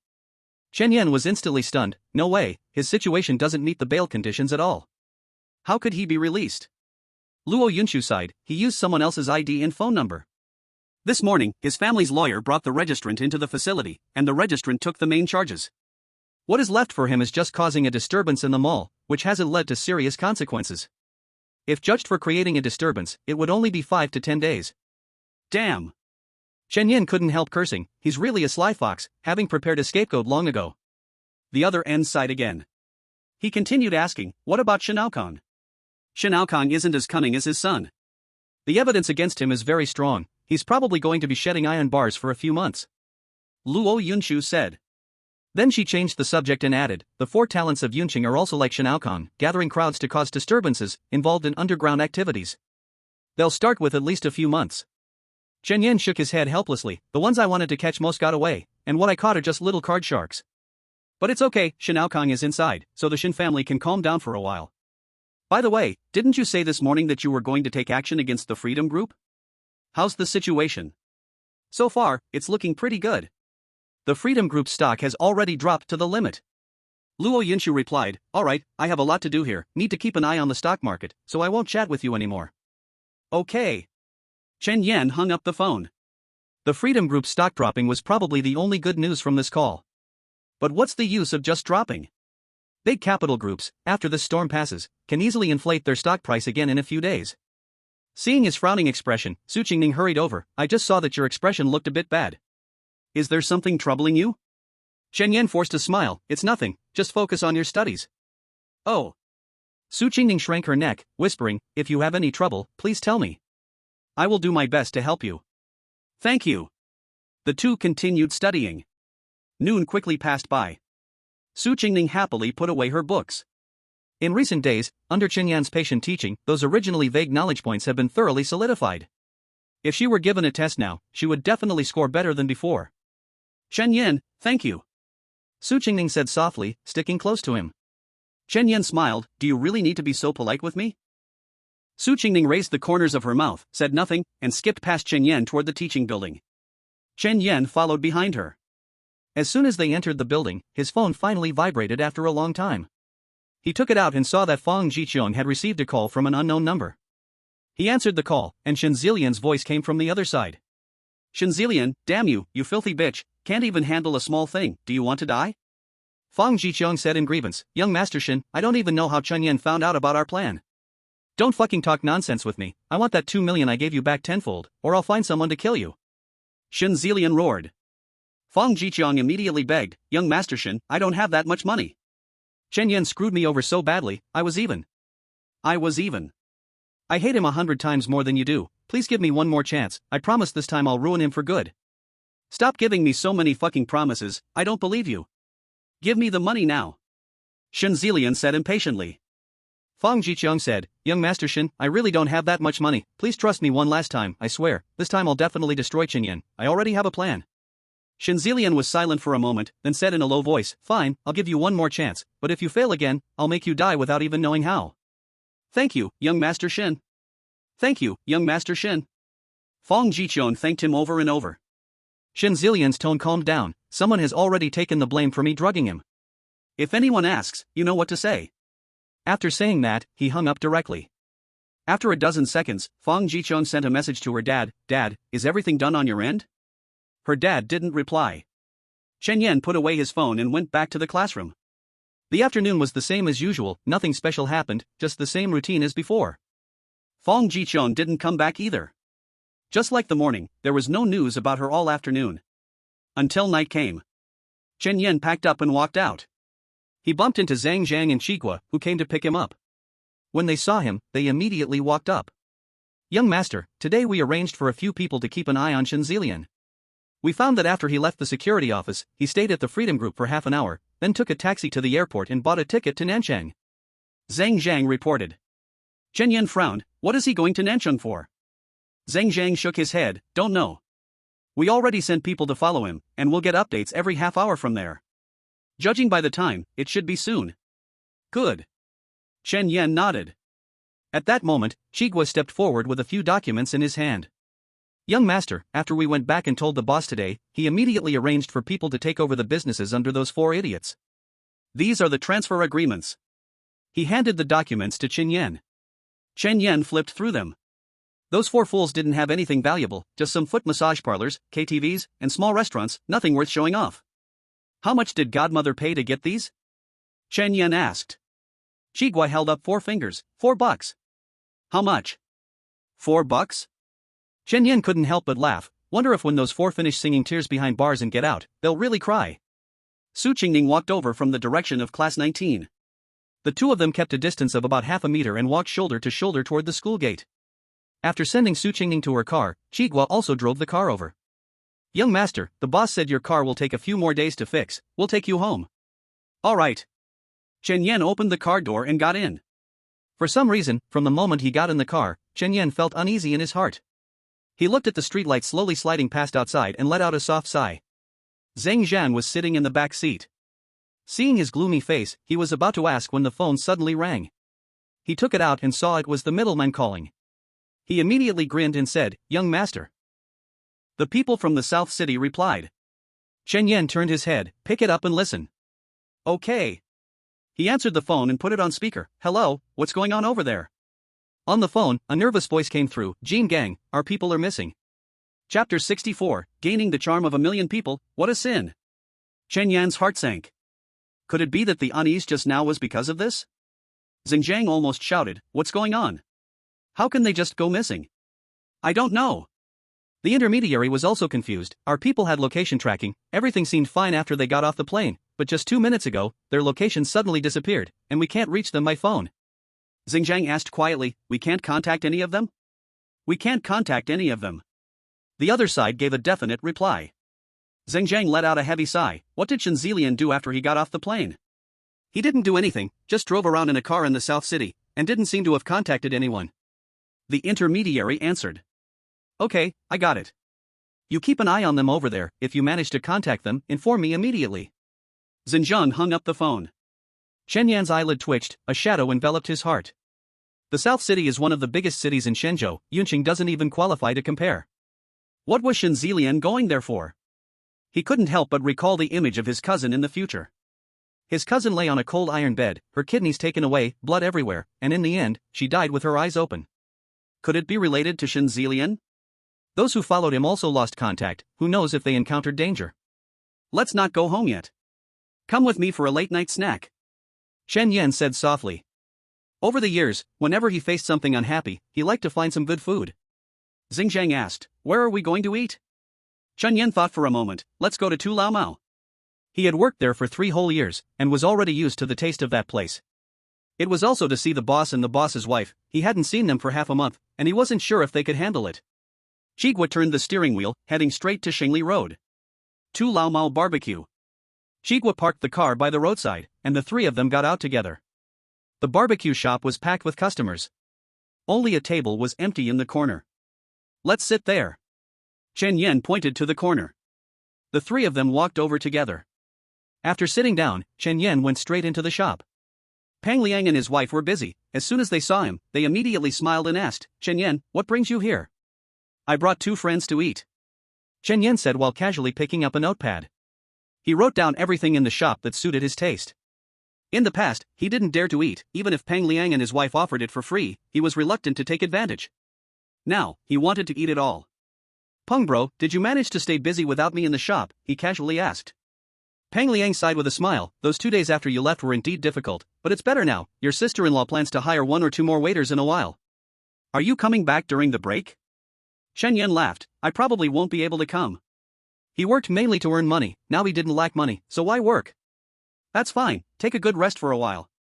You've not taken time to go out and have fun in 3 years. Do you still have enough money?" Pang Liang said. "Enough." Chen Yan set the order down. Just then, the kitchen called out that the food was ready and asked Pang Liang to bring it out. "I'll go. It's boring just sitting there." Chen Yan went to the kitchen. The chef was also taken aback to see him. After exchanging a few simple greetings, he carried the skewers out. It was for table 7. As he came out of the shop, he headed straight for table 7. Before he even set the food down, he heard someone at the table say, "Brothers, don't think I'm just bragging, don't look at me like I'm average, but I've never been short of women around me. It's like I have charm that attracts a million. As long as pretty girls catch my eye, I can flirt with them casually. They are willing to play with me at any cost." Ding, detecting someone boasting within range, converting boasting content. Conversion successful. Chen Yan couldn't help but be stunned. Last time, he had received plenty of good items while serving kebabs, and now it was happening again. "Ladies, your skewers are ready." He placed the skewers on the table and glanced at their table. They were sitting at table 1, more than 10 meters away from here. Even if they boasted like crazy here, Chen Yan at table 1 wouldn't hear it. No need to give away side dishes. He took the empty plate and walked back. Zhang Zhang came over and asked, "Young master, what are you busy with? Sit down and take a break." Chen Yan shook his head and smiled. "If I sit down now, I'll stay for a whole day, so I'd better move around. You all go back to the table and wait for me." After sending Zhang Zhang away, he returned to the store. The skewers for table 5 were ready. He picked up the tray and walked outside. All the customers at table 5 were women. Judging by their outfits, they seemed to be in sales, each with exquisite makeup and looking quite good. Chen Yan placed the skewers on the table. "Ladies, your skewers are ready, enjoy." Several women turned their heads in unison, their gazes landing on Chen Yan. Chen Yan suddenly felt as if he was being targeted by a pack of wolves and couldn't help but shiver. "Ladies, is there something else?" The woman to his left took out her phone. "Little brother, let's add each other on WeChat. Sister thinks you're handsome and wants to chat." "Me too. Add me as well." The woman on his right quickly pulled out her phone. Chen Yan felt a tingle on his scalp. Is this what they call the heartthrob attribute? It sounds nice, but in reality, these women were obviously much older than him and didn't catch his eye at all. How come? Adding WeChat is so boring. "Little brother, you're working here to earn money for school, right? Sister will pour you a drink, and if you drink it, I'll give you 1,000 yuan. How about that?" The woman across from him raised her glass and filled it to the brim with white liquor. Chen Yan awkwardly laughed. "Sisters, stop joking. Enjoy your meal, I'm leaving." He turned and ran with the empty plate. "Little brother, where are you going? Don't be shy, sisters just want to have a drink with you." "Little brother." A few women stood up, calling after him one after another. Chen Yan ran into the store, leaning against the bar and covering his chest. Damn, that was terrifying.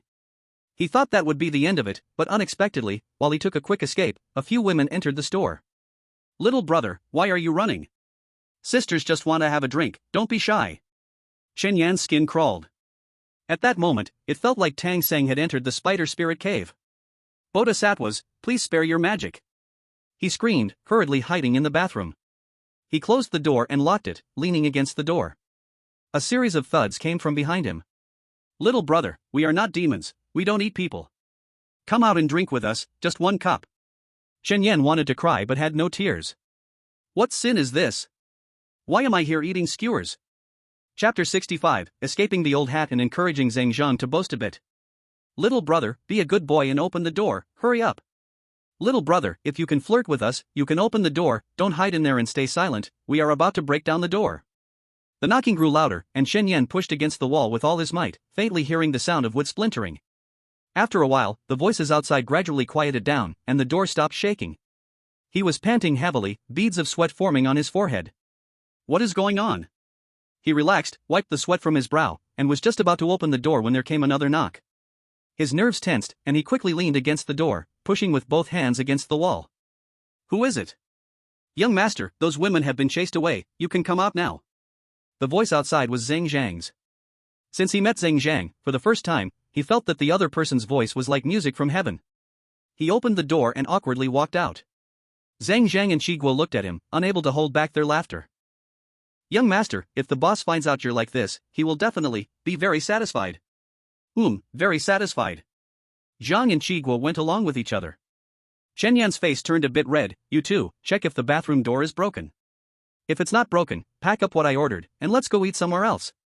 After he finished speaking, he quickly walked out the door and directly got into the car.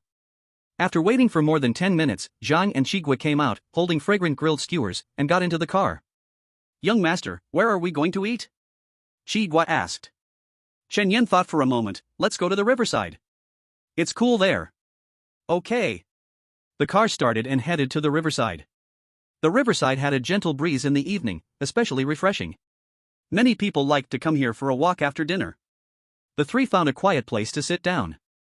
Shen Yan asked, are those people over there still quiet? Zhang had a serious expression, no movement. Shen Yan sighed and immediately took out his phone. He felt it necessary to call his cousin and update her on the situation. No matter if it would help or not, it's better to be safe than sorry. The call connected, but the other side took a long time to answer. Shen Yan frowned, his heartbeat gradually quickening. Could it be that his cousin was in danger? He couldn't help but think wildly. Just when the call was about to hang up automatically, the other side finally picked up. Hello, cousin, is there something going on calling me so late? Cousin, where are you? Shen Yan asked nervously. Luo Yunshu said curiously, where else could I be? Of course, I'm at home. Then why did it take so long to answer? Shen Yan spoke with a hint of anger. I was taking a shower. Luo Yunshu chuckled, what's wrong? Have you missed me after just one day? I'm still covered in bubbles, do you want to? A blurry image appeared in his mind. Shen Yan suddenly felt his ears getting hot.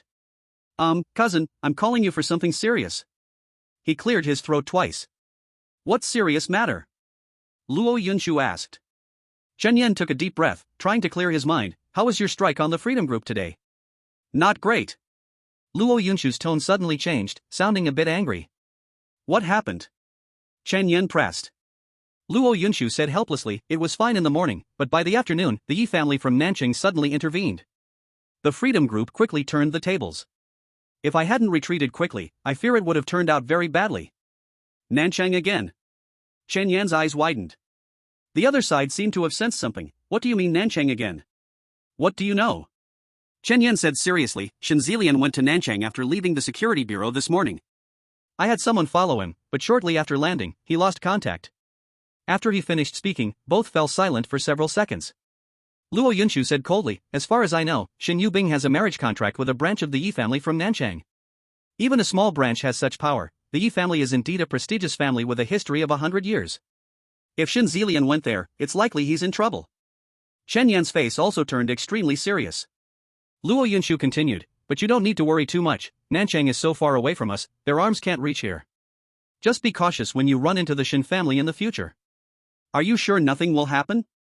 Shen Yan asked back. Absolutely. Luo Yunshu said firmly.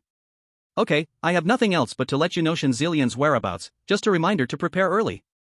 Shen Yan breathed a sigh of relief, since you already knew, I don't have anything to worry about. Goodbye, I'm going to eat. Wait. Luo Yunshu quickly stopped him. What else do you want to say, cousin? I want to ask you, when will you come back to stay at my place again? Cough cough cough. Shen Yan choked a bit, coughing repeatedly, cousin, I'll eat first, we can talk later, see you. He hurriedly hung up the phone. On the side, Zhang and Chiguo were staring at him, making him feel a bit uneasy. "What are you two looking at me for?" he whispered. Zhang said, "I just feel like the young master is becoming more and more charming. In the future, there will definitely be many young girls chasing you." "Yeah." Chiguo nodded in agreement. "Didn't we just witness it today?" Chiguo hardly spoke in front of him usually. "But why does it feel so annoying when I speak?" "Stop, I don't want a second round of today's events, it was way too scary," Chen Yan said, filled with dread. Then, he picked up the skewer. "Come, try the specialty from this place, these are all my favorites." Neither of them held back, and they both grabbed skewers eagerly. Under the moonlight, two strong men sat by the riverbank with a slender figure between them, bamboo skewers flying, filled with laughter. The river flowed fiercely, reflecting the moonlight, creating a unique scene. The three chatted casually, feeling relaxed. Despite the so-called master-servant relationship, it wasn't as rigid as in film or drama. As they talked, Chen Yan suddenly had a thought. The system's ability was to turn boasting into reality, and having two people with him was perfect for letting them boast while he listened. How wonderful would that be? "Zhang Guang, Chiguo, do you two usually boast?" Chen Yan asked out of nowhere. Zhang Guang and Chiguo were taken aback simultaneously. "Sir, why are you asking this? The boss hates people who boast, please don't get us in trouble." "Am I that kind of person?" Chen Yan puffed out his chest and patted their shoulders. "I just want to hear you boast, you two go ahead, I'm listening." Zhang Guang and Chiguo fell into deep thought, struggling to come up with something, their faces turning red without managing to boast at all. Zhang Guang said with a bitter face, "Sir, you're making it too hard for us, the boss doesn't like to listen to boasting, and after so many years with her, we've forgotten how to boast. Otherwise, why don't you give us a lead?" "Forgetting how to boast? You two are really useless." Chen Yan said in disdain, then looked at Zhang Guang. "You puff up your chest and boast about how you can fly." Chapter 66, Punished for cheating using system rules, the two bodyguards took him to a bathhouse. "I can fly!" Zhang Guang shouted. Chen Yan was full of expectation, ready to see if he could actually fly, when he suddenly felt his body shaking out of control. Then, a foul smell rushed into his nostrils. He looked down. "What the hell, what happened to me?" "Ah!" Chen Yan shouted in despair. How could this handsome young man have just lost control of his bowels? At this moment, the voice of the system echoed in his ears. Ding! The host actively engaged in boasting and is suspected of exploiting system loopholes for unfair profit, therefore, a punishment is imposed. This time of bowel incontinence lasts for 1 minute. If the same thing happens again, the punishment will last for 1 hour, with each subsequent punishment increasing in duration. When we bonded, you never said I couldn't exploit it myself. Chen Yan complained in his heart. Since it was not clearly stated at the beginning, it's the system's unilateral mistake. Any benefits generated by the system are subject to the system's explanation rights, please be aware, host. Damn it! This is an unfair clause. I want to report you. In response to the host's feedback, the system proposes the following solutions. 1. Unbind, reclaim all content already realized by the system. 2. The host apologizes to the system and assures strict adherence to system usage regulations in the future, terminating this punishment. I'm sorry, I was wrong. As soon as the system's voice stopped, Chen Yan immediately apologized. Though a man should be firm in the world, earning benefits isn't shameful. I promise to strictly adhere to the system usage rules in the future. System, please stop. As soon as he finished speaking, he regained control of his body. He turned to look at Zhang Guang and Chiguo. The two had already stepped back several paces, covering their noses. Zhang Guang asked, Sir, what happened to you? Chen Yan felt incredibly embarrassed. I'm fine. Then how did you? Shut up. Taking advantage of the night, Chen Yan quickly jumped into the river. Even in summer, the river water at night felt a bit cold. He squatted in the water, only his head above water. Hurry, help me find a clean set of clothes. The two nodded and left. Before long, they returned with a new set of clothes. Chen Yan looked around. Fortunately, he had chosen such a sparsely populated place, otherwise, he would have lost face terribly. Sorry to the fisherman downstream. He washed himself off in the water quickly, seizing the moment when no one was around to run up. In the shadow of the embankment, he hurriedly put on his clothes. As for that school uniform, throw it away. There's another one at home, let's just manage with it. There's only half a month until graduation, no need to spend money on clothes. Climbing back up the embankment, he looked at the skewers on the ground. Come on? Want to eat a couple more? No. Both of them shook their heads at the same time. Chen Yan felt a bit nauseous, too. The scene from before lingered in his mind incessantly. Young master. Chigwa suddenly spoke up. Chen Yan turned to look at him. What's wrong? Chigwa said, you asked me to brag a little, but I couldn't do it before. During the ride to buy you clothes, I finally thought of one, and now I'll tell you. Stop. Don't brag anymore. Chen Yan hurriedly interrupted. If he continued, he would have to squat in the water for an hour. The night fishing enthusiasts downstream would definitely come looking for him. Ha? Chigwa was taken aback. No bragging anymore? No bragging, no bragging. Chen Yan shook his head repeatedly. Achoo. Perhaps because he had been in the water for too long, he felt cold and couldn't help but sneeze after getting blown by the wind. Young master, did you catch a cold from being in the cold water too long? Zhang Zhang said anxiously, let us take you for a hot bath. That's not a bad idea. Chen Yan rubbed his nose and followed the two into the car. Sweat Nanshan. Yunqing's top-notch bathing center. It's much cleaner now. In the past, this place gathered more than half of Yunqing's rowdy crowd.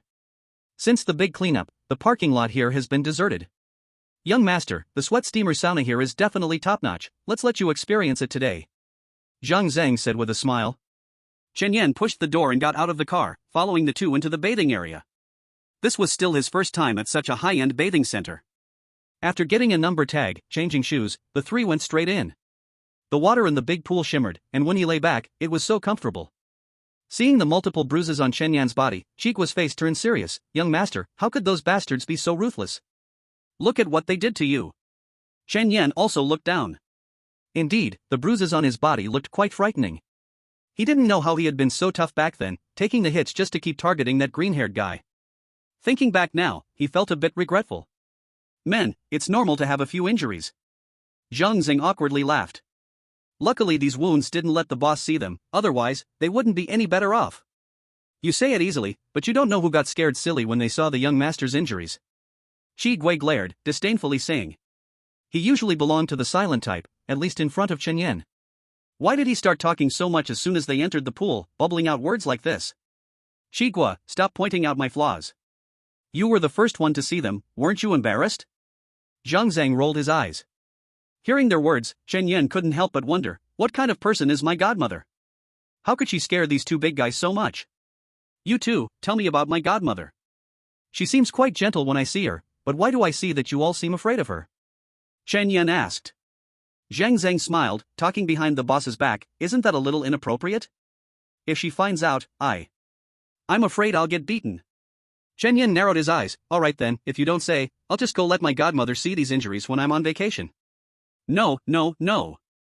Zhang Zhang hurriedly waved his hands, then nudged Chigwa with his eyes. Chigwa, you've known the boss the longest, you should say something. Chigwa stroked his chin, thinking, speaking of the boss, she is really a remarkable person. When I first met her, she was just an accountant in a construction company. He began to reminisce, recounting many past stories like precious treasures. Even just hearing him describe it, Chen Yan felt a chill down his spine. He never expected that his godmother became the underground queen of Yunqiang, having gone through so many dangers. Chigwa became more and more excited as he spoke. Back then, I didn't have the position I have now. Why could I stand out among the many little brothers of the boss? It was all because I was ruthless. Go out to collect debts, who the hell dares not to pay? I can chase them from the North District to the South District with a knife, and I've got plenty of scars to show for it. He lifted his arm, revealing several knife scars. You can say I'm tough, when I get hurt, it's like nothing happened. I can recover while smoking a cigarette, and then I just go back to collecting debts. Ding, detecting someone bragging within the radius, converting the bragging content. Conversion successful. Chapter 67, The Bathmaster contributes iron sand palm, gains dual abilities in bathing and massage. Chen Yan was taken aback. Is Chigwa bragging? Didn't he just say he wouldn't brag? This man is so damn hypocritical. At the same time, he felt a warm sensation in the injured areas. Zhang Cheng suddenly stood up, speaking with disgust. Chigwa, stop fucking bragging. He glanced at Chen Yan. Young master, let's go take a bath and then get a massage. Okay. Chen Yan stood up as well. After soaking in the hot water for a long time, he felt much better. The two of them lay down on the beds next to the pool. Two old men in bath towels and slippers approached them. Do you two want a bath? Yes, give us a good scrub. Zhang Chang replied. A bathmaster came to Chen Yan's side and looked at the bruises on his back. Young man, what happened to you? Practicing martial arts. Chen Yan found an excuse to brush it off. Saying he was beaten up would be too embarrassing. You can practice martial arts? The bathmaster draped the bath towel over Chen Yan's back. In this day and age, there are fewer and fewer people practicing martial arts. As he spoke, the master began to scrub. At first, Chen Yan was worried the wounds would hurt a lot, but after a couple of circles with the towel on his back, the only feeling was a slight itch, nothing else. Having someone else scrub him was way better than doing it himself. Chen Yan leaned on his chin, enjoying it, just practicing a bit. The master laughed heartily. Just practicing is rare enough. Today's kids are all pampered and delicate, unlike when I was young. Young man, to be honest, I practiced martial arts too. What kind of martial arts did you practice? Chen Yan asked. Iron sand palm. The bathmaster said proudly. The system gave no prompts. Chen Yan was a bit surprised. This seemingly scrawny old man really practiced iron sand palm? What level did you reach? He hurriedly followed up. The master smiled. I can barely say I've reached the highest level.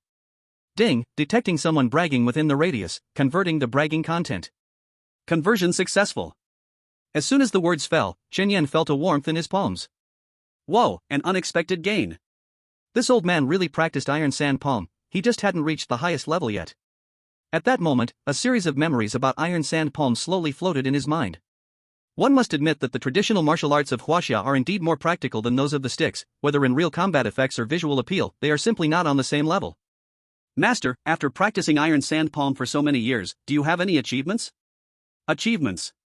The master dragged out the word. National Bath Scrubbing Championship winner counts, right? Ding, detecting someone bragging within the radius, converting the bragging content. Conversion successful. Chen Yan almost laughed. Even this kind of thing is something to brag about. Is it meaningful? Just a little fun to listen to. But does this ability really have a place to be useful? Young master, just listen to this old man brag. He really has some skill in scrubbing, but only around this street. Zhang Chang laughed, lying beside him. And what national scrubbing competition? I've been around for so many years and haven't even heard of such a competition. Chen Yan just smiled and said nothing. The old man was exposed and fell silent. After a while, Zhang Chang asked, Young master, I just had a question, why did you let me and Chigua brag? Chen Yan replied, just wanted to hear something funny. So, are you still listening? Just now, inspired by this old man. I also thought of some things to boast about. No need, maybe next time. Chen Yan quickly said. Just now outside, perhaps everything was still okay. Now we are in the bath, if it goes on for an hour continuously, by tomorrow, his name will ring throughout the city. The two chatted casually for a while. After the bathmaster finished scrubbing his back, he patted twice, Young man, turn over. Chen Yan flipped over. The old man took a glance and exclaimed, Wow. Zhang Zhang was attracted by this shout and turned his head to take a look. Young master, I didn't notice when you entered the pool, you are so damn awesome. Chen Yan felt a bit embarrassed. Alright, hurry up and scrub. The bathmaster smiled and then started chatting around in circles from this as a center. After the bath, the three went for a massage. At the massage place, Chen Yan received the top massage technique. Until they had enjoyed all the services available here, the three finally came out.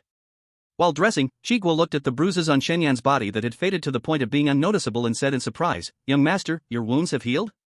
Chen Yan looked down to take a glance. When did they heal? He hadn't noticed.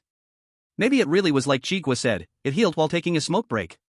After settling the bill, Chen Yan got into the car.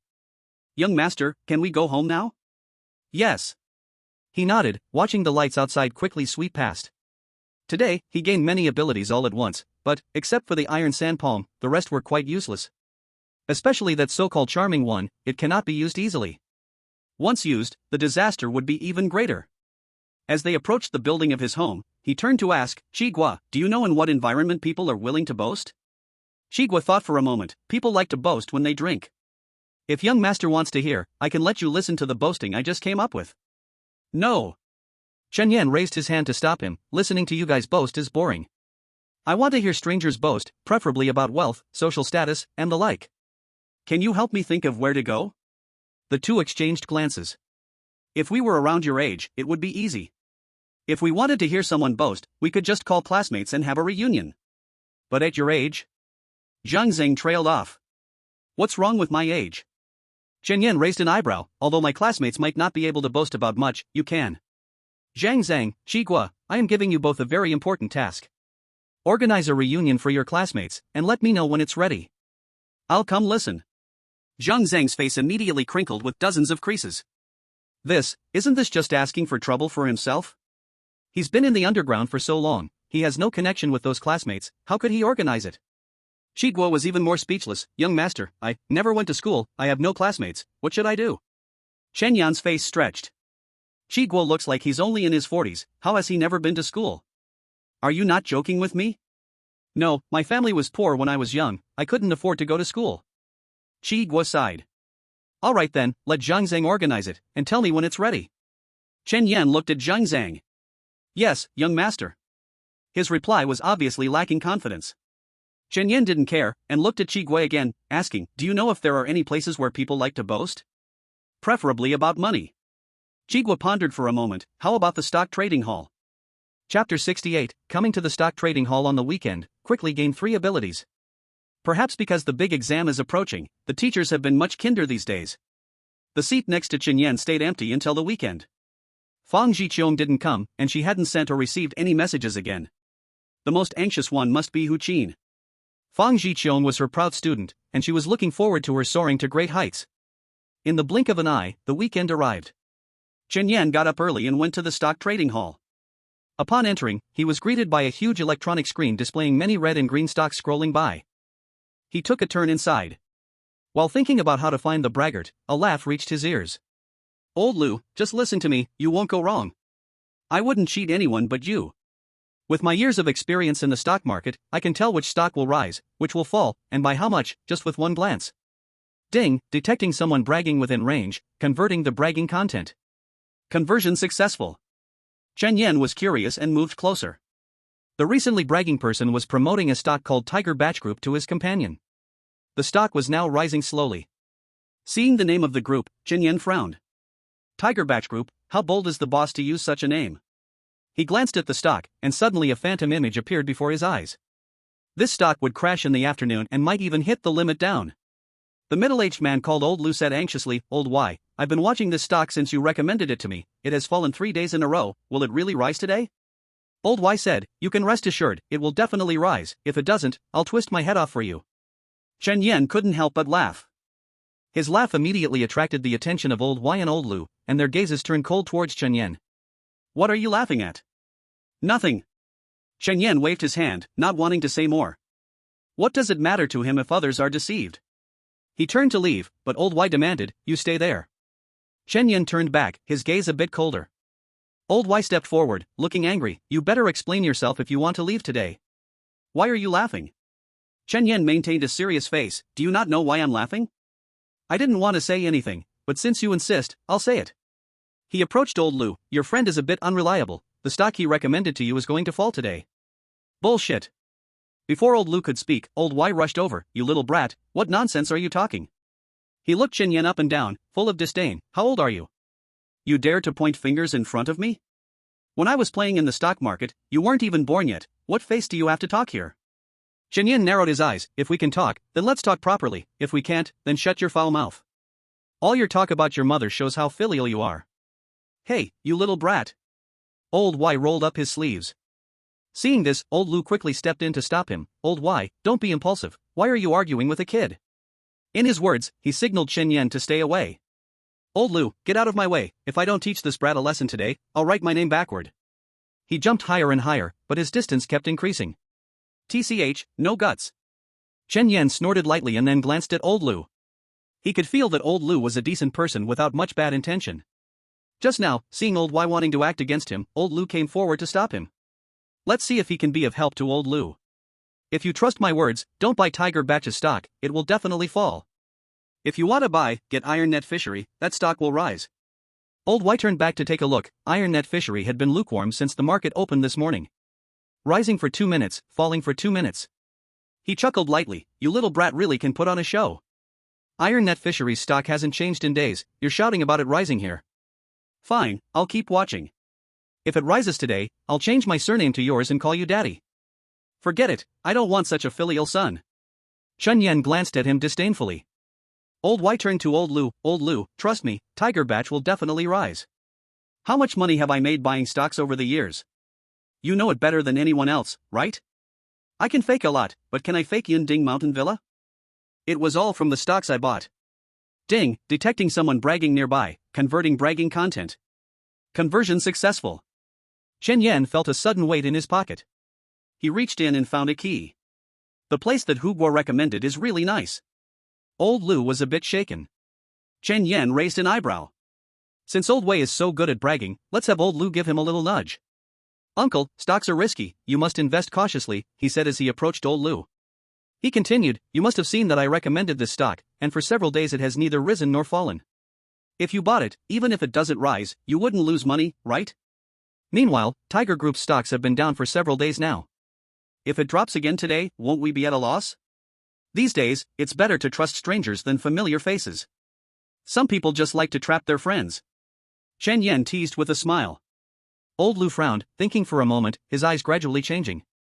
Though he said nothing, Chen Yan knew he was definitely listening. You little brat, trying to stir up trouble between me and Old Lu, huh? Old Wei came over, rolling up his sleeves and glaring. I learned Sanda back in the day and even won the provincial championship. Today, I'll let you see my skills. He raised his fist as he spoke. Ding, detecting someone bragging nearby, converting bragging content. Conversion successful. Chen Yan chuckled lightly, rolling his shoulders a bit. However, when he lifted his hand, he didn't drop it immediately. He glanced over at Old Lu, who was deep in thought, staring at the screen and completely oblivious to what was happening with him. Chen Yan asked with a smile, why aren't you fighting? Aren't you the Sanda champion? Isn't this a coincidence? I just won a Sanda championship too. How about we have a little match, old champion against young champion? He reluctantly lowered his arm, pretending to be magnanimous. How could I, an old veteran, compare with you, a young lad? Forget it. You better roll away quickly, don't delay me and my friend from choosing stocks. Chen Yan laughed and said, all right, just in time for my selection too. He looked at the fishing ground and saw that a big surge was not far off.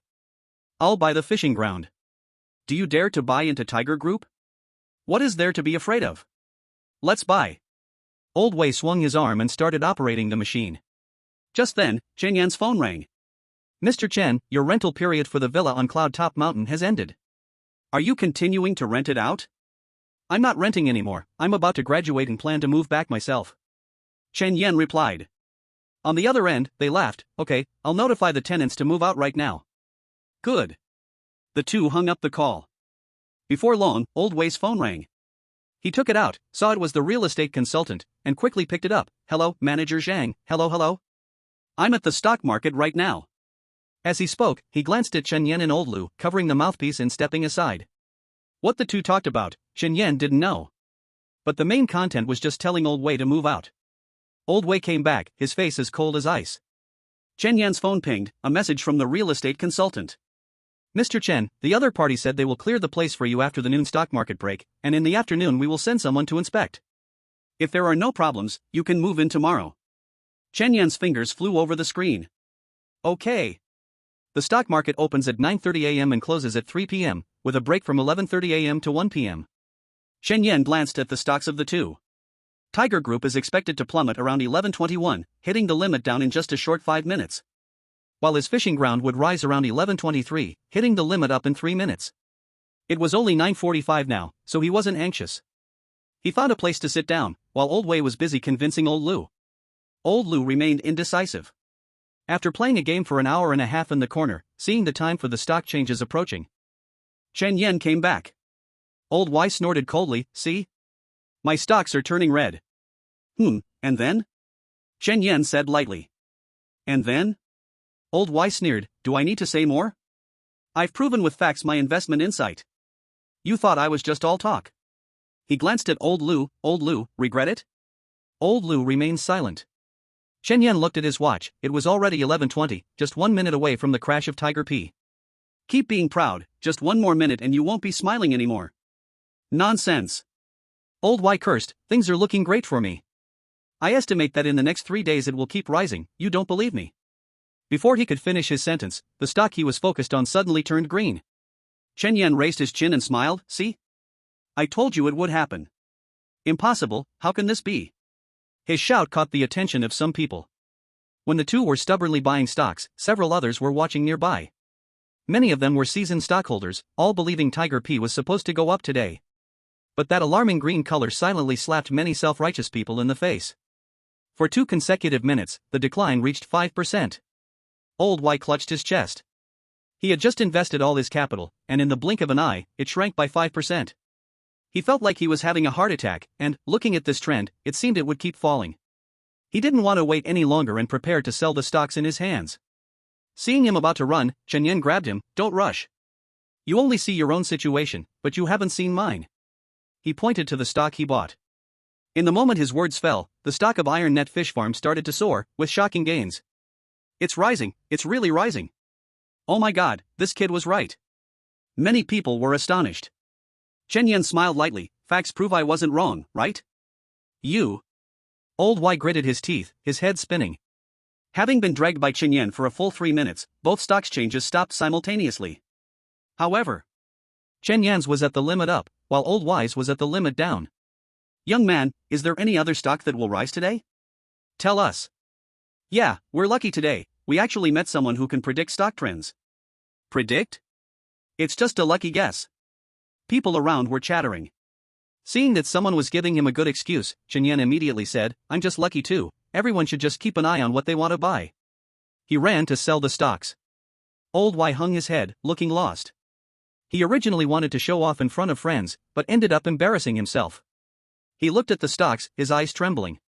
Since they had already hit the limit down, it wouldn't drop further today, so why not just hold on and see if it might go up later? In the blink of an eye, it was lunchtime, and his phone rang again. It was the real estate consultant calling. "Old Y, hurry over to move things. The original owner of the villa is coming back to live tomorrow, be quick." "Okay." He sighed and turned to look at Old Lu. "Old Lu, come with me to a place." The two of them left the stock trading hall behind Chen Yan. When they reached downstairs, the two took a taxi away, while Chen Yan went to a nearby garage and drove out a Koenigsegg. Sitting in the car and watching the account balance change in his bank card, he smiled. Still faster to make money with stocks. With the skills of a stock god, he could clearly see the future trends of every stock. As long as he operated properly, making money was a piece of cake, right? He drove away. At the villa's entrance, Old Y and Old Lu got out of the taxi. "Old Lu, this is the villa I bought."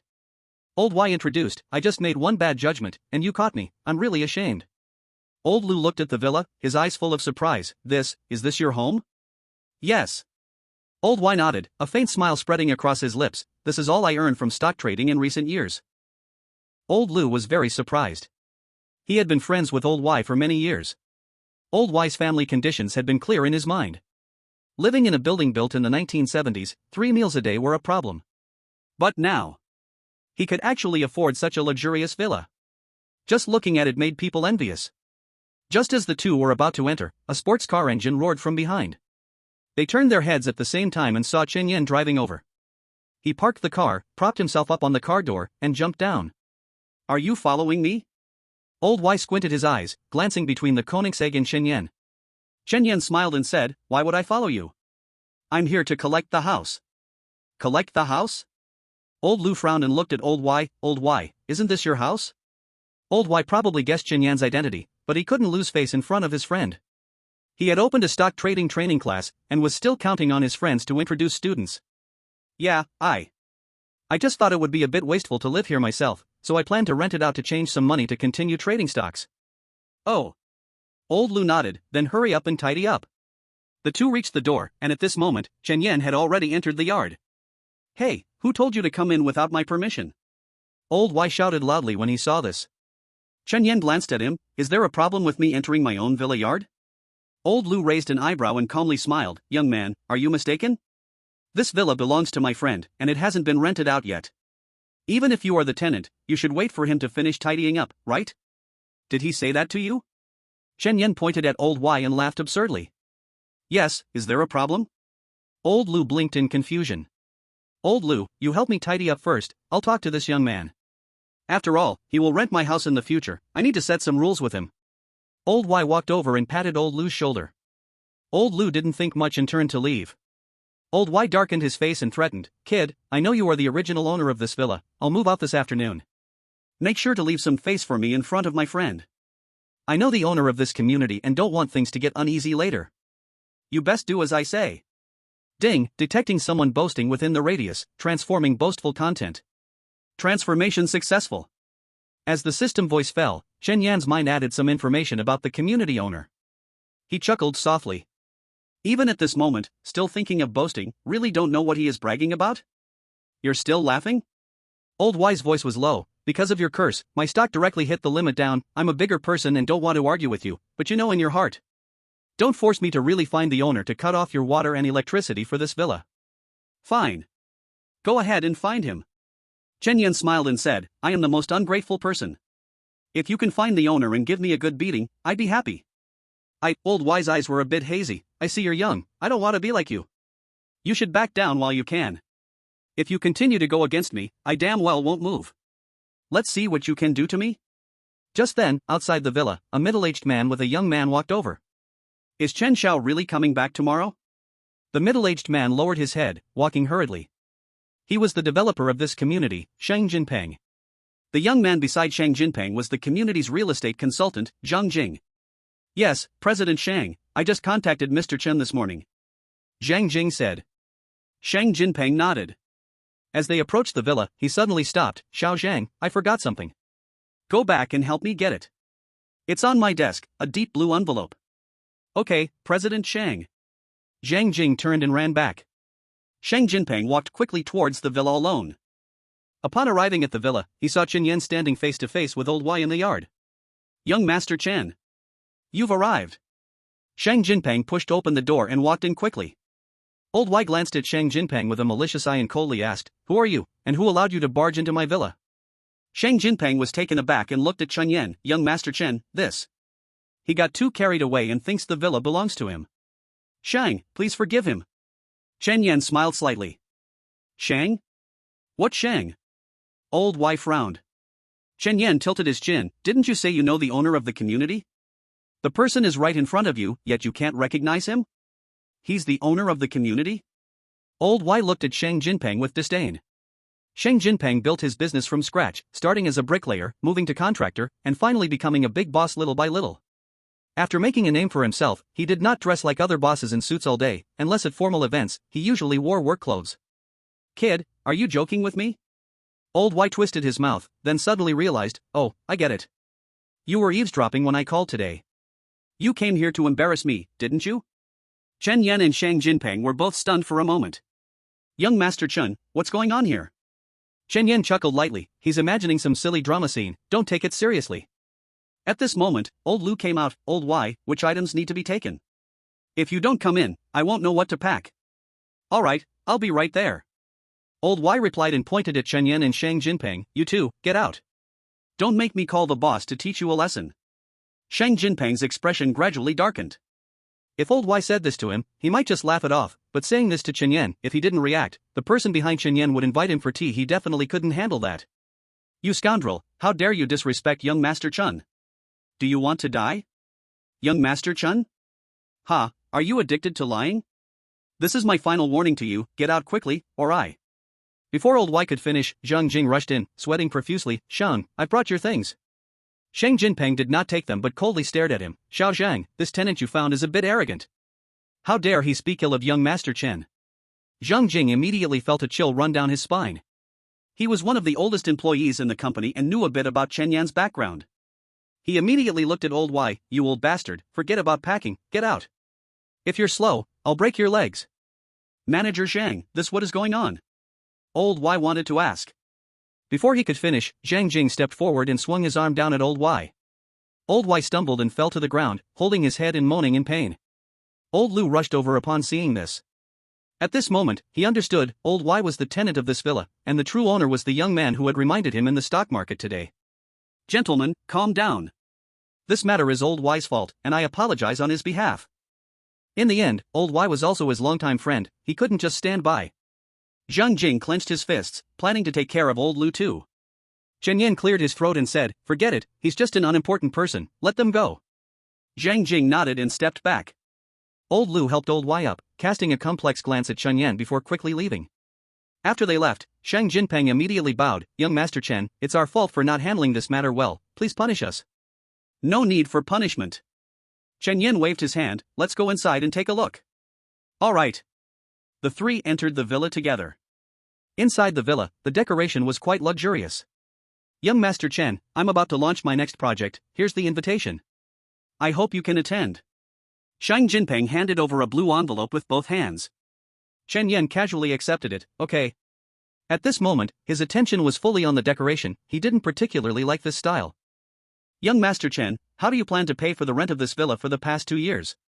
Chen Yan felt a surge of joy in his heart. Such a big villa must have quite a bit of rent for 2 years.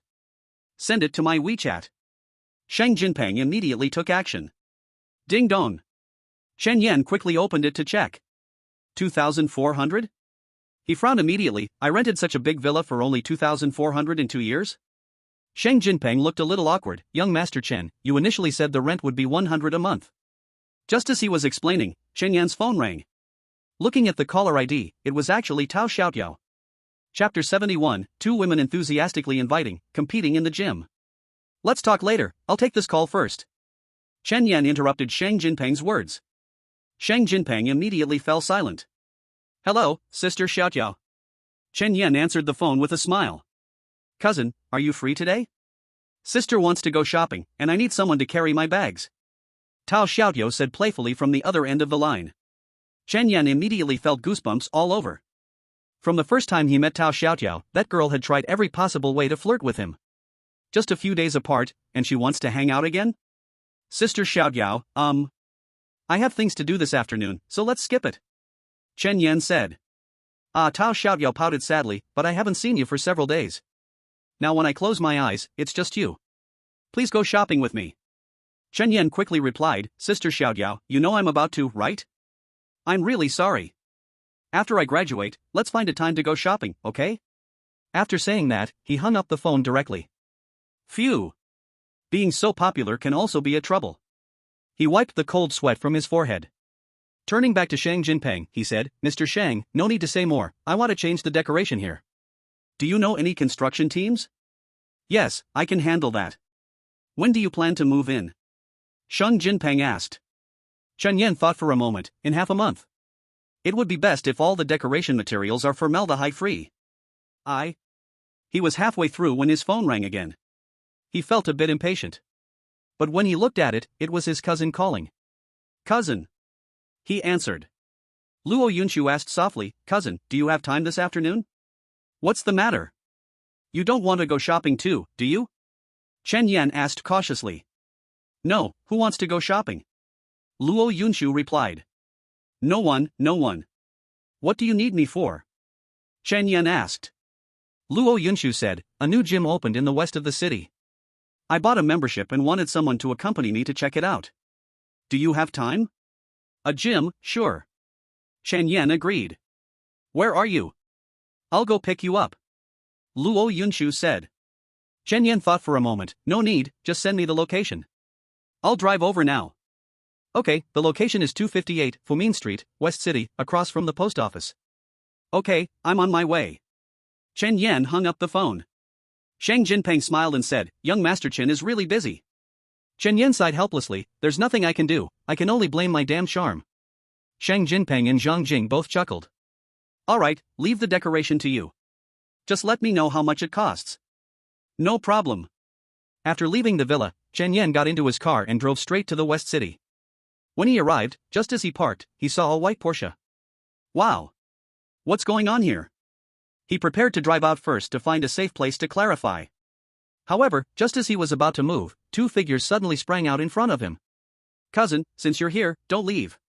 Tao Xiaoyao leaned on the car door, looking at him longingly. He awkwardly twitched his mouth. This scene was a bit. Having just refused her under the pretense of studying, he turned around to accompany his cousin to the gym. Ha ha ha, how awkward. Tao Xiaoyao, isn't it time to redeem your promise? Luo Yunshu walked over, grabbed Tao Xiaoyao's collar, and pulled her aside. Sister, what's going on? Chen Yan asked, confused. Luo Yunshu. That's enough, your value lies in the long term. Luo Yunshu pulled Chen Yan out of the car. Tao Xiaoyao gritted her teeth, little cousin, you made me lose 2 million. You must accompany me well in the gym later to soothe my hurt soul. She moved to Chen Yan's other side and pretended to link arms with him. Luo Yunshu pushed her away. I'm linking arms with Chen Yan because he is my cousin. What identity do you have? As she spoke, Luo Yunshu tightened her arm slightly. Chen Yan vaguely felt that his arm was being burned like a bun wrapper. Luo Yunshu, are you still a person? Just now you said he's your cousin, but when competing with me, you said there's no blood relation. I don't care, I just want to link arms. Chen Yan's other arm was also grabbed. The bun wrapper on this side was also hot and steamy. Chen Yan felt the call of the wild and hunched down. Sisters, can you please let go of me? Can we walk in normally? No, the two women replied in unison. There was no other choice, and Chen Yan continued to hunch over until they entered the gym locker room. He sat on the side, calming down for quite a while before his mind returned to normal. After changing into the clothes his cousin prepared for him, he stepped out. At the door, two women in yoga clothes, with tall postures, caught his eye. One was leaning against the doorframe, playing with her hair, while the other was on tiptoes, touching her knee. Put! A volcano erupted. Hot magma flowed down his nostrils. Cousin, little cousin, what's wrong with you? Luo Yunshu and Tao Xiaotiao rushed at him at the same time. I'm fine, I just have a bit of heat. The two women supported him, one on the left and one on the right. Arriving by the gym equipment, Chen Yan found a spot to sit, his face full of melancholy. He shouldn't have come today. At this moment, he just wanted to apologize to his body.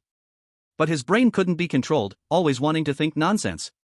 Forget it, as long as I stay here without moving, I won't feel awkward, he sighed.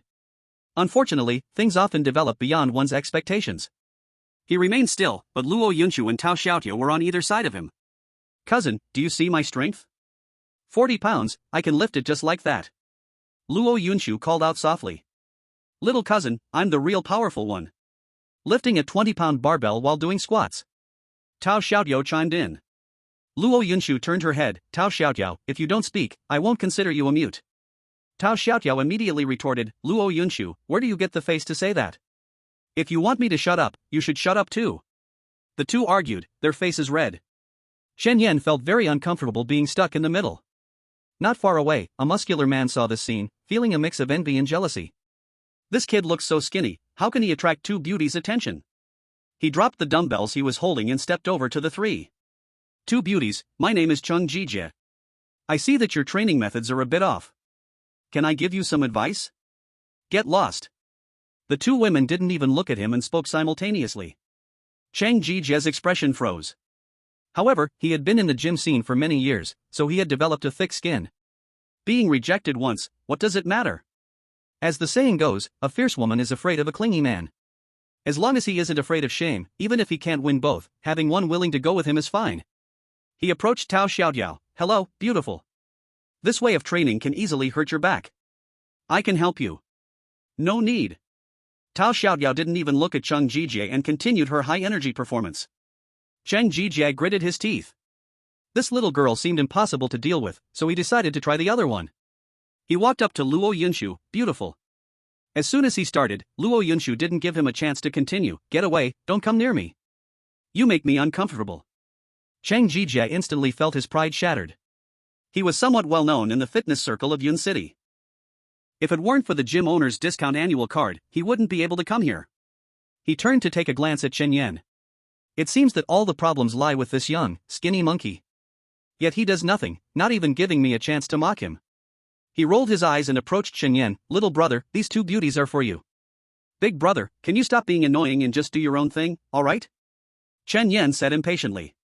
Cheng Jijie's face darkened completely. Being disliked by two women, he could still maintain some dignity, but now, being looked down on by a scrawny man made his temper explode. You little, dare to talk to me like that? Do you know who I am? He raised his hand to point at Chen Yan. Seeing him lose his temper, Tao Xiaotiao and Luo Yunshu immediately dropped what they were holding and stood in front of Chen Yan. What do you want? I don't care who you are. The two spoke almost simultaneously. Chen Yan sensed the big guy in front was about to boast. He quickly said to the two beauties, ladies, let him talk first, I want to see what kind of identity he has to pretend so much. You say I'm pretending? Cheng Jijie raised his chin, proudly saying, you better listen up, I am the top dog in the fitness circle of Yun City, known as Hercules Cheng Jijie. The system had no reaction. He didn't boast? That shouldn't be. A simple-minded muscle guy like him usually loves to show off in front of beauties. After saying that, he struck a foolish pose. The two women felt awkward to the extreme. Chen Yan smiled and asked, just saying that doesn't prove how strong you are. Tell us, what have you done? Cheng Jijie flexed his biceps and patted his abs. See this shape? It's not something that can be built in a day. Not long ago, I lifted 250 kilograms in weightlifting. At my weight, I was just 1 kilogram away from breaking the world record. Ding, detecting someone bragging within the radius, converting bragging content. Conversion successful. Nice. What was bound to come, eventually came.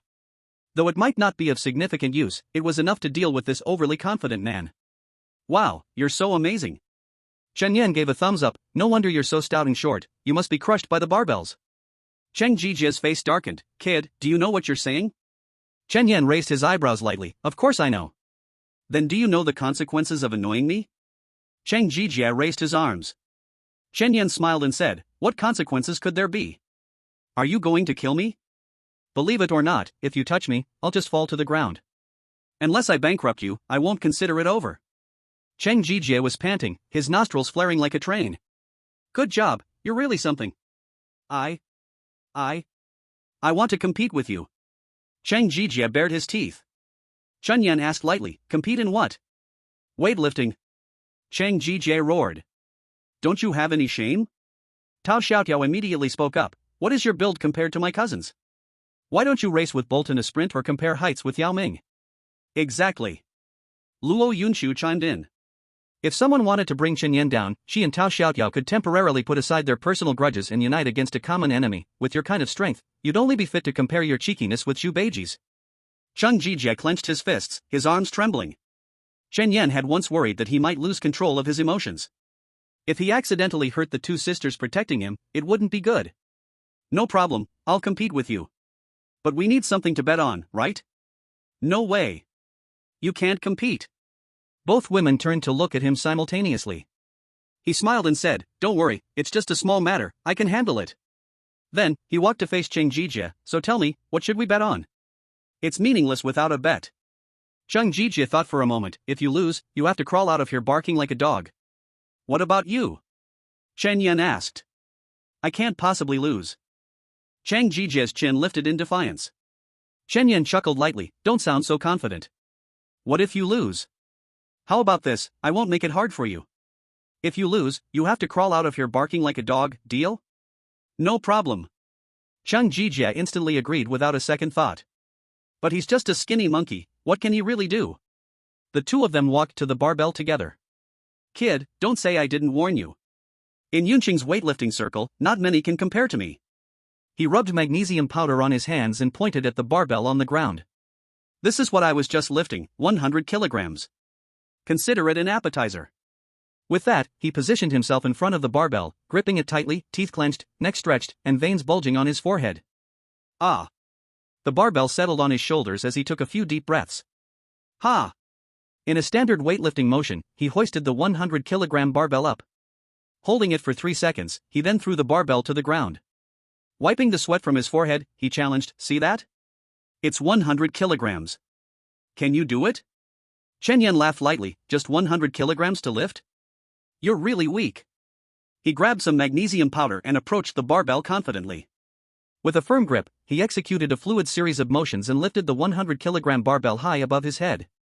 Friends familiar with weightlifting know it involves two categories, the snatch and the clean and jerk. The snatch, simply put, is lifting the barbell from the ground directly to overhead in one motion. The clean and jerk requires first unloading some weight on the shoulders before lifting it to the highest point. In terms of difficulty, the snatch is generally more strenuous than the clean and jerk at the same weight. Cheng Jijie's mouth twitched slightly. He only came back to his senses when Chen Yan dropped the barbell to the ground. Chen Yan smiled, just 100 kilograms, no challenge at all.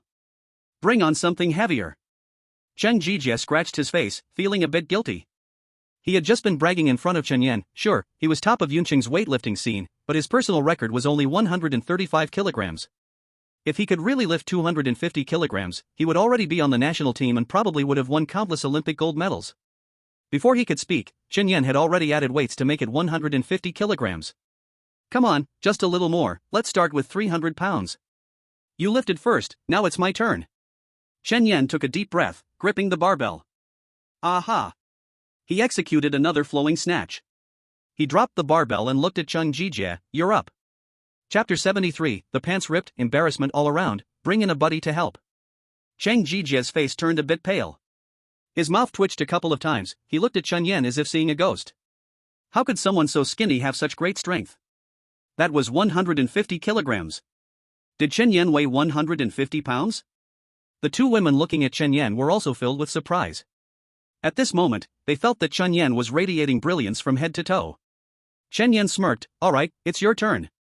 Come on. Yeah, our cousin finished, it's your turn now. Luo Yunshu chimed in. Chang Jijie's face twitched awkwardly. He had just boasted, and now if he backed out, wouldn't he be slapping himself in the face? But if he went. Go for it. Tao Xiaoyao cheered, then added with a smile, if you can beat my little cousin, I'll agree to let you teach me. Chang Jijie immediately felt motivated. Tao Xiaoyao's looks were top tier among the women he had seen. Plus, her unmatched figure. If he could. He couldn't help but begin to daydream. His legs moved against his will, taking him to the barbell. Gripping the barbell, he took a deep breath. Hey! On his first attempt, the barbell barely lifted a few centimeters before crashing back down. That was a slip, an error. He smiled awkwardly, bent down again, and regripped the barbell. This time, he used all his strength. Hey! Rip! A cracking sound erupted. Chang Jijie immediately let go of the barbell, one hand in front and the other in the back as he stood up. His pants ripping at such a crucial moment was beyond embarrassing. Chen Yan and the two women immediately burst into laughter. Yunshu, did you see that? Cartoonish. I see it, a big old man wearing a cartoon. Ha ha, I'm going to die laughing. The mocking voices of the two entered Chang Jijie's ears, making his face turn red. Alright, stop laughing, he gritted his teeth. Chen Yan said, Brother Chang, if you can't lift it, should you bark like a dog and crawl out? Who says I can't lift it? I just have a split in my pants, he began to make excuses. If you can't do it, just say so, why make excuses? Chen Yan waved his hand dismissively, if it's really too hard for you, and you don't want to fulfill the promise, that's fine. I can pay some internet influencers to help promote you so you can be a celebrity too. You. Chang Jijie breathed heavily, his eyes filled with rage. In a fit of anger, he stepped forward and raised his hand. I'm going to kill you. Chen Yan's gaze shifted, and he raised his hand to hit back fiercely. He had never used the iron sand palm he learned from the bathmaster, and today was a perfect chance to practice it. With a slap, a green mark appeared on Chang Jijie's belly. He clutched his stomach, stepped back a few paces, and knelt on the ground, crying out in pain. You bastard, I'm not playing with you, it hurts so much. Chen Yan quickly withdrew his hand. He looked at his palm in surprise, muttering softly, wow, Chinese martial arts are so different from those noodles. Just now, he was afraid to hit too hard, so he deliberately held back his strength. Never did he expect that holding back would still bring Chang Jijie down. Luo Yunshu and Tao Xiaoyao were all shocked into speechlessness. They felt that the mystery surrounding Chen Yan was getting deeper and deeper. Top-notch driving skills, level 7 hacking skills, taekwondo black belt, weightlifting, and now such ruthless moves. Is Chen Yan still a human? Still want to fight me? Let me ask you, are you crawling or not? Chen Yan's voice was icy. Chang Jijie gritted his teeth, I'm not crawling. He took out his phone and dialed a number, Shaolin, come quickly, I've been beaten. Right here. After hanging up, he climbed up painfully, you wait. I've called my brother over, he's really powerful. Don't beg for mercy then. Chen Yan smiled, by then, it might be us two begging for mercy. But, before your brother arrives, please fulfill our previous bet, otherwise, I don't mind giving you another slap. Chang Jijie instantly broke into a cold sweat. That last slap nearly took half his life, another one? He certainly didn't have the courage to take it. Grinding his teeth, he knelt on the ground and crawled toward the door. Passers-by saw him and covered their mouths, laughing. Chen Yan followed him to the door, and Chang Jijie immediately stood up, kid, you don't need to be arrogant, soon I'll have you crawling around the whole gym. Chen Yan shrugged and said nothing. Before long, Chang Jijie's brother arrived. Let me introduce my brother, Chang Xiaolin. Chang Jijie lifted his chin proudly. Chang Xiaolin stepped forward, looking sideways at Chen Yan, so you're the one who beat my brother? Chen Yan chuckled, that's right. If you want revenge, you should introduce yourself. Chang Xiaolin twisted his neck, I am Chang Xiaolin, a disciple of the national martial arts master Wu Xiufeng. Ding, detected someone boasting within a radius, converting boastful content. Conversion successful. Chen Yan cleared his throat twice. No wonder they are brothers, they both enjoyed boasting. What? Are you scared? Chang Xiaolin snorted lightly, no wonder, my master's name is a unique presence in the Chinese martial arts world, his Baji Quan is unmatched in the entire martial arts community. Chen Yan nodded. That really is the case. After becoming a disciple of Wu Xiufeng, information about him flooded into Chen Yan's mind. Wu Xiaofeng is one of the top martial arts masters in the country, with exceptionally high martial arts skills. He has won numerous martial arts competition championships. Once, someone came to challenge him, and he was punched into the ICU, and ever since then, no one dared to cause trouble. Brother! Chen Yan chuckled softly, I want to confirm something with you. Are you really Wu Xiaofeng's closed-door disciple? Yes, why? Chang Xiaolin tilted his chin up. Chen Yan asked quietly again, are you sure he didn't leave you outside? You dare insult me. Chang Xiaolin immediately became furious, striking a pose for Bajiquan. Seeing his stance, Tao Xiaodiao and Luo Yunshu began to feel anxious again. Although they didn't know who Wu Xiaofeng was, from the way the other person introduced him, he must be a tough character. Moreover, the stance the other party took clearly showed he was skilled. They started to worry about Chen Yan. However, in Chen Yan's eyes, Chang Xiaolin's stance was nothing special. His steps were unsteady, his calves weak, it was obvious he learned this from the internet. He shook his head and sighed, with these moves, you want to challenge Master Wu? Really?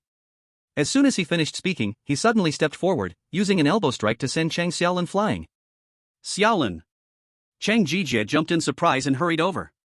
Seeing Chang Xiaolin just covering his chest and gasping for breath, he turned back and pointed at Chen Yan. Why did you just attack without saying anything? Is Wu's closed-door disciple really this weak? Not even the most basic reaction skills, I truly feel sorry for Master Wu. Chen Yan sighed, his tone full of regret. Chang Xiaolin stood up, gritting his teeth as he stared at Chen Yan. Do you know that my master and fellow disciples are recruiting disciples in Yuncheng? If you don't want to end up in the ICU, just kneel and apologize, and let me fight you back. As he spoke, Chen Yan had already pulled out his phone and found Wu Xiaofeng's number. Hello, my good disciple, why are you calling me? Burp. On the other end of the line came the sound of burping, you could smell the alcohol over the phone. Old man, someone is causing trouble for me, the address is. Kid, are you deaf while I'm talking to you? Chang Xiaolin retorted defiantly. Chen Yan hung up the phone, without a word, raised his hand, and slapped down hard. If you keep babbling, I'll wipe my hands on your face, just stand there. Luo Yunshu and Tao Xiaotiao looked at Chen Yan with admiration. Chen Yan turned around and coldly snorted, if a kid likes to lie, he deserves to be taught a lesson. After waiting for a few minutes, 8 young men appeared, supporting a drunken old man as they rushed in. As soon as they entered, they spotted Chen Yan. The young men approached Chen Yan, little junior brother, as soon as master heard someone was bothering you, he immediately sent us to help, who was causing you trouble. Seeing these people, Chang Xiaolin was stunned. He recognized these guys, they were all Wu Xiaofeng's direct disciples. Earlier today, he almost got kicked out for being too loud when he was signing up. Chen Yan raised his chin, it's the one over there, claims to be master's closed-door disciple. All of them turned to look at Chang Xiaolin.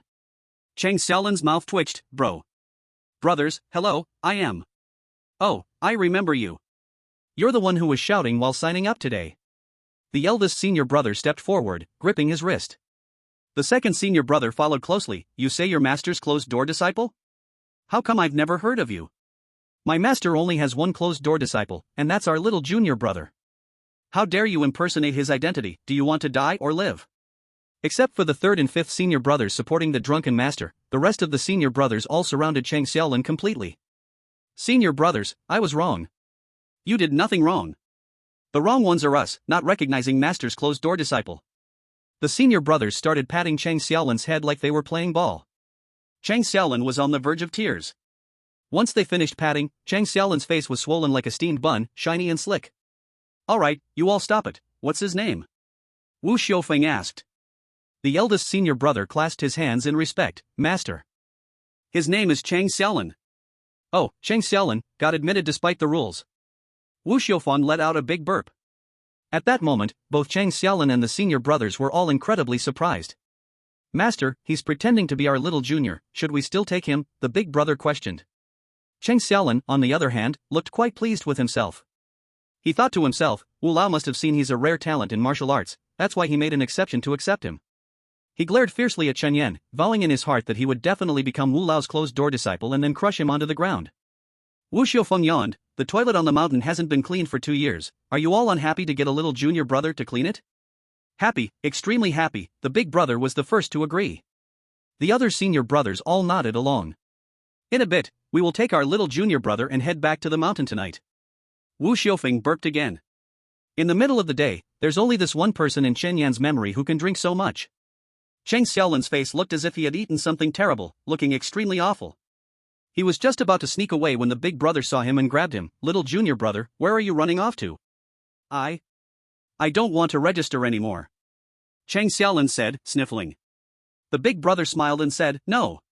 You must register. I'm really not going to register. Chang Xiaolin's voice grew more aggrieved. The second brother held his hand, you can register. Don't worry, we will never laugh at you. Big brother, the little junior brother is just talking nonsense, let him be quiet for a bit. The big brother nodded, and with a swift move, Chang Xiaolin fainted.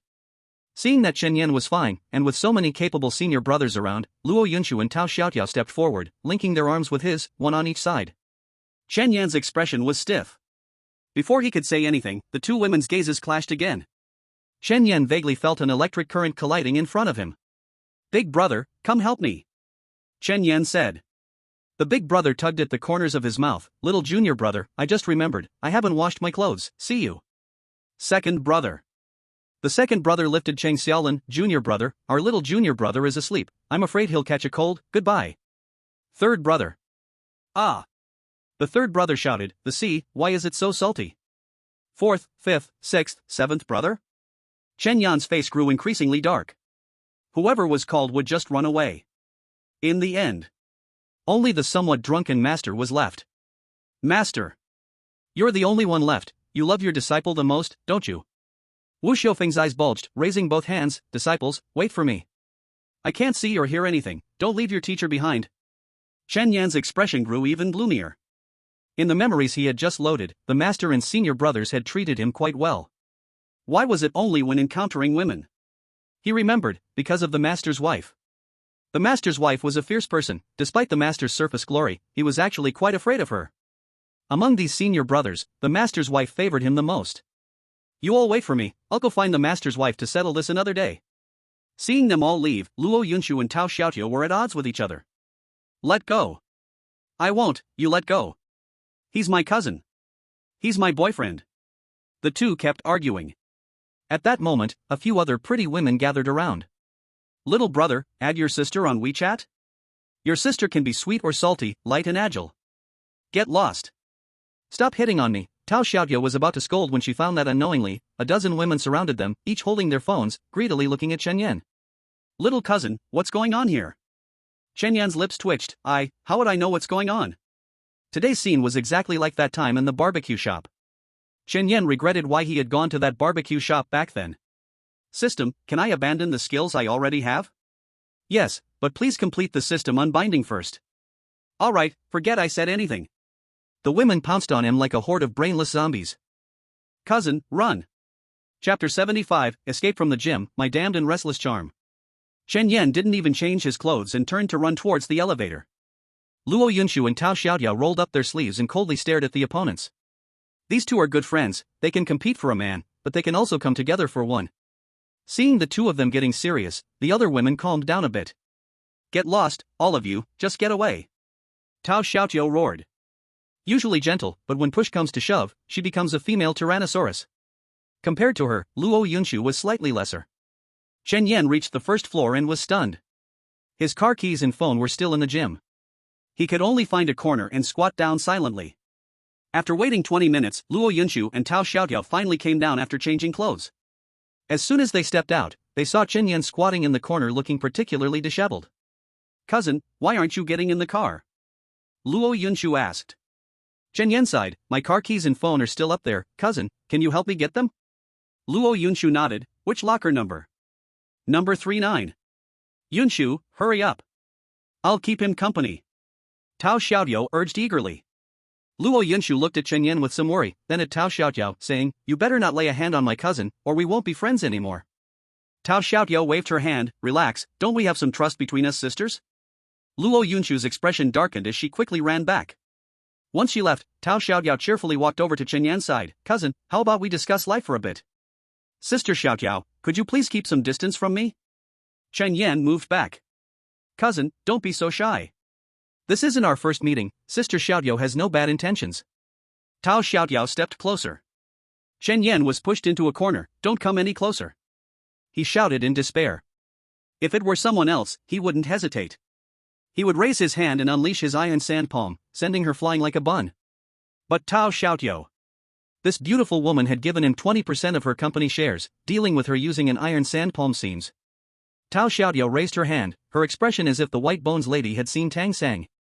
Just when she was about to succeed, Luo Yunshu's voice came from behind. Tao Xiaoyao, what are you doing?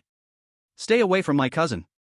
Tao Xiaoyao sprung up, turning to face Luo Yunshu. Yunshu, why are you back so soon? If I hadn't come back sooner, wouldn't my cousin have been eaten clean by you? Luo Yunshu took a couple of steps forward, pushing her aside, tossing the clothes she was holding to Chen Yan. Cousin, here. Chen Yan pulled out the car keys and dashed to the car with the clothes. Only when he sat in the driver's seat did he feel a sense of salvation. Watching the two women below gesturing angrily, Chen Yan sighed, alas, my damn charm. After a while, Luo Yunshu returned, getting into the car angrily. Let's go, cousin, take me home. What about sister Xiaoyao? As soon as he spoke, he felt a gaze filled with murderous intent land on him. You still think about her when you're with me? No, cousin, you misunderstood. Chen Yan quickly waved his hand. Luo Yunshu's expression relaxed a bit as she leaned against the seat. She has some work-related issues and needs to go back. Let's go home. Okay. Chen Yan stepped on the gas, and they drove towards Luo Yunshu's place. Arriving at her house. As soon as they entered, Luo Yunshu collapsed on the floor like a boneless creature. I'm exhausted. My whole body hurts. In the afternoon, she had overexercised to compete with Tao Xiaoyao. Cousin, can you give me a massage? Chen Yan looked down at her, feeling both amused and helpless. Aren't we in our 20s? Can't one think of the consequences before doing things? It wasn't until he felt a muscle strain that he could finally relax. His brain it was a good thing to have, but Luo Yunshu didn't have much of it. He pressed his hands against Luo Yunshu's spine and gently pushed her forward. A crisp sound came from the gaps in her bones. Immediately after, there was a scream as if a pig was being killed. Cousin, I asked you to help me with a massage, not to commit murder. Luo Yunshu's eyes turned red. Chen Yan quickly withdrew his hands.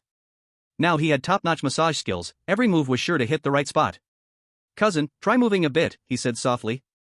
Luo Yunshu wanted to argue, getting up to scold him, but she found that the soreness in her back had indeed lessened quite a bit. She gradually smiled. Cousin, your technique isn't bad. I'm going to take a shower, and when I come back, make sure to give me a good massage, my arms and shoulders are all sore. Chen Yan nodded, all right. He sat on the sofa, and after a while, he heard the sound of water coming from the bathroom. He took out his phone and played with it for a while. About an hour later, Luo Yunshu came out wearing a nightgown. Cousin, I'm done washing. Oh. Chen Yan put away his phone and followed Luo Yunshu into the master bedroom. How would you like to be massaged? Just lie face down. Okay. Luo Yunshu lay down on the bed.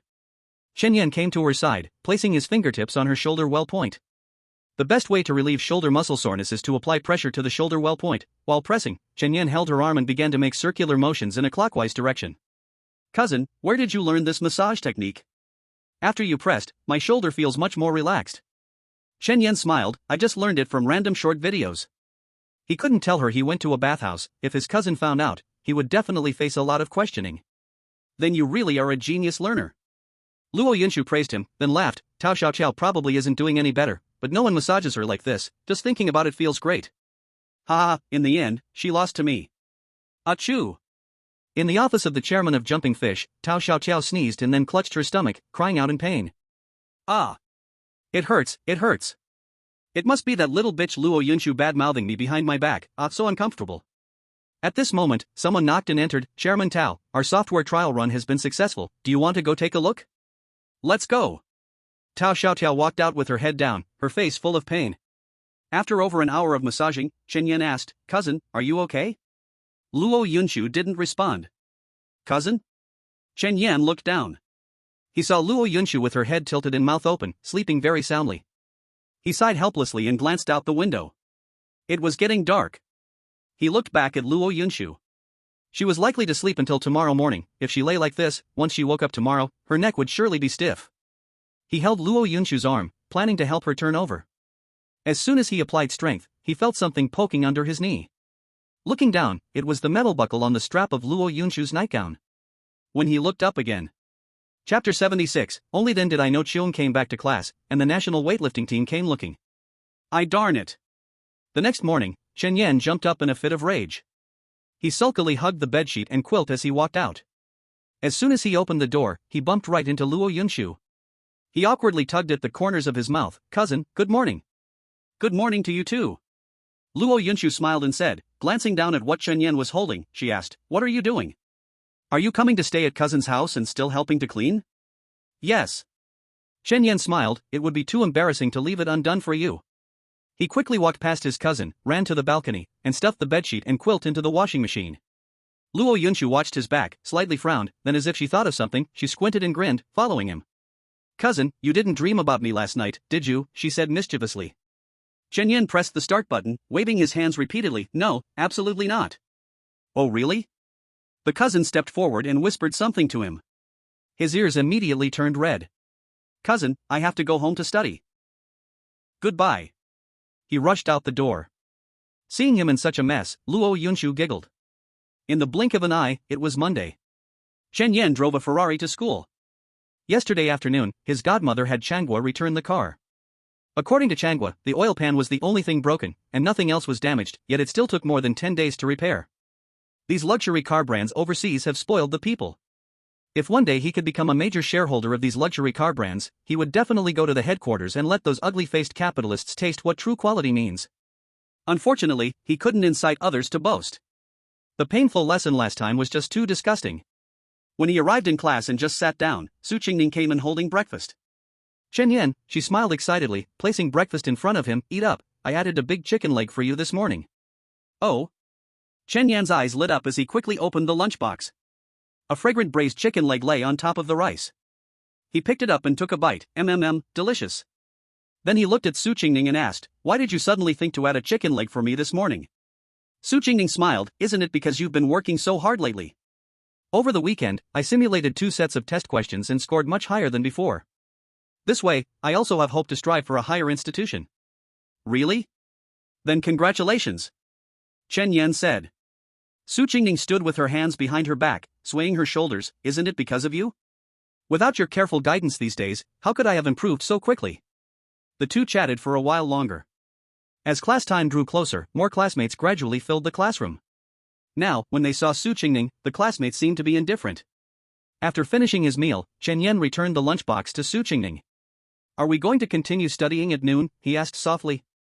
Su Qingning thought for a moment. Let's keep studying. There are still 10 days left. I'll see if I can improve a bit more. She picked up the lunchbox and left. Just as she stepped out, the class bell rang. Chen Yan glanced to his side, it was still empty. Could it be that Fong Jiqiang really isn't coming? It's strange, ever since that day when Chen Zilian contacted her once, she completely disappeared, and there hasn't been a word from her in so many days. After a while, the door opened, and Hu Qin walked in with Fong Jiqiang. Fong Jiqiang came to Chen Yan's side. Chen Yan, did you install a monitoring Trojan in my phone? Chen Yan snorted, classmate Fong, you can eat messily, but don't speak carelessly. Be careful of trouble coming from your mouth. Fong Jiqiang huffed but didn't say anything else. Chen Yan frowned, his attention starting to focus. Fong Jiqiang had returned this time with a purpose. He was very curious about what this person wanted to do. A picture appeared in his mind. Fong Jiqiang looked around and began rummaging through his desk. Chen Yan was a bit curious. What was she looking for? He wanted to see more, but his head began to swim. He hurriedly stopped peering into the future and silently asked in his heart, System, when will my ability to see the future become stronger? Don't you have something like a system mall where I can exchange for enhancements? No. Peering into the secrets of heaven belongs to secret methods of the Tao. Without the essence of the Tao, you naturally cannot maintain it for long. Then how can I have the essence? Think for yourself. The system's words really had no water at all. Chen Yan pondered for a moment. Since it mentioned Taoism, he must visit a Taoist temple sometime. There just happens to be a Taoist temple locally in Yuncheng. As long as he finds 1 or 2 people who love to boast there, maybe he could find some clues. That's it, it's settled. Chen Yan smiled. The first class soon passed. During the break, Chen Yan planned to go outside for some activity. If it weren't for Fong Jiqiang, that spoilsport sitting next to him, he could have stayed in his seat all morning. He just stepped out when he bumped right into the dean of students, who was blocking his way. Since the last time he was scolded by his aunt in the teaching office, Wu Lei had not appeared in front of him for a long time. Chen Yan, come with me. Wu Lei had a smile on his face, looking very flattering. Chen Yan asked, is the director looking for me for something? Wu Lei smiled, it's not me looking for you, it's someone who wants to see you. Who is it? Chen Yan asked curiously. The national weightlifting team. Chen Yan instantly frowned. The weightlifting team is looking for him? Could it be that someone recorded a video that day at the gym? Let's go, they are waiting for you in the teaching office. Wu Lei smiled again. Chen Yan nodded and followed him out. The two headed straight for the teaching office.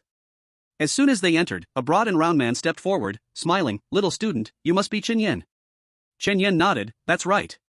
He took out his phone. Hello, I am Qi Ningdang, the head coach of the national weightlifting team.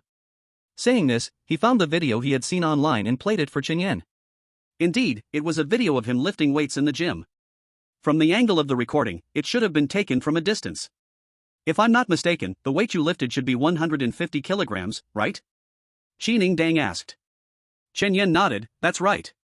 Qi Ningdang instantly became excited. I can't believe you, being so thin, can lift 150 kilograms. Have you ever tried to see your maximum weight? Chen Yan thought for a moment. 250 kilograms. That's my limit. Qi Ningdang's eyes widened in disbelief. He looked him up and down again and asked, Chen, what is your weight? 132 Jin. Chen Yan said. Qi Ningdang gasped. 66 kilograms belongs to the 70 kilogram category, and the current world record for the 70 kilogram category is 201 kilograms. If Chen Yan is not lying, then he. Chen, are you sure you're telling the truth? Qi Ningdang asked. Chen Yan nodded, yeah, how about? I show you? Chapter 77, Breaking the World Record, the Coach's Concerned Call. Under Wu Lei's lead, Chen Yan, Qi Ningdang, and his assistant all came to the school equipment room. Chen Yan walked up to the barbell and loaded it with 240 kilograms. Let's avoid 250 kilograms, that's my limit. It might hurt me. Can I do 240 instead? Chen Yan glanced at Qi Ningdang. Qi Ningdang nodded repeatedly. 240 kilograms would work too. That's still 39 kilograms over the world record. Breaking the world record in weightlifting is not easy, especially in the 70 kilogram category. Records usually only change by 1 or 2 kilos at a time. If Chen Yan can actually lift an additional 39 kilos in one go, it's estimated. He may never witness anyone break a record in his lifetime. The assistant checked, confirming that it was indeed 240 kilograms, then nodded at Chen Yan. Chen Yan applied some chalk, approached the barbell, and took a deep breath. 240 kilograms was very close to his limit. He could not snatch it and could only use the most stable clean and jerk technique. Ah! With a burst of strength, he lifted the barbell to his shoulders. Just this single movement stunned Qi Ningdang and his assistant. Neither of them made a sound, fearing they would disturb Chen Yan. Chen Yan took a deep breath, using his legs to power himself up. After a few movements, his arms suddenly pushed up, and his legs stabilized into a lunge. Ha! With a shout, the barbell was lifted overhead, steady for 3 seconds, and then Chen Yan threw the barbell to the ground. Incredible, incredible. I actually witnessed a world record. Qi Ningdang excitedly walked forward. Beside him, Wu Lei's eyes widened in shock as he looked at Chen Yan. He didn't care much about weightlifting, but hearing world record come from Qi Ningdang's mouth shocked him deeply. He never expected such a talent to be hidden in the school. Chen Yan is a good student and can break a world record in weightlifting too. How come such a student was never discovered before? Chun, can you temporarily join me for training? The weightlifting world championship is just 20 days away, and if you represent our national team, you will definitely bring back a big trophy. Qi Ningdang was a bit incoherent. Chen Yan smiled, sorry, I still have to take an exam. No problem, if you can win the world championship, there will be plenty of channels to report it. Qi Ningdang continued, from your movements, you must have had some training before, but it wasn't systematic. We will provide you with systematic training, and maybe we can improve your scores a bit more. Chen Yan shook his head again, forget it, the exam is clearly more important to me. If you really hope I can compete for you, let's talk after I've finished my exam. Chen, are you sure you won't reconsider? Qi Ningdang kept tempting, if you can become the world champion, many universities you might not be able to get into will give you a green light. Chen Yan's mouth lifted slightly, Coach Qin, guess how much I scored on my last mock exam? How much? Qi Ningdang asked. Yu Wulei stepped forward, Coach Qin, Chen Yan scored 746 on his last mock exam. 746, huh, not that much? 746. Qi Ningdang felt his breath almost stop. If I remember correctly, isn't the full score only 750? That's right. Yu Wulei nodded. Looking at Chen Yan again, Qi Ningdang's gaze became much more complex. He originally wanted to tempt with benefits. Now it seemed, it really wasn't necessary. With this score, any school in the country could offer direct admission. He awkwardly said, I really didn't expect that, Chen, you are quite the academic star. Chen Yan shrugged, I have to thank the poor students for the contrast. Chen, you're quite humorous. Shi Ningdang said, then he sighed, in that case, I can only wait for you to finish your exam. After chatting with Chen Yan for a while, Shi Ningdang left an address. This year's World Weightlifting Championship starts on June 21st.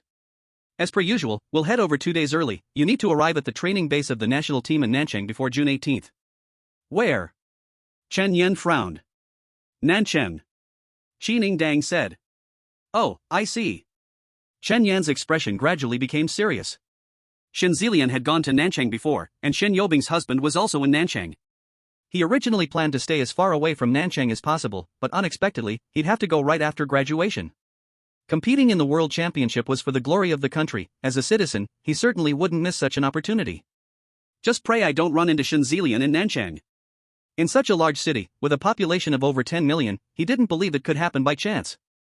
Alright, let's head back. Shi Ningdang said. Chen Yan and Yu Wulei saw the two of them off outside the school gate. Chen, I really couldn't tell you were so low-key. Yu Wulei praised him openly.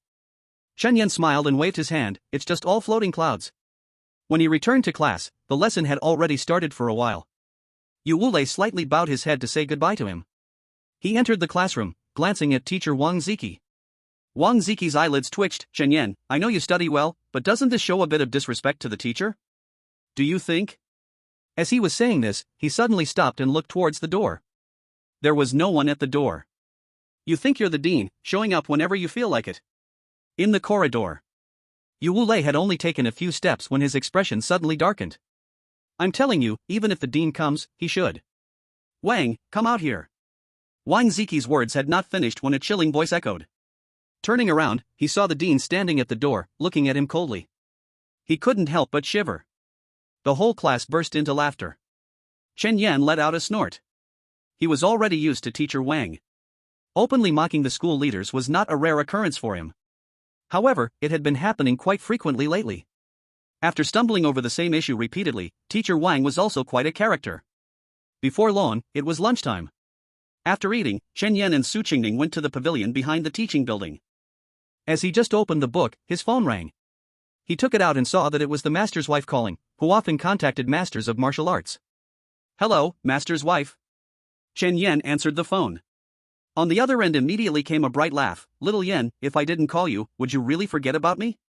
Ha, it's the disciple's fault. Chen Yan smiled. Stop talking nonsense, I know what kind of person you are, all mouth and no substance, the master's wife said with a light snort, then changed the subject. I heard your master and a few senior brothers say that two beautiful women are keeping an eye on you in Yin City? They are talking nonsense. Chen Yan's voice suddenly rose a few octaves. One of those two is my cousin, and the other is a major shareholder who gave me shares. It's not nearly as scandalous as what the master and brothers said. By the way, master's wife, when master came to find me the other day, he drank a bit too much, and the senior brothers didn't stop him. They took your words lightly, you need to educate them. Chapter 78, Complaining to the master's wife, Seeing through Fang Jichong's scheme. What, he drank again? The voice of the master's wife suddenly shot up. On the mountain, master was always managed by the master's wife, although he could drink a little, he never got to enjoy it. Once off the mountain, without the master's wife's restriction, master really cut loose, wanting to drink 8 meals a day. Chen Yan said, you're right, the day before yesterday, when he found me, it was still third brother and fifth brother supporting him. If he walked by himself, it would definitely be left hand 6, right hand 7, left foot on the ground, right foot kicking. Master's wife, you have to talk to master properly. If he keeps drinking like this, who knows, one day he really might turn into Wu Laosi, trembling all over at a glance. Alright, your master is taking your senior brothers back to their hometown. They should be back in 2 or 3 days, then I'll educate them properly. Really? I wasn't out there, failing to distinguish between the small and the big Wang. The master's wife said angrily. Then, her tone changed, you haven't been back for a while, when will you come to see? Chen Yan smiled, in a little over 10 days, I'll graduate, let's wait until then. Okay. The master's wife replied and prepared to hang up the phone. Chen Yan hurriedly said, master's wife, wait, there's one more thing. What is it? The master's wife asked. There's someone impersonating me that master took back, please teach him how to be honest and trustworthy. Got it, hanging up now, the pork stew in the pot is going to burn. Master's wife, eat less fatty meat. Beep, beep, beep. The call ended. Chen Yan's mouth twitched. This couple. Not one family doesn't enter one door. Su Qingning looked at him curiously, what did I just hear? You call a woman master's wife, isn't your master the king of treasure appraisal? Could it be? Chen Yan's face darkened, and he gave her a light knock on the head. What are you thinking? This is my master who teaches me martial arts, and he's a man. Oh. Su Qingning covered her head and glanced at him resentfully. Just how many masters do you have? I don't even know. Chen Yan shrugged. Don't know? Su Qingning was very puzzled. Can't remember whom he learned from? Chen Yan raised his eyebrows. Yeah, some are still on the road. Forget it, don't ask so much. Did you understand the question type I explained to you just now? Su Qingning shrank her neck and refocused her gaze on the book. Chen Yan quietly asked beside her, after graduation. I'm planning to go to Tianqi to take a look, are you going? Going. Su Qingning nodded excitedly. In the afternoon class. Chen Yan returned to his seat, feeling much more energetic, and glanced at Fang Jiqiong again. This time he saw clearly. Fang Jiqiong had switched his real examination permit with a fake one. In the province where Yun City is located, students are not allowed to print their own examination permits, so there's no way to prepare a few copies. If the examination permit is discovered to be fake when entering the exam room, it can result in the cancellation of exam scores. Her move was indeed vicious. Chen Yan's gaze gradually turned cold. He originally had no deep hatred with Fang Jiqiong, but the other party attempted to put him to death several times for money. Since that's the case, don't blame him for playing dirty. He took out his phone and sent a message to Zhang Guang. I have a classmate named Fang Jiqiong, help me find out everything about her father. Zhang Guang quickly replied. Yes. I will find someone to investigate right away.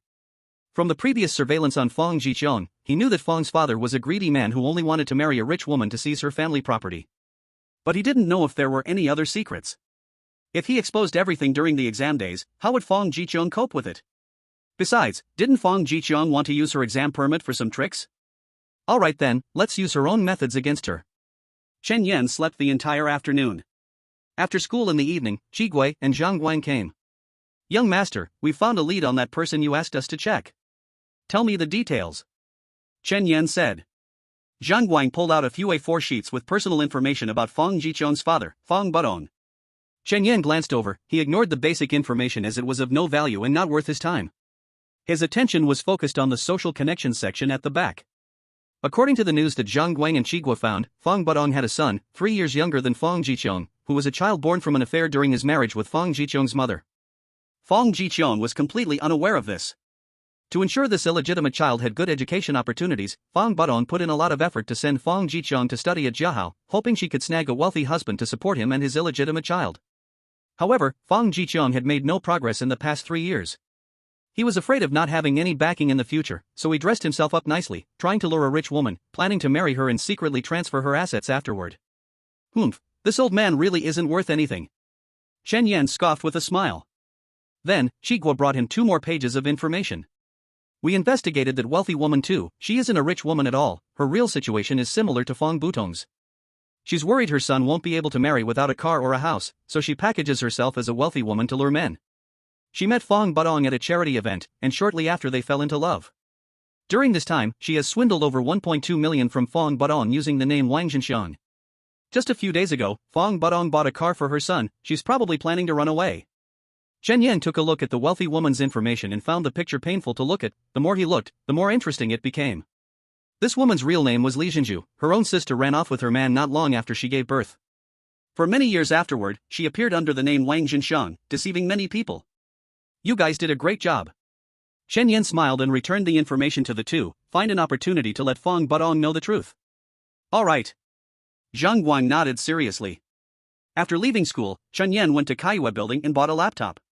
The villa was handed to Shang Jinpeng for renovation, he wouldn't be able to move in before graduation. A laptop didn't cost much, and he'd need one for university anyway, so he might as well buy it early. He returned to the shabby little place he had lived in for 3 years. As soon as he entered, he hurried back to the bed, opened his phone's hotspot, connected to the internet, and started attacking the school's archives. Fang Jiqiong wanted to get a fake exam permit, right? Then he might as well prepare an official fake exam permit for Fang Jiqiong from the source. He planned to find Fang Jiqiong's information, change 1 digit in her ID number, and replace her home address with a similar character. The exam permits were going to be printed in the next few days. After printing, he'd find an opportunity to restore the archive data. Let Fang Jiqiong have nowhere to look. His fingers danced on the keyboard, creating a flurry of sounds. Chapter 79, The issuance of admission tickets and graduation photos leads to disputes. In just a few minutes, the school's firewall was broken through. Compared to a thin paper, this firewall was like made of paper. Entering the school archive, Chen Yan found Fong Jichun's information and began to modify it. Looking at his masterpiece, he felt very satisfied. Fong Jichun, how will you feel when you find out that the admission ticket the school gave you is fake? Chen Yan's lips curled into a cold smile. Then, he pulled out his own information and made an identical admission ticket following the examples from previous years. After finishing, he sent the admission ticket to Chigua. Print it out for me before school tomorrow morning. Okay. He turned off the computer and slept beautifully. The next morning, Chen Yan drove his Ferrari with one hand and parked it in the school parking lot. Chigua walked over and handed the admission ticket to him. Young master, here is your admission ticket. Good, thank you. Chen Yan tucked it away and quickly entered the school. According to past practices, the admission tickets are usually distributed in the last 1 or 2 days. Once the admission tickets were distributed and the graduation photos were taken, the students would only have 1 or 2 more days of classes before their pre-exam break. He arrived in class, everything was as usual. As the big exam approached, the atmosphere in class was, surprisingly, not as serious as in the past. Everywhere felt lively. Maybe everyone knew that their hard days were about to end. During the third period in the morning, Hu Qin came in holding a stack of papers. Classmates, I have your admission tickets. Before I hand them out, I must remind you that our province does not allow students to print their own admission tickets. Before the big exam, you must keep your tickets safe. Losing them is not a game. All the students nodded. Chen Yan patted his chest. Luckily, he acted quickly last night. If he had delayed for another day, even if he changed Fong Jichun's information, it would have been useless. Hu Qin laid out the admission tickets. Now, please come up to collect your admission tickets when I call your names. Qin Shubao. Here. Huang Liang. Here. After quite a while, it was finally time for Chen Yan. Chen Yan received the admission ticket and completed the switch in his pocket. Back at his seat, he placed the admission ticket into his desk right in front of Fong Jichun. As for Fong Jichun, perhaps knowing what she was going to do, after receiving her admission ticket, she directly tucked it into her close pocket. All admission tickets were handed out. The admission tickets have been given to you all, make sure to keep them safe. Don't come crying to me right before the exam saying you lost your ticket. Hu Qin scanned the entire class. The classmates all responded in unison. Hu Qin nodded. Everyone pack up, we are going to take graduation photos soon. As soon as they heard they were taking graduation photos, many girls in the class pulled out their makeup. This is a private school, and their control over certain things is far less than that of public schools. Compared to the girls who were applying makeup, the male students were clearly not so fussy. Chen Yan stood up and walked downstairs. Qin Shubao quickly followed him. How is your arm? Chen Yan asked, looking at him. Previously, Qin Shubao took a knife for him, and Chen Yan's impression of him had changed a bit. It's better, I went to get the stitches out yesterday. Qin Shubao replied with a bright smile. I hadn't asked before, how many stitches were there? Chen Yan said. Qin Shubao rolled up his sleeve and took a look. Only 4 stitches, it wasn't a big cut. Fortunately, I went to the infirmary quickly. If I had been a bit slower, the wound would have healed already. Chen Yan chuckled lightly and patted him on the shoulder as they both exited the teaching building. Every class had a different place for taking graduation photos, all chosen by the students themselves. These students were not short on money. Almost every class hired an individual photographer. The two arrived at the rockery they had previously agreed upon in class. Under the rockery, a few male students were playing and horsing around. Qin Shubao hurriedly went forward and said as harmoniously as possible, Hey, guys, we are about to take our graduation photos here, please. Can your grandma's whistle? Get lost. A classmate suddenly cursed. Qin Shubao instantly exploded with anger, rolling up his sleeves, ready to teach them a lesson. He couldn't beat Chen Yan, but did that mean he couldn't beat others? Just then, from the distance came a mocking voice, Well, who is this? Isn't it the big bully from class 21? What, trying to mess with my brother? Qin Shubao turned his head, his face growing darker. Not only did he recognize the person, even Chen Yan knew who it was.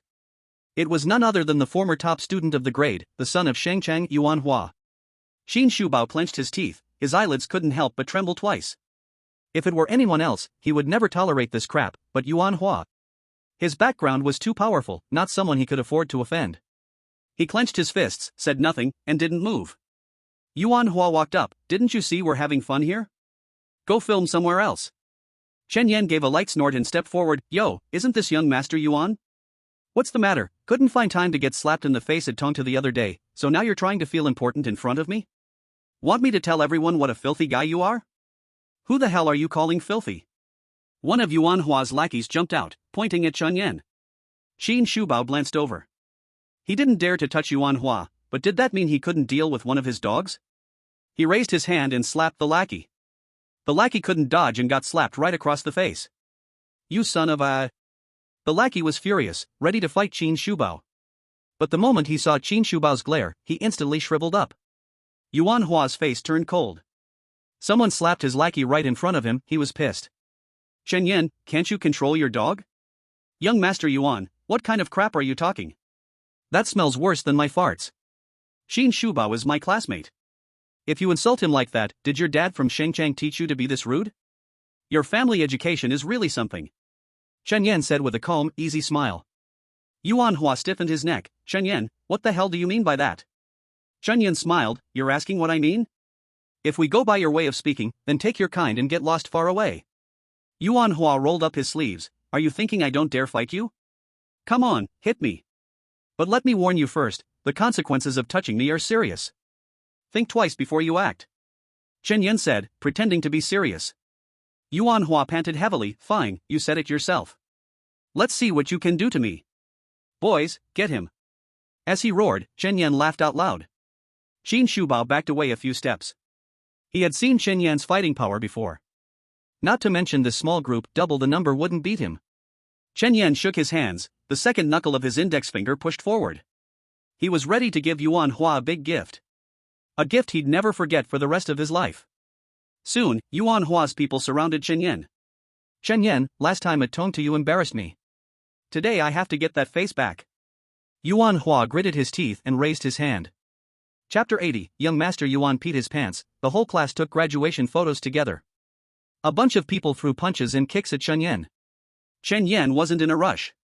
Now, besides being a 9th-degree Taekwondo black belt, he had also mastered the essence of Bajiquan and Iron Sandpalm. He calmly handled every single one of them. Those little dogs didn't have powerful families, so there was no need to worry about hitting them too hard. Bang bang bang. Several dull thuds followed, and all those lackeys were knocked to the ground. Yuan Hua was fired up too. Not only did he not retreat, he even charged forward at Chen Yan. Chen Yan smirked. With his left hand, he blocked Yuan Hua's swinging fist, and with the knuckle of his right index finger, he struck hard on Yuan Hua's Guan Yuan and Zhongji pressure points. These 2 points are normally used to treat frequent urination, urgent urination, and difficulty urinating. Yuan Hua was still young and shouldn't have any problems peeing, but under such fierce pressure, having no problem became the biggest problem. He staggered back a few steps, the stabbing pain in his lower abdomen made him regain a bit of sense. Looking at the lackeys lying around him on the ground, he hunched like a shrimp and said solemnly, Chen Yan, you really are something, publicly fighting at school. Aren't you afraid of being expelled? Chen Yan put his hands in his pockets, glanced around. Yuan Dasha, clearly you provoked first, I was just forced to fight back. Besides, if the school really wanted to expel me, with such a big commotion we just made, where are the administrators? Could it be, is the director blind? Achoo! In the hall of the teaching building, someone sneezed. He noticed that the moment Chen Yan and Yuan Hua started fighting. On one side was the nephew of a school board member, on the other was the son of someone prominent in the province. He couldn't offend either. It was better to hide in the building and pretend not to see anything. After all, they were just a group of students. What big event could they create? By the rockery, Yuan Hua was still arguing with Chen Yan. His lackeys, slowly recovering from the pain, began to rise. When they looked at Chen Yan again, their eyes were filled with fear. Chen Yan, there's no need for you to act so arrogant with me. Once I find out your background, just wait and see what I do to you. As he was saying this, he suddenly felt a strong urge to pee and turned to run. Seeing this, Chen Yan smirked and quickly followed him. Yuan Dasha, we haven't finished our chat.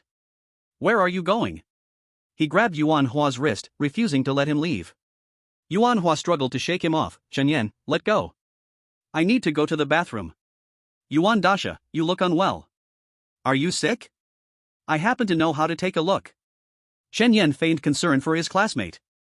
Yuan Hua increased his struggle. Let go. I need to go to the bathroom. Come on, you can go to the bathroom anytime. What if it delays your illness? Let me help you. Chen Yan's smile grew wider. He pretended to check on Yuan Hua. Yuan Hua jumped in panic. Chen Yan, I'm begging you. Just let me go, and I promise I won't bother you again. I really can't hold it anymore. Then I must check on you even more. Chen Yan said seriously, flipping Yuan Hua's wrist to check his pulse. Yuan Hua's eyes filled with tears. It's too late. Ah. A terrible smell spread from Yuan Hua. Yuan Hua wet his pants. His lackeys turned their heads, wanting to laugh yet daring not to. At this moment, many people had already gathered by the rockery. Seeing Yuan Hua wet himself in public, they all pointed and whispered. Yuan Hua took off his school uniform top, hurriedly covering his face. Chen Yan let go of his hand. Yuan Dasha, I really didn't expect you to be so uncivilized, peeing anywhere in school. Is this what your father, who was from the province, taught you? Such high quality. Yuan Hua, embarrassed, hurriedly ran back, not daring to turn around. Looking at his back, Chen Yan scoffed, "Humph, trying to fight with me? You're too young." The little episode had passed. The classmates gathered in front of the rockery, ready for photos. Hu Qin clapped his hands. All right, everyone, find your spots quickly, we are about to take the photos. The classmates immediately lined up. Chen Yan found a corner further back. It was just a graduation photo, he didn't want to stand at the center and steal others' spotlight. But as soon as he was settled, a few of the prettiest girls from his class came over. Chen, can I stand next to you? The girls spoke one after another. Chen Yan curled the corners of his mouth, images of the barbecue place and gym flashing in his mind. He cleared his throat. Let's just stand where we're supposed to, alright? There's not much space next to me. Qin Shubao, watching nearby, couldn't help but laugh. Chen, you're really attracting attention. You already have Sue, yet so many girls are still interested in you. Go away, go away. If you can't say anything nice, shut up. Chen Yan scolded in frustration. The girls looked at him with hopeful eyes. Compared to the women from the barbecue place and the gym, these students were noticeably more restrained. Up front, the photographer adjusted the camera. Classmates, hurry up and stand straight, we are about to take the photo. In order to not delay the shoot, Chen Yan stepped to the middle. The photographer raised the camera. Wait. Just as the photo was about to be taken, Hu Qin suddenly shouted. The photographer lowered the camera and asked, what's wrong? Hu Qin glanced back at her classmates. My class monitor hasn't arrived yet, just wait a moment, I'll call and check. Chen Yan sneered coldly in his heart. Her most valued class monitor was probably busy doing something bad right now. Hurry up. The photographer urged, a bit displeased. Hu Qin nodded. Just as she took out her phone, Fong Jiqiang rushed over. Fong Jiqiang, where have you been? Hu Qin asked with a frown. Fong Jiqiang smiled apologetically and said, I just went to the bathroom, sorry. Alright, hurry up and join us. Hu Qin moved aside to make room for Fong Jiqiang. So annoying, making the whole class wait for her. A girl beside Chen Yan muttered. She had some background and didn't control her volume when she said it. Chen Yan smiled and said, come on, stop complaining. What if she was off doing something shameful? Fong Jiqiang couldn't help but tremble slightly. The photographer raised the camera once more. Come on, classmates, look this way, 1, 2, 3, smile. With a bright flash, the graduation photo was taken. Chen Yan was preparing to leave, but just a few steps away, he was stopped by a few girls. Chen Yan, don't rush to leave, we haven't really talked in 3 years of being in the same class, let's take a photo together to remember. Yes, come on, let's take one. Chen Yan found himself surrounded by a few girls as they returned to the rockery. Can you help us take one more? One of the girls said to the photographer. The photographer lifted the camera again. Click, click. 2 shots were taken in quick succession. Chen Yan was sandwiched in the middle, his smile a bit stiff. After all, this was the only time, once they graduated, they would be scattered all over the place, no need to make things awkward in these last few days. But once the photos were done, he turned to glance beside him, and saw Su Qingning with her arms crossed, pouting, looking sullenly over here. Chapter 81, it's vacation, and with nothing to do, let's go visit the temple. Chen Yan hurried to push past the girls around him and quickly ran over. Qingning, don't misunderstand, it was just a photo. His voice was a bit weak. Just a photo? Why is it only the pretty girls getting their picture taken with you? Su Qingning asked, pouting. Chen Yan scratched his head. They insisted on pulling me in, I didn't. He didn't know how to explain. Su Qingning didn't say more, grabbing his hand, pulling out her phone. You can take photos with them, you should be able to take one with me too. I don't have a photo of just us yet. Of course, no problem. Chen Yan grinned. Then, under Su Qingning's direction, he posed all sorts of strange shapes. It took more than 30 shots before Su Qingning finally relented. Alright, seeing how hard you worked on the poses, I'll let you go this time, go back to class and rest. She scrolled through the photos on her phone, smiling beautifully. Chen Yan sighed heavily, hanging his head, okay, I'll head out now. Go on, bye-bye. Su Qingning waved her hand without looking up. Chen Yan dragged his heavy steps back to the classroom, and as soon as he sat down, he noticed that his desk had been moved. He snorted coldly. Without a sound, he lay down to sleep. That day passed in a muddled way. At this time, other classmates in the class were busy writing, only Chen Yan still remained free and at ease. With the aura of being the top student in the country, was he worried about this little exam? After school, when he opened the door to his home, his phone rang. He took it out and saw that it was Master Zhao Linglong, the treasure appraisal master, calling. He immediately answered. Hello, Master Appraisal Lady, what brings you to call me today? Stop being cheeky. The voice on the other end chuckled and chided, then continued, in a few days, I need to go to John Bull's house, there's an antique from our country there. I am going to pick him up, I might not be able to accompany you for the exam. Do you have any gifts you want me to bring back? John Bull's house. Chen Yan stroked his chin, is there anything there that can't be bought in China? Zhao Linglong was momentarily speechless, cough a bit, isn't this going abroad? Master, I have to talk to you about this. Chen Yan said earnestly, as a Chinese, we should abandon the notion that the moon is rounder abroad. If they really have something better than what we have here, and there's no alternative, then it's fine to buy it. But the worst part is buying something only to find the label says made in Panda. Don't you think that's a loss? Alright, I called to check on you, not to get your lecture. One last time, do you have anything you want? Zhao Linglong said a bit impatiently. Nothing. Chen Yan replied, just treat me to a big meal when you come back. Okay. Bye.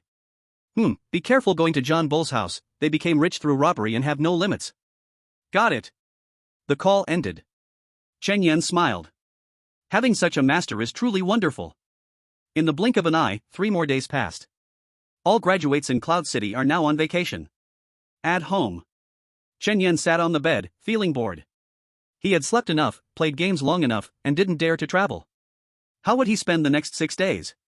He scratched his messy hair, feeling frustrated. Turning his head to look out the window, he thought for a long time and suddenly had a flash of inspiration. Right, since I'm free anyway, isn't there a Taoist temple in Cloud City? Let's go check it out. His heavenly eye still had some issues, he needed the help of Taoist practices. If he could meet a boastful Taoist, his heavenly eye would be complete. He quickly put on his clothes, tidied himself in the bathroom, and went downstairs with his keys. The Taoist temple in Cloud City is located on Yuhuang Mountain in the city center. It is said that a disciple of the Chuanjin Shozu Longmen sect traveled here, found the mountain filled with spiritual energy, and established the Yuhuang Pavilion, which named the mountain Yuhuang Mountain. After parking the car, Chen Yan got out and adjusted his clothes, then stepped up the mountain. The Yuhuang Pavilion has been around for quite a while, founded in the 3rd year of the Qing Guangxu era, and has undergone several expansions and renovations. It has become a local tourist attraction that combines culture and religion. During holidays, many people come to light incense and seek divination. Today is a weekday, and it is relatively quiet on the mountain. Chen Yan walked up a slope and arrived at the Yuhuang Pavilion, taking a deep breath. For some reason, he felt an inexplicable sense of tension in his heart.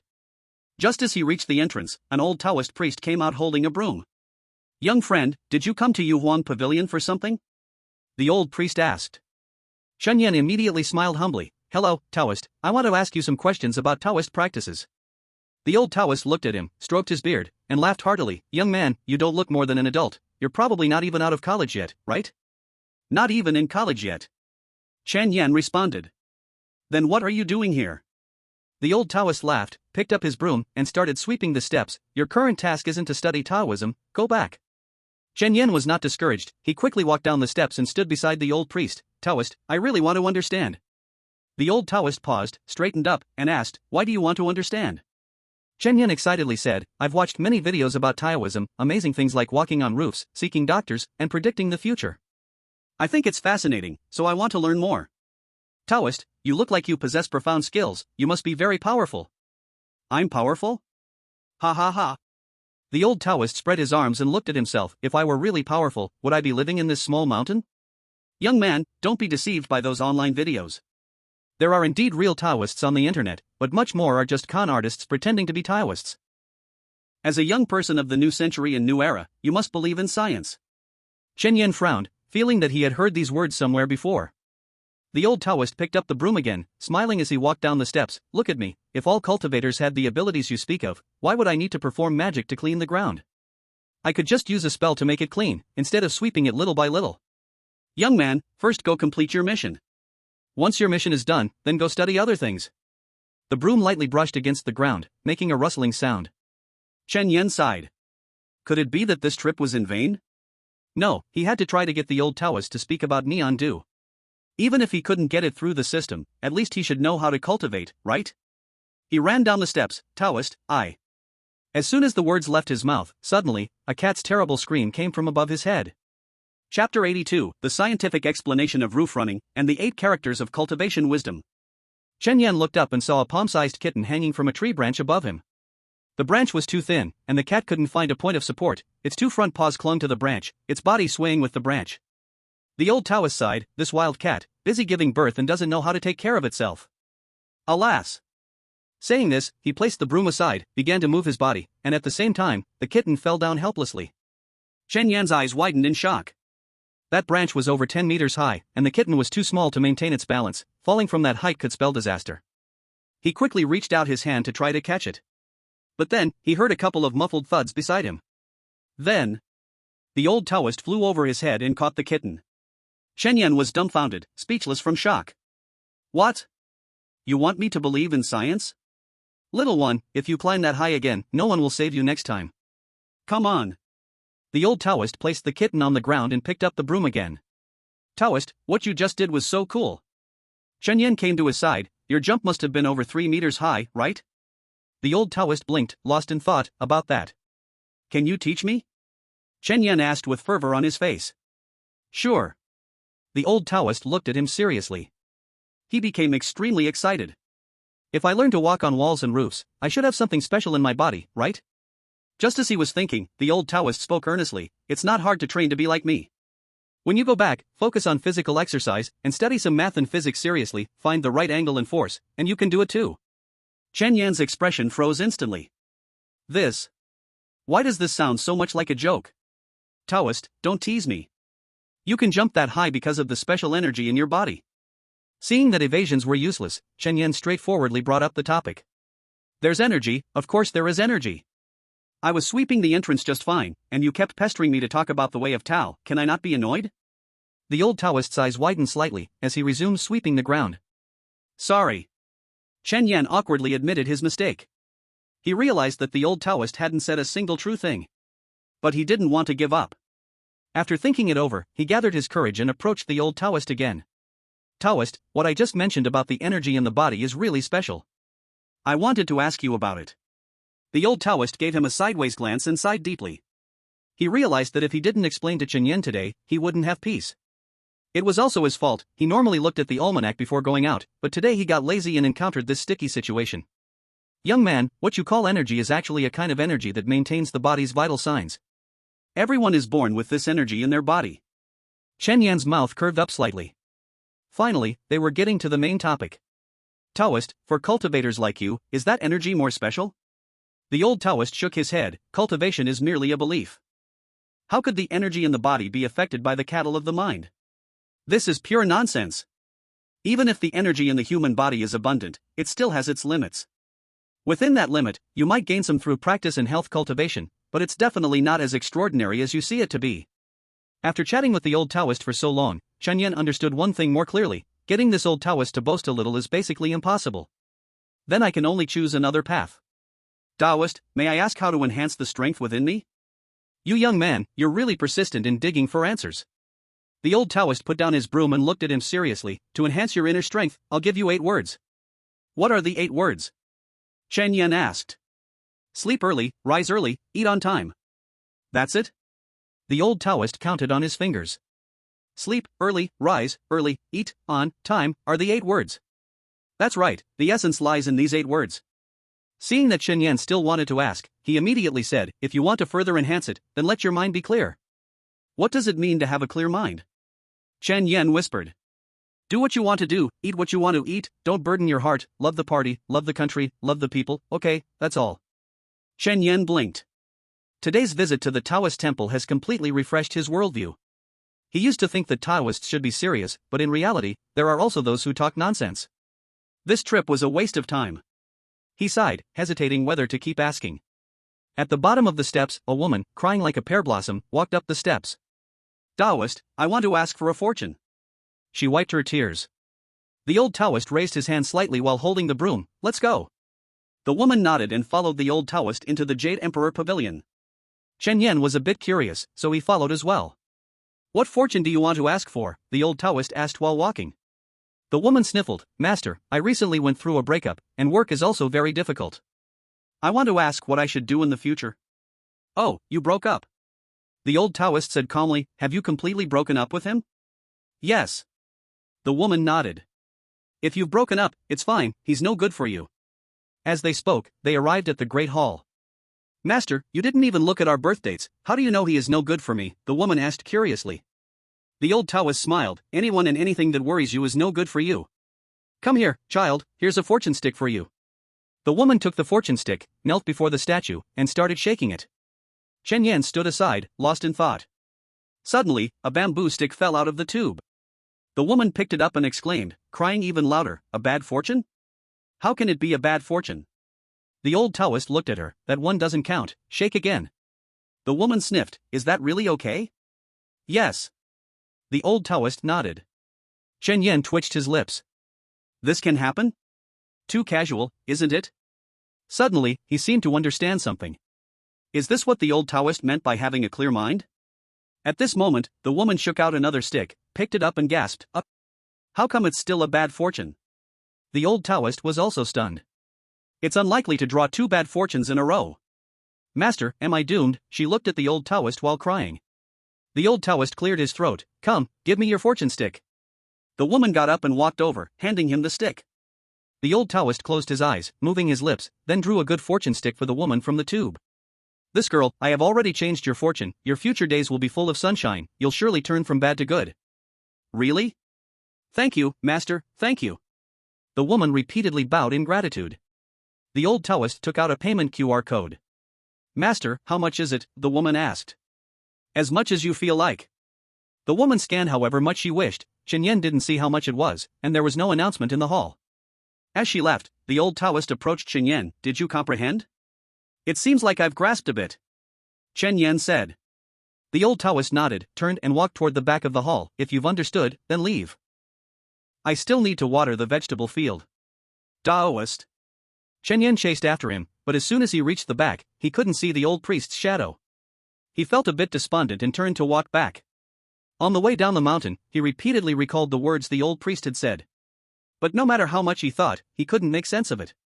Could it really just be eating, sleeping, and playing around? On the way back, he felt somewhat listless. He regretted not chatting a little longer with that fake priest. With that fake priest's personality, he surely would have boasted himself to the sky. When he arrived downstairs at home and parked his car, a familiar face walked towards him. Chen Yan. Chen Yan looked up and saw Zhang Yi smiling in front of the garage door. He quickly got out of the car. What brings Officer Zhang here? Zhang Yi smiled and said, actually, I have something I want to ask you. What is it? Chen Yan asked. Zhang Yi hesitated for a moment. Do you still have any Ming Dynasty banknotes? Chen Yan immediately frowned. He hadn't told many people about having Ming Dynasty banknotes. How did Zhang Yi know?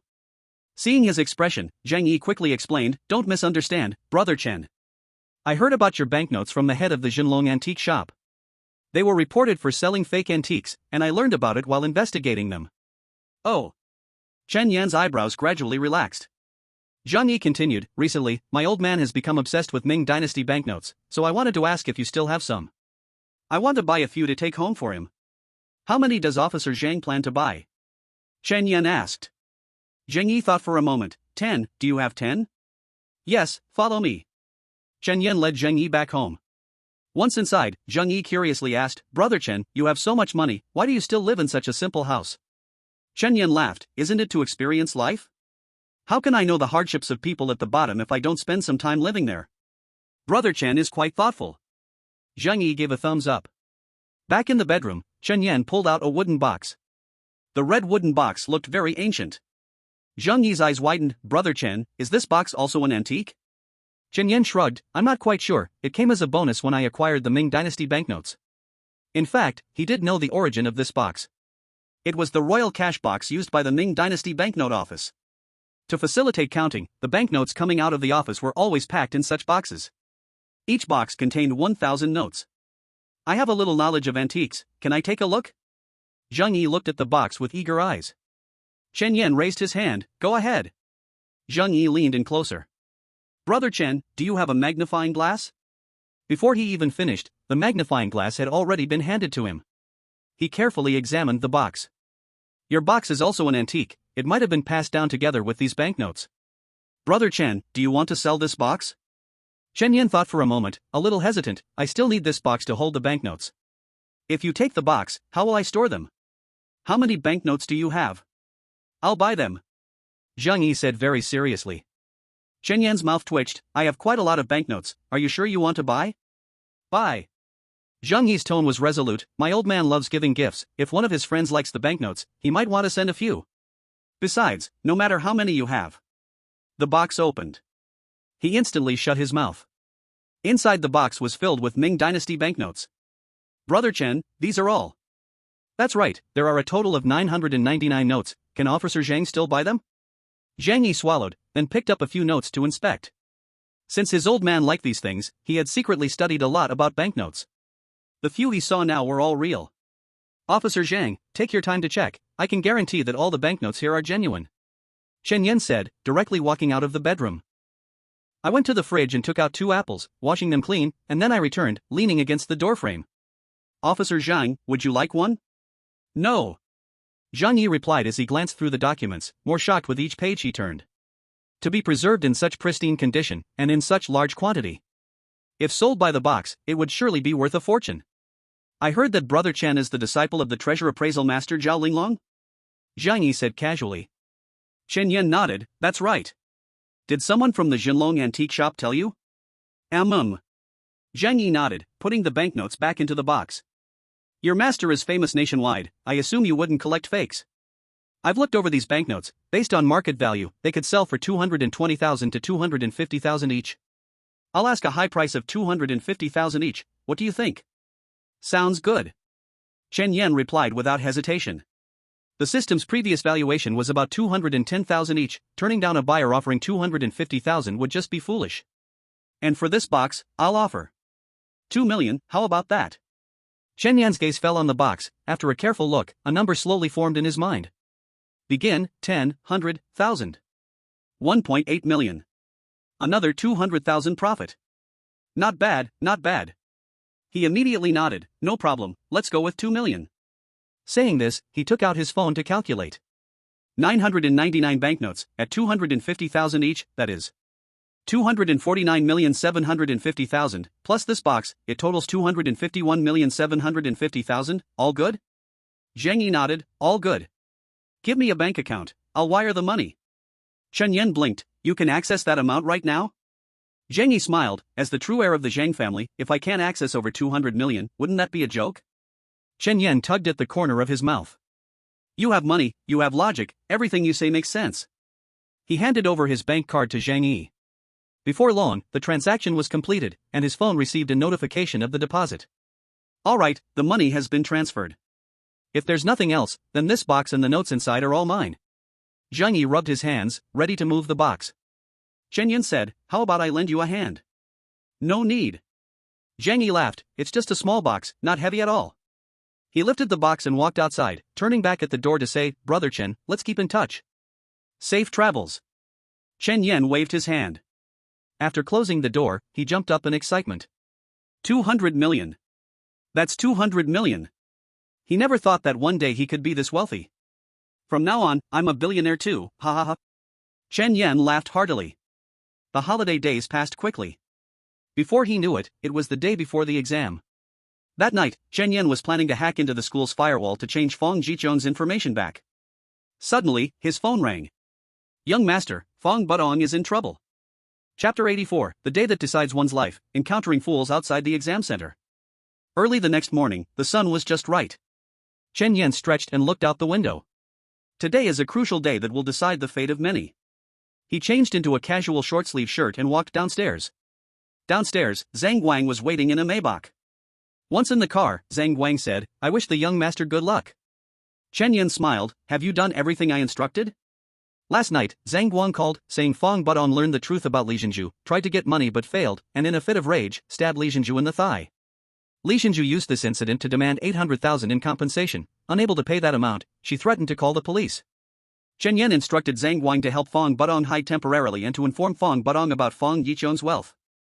Zhang Guang smiled, saying, Fong Budong was excited after hearing the news and said he'd come to the exam site today to demand compensation. I hope he can surprise me. Chen Yan murmured. The two of them drove towards the exam site. On the way, Chen Yan looked at the quickly retreating trees outside the window and quietly said, call Chigui to find two people to keep an eye on Fong Jichun. If her information hasn't been investigated yet, have them make a report halfway through the exam, accusing Fong Jichun of using a fake admission ticket. Zhang Guang laughed, the young master is really going to finish off Fong Jichun completely.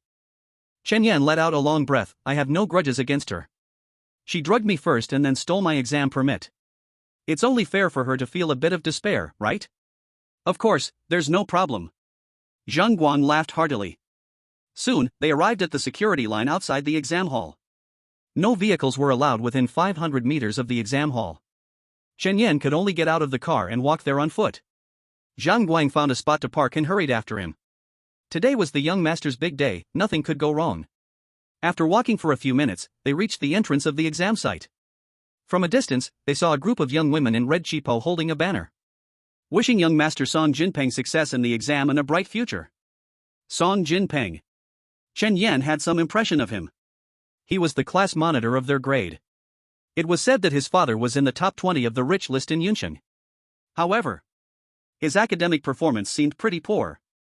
Doesn't he feel embarrassed doing this? Young master, they are quite amusing. Zhang Guang said from behind. Chen Yan chuckled lightly, what's so amusing? Once the results come out, if he can't even get into a college, how embarrassing is that? True. Young master has such good grades and didn't even get a scene. How can he have the face to do that? Zhang Guang followed up. The two continued walking towards the exam site. Coincidentally, as they were passing by those in red cheapao, Song Jinpeng also walked over from behind. Wishing young master Song Jinpeng success in the exam and a bright future. The crowd shouted in unison. Chen Yan covered his ears and moved aside with a disgusted look. Behind him, Song Jinpeng was enjoying it, almost like a leader being inspected, and waved his hand to the crowd, thank you, everyone. Chen Yan quickly walked away, he was afraid of being infected by their foolishness. Arriving at the entrance of the exam hall, they were waiting to be allowed in when Su Qingning approached. Chen Yan, she called, and Chen Yan turned his head. Do your best later, she clenched her fist, cheering him on. Chen Yan nodded, you too. While they were talking, he noticed Fong Jichun moving towards them, and she was very close. Chen Yan couldn't help but frown. What was Zhang Guang doing? Why hadn't Fong Jichun come? He turned around to look around. At this moment, a shout came from the entrance, you can enter the exam hall.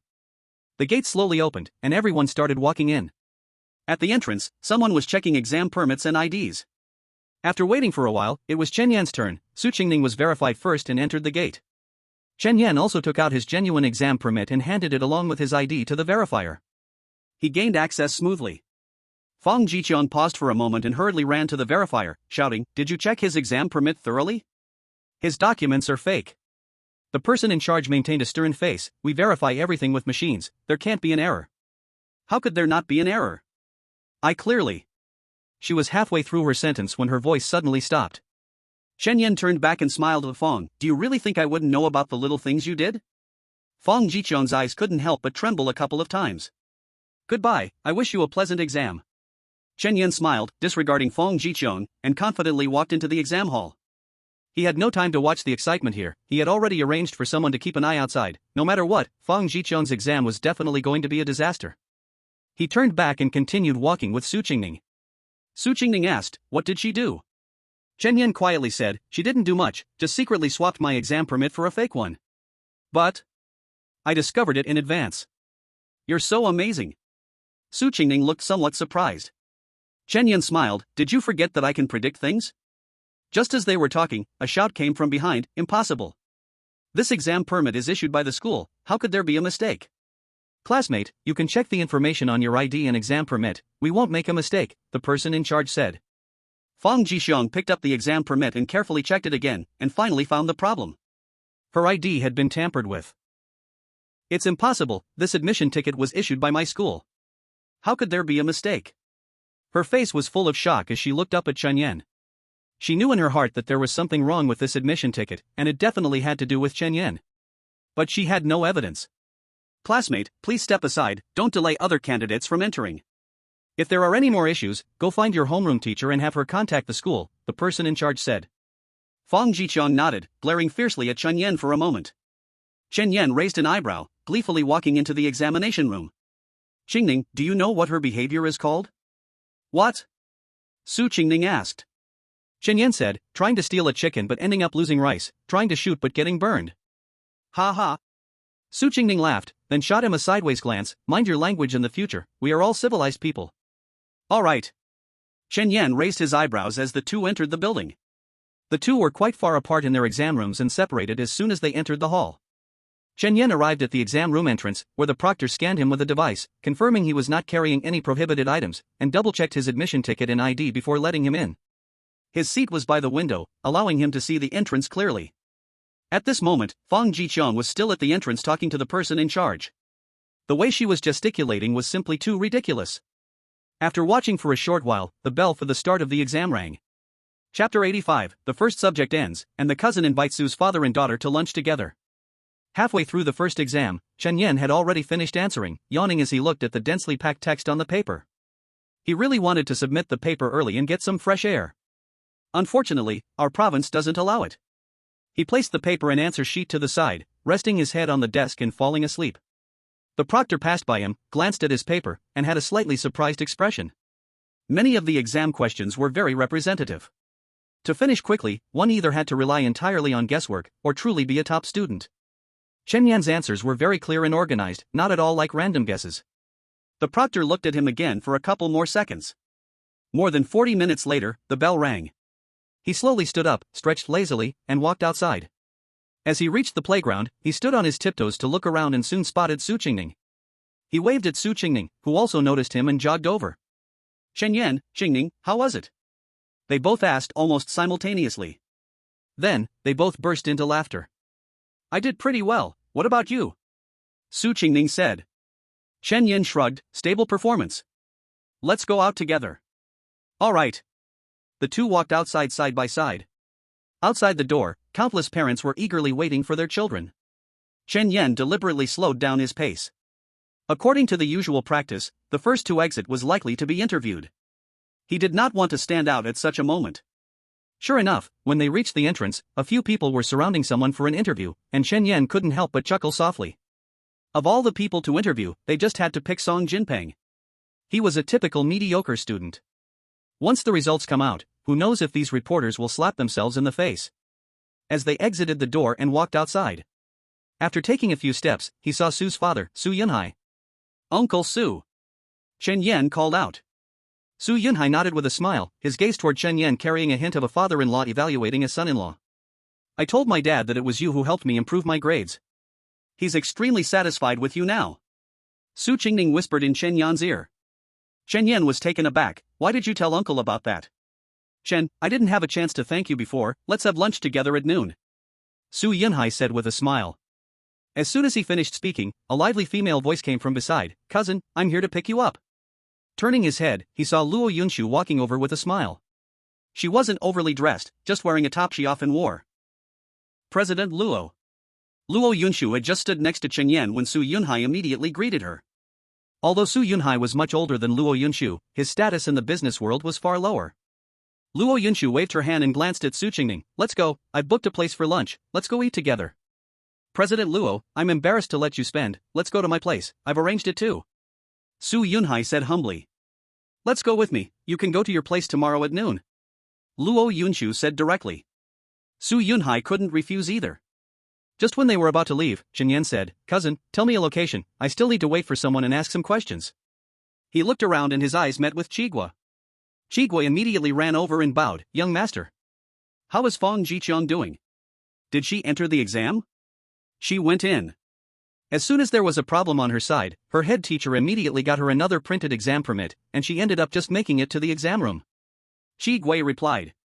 Chen Yan chuckled, well, she can consider herself lucky. He had never thought that a single exam permit could completely ruin Fong Jiqiang. Due to the significance of this exam, there would be many opportunities to verify identity, and as long as the proof was valid, one could enter the exam room. However, with him stirring things up, it was likely that Fong Jiqiang's performance would be poor. What about Fong Baron? Chen Yan asked again. There hasn't been any news from Fong Budong, he's still hiding and hasn't come out. Shiguo pondered. Yesterday when I told him Fong Jicheng had money, he seemed very excited. It shouldn't be like this. Just keep an eye on him, let him do whatever he wants. Understood. Shiguo nodded strongly. Alright, you can go take a break at noon, I'll go eat with my cousin and Uncle Su. He waved his hand. Shiguo bowed and left. The few of them walked outside the security zone and drove straight to Tongtu Hotel. Their exam location wasn't far from Tongtu. Returning to Tongtu, Chen Yan had many feelings. Last time he met Song Shiyan here, he had no idea how that guy was doing now, whether he had bled to death. And Tao Xiaotiao. Fortunately, he didn't follow them today, otherwise. Just thinking about it was terrifying. Xuan Yuan Hall. Rich dishes filled the table. Everyone sat down separately. Come on, dig in, cheers to my cousin, and to little Su for achieving top scholar. Luo Yunshu raised her glass. Everyone quietly agreed and didn't drink alcohol. Chen Yan clinked glasses with her and focused on his food. Su Qingning and Su Yunhai were still a bit reserved. After all, in their eyes, Luo Yunshu was a real big shot. Don't be too reserved, just eat like you're at home. Luo Yunshu said. Su Yunhai chuckled and raised another glass. Then the private room fell silent. It was only after the two finished eating that voices returned. Do you two want to take a break? I can book you 2 rooms. Su Yunhai asked. Chen Yan thought for a moment. Let Qingning take a break, I don't need it, I slept during the exam. You slept during the exam? Luo Yunshu's voice rose, just about to criticize when Chen Yan smiled and said, calm down, it's a small matter, the questions were very easy, once I finished, it was so boring, what else could I do but sleep? Luo Yunshu's face twitched as she recalled Chen Yan's previous scores, and all the words she wanted to blurt out were swallowed back. Those with strength can indeed do as they please. Su Yunhai went upstairs to book a room, allowing Su Qingning to rest for an hour. In the afternoon, they all went together to the exam location. Hopefully, we won't bump into that big fool Song Jinpeng again this afternoon, when he yells over there, I feel like being his classmate is so embarrassing. Chen Yan mumbled. Su Qingning covered her mouth and chuckled lightly. Indeed, a study slacker making such a huge fuss, if it were you, it might be a bit more tolerable. No way, I definitely don't want to make such a spectacle. Chen Yan repeatedly waved his hands. The few continued walking toward the entrance of the exam site. As they approached the entrance, Chen Yan saw some people in black suits and sunglasses from a distance. In front of them stood 4 sturdy figures. Dressed in dark red, navy blue, earth yellow, and deep green suits. Chen Yan's expression gradually froze. These 4 people.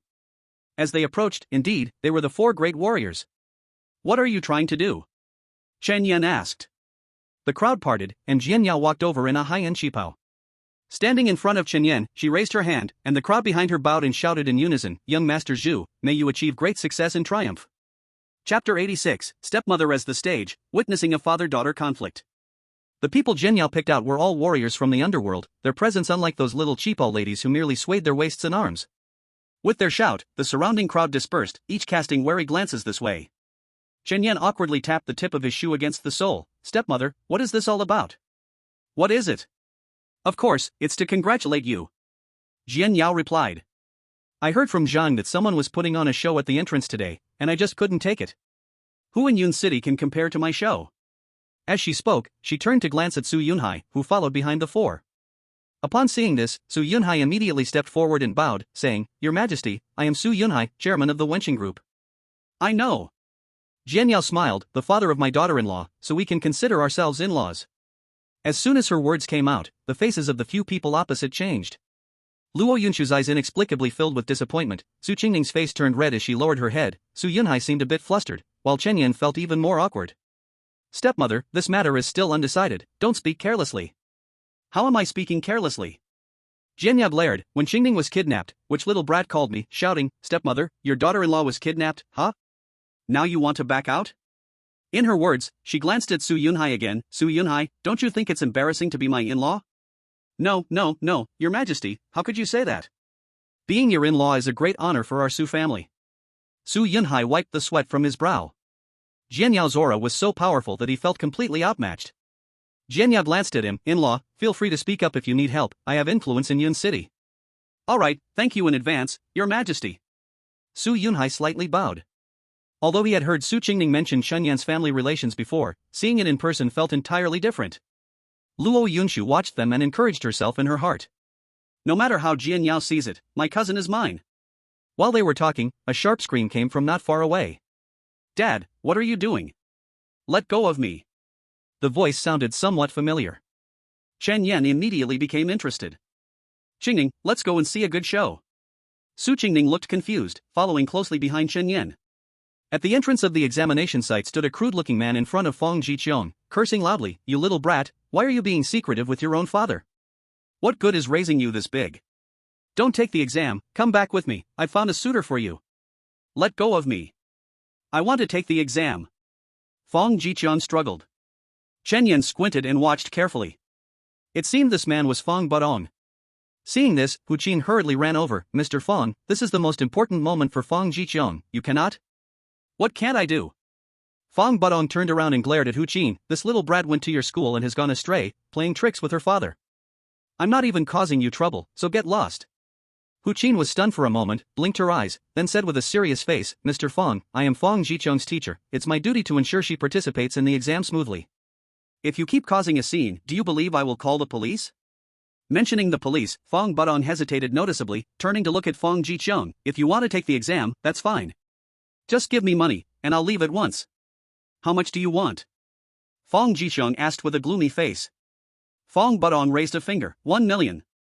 Hearing this number, Chen Yan laughed again. The rabbit has no tail, the saying is indeed not wrong.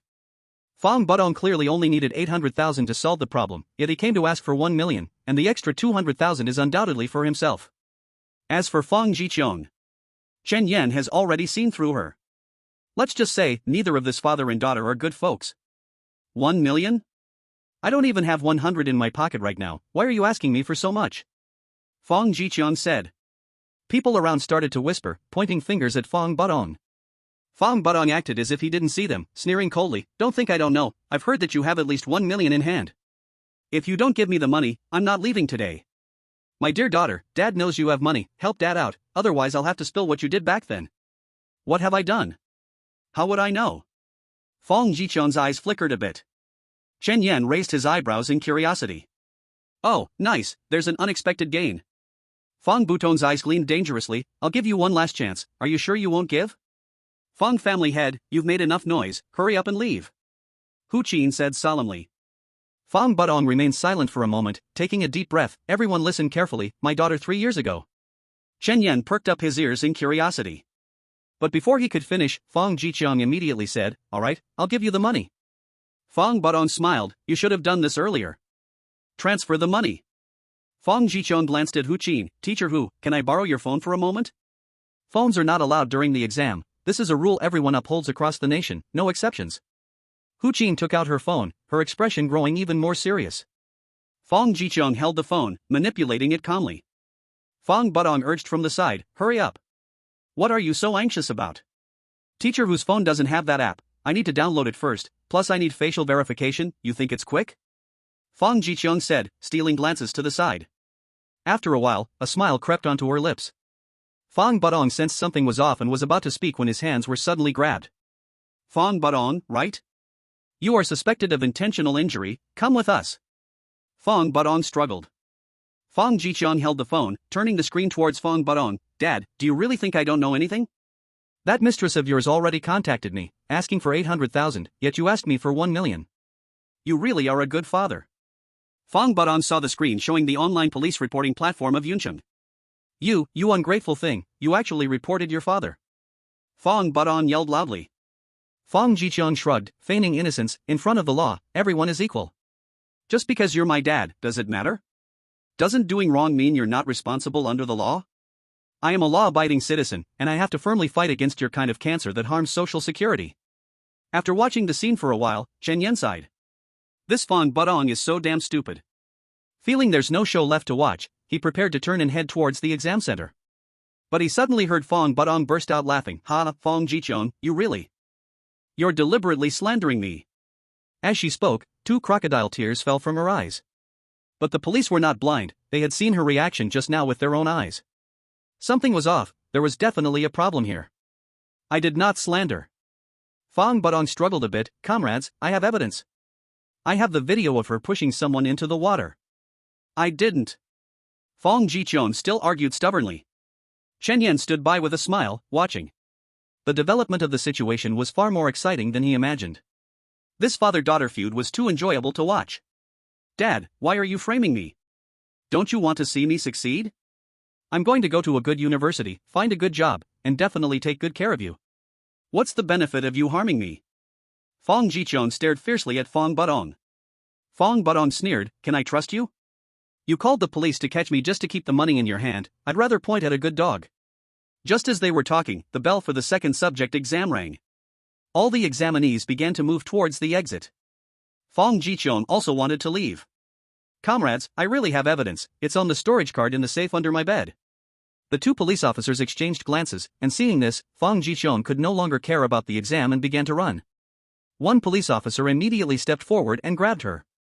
Fong Budong, you bastard. You ruined your own life, and now you want to ruin mine. How can I have a father like you? I want to kill you. Fong Jichon kept struggling, her eyes red with rage, looking as if she wanted to kill someone. Fong Budong smiled and said, daughter, if you didn't harm me, I might have kept my mouth shut, but you absolutely shouldn't have plotted against me. The police picked up the walkie-talkie, I have someone causing trouble here, we caught two people, can some comrades come over to help? After speaking, he looked at the crowd of onlookers, you guys disperse, those who should take the exam go take the exam, and those who have nothing to do should not gather here. Hurry up and disperse. Chen Yan walked towards the exit with his hands in his pockets. Fong Jichon looked at him and shouted, Chen Yan, did you do all this? Did you intentionally frame me? Chen Yan raised an eyebrow and turned back with a cold smile, Fong Jichon, when talking, one needs to provide evidence. With no proof, how can you wrongfully accuse me? Are you trying to drag me down so I can't take the exam? Do you believe I will sue you for defamation and make your sins worse? You're full of crap, I'm innocent. Fong Jichon clawed at the air. But Chen Yan had already turned and walked briskly towards the exam site entrance. Attempted murder, and having committed the crime while between the ages of 14 and 16, it was enough to be sentenced.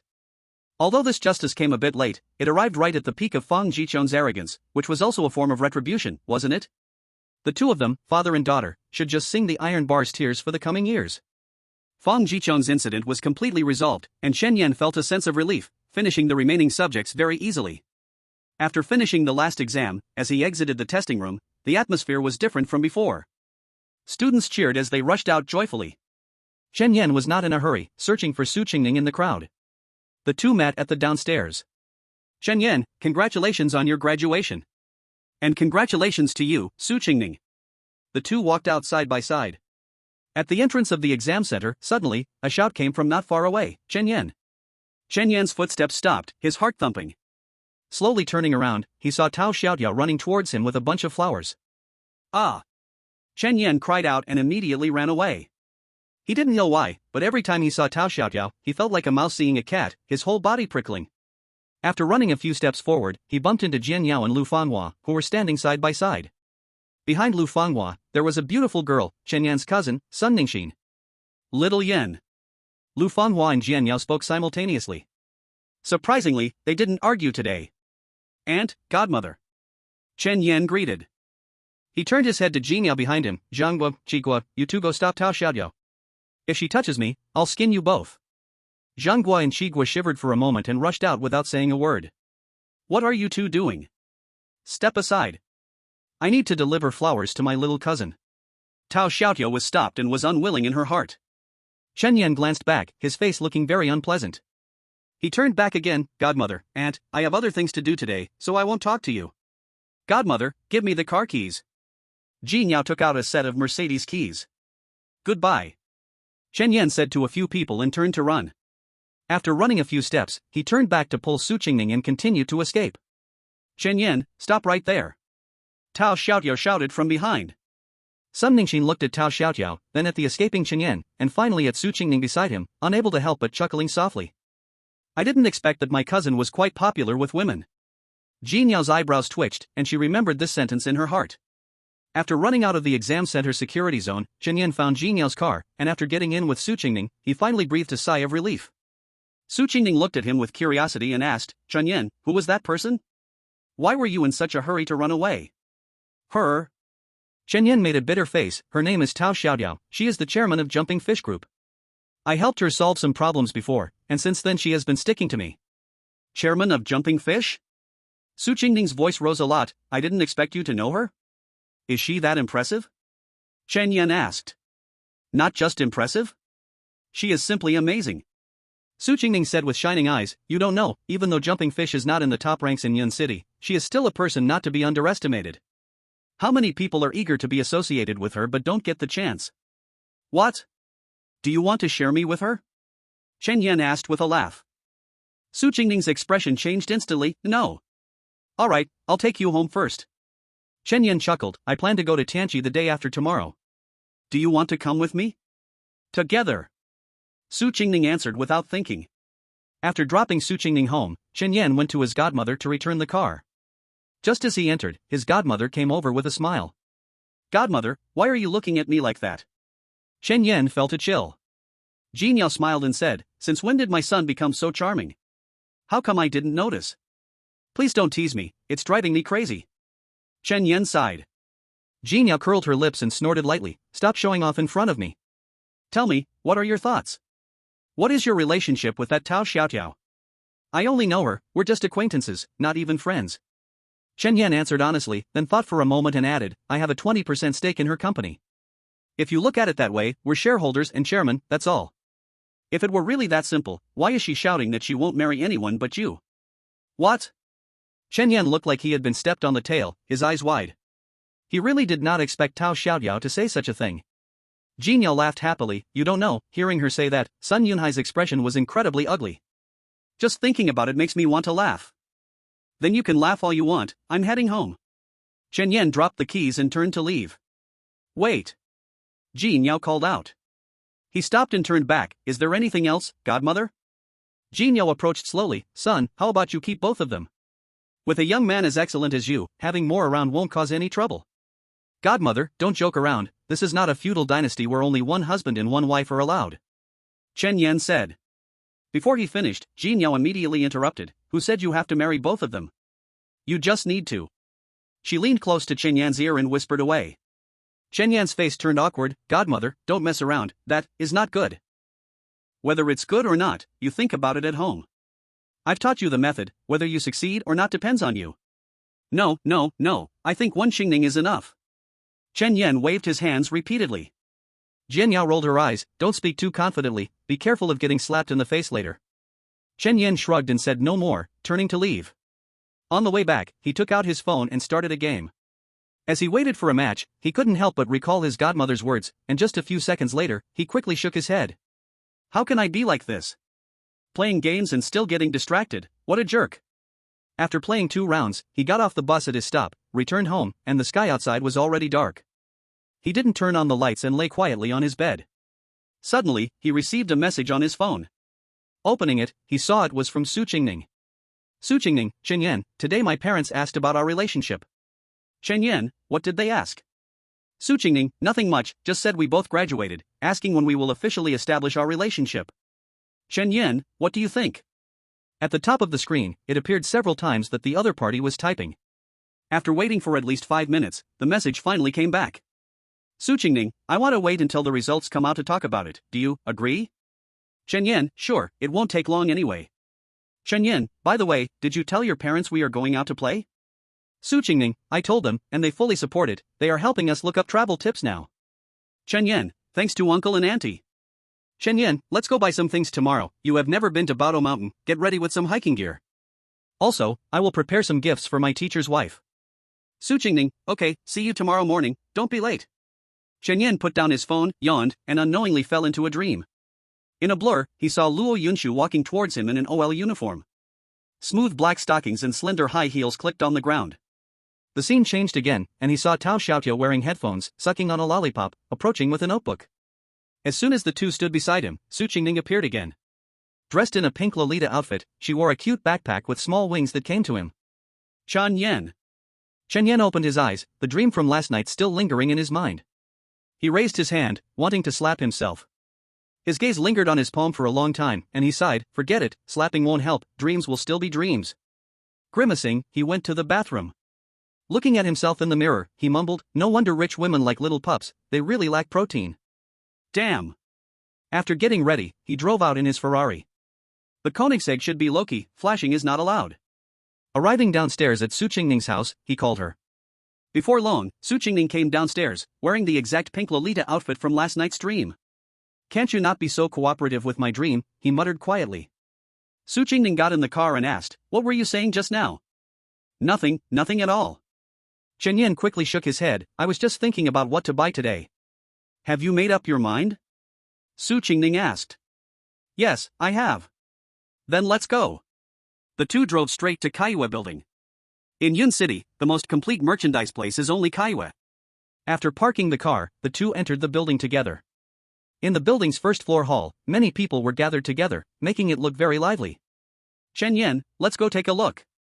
Su Qingning said, grabbing the straps of her backpack, her mood excited. All right. Chen Yan nodded and squeezed with her into the crowd. Although Su Qingning usually seemed gentle and weak, when it came to watching the excitement, her fighting power was definitely not small. She squeezed out a small path and brought Chen Yan to the front row. In front of them, a magician was performing magic. He held up a hat and showed it to the crowd. Ladies and gentlemen, please look, the hat is empty. Come on, the audience over there, take a look. The hat is fine, right? Next, it's time to witness the miracle. Oops, wrong word, it's time to witness the moment of miracles. A pure white rabbit popped its head out from inside the hat. Wow! Su Qingning clapped and shouted.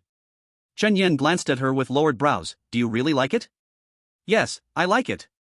Su Qingning nodded vigorously. Chen Yan turned to look at the magician, beginning to think in his heart. How can I transfer the magician's skills to myself? After a moment, he raised his hand, Master, you're so amazing, do another one. The magician felt pleased by the compliment. Alright, since this young brother said so, let's do another one.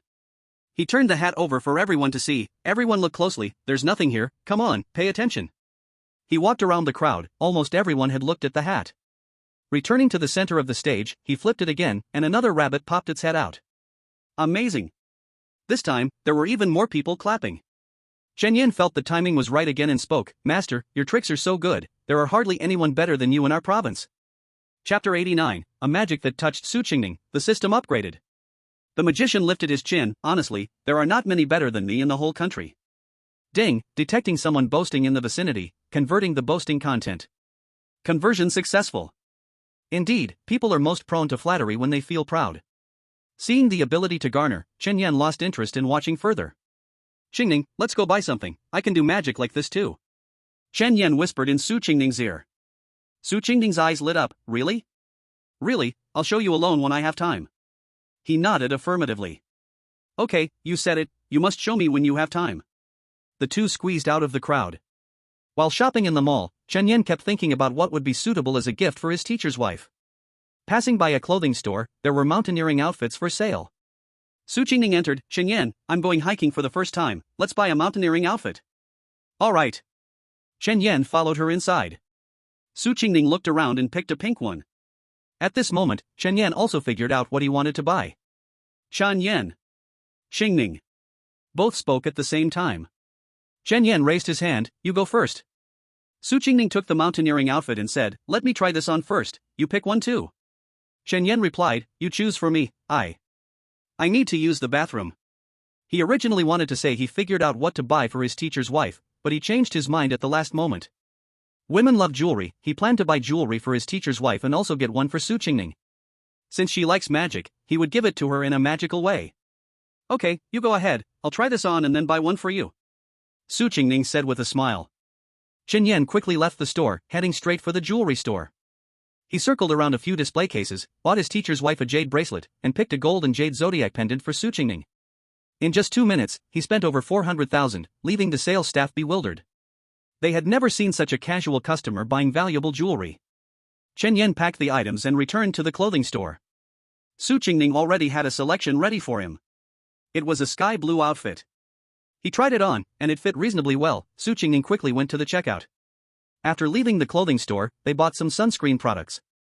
Carrying several packages, they returned to the car. I think my parents should have finished packing by now, let's head back. Okay. Chen Yan started the car and drove Su Qingning home. Upon arriving at the community and parking the car, Su Qingning raised her hand to open the door.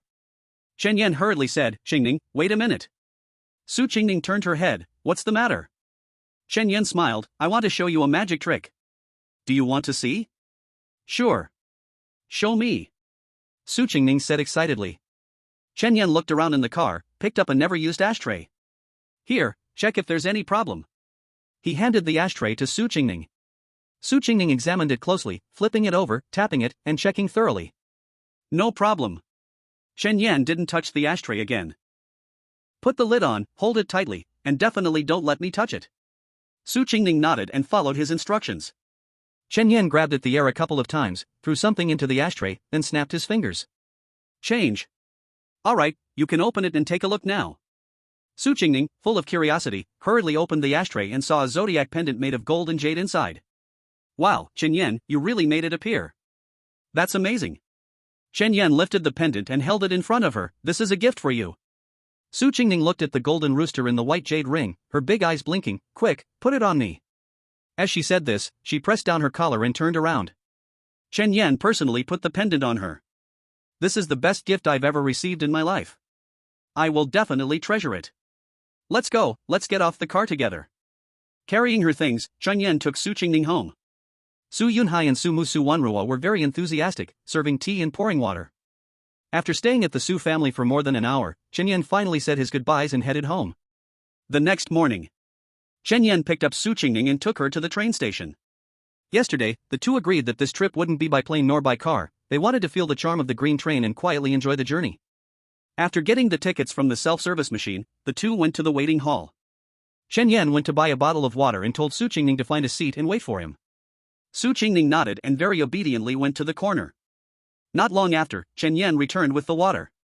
Just as he was about to walk over to Su Qingning, he heard two men whispering. Bro, that girl is a real looker. If I could win her over, I'd be dreaming happily. You have so little ambition? Ha! If it were me, I could do it. Chen Yan leaned closer to the two men, quietly listening.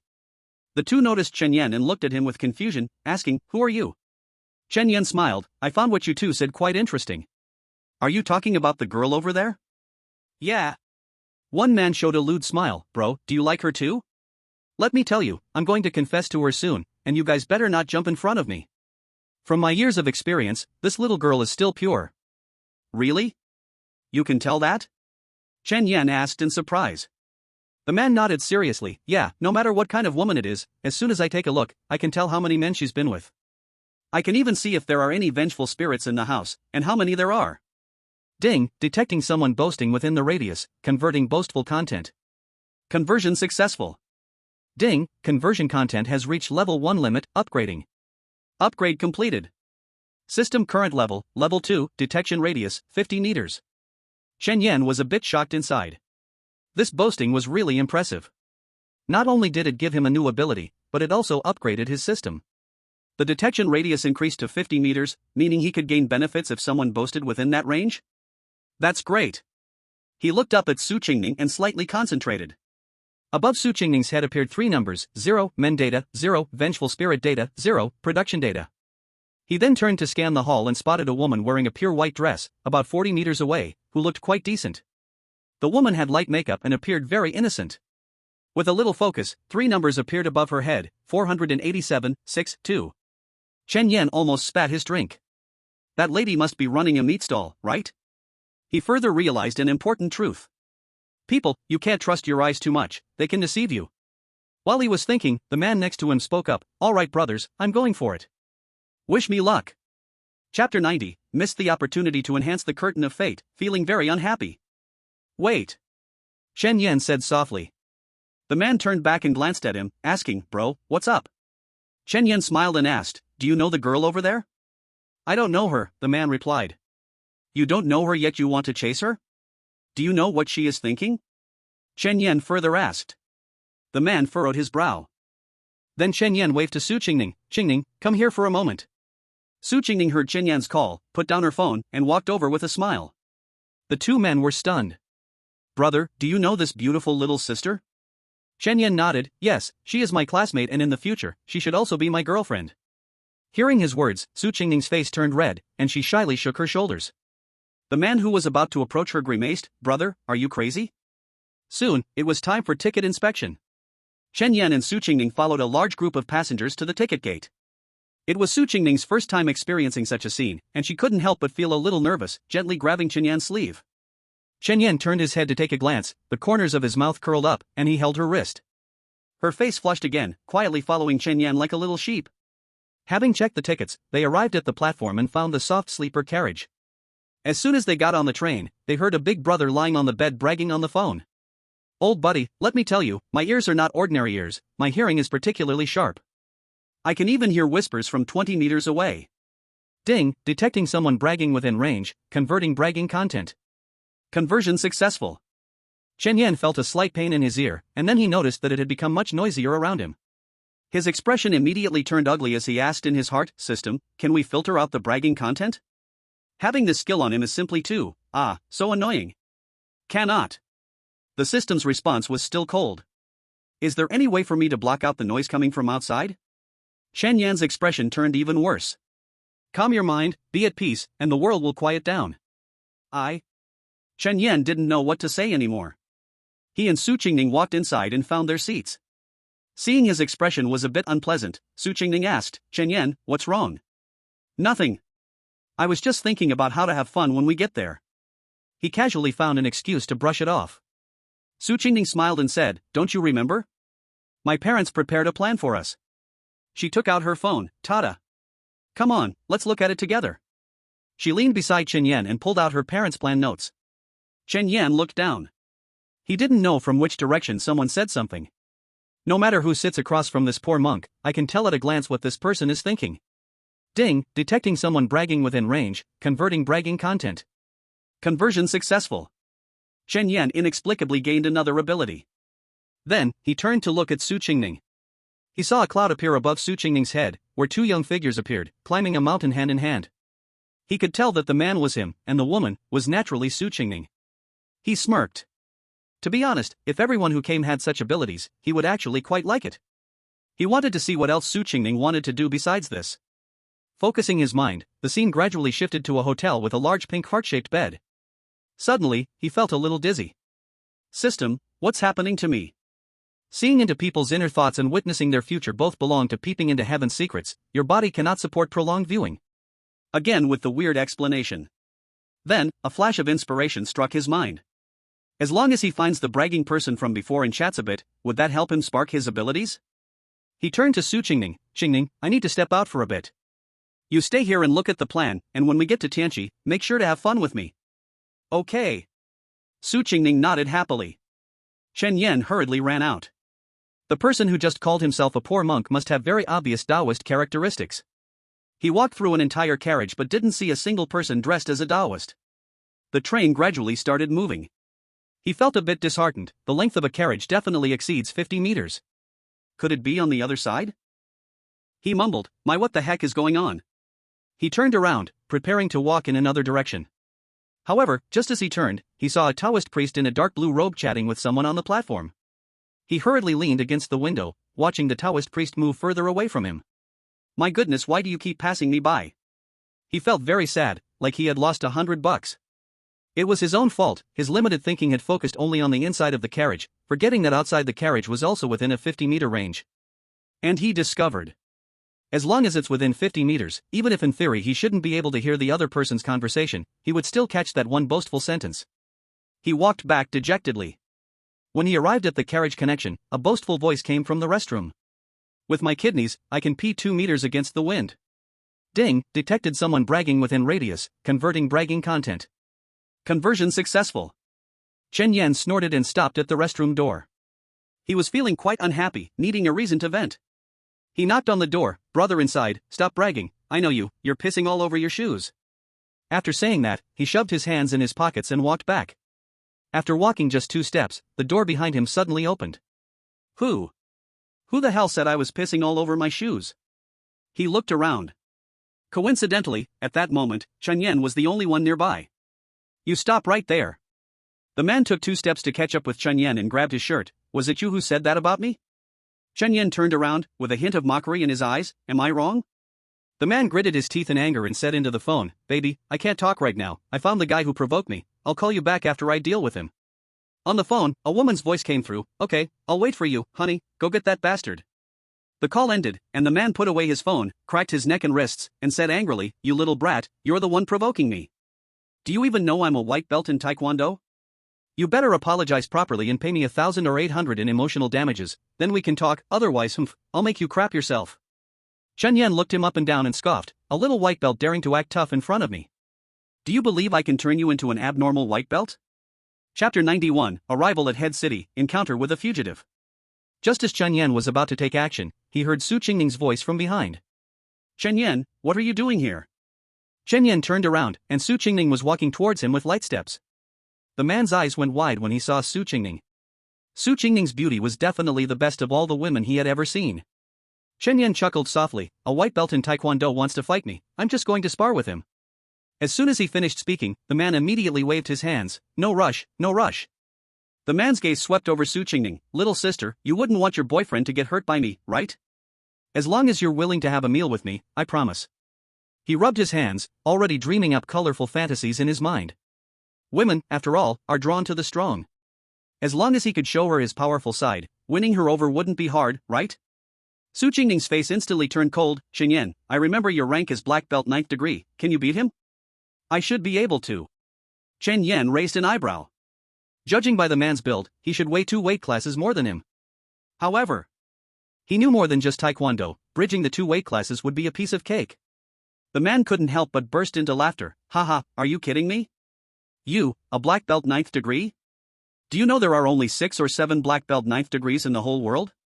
Boom! Before he could finish his sentence, Chen Yan kicked hard, directly hitting the car compartment behind him. The man blinked, his mind completely blank. Slowly turning his head to look at Chen Yan's foot, he couldn't help but swallow hard, his legs began to tremble. The speed and power just now, he had never seen in his life. No exaggeration, if they really fought, he might not last even a round. The corner of his mouth twitched, he turned back, his eyes cleared a lot. Little brother, please calm down, it's all my fault, I apologize to you. He backed away while bowing his body. After retreating a few steps, he turned and ran away. Going up against a true Taekwondo master is looking for death. Seeing him run far away, Chen Yan turned back to look at Su Qingning. What are you here for? Nothing much, just feeling a bit uneasy without you around. Su Qingning lowered her head, her voice as soft as a mosquito. This is my first time on a train, Alright, let's go back. Chen Yan gently comforted, and the two walked back together. Not long after they sat down, another voice entered their ears. I can drink 1,000 cups without getting drunk. Ding, detecting someone boasting nearby, converting boast content. Conversion successful. Chen Yan nodded, this skill is quite practical. I have excellent eyesight, my friends call me Eagle Eye. Ding, detecting someone boasting nearby, converting boast content. Conversion successful. This ability is not bad too. Now it seems, the system upgrade isn't all bad. I can control my dreams, in my dreams, I am the master of the world. If I want to sleep with a star, that star will appear with a blink, whatever dream I want, I can make it happen instantly. Ding, detecting someone boasting nearby, converting boast content. Conversion successful. Oh. The ability to control dreams. Sounds interesting. I'll try it when I have time to sleep. I can understand the calls of small animals. Ding, detecting someone boasting nearby, converting boast content. Conversion successful. After sitting for more than 20 hours, watching the scenery change from plains to hills and then to mountains, Chen Yan couldn't help but marvel at the vastness of the motherland. If their journey were in Europe, they would have already crossed several or even dozens of countries. The train finally arrived at the station. Chen Yan had gained more than 20 different skills. He was puzzled, why didn't he encounter any boastful identities during this trip? His identity hadn't updated for many days. At the head city train station, the two walked out of the exit. Chen Yan, I looked at the guide my parents gave me. I want to go to the Heaven Lake on Mount Baekdu, and we need to transfer to a bus to Baihe town. Su Qingning flipped through her phone. The two arrived at the bus station together and bought tickets to Baihe town. After getting on the bus, Chen Yan leaned back in his seat and slightly closed his eyes.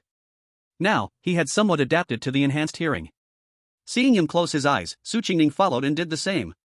After waiting for about 10 minutes, the bus slowly started. Su Qingning immediately opened her eyes and leaned against the window, looking at the scenery outside. Having grown up in a well-off family, she had never taken public transportation.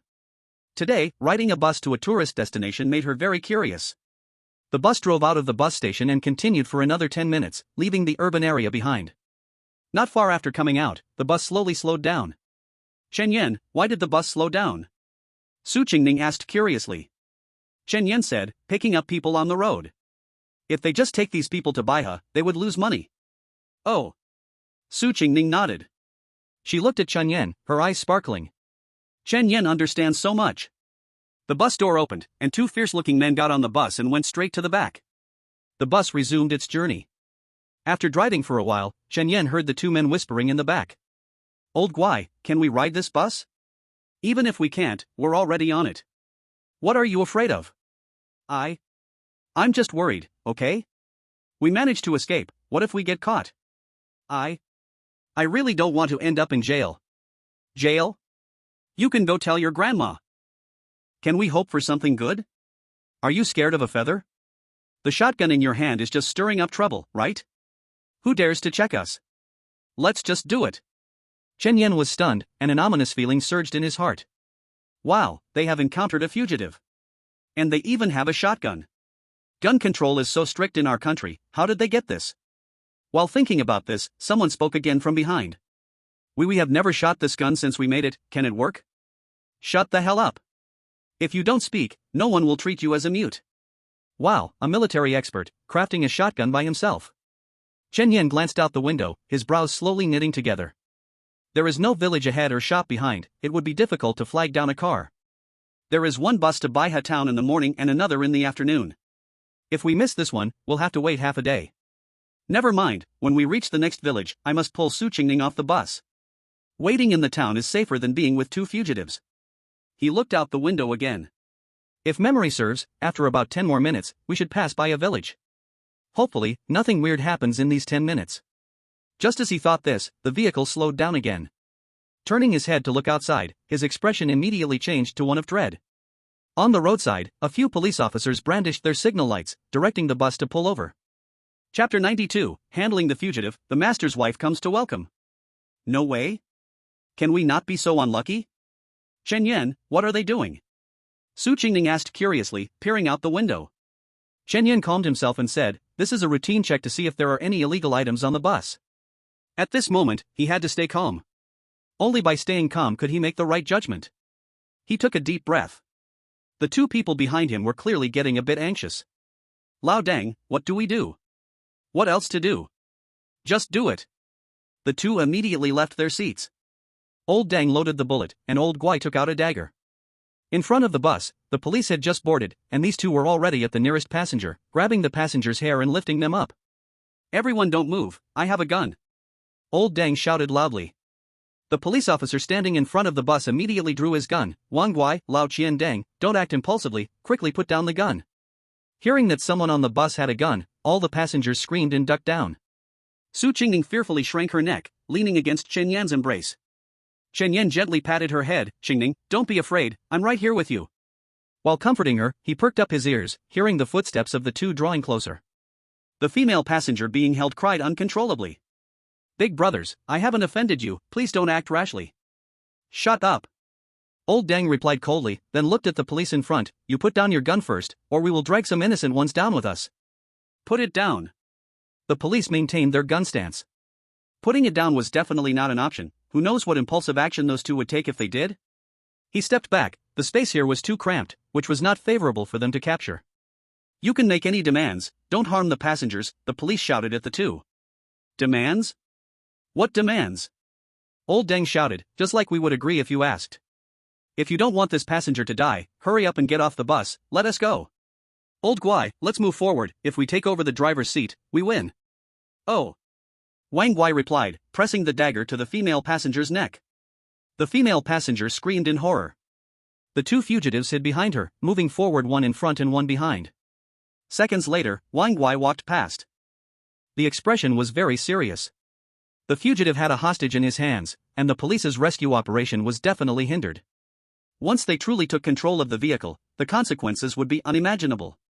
He gritted his teeth, and a bold idea sprang into his mind. Even for the safety of himself and Su Qingning, he absolutely could not sit idly by. Soon, two fugitives passed by them. Chen Yan patted Su Qingning's back. Su Qingning raised her head and saw him making a hush gesture. Then, he quietly got up. The police by the car door saw this scene and their heart jumped to their throat, but they didn't dare to shout. What if Lao Qiandang went berserk? Chen Yan raised his hand, took a deep breath, and struck fiercely at Lao Qiandang's neck. Lao Chen-dang trembled, and before he could make a sound, he fell unconscious. Chen Yan hurriedly grabbed his arm, using one hand to hold the gun, trying to prevent him from making noise. He placed him gently on the ground and quietly moved forward again. The closer he got to the police, the more uneasy Lao Guai felt inside. He asked in a trembling voice, "Lao Dang, you, hurry to the driver's seat, I can't drive." Chen Yan stepped forward and patted his shoulder. He turned sideways to make way. Chen Yan seized the moment, immediately grabbing Lao Guai's arm, while the other hand forcefully struck up under his armpit. With a shout, Wang Guai's dagger fell from his hand. Chen Yan raised his elbow and struck hard at the back of his neck. Wang Guai also fell unconscious. The female passenger's legs went soft, and she sat on the ground, covering her face and crying. The police below quickly got into the car, putting silver bracelets on the two and taking away the hunting rifle in their hands.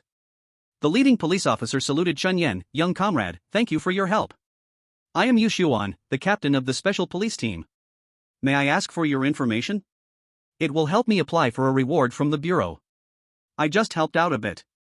Chen Yan smiled and waved his hand. "My name is Chen Yan, I live in Lin Province, Yun City, and I study at the Jiahao Private High School. This time I came to Tucheng to visit relatives and tour. My master is Wu Xiufeng from the Baidishan Baji Quan Martial Arts School. Is that detailed enough, Captain Yu?" "Enough, enough." Yu Xuan laughed heartily, seeing that his comrades had already taken everyone into the car. He said, "Classmate Chen, we still need to take these two bandits back, so we won't see you off. Have a pleasant journey, goodbye." "Goodbye." A small turmoil ended in the blink of an eye. The car drove back onto the road. On the way to Baiha town, the car became lively. Everyone was eager to come over and chat with Chen Yan, who felt a bit flattered. He took out his phone and sent a message to his master's wife. 2 hours later, the car finally arrived at the end of this journey, Baiha town. Don't look at this place being just a town, the facilities were very complete. The car stopped at the passenger station entrance, and Chen Yan and Su Qingning got out with their luggage. As soon as they walked out of the passenger station, they heard a loud roar. "Chen Yan, disciple! Over here! Over here!" This powerful shout, without needing to look, was known to be from his master's wife. Chen Yan led Su Qingning over. "Master's wife." He greeted her. Zhang Saixia raised both hands, held his face, and kissed him on the forehead. "Oh my dear baby, I missed you so much."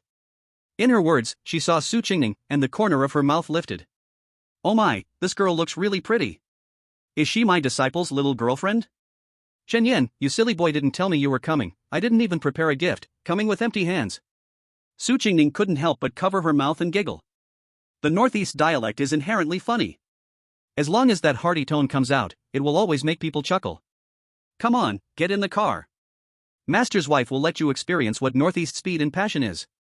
Zhang Saixia took a step back, and a brand new square box tricycle appeared at the roadside. "Master's wife, you came to pick us up in this? Where is your Land Rover? Where is your big G?" Chen Yan tilted his head, frowning. Zhang Saixia took out the keys, pulling the two towards the tricycle. "Isn't that the donkey from the martial arts school that died? I just tossed that Land Rover in the courtyard to grind it. Afraid the Land Rover would feel lonely, I parked the big G next to it, playing music to cheer it on. Come on, get in the car. My dear wife's little tricycle is cool, you definitely won't get carsick, let's go." Chapter 93, The Fierce Teacher's Wife, the ultimate nightmare of the master and senior brothers. "Ride my beloved tricycle, it will never get stuck in traffic, ride my beloved tricycle, I'm almost home." Zhang Saixia rode the tricycle, taking Chen Yan and Su Qingning back home. Chen Yan had ridden before, and he didn't feel anything special about it. Su Qingning, however, was all excitement, as if she had triggered some buff. "Chen Yan, this tricycle is so much fun. When we get home, I want Dad to buy one too. So awesome. It's many times better than a convertible. The view is great, the air is fresh, I'm really in love with this tricycle." Seeing her so excited, the teacher's wife laughed and said, "Qingning, isn't the convertible tricycle thrilling? If you like it, I'll take you for a few more laps." "Okay, thank you, teacher's wife." Su Qingning responded happily. But after calling out to the teacher's wife, she noticed something wasn't quite right, and her face quietly flushed. After riding for more than half an hour, they arrived at the foot of the mountain. Right ahead, an ancient courtyard appeared before their eyes. On the doorframe of the courtyard, a plaque with a black background in golden letters hung. 8 Extremes Martial Arts School. Zhang Saixia stopped the car, looked back at Su Qingning. "Qingning, we're here." Su Qingning looked ahead curiously and decisively got off the car. Chen Yan followed behind, carrying the two of their clean clothes. The three entered the door together. As soon as they walked into the courtyard, they saw in the center, a Land Rover was being used to grind something, with an iron rod welded to the rear tow hook. Beside the courtyard, a Benz G-Wagon was parked, all doors wide open, with energetic music playing. The teacher's wife stood firm, took a deep breath. Su Qingning felt a bit curious and was about to speak. Chen Yan hurriedly stepped forward, covering her ears. Then, a thunderous voice erupted from the teacher's wife. Chen Yan is back. Hurry and come welcome him. After shouting, the teacher's wife let out a breath. Chen Yan's ears buzzed, and Su Qingning was a bit dazed. This tone, if she participated in a high-pitch contest, she would definitely secure the center position. Zhang Saisha's call echoed in the mountains, and before long, Wu Xiufeng rushed out with a group of disciples, standing in a row in the courtyard. Disciples, junior brothers, welcome home. Chen Yan looked at them and couldn't help but laugh. The reason was simple, these people's faces had varying degrees of bruises. From the looks of how the bruises faded, they must have been injured a few days ago. No need to say, it was definitely the teacher's wife's doing. Chen Yan's gaze shifted, and suddenly, a young man wearing waterproof pants, covered in mud, ran out from the depths of the courtyard. Senior brother. He shouted as he rushed to Chen Yan's side and kneeled down with a thud. Chen Yan looked down. Isn't this Chang Xiaolin, who had pretended to be him back then? He's so, smelly. Senior brother, I beg you to have mercy and tell the master to expel me. I really can't take it anymore. Master, how did you abuse him? Chen Yan asked, pinching his nose. Don't slander us, be careful, we'll sue you for defamation. Wu Xiufeng glared, then looked at Chang Xiaolin and asked, Xiaolin, did I abuse you? No.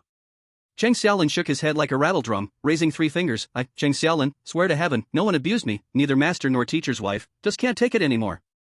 Senior brother Chen, master, teacher's wife, and all the other senior brothers said, as long as you nod in agreement, they will let me down the mountain.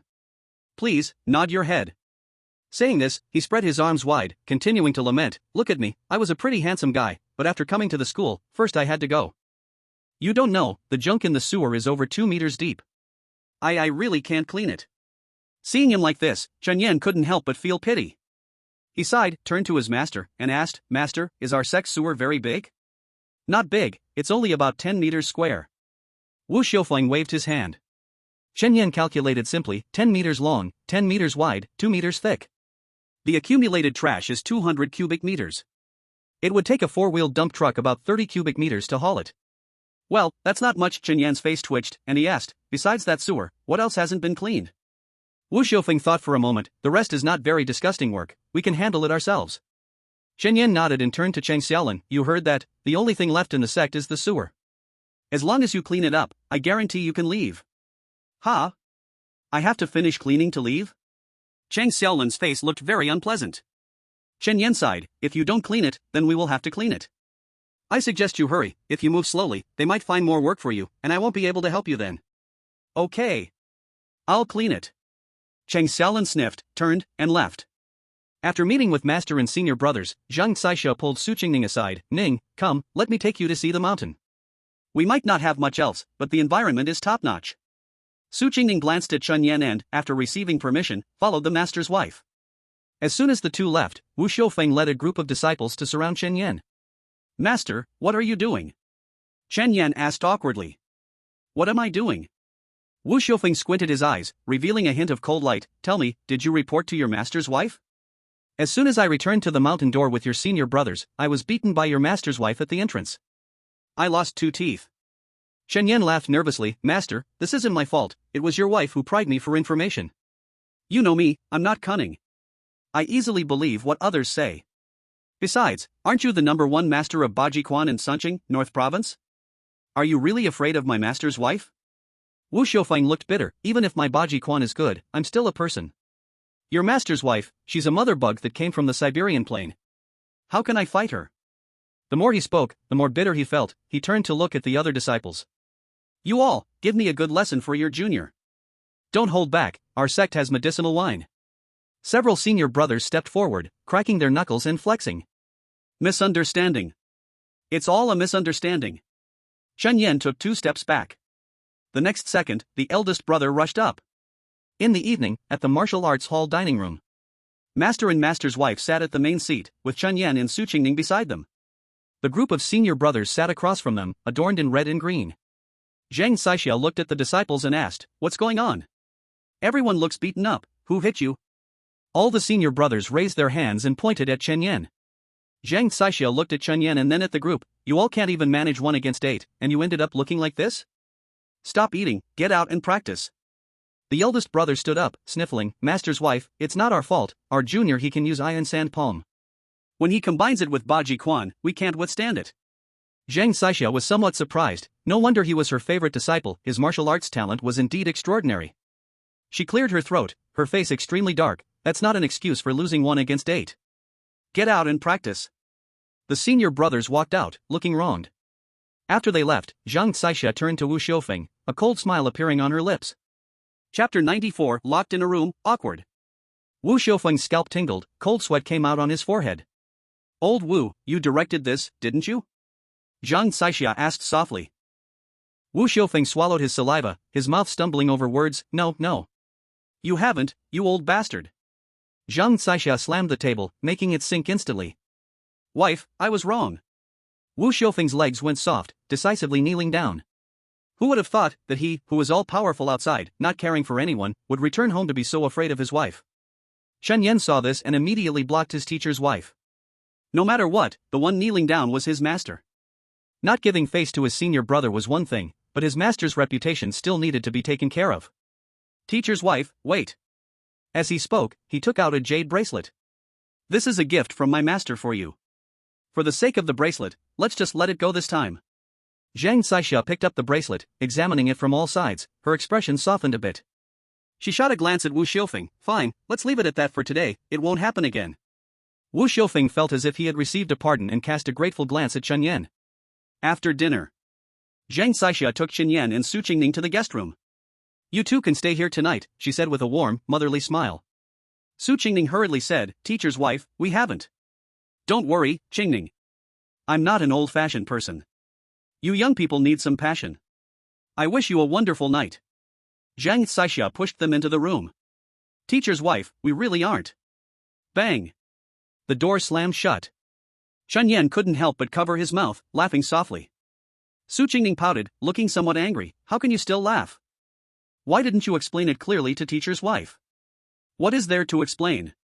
I know her too well, all your explanations won't matter to her, she'll only believe what she sees.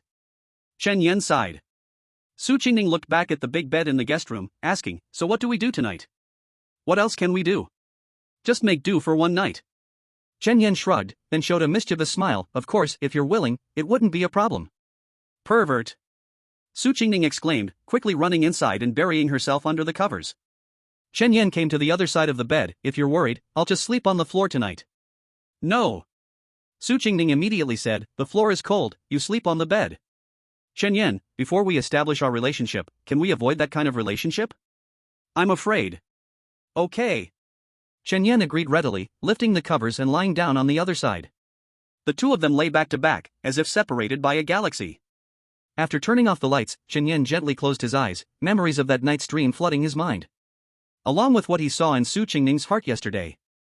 He felt a bit hot all over. Two little figures suddenly appeared in his mind. Go for it. This is such a good opportunity, how regretful would it be to miss it? She already sees you as her man. Don't. She trusts you so much, if you take advantage of her, you'd be a beast.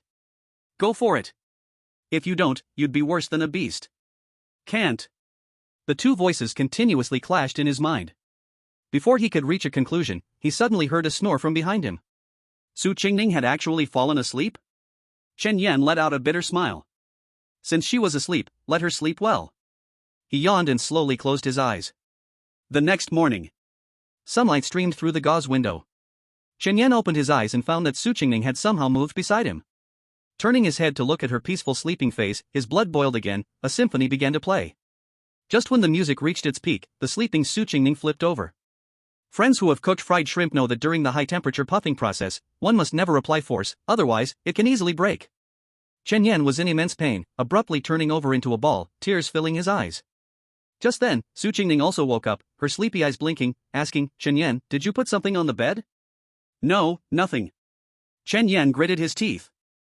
Low voice reply. Oh, then I must be dreaming. Su Qingning slowly sat up, rubbing her slightly messy hair. I just felt like I hit something earlier. No. Chen Yan took a deep breath. What's wrong with you? You seem to be in a lot of pain.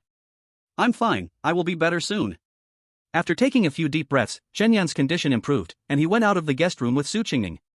As soon as they stepped out, they ran into Zhang Saixia, who came over with a big smile. Disciple, how was last night? Were you happy? Happy. Chen Yan spoke with a heavy expression, so happy I could die. Pfft, stop saying such unlucky things. Zhang Saixia immediately frowned and scolded him, then looked at Su Qingning. Guining, come on, let's go eat with your teacher. She linked arms with Su Qingning and headed straight for the cafeteria.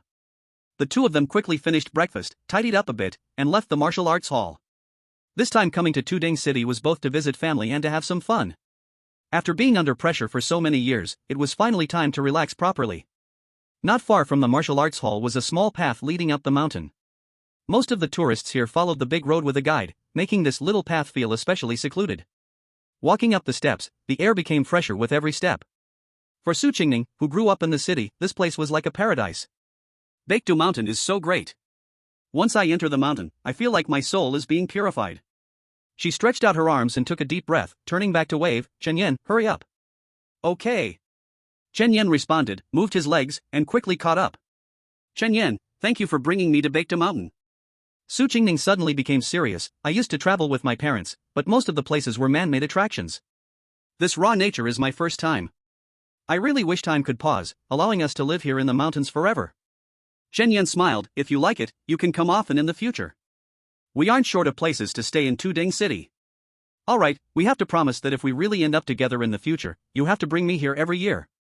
Su Qingning said. No problem. Chen Yan nodded, continuing to climb towards the mountaintop. As long as you want to be with me, I'll bring you here every year. Su Qingning grinned, but a few seconds later, her smile faded a bit. Chen Yan, I really like you, and I really want to be with you, but I'm worried I won't perform well on the exam and can't apply to the same university as you. I don't want to hold you back. Can you understand me? Chen Yan chuckled. Just as he was about to speak, two birds flew over their heads. Hearing their chirping, his expression gradually changed. Chapter 95, Discovering a Millennium Wild Ginseng. Su Qingning gained a brother. Earlier on the train, someone boasted that they could understand animal language, and he inherited this ability. The two birds were discussing, saying they saw a millennium wild ginseng deep in the forest. Animals do not have such high intelligence and do not lie. He quickly stopped and perked his ears to listen. The two birds continued to chirp nonstop. Su Qingning looked confused. Chen Yan, what's wrong with you? Chen Yan immediately put a finger to his lips. Sure, I'm listening to the sounds of nature. Seeing him in such a strange state, Su Qingning felt a bit disappointed. It turns out that all that flowery talk earlier didn't even get a response. How could Chen Yan care about replying at this moment? That was a millennium wild ginseng. You have to know that on the market, 100-year-old wild ginseng can sell for over $1 million. If he could find this millennium one, its price wouldn't just multiply by 10. After listening for a while, he roughly figured out the direction. He turned and jumped down the steps. Chen Yan, where are you going? Su Qingning called out anxiously. Chen Yan smiled at her. Let's go, I'll take you to do some side business. What side business? Su Qingning was puzzled. Chen Yan said, follow me, and you'll know soon. Entering the woods, Chen Yan found a stick and began tapping it ahead, cautiously moving forward. Su Qingning followed behind, her face full of curiosity. Qingning, do you know what the 3 treasures of Northeast China are? Chen Yan asked while walking. Su Qingning shook her head. I'm not from Northeast, how could I possibly know? Chen Yan laughed and explained, old sayings go, there are 3 treasures in the Northeast, ginseng, mink fur, and Ural grass. However, with the passage of time, the use of Ural grass has gradually diminished, and there are now new 3 treasures, ginseng, mink fur, and deer antlers. Today, I'm taking you to see one of the treasures. What treasure? Ginseng. Real wild ginseng. Su Qingning's eyes suddenly brightened. Really? Can we find it? Chen Yan raised his chin. We will definitely find it. I'm like a lucky king. Stay close to me, and don't get lost. This area is all primitive forest. If we lose our way, it will be very troublesome.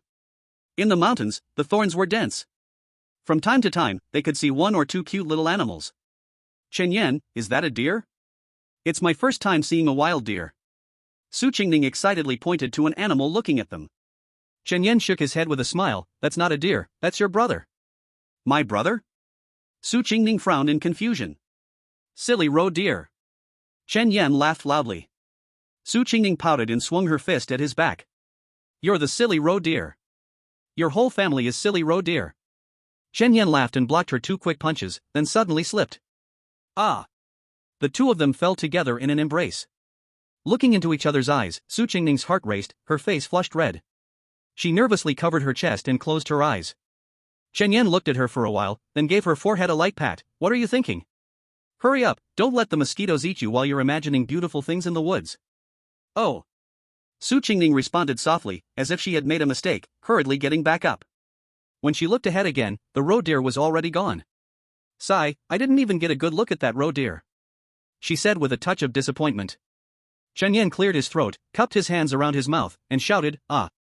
Then, he turned to Su Qingning, just wait, in no more than 5 minutes, your brother will be back.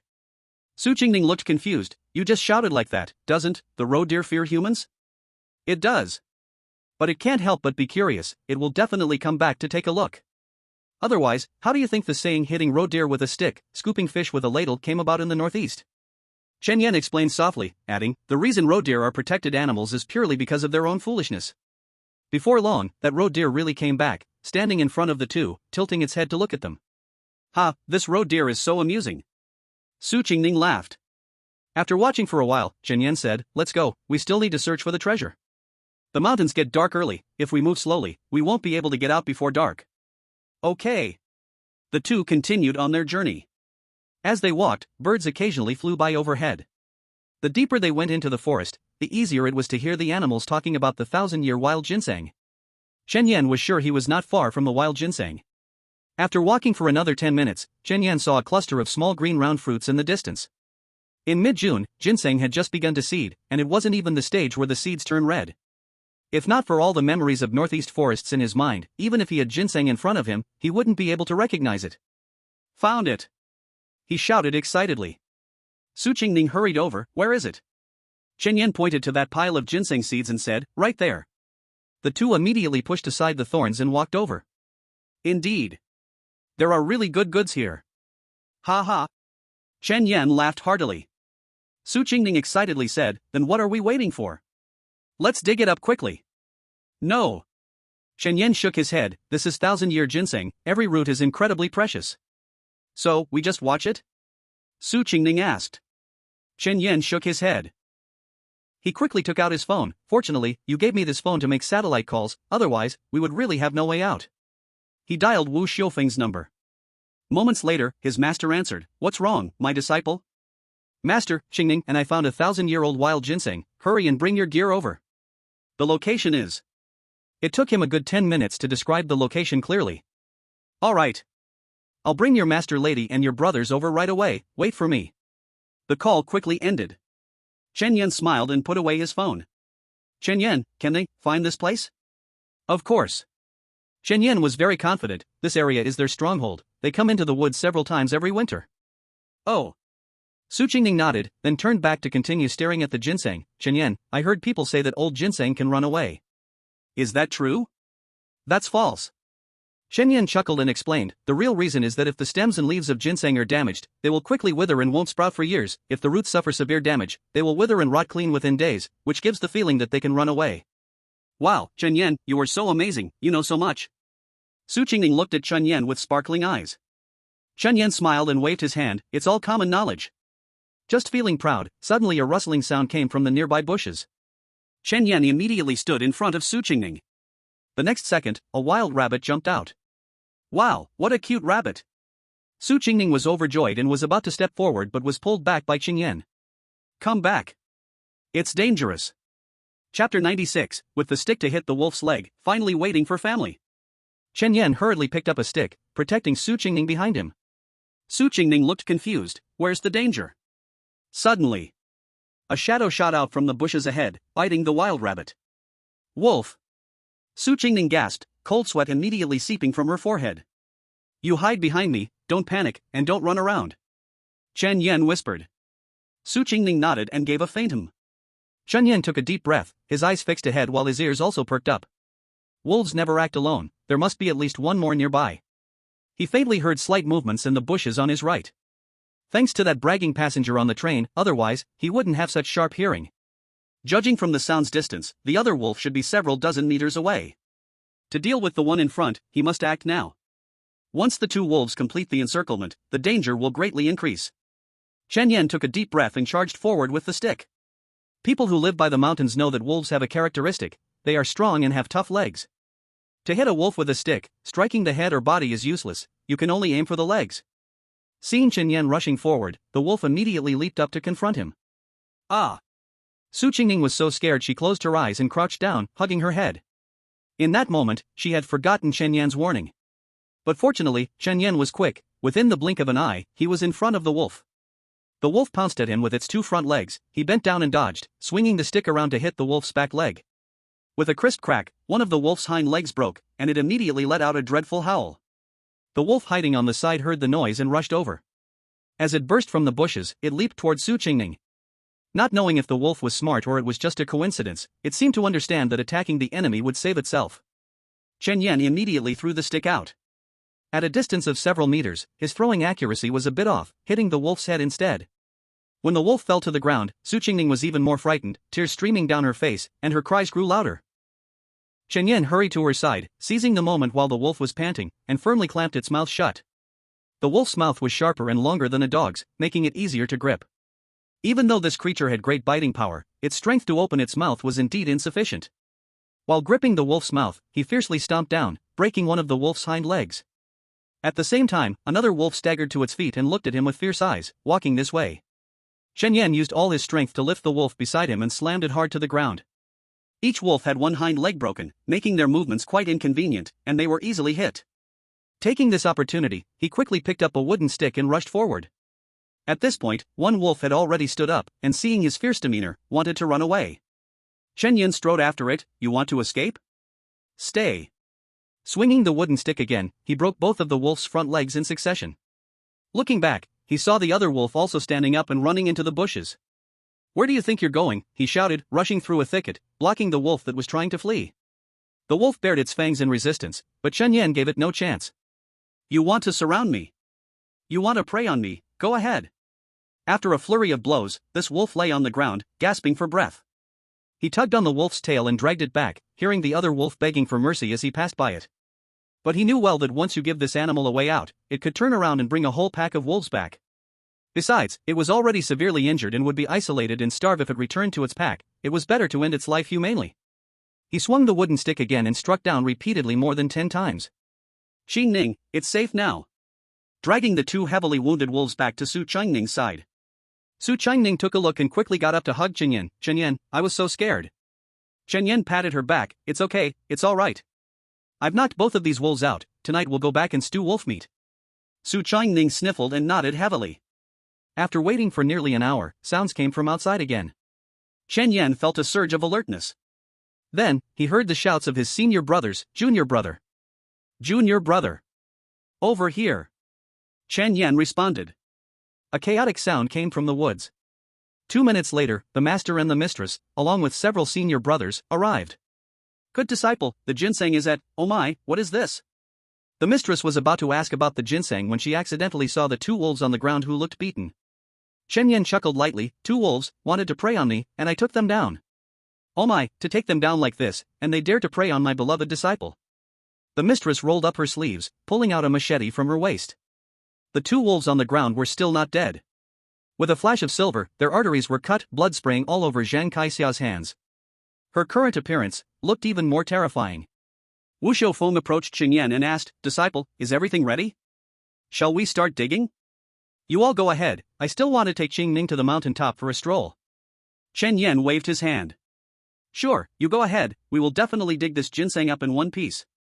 Wu Xiaofeng moved his shoulders, taking out red cloth, a brush, and a small shovel from his backpack, shouting loudly, digging.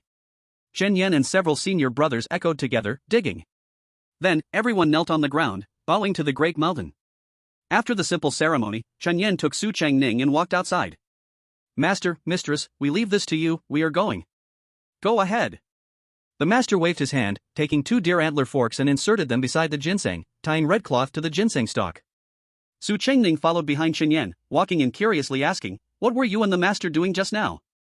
Chen Yan smiled and said, It's a ceremony before digging wild ginseng. Shouting digging is to notify companions, bowing to the mountain is to thank nature for its gifts. It can be considered cultural inheritance. Oh. Su Qingning nodded. The two exited the woods and continued walking up the mountain. After experiencing another danger, Su Qingning relied on Chen Yan more, never letting go of his hand throughout. After walking for a full 2 hours, they finally reached the peak of Baekdu Mountain by noon. In June, Baekdu Mountain had no snow, and looking out, below was a tranquil jade lake. This place is so beautiful. Su Qingning looked far away, her expression utterly enchanted. Chen Yan remained silent, following her gaze into the distance. This was also his first true visit to Heaven Lake. Seeing the calm lake water ahead, he felt his heart also becoming peaceful. Just then, a group of noisy people were chattering away nearby. Chen Yan looked over and saw that this group was facing Heaven Lake, kneeling down in unison, chanting something. Chapter 97, The Tour Guide's Irrefutable Arguments and Talk of National Identity. By their attire, it was clear they were from South Korea. No wonder, in the hearts of South Koreans, Baekdu Mountain is their sacred mountain, the holy land of their nation's origin, with many coming each year to pay respects. The local people living near Baekdu Mountain were already used to it. To say South Korea is somewhat pitiful is also true. The sacred mountain of their originating races in China, their culture has to learn from China, their cultural heritage application has to steal from China, and even their spicy cabbage has to look to China. Apart from China, other countries could also be included.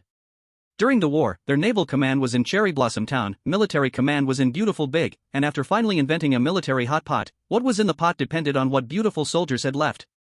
The only thing that could be considered their own was a face full of plastic surgery, along with a shameless competitive spirit not fit to be spoken of. Chen Yan did not want to look at those disgusting things, standing beside Su Qingning, gazing into the distance with her. Meanwhile, after finishing their worship, the South Koreans crawled up, their faces showing mockery, mumbling as if ridiculing something. A tourist who knew a bit of Korean approached the tour guide and asked, "Guide, what are they saying?" The tour guide was taken aback for a moment, then quickly smiled and explained, "They are praising Baekdu Mountain." "Nonsense." The tourist shot back, widening his eyes, "I may not know much Korean, but I can tell good from bad. Explain to me, what does ashi mean?" The tour guide's smile became a bit stiff, and his eyes avoided direct contact. After a few seconds of silence, he straightened his back. "What I heard was them praising Baekdu Mountain. You heard wrong." "Impossible." The tourist raised his voice significantly. Chen Yan and Su Qingning were disturbed and frowned slightly, turning to look. Su Qingning asked, "What's that noise over there?" Chen Yan shook his head, "I don't know. I don't understand." Just as he was halfway through speaking, he heard the tour guide loud and clear, "What's impossible? I'm level 6 in Korean, I can understand anyone speaking Korean." Ding, detecting someone boasting within the radius, converting boasting content. Conversion successful. The next second, Chen Yan could understand what those South Koreans were saying. A short, narrow-eyed fellow sneered, "Humph, what kind of quality do Chinese people have? Just some want to block us." Next to him, another narrow-eyed guy with a bitter face chimed in, "We are the upper-class people of Greater Korea, a bunch of stupid pigs block us, aren't they afraid we'll take Baekdu Mountain back?" Ha ha ha. Several South Koreans burst into laughter. Chen Yan's face immediately darkened. To insult China on Chinese soil is really an awful habit learned. Seeing his expression, Su Qingning whispered, "Chen Yan, why does your face look so bad? That group of fools is making me angry." He gritted his teeth, recounting what the South Koreans had just said. Su Qingning also became indignant, "How can they say such things? Let's go, let's confront them." He strode towards the group of South Koreans, with Su Qingning quickly following. Before long, he arrived beside the group of South Koreans. Because tourists were arguing with the tour guide. People around have started to gather. Chen Yan coldly looked at the tour guide, rolled up his sleeves, "Come on, translate what they just said again."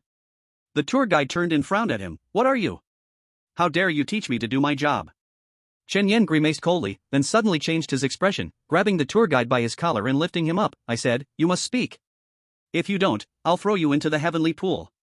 The South Korean people in the back, instead of being scared, burst into laughter. "Look, they are fighting among themselves, their own people, they are just despicable. I understand a bit of Chinese, it seems they realized we cursed them. So what if we did? We are the high-ranking people of the Great Bang Nation, do they dare to touch us? High-ranking my ass." Chen Yan cursed loudly in Korean, "A bunch of losers who don't even have national sovereignty, what face do they have to shout on Chinese territory?" The few South Koreans were stunned. Chen Yan's pronunciation was extremely standard, and his language was very fluent, clearly someone who often spoke Korean. They glanced at each other. Ignoring the idiots behind him, Chen Yan turned back to the tour guide, "Do you still want to hide it for them? Quickly tell everyone what they just said?" The tour guide broke into a cold sweat and swallowed hard. Feeling the cold stares around him, he looked at Chen Yan and whispered, "If you let me go, I can give you some money." "Who wants your dirty money?" Chen Yan shouted angrily. The tour guide's eyes darted, his expression changing again. Kid, I advise you to put me down. I'm leading a group from South Bang Nation. If anything happens and affects international friendship, you won't bear the consequences. Quickly let me go. Chen Yan suddenly laughed in anger. What kind of person is this tour guide? Tolerating foreigners insulting the motherland, being servile in front of foreigners, yet defiant toward his own people, is this a dog-like traitor of the new century? All right. Chen Yan let him down and even helped him straighten his collar. Since you won't translate, I will translate for you. You dare. If it affects international friendship, you can't bear this responsibility, the tour guide shouted loudly. Chen Yan ignored him, turning to face all the onlookers. Ladies and gentlemen, just now, these fools insulted our country and people. He recounted everything the South Koreans had said. Then he pointed at the tour guide. This not only failed to correct their mistakes but also helped cover up after they messed up. I want to publicly ask this tour guide, are you Chinese? Is the blood flowing in your veins Chinese?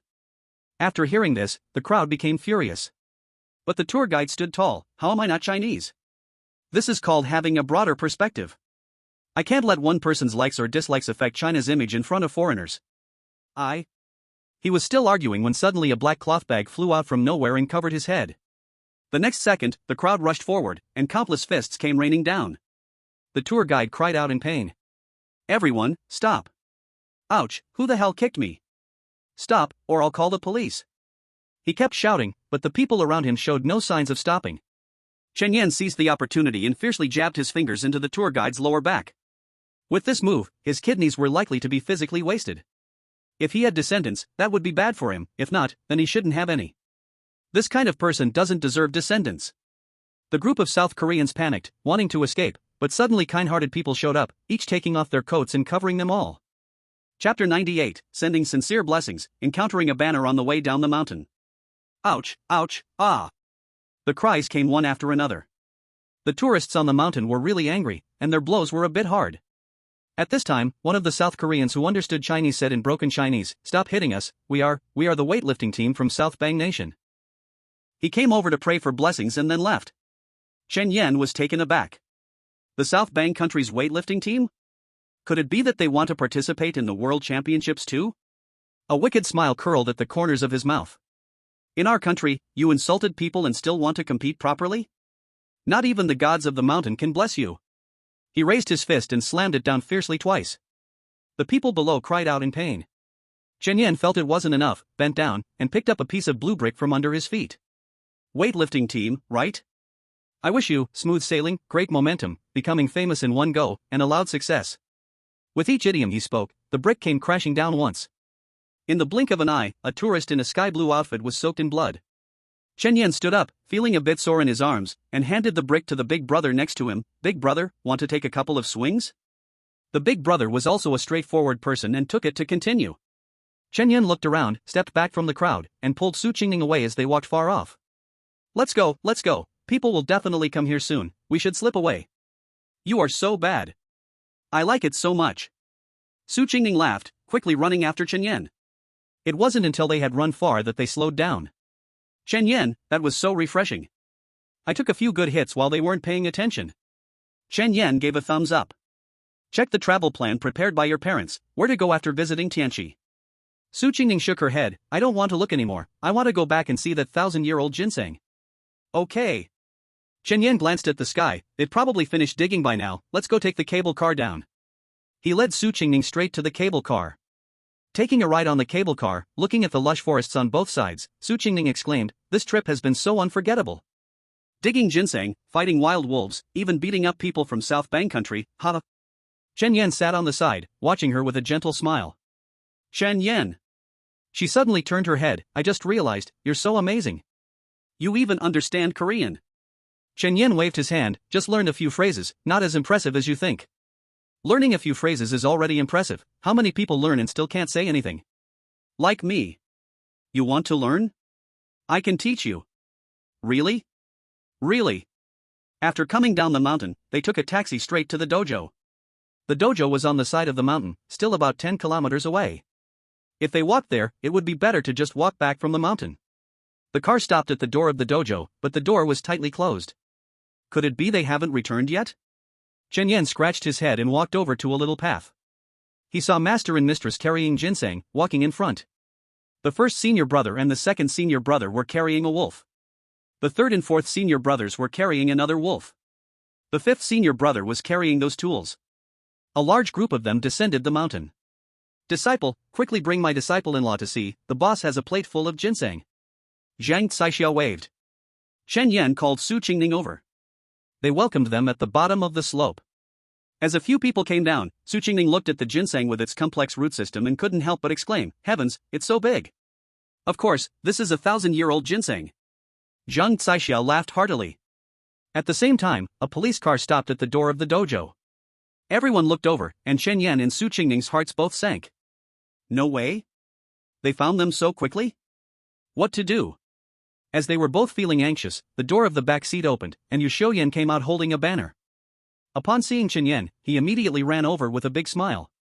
Standing in front of Chen Yan, he saluted, "Classmate Chan, I came here to present you with this banner and certificate on behalf of the head city police station. Thank you for your huge help yesterday." He unfolded the banner. Mistress and master were very curious and leaned over to take a look. Yu Xiuyan turned his head and coincidentally saw the ginseng they were carrying. Is this wild mountain ginseng? Zhang Caixia nodded, "Yes, we just dug it up today." "Oh my god, this is the first time I've seen such a big one." Yu Xiuyan's eyes widened in amazement.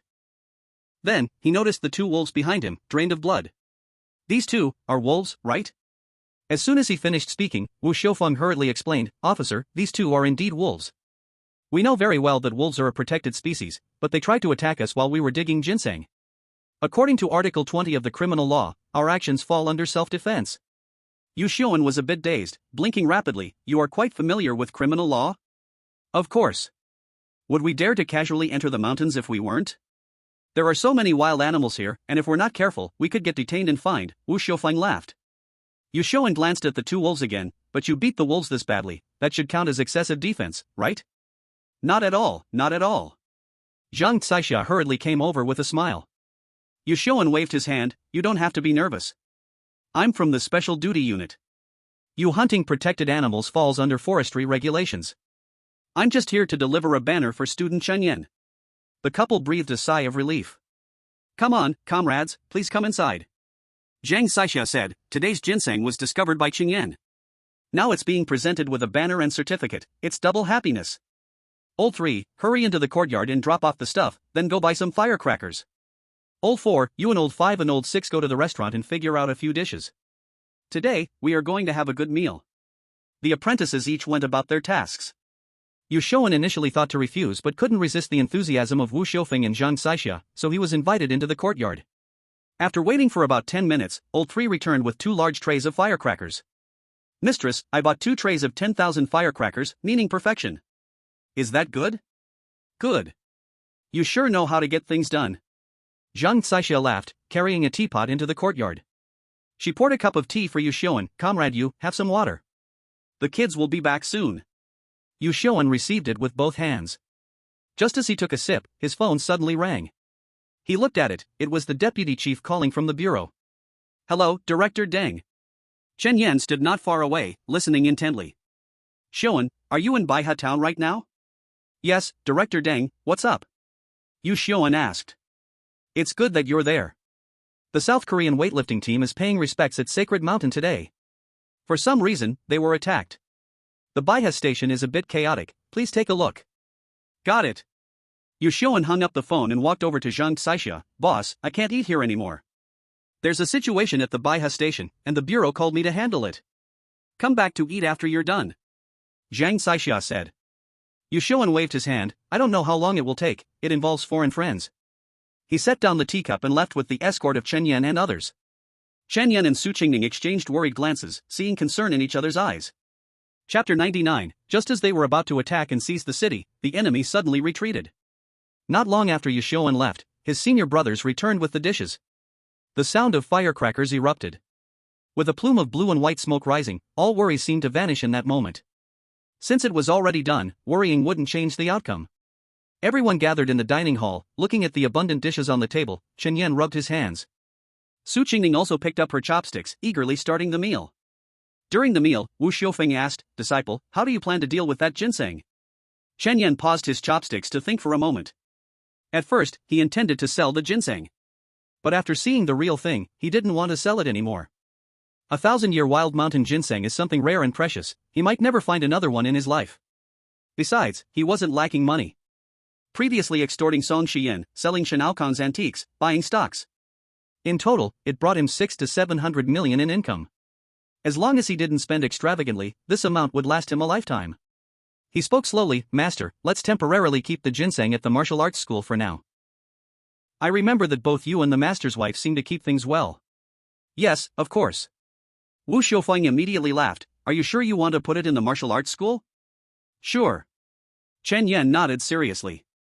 In his impression, whether it was his master, the master's wife, or the 8 senior brothers, they were all very righteous people, and he had no worries about them having any thoughts on the ginseng.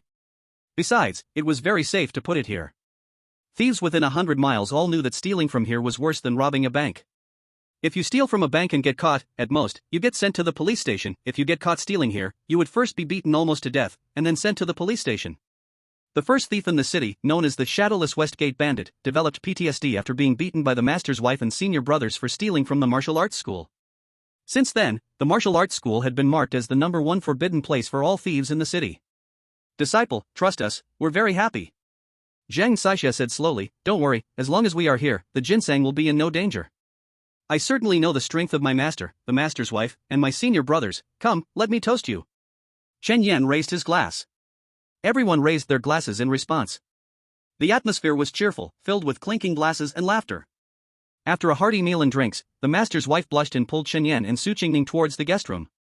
"Alright, you've eaten and drunk. Tonight, you should also get to some serious business and give me a little disciple soon." Su Qingning's face instantly turned red, and she lowered her head, not daring to speak.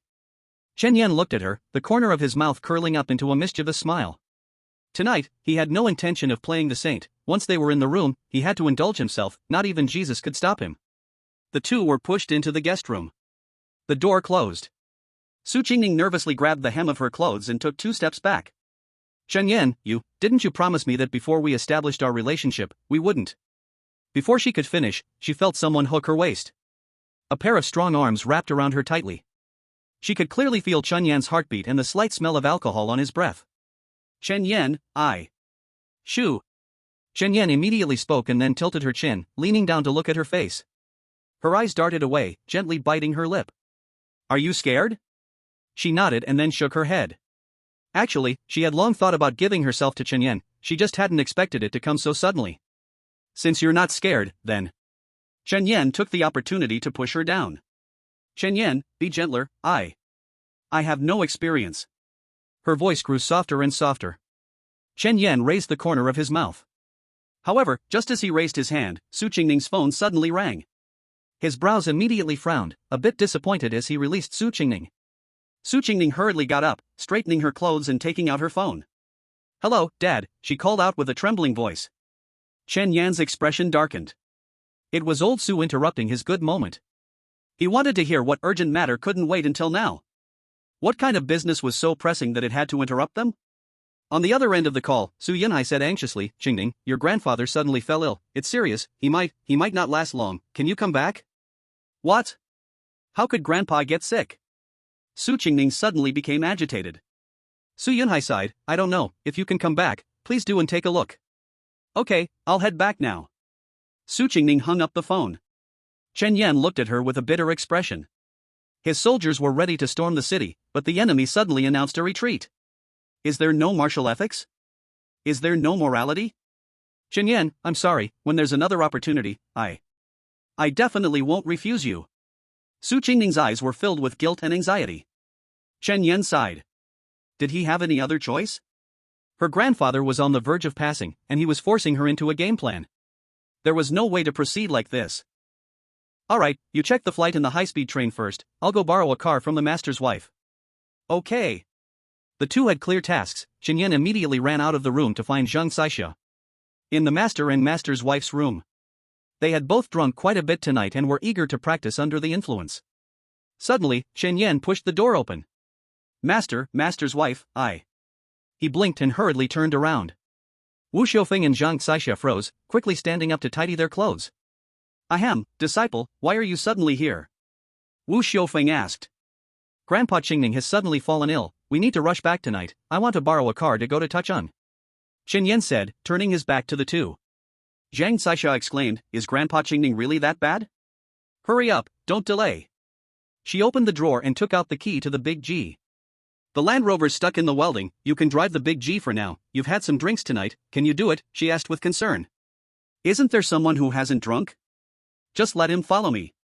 Chen Yan took the key, it just so happens that I might speed on the way back, I need someone to take the points. Alright, I'll go call him. Wu Xiufeng put on his shoes and walked out the door, old Zhang, go with these two, if anything happens, you help deal with it. Okay. 3 minutes later. The Big G rushed out of the martial arts gym's main door. Chang Xiaolin, who had been somewhat dazed, immediately perked up, tightly gripping the handle. Master's wife, have you prepared the plastic bags? Chen Yan asked. Zhang Saixia immediately pulled out a stack of convenient bags, prepared. One for each person, pass them out. Also you'd better open the windows a bit, it'll be more bearable. Chen Yan said calmly, Qingning, have you finished checking the information? I'm done. There haven't been any flights in the last 10 hours, there's only one high-speed train departing in an hour. Alright, buckle up, I'm going to speed up. Chapter 100, Returning to Yunqing, Racing Towards the Su Family. The next morning. The high-speed train slowly entered the station. Chen Yan carried a package and came out of the station with Su Qingning. Recalling the rapid driving last night, Su Qingning still felt a bit scared.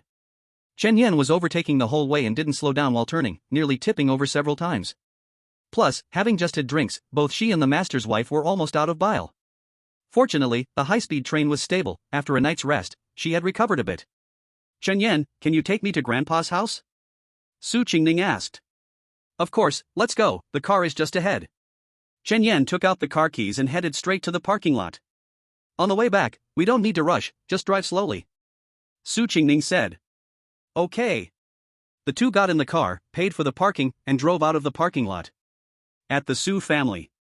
An elderly man with a pale face lay on the bed, with an oxygen mask on his nose. By his side, a young doctor held a pile of papers, frowning. In this condition, the old man probably won't last long. Su Yunhai and Su Wenruo exchanged worried glances. Yunhai, why don't you call Qingning again to ask where she is? Su Wenruo suggested. Su Yunhai gently wrapped his arm around her shoulder. Half an hour ago, I just called, she's almost there, let's not rush her. I don't know how things are with my brother if he has found Dr. Yi. Dr. Yi has always been elusive, we can only pray that my brother is lucky enough. Su Wenruo sighed. Just as they were talking, a sudden sharp breaking sound came from outside. Before long, the door was pushed open, and Su Yunhai's older brother, Su Yunshan, rushed in with a middle-aged man. Yunhai, I found Dr. Yi. Su Yunshan said excitedly. Su Yunhai and Su Wenruo looked towards the door, their eyes shimmering with hope. Dr. Yi, I am Su Yunhai, chairman of the Wenqing Group, please save my father, if you can cure him, I'm willing to offer 2 billion as a reward. Yi Fan stood with his hands behind his back, looking like a transcendental figure. The money can be talked about later, let me see the patient first. Right, Dr. Yi, please come quickly. Quickly. Su Yunhai hurriedly made way. Yi Fan approached the old man Su, carefully examined him, his brows tightly furrowed. Seeing him like this, Su Yunhai asked, Dr. Yi,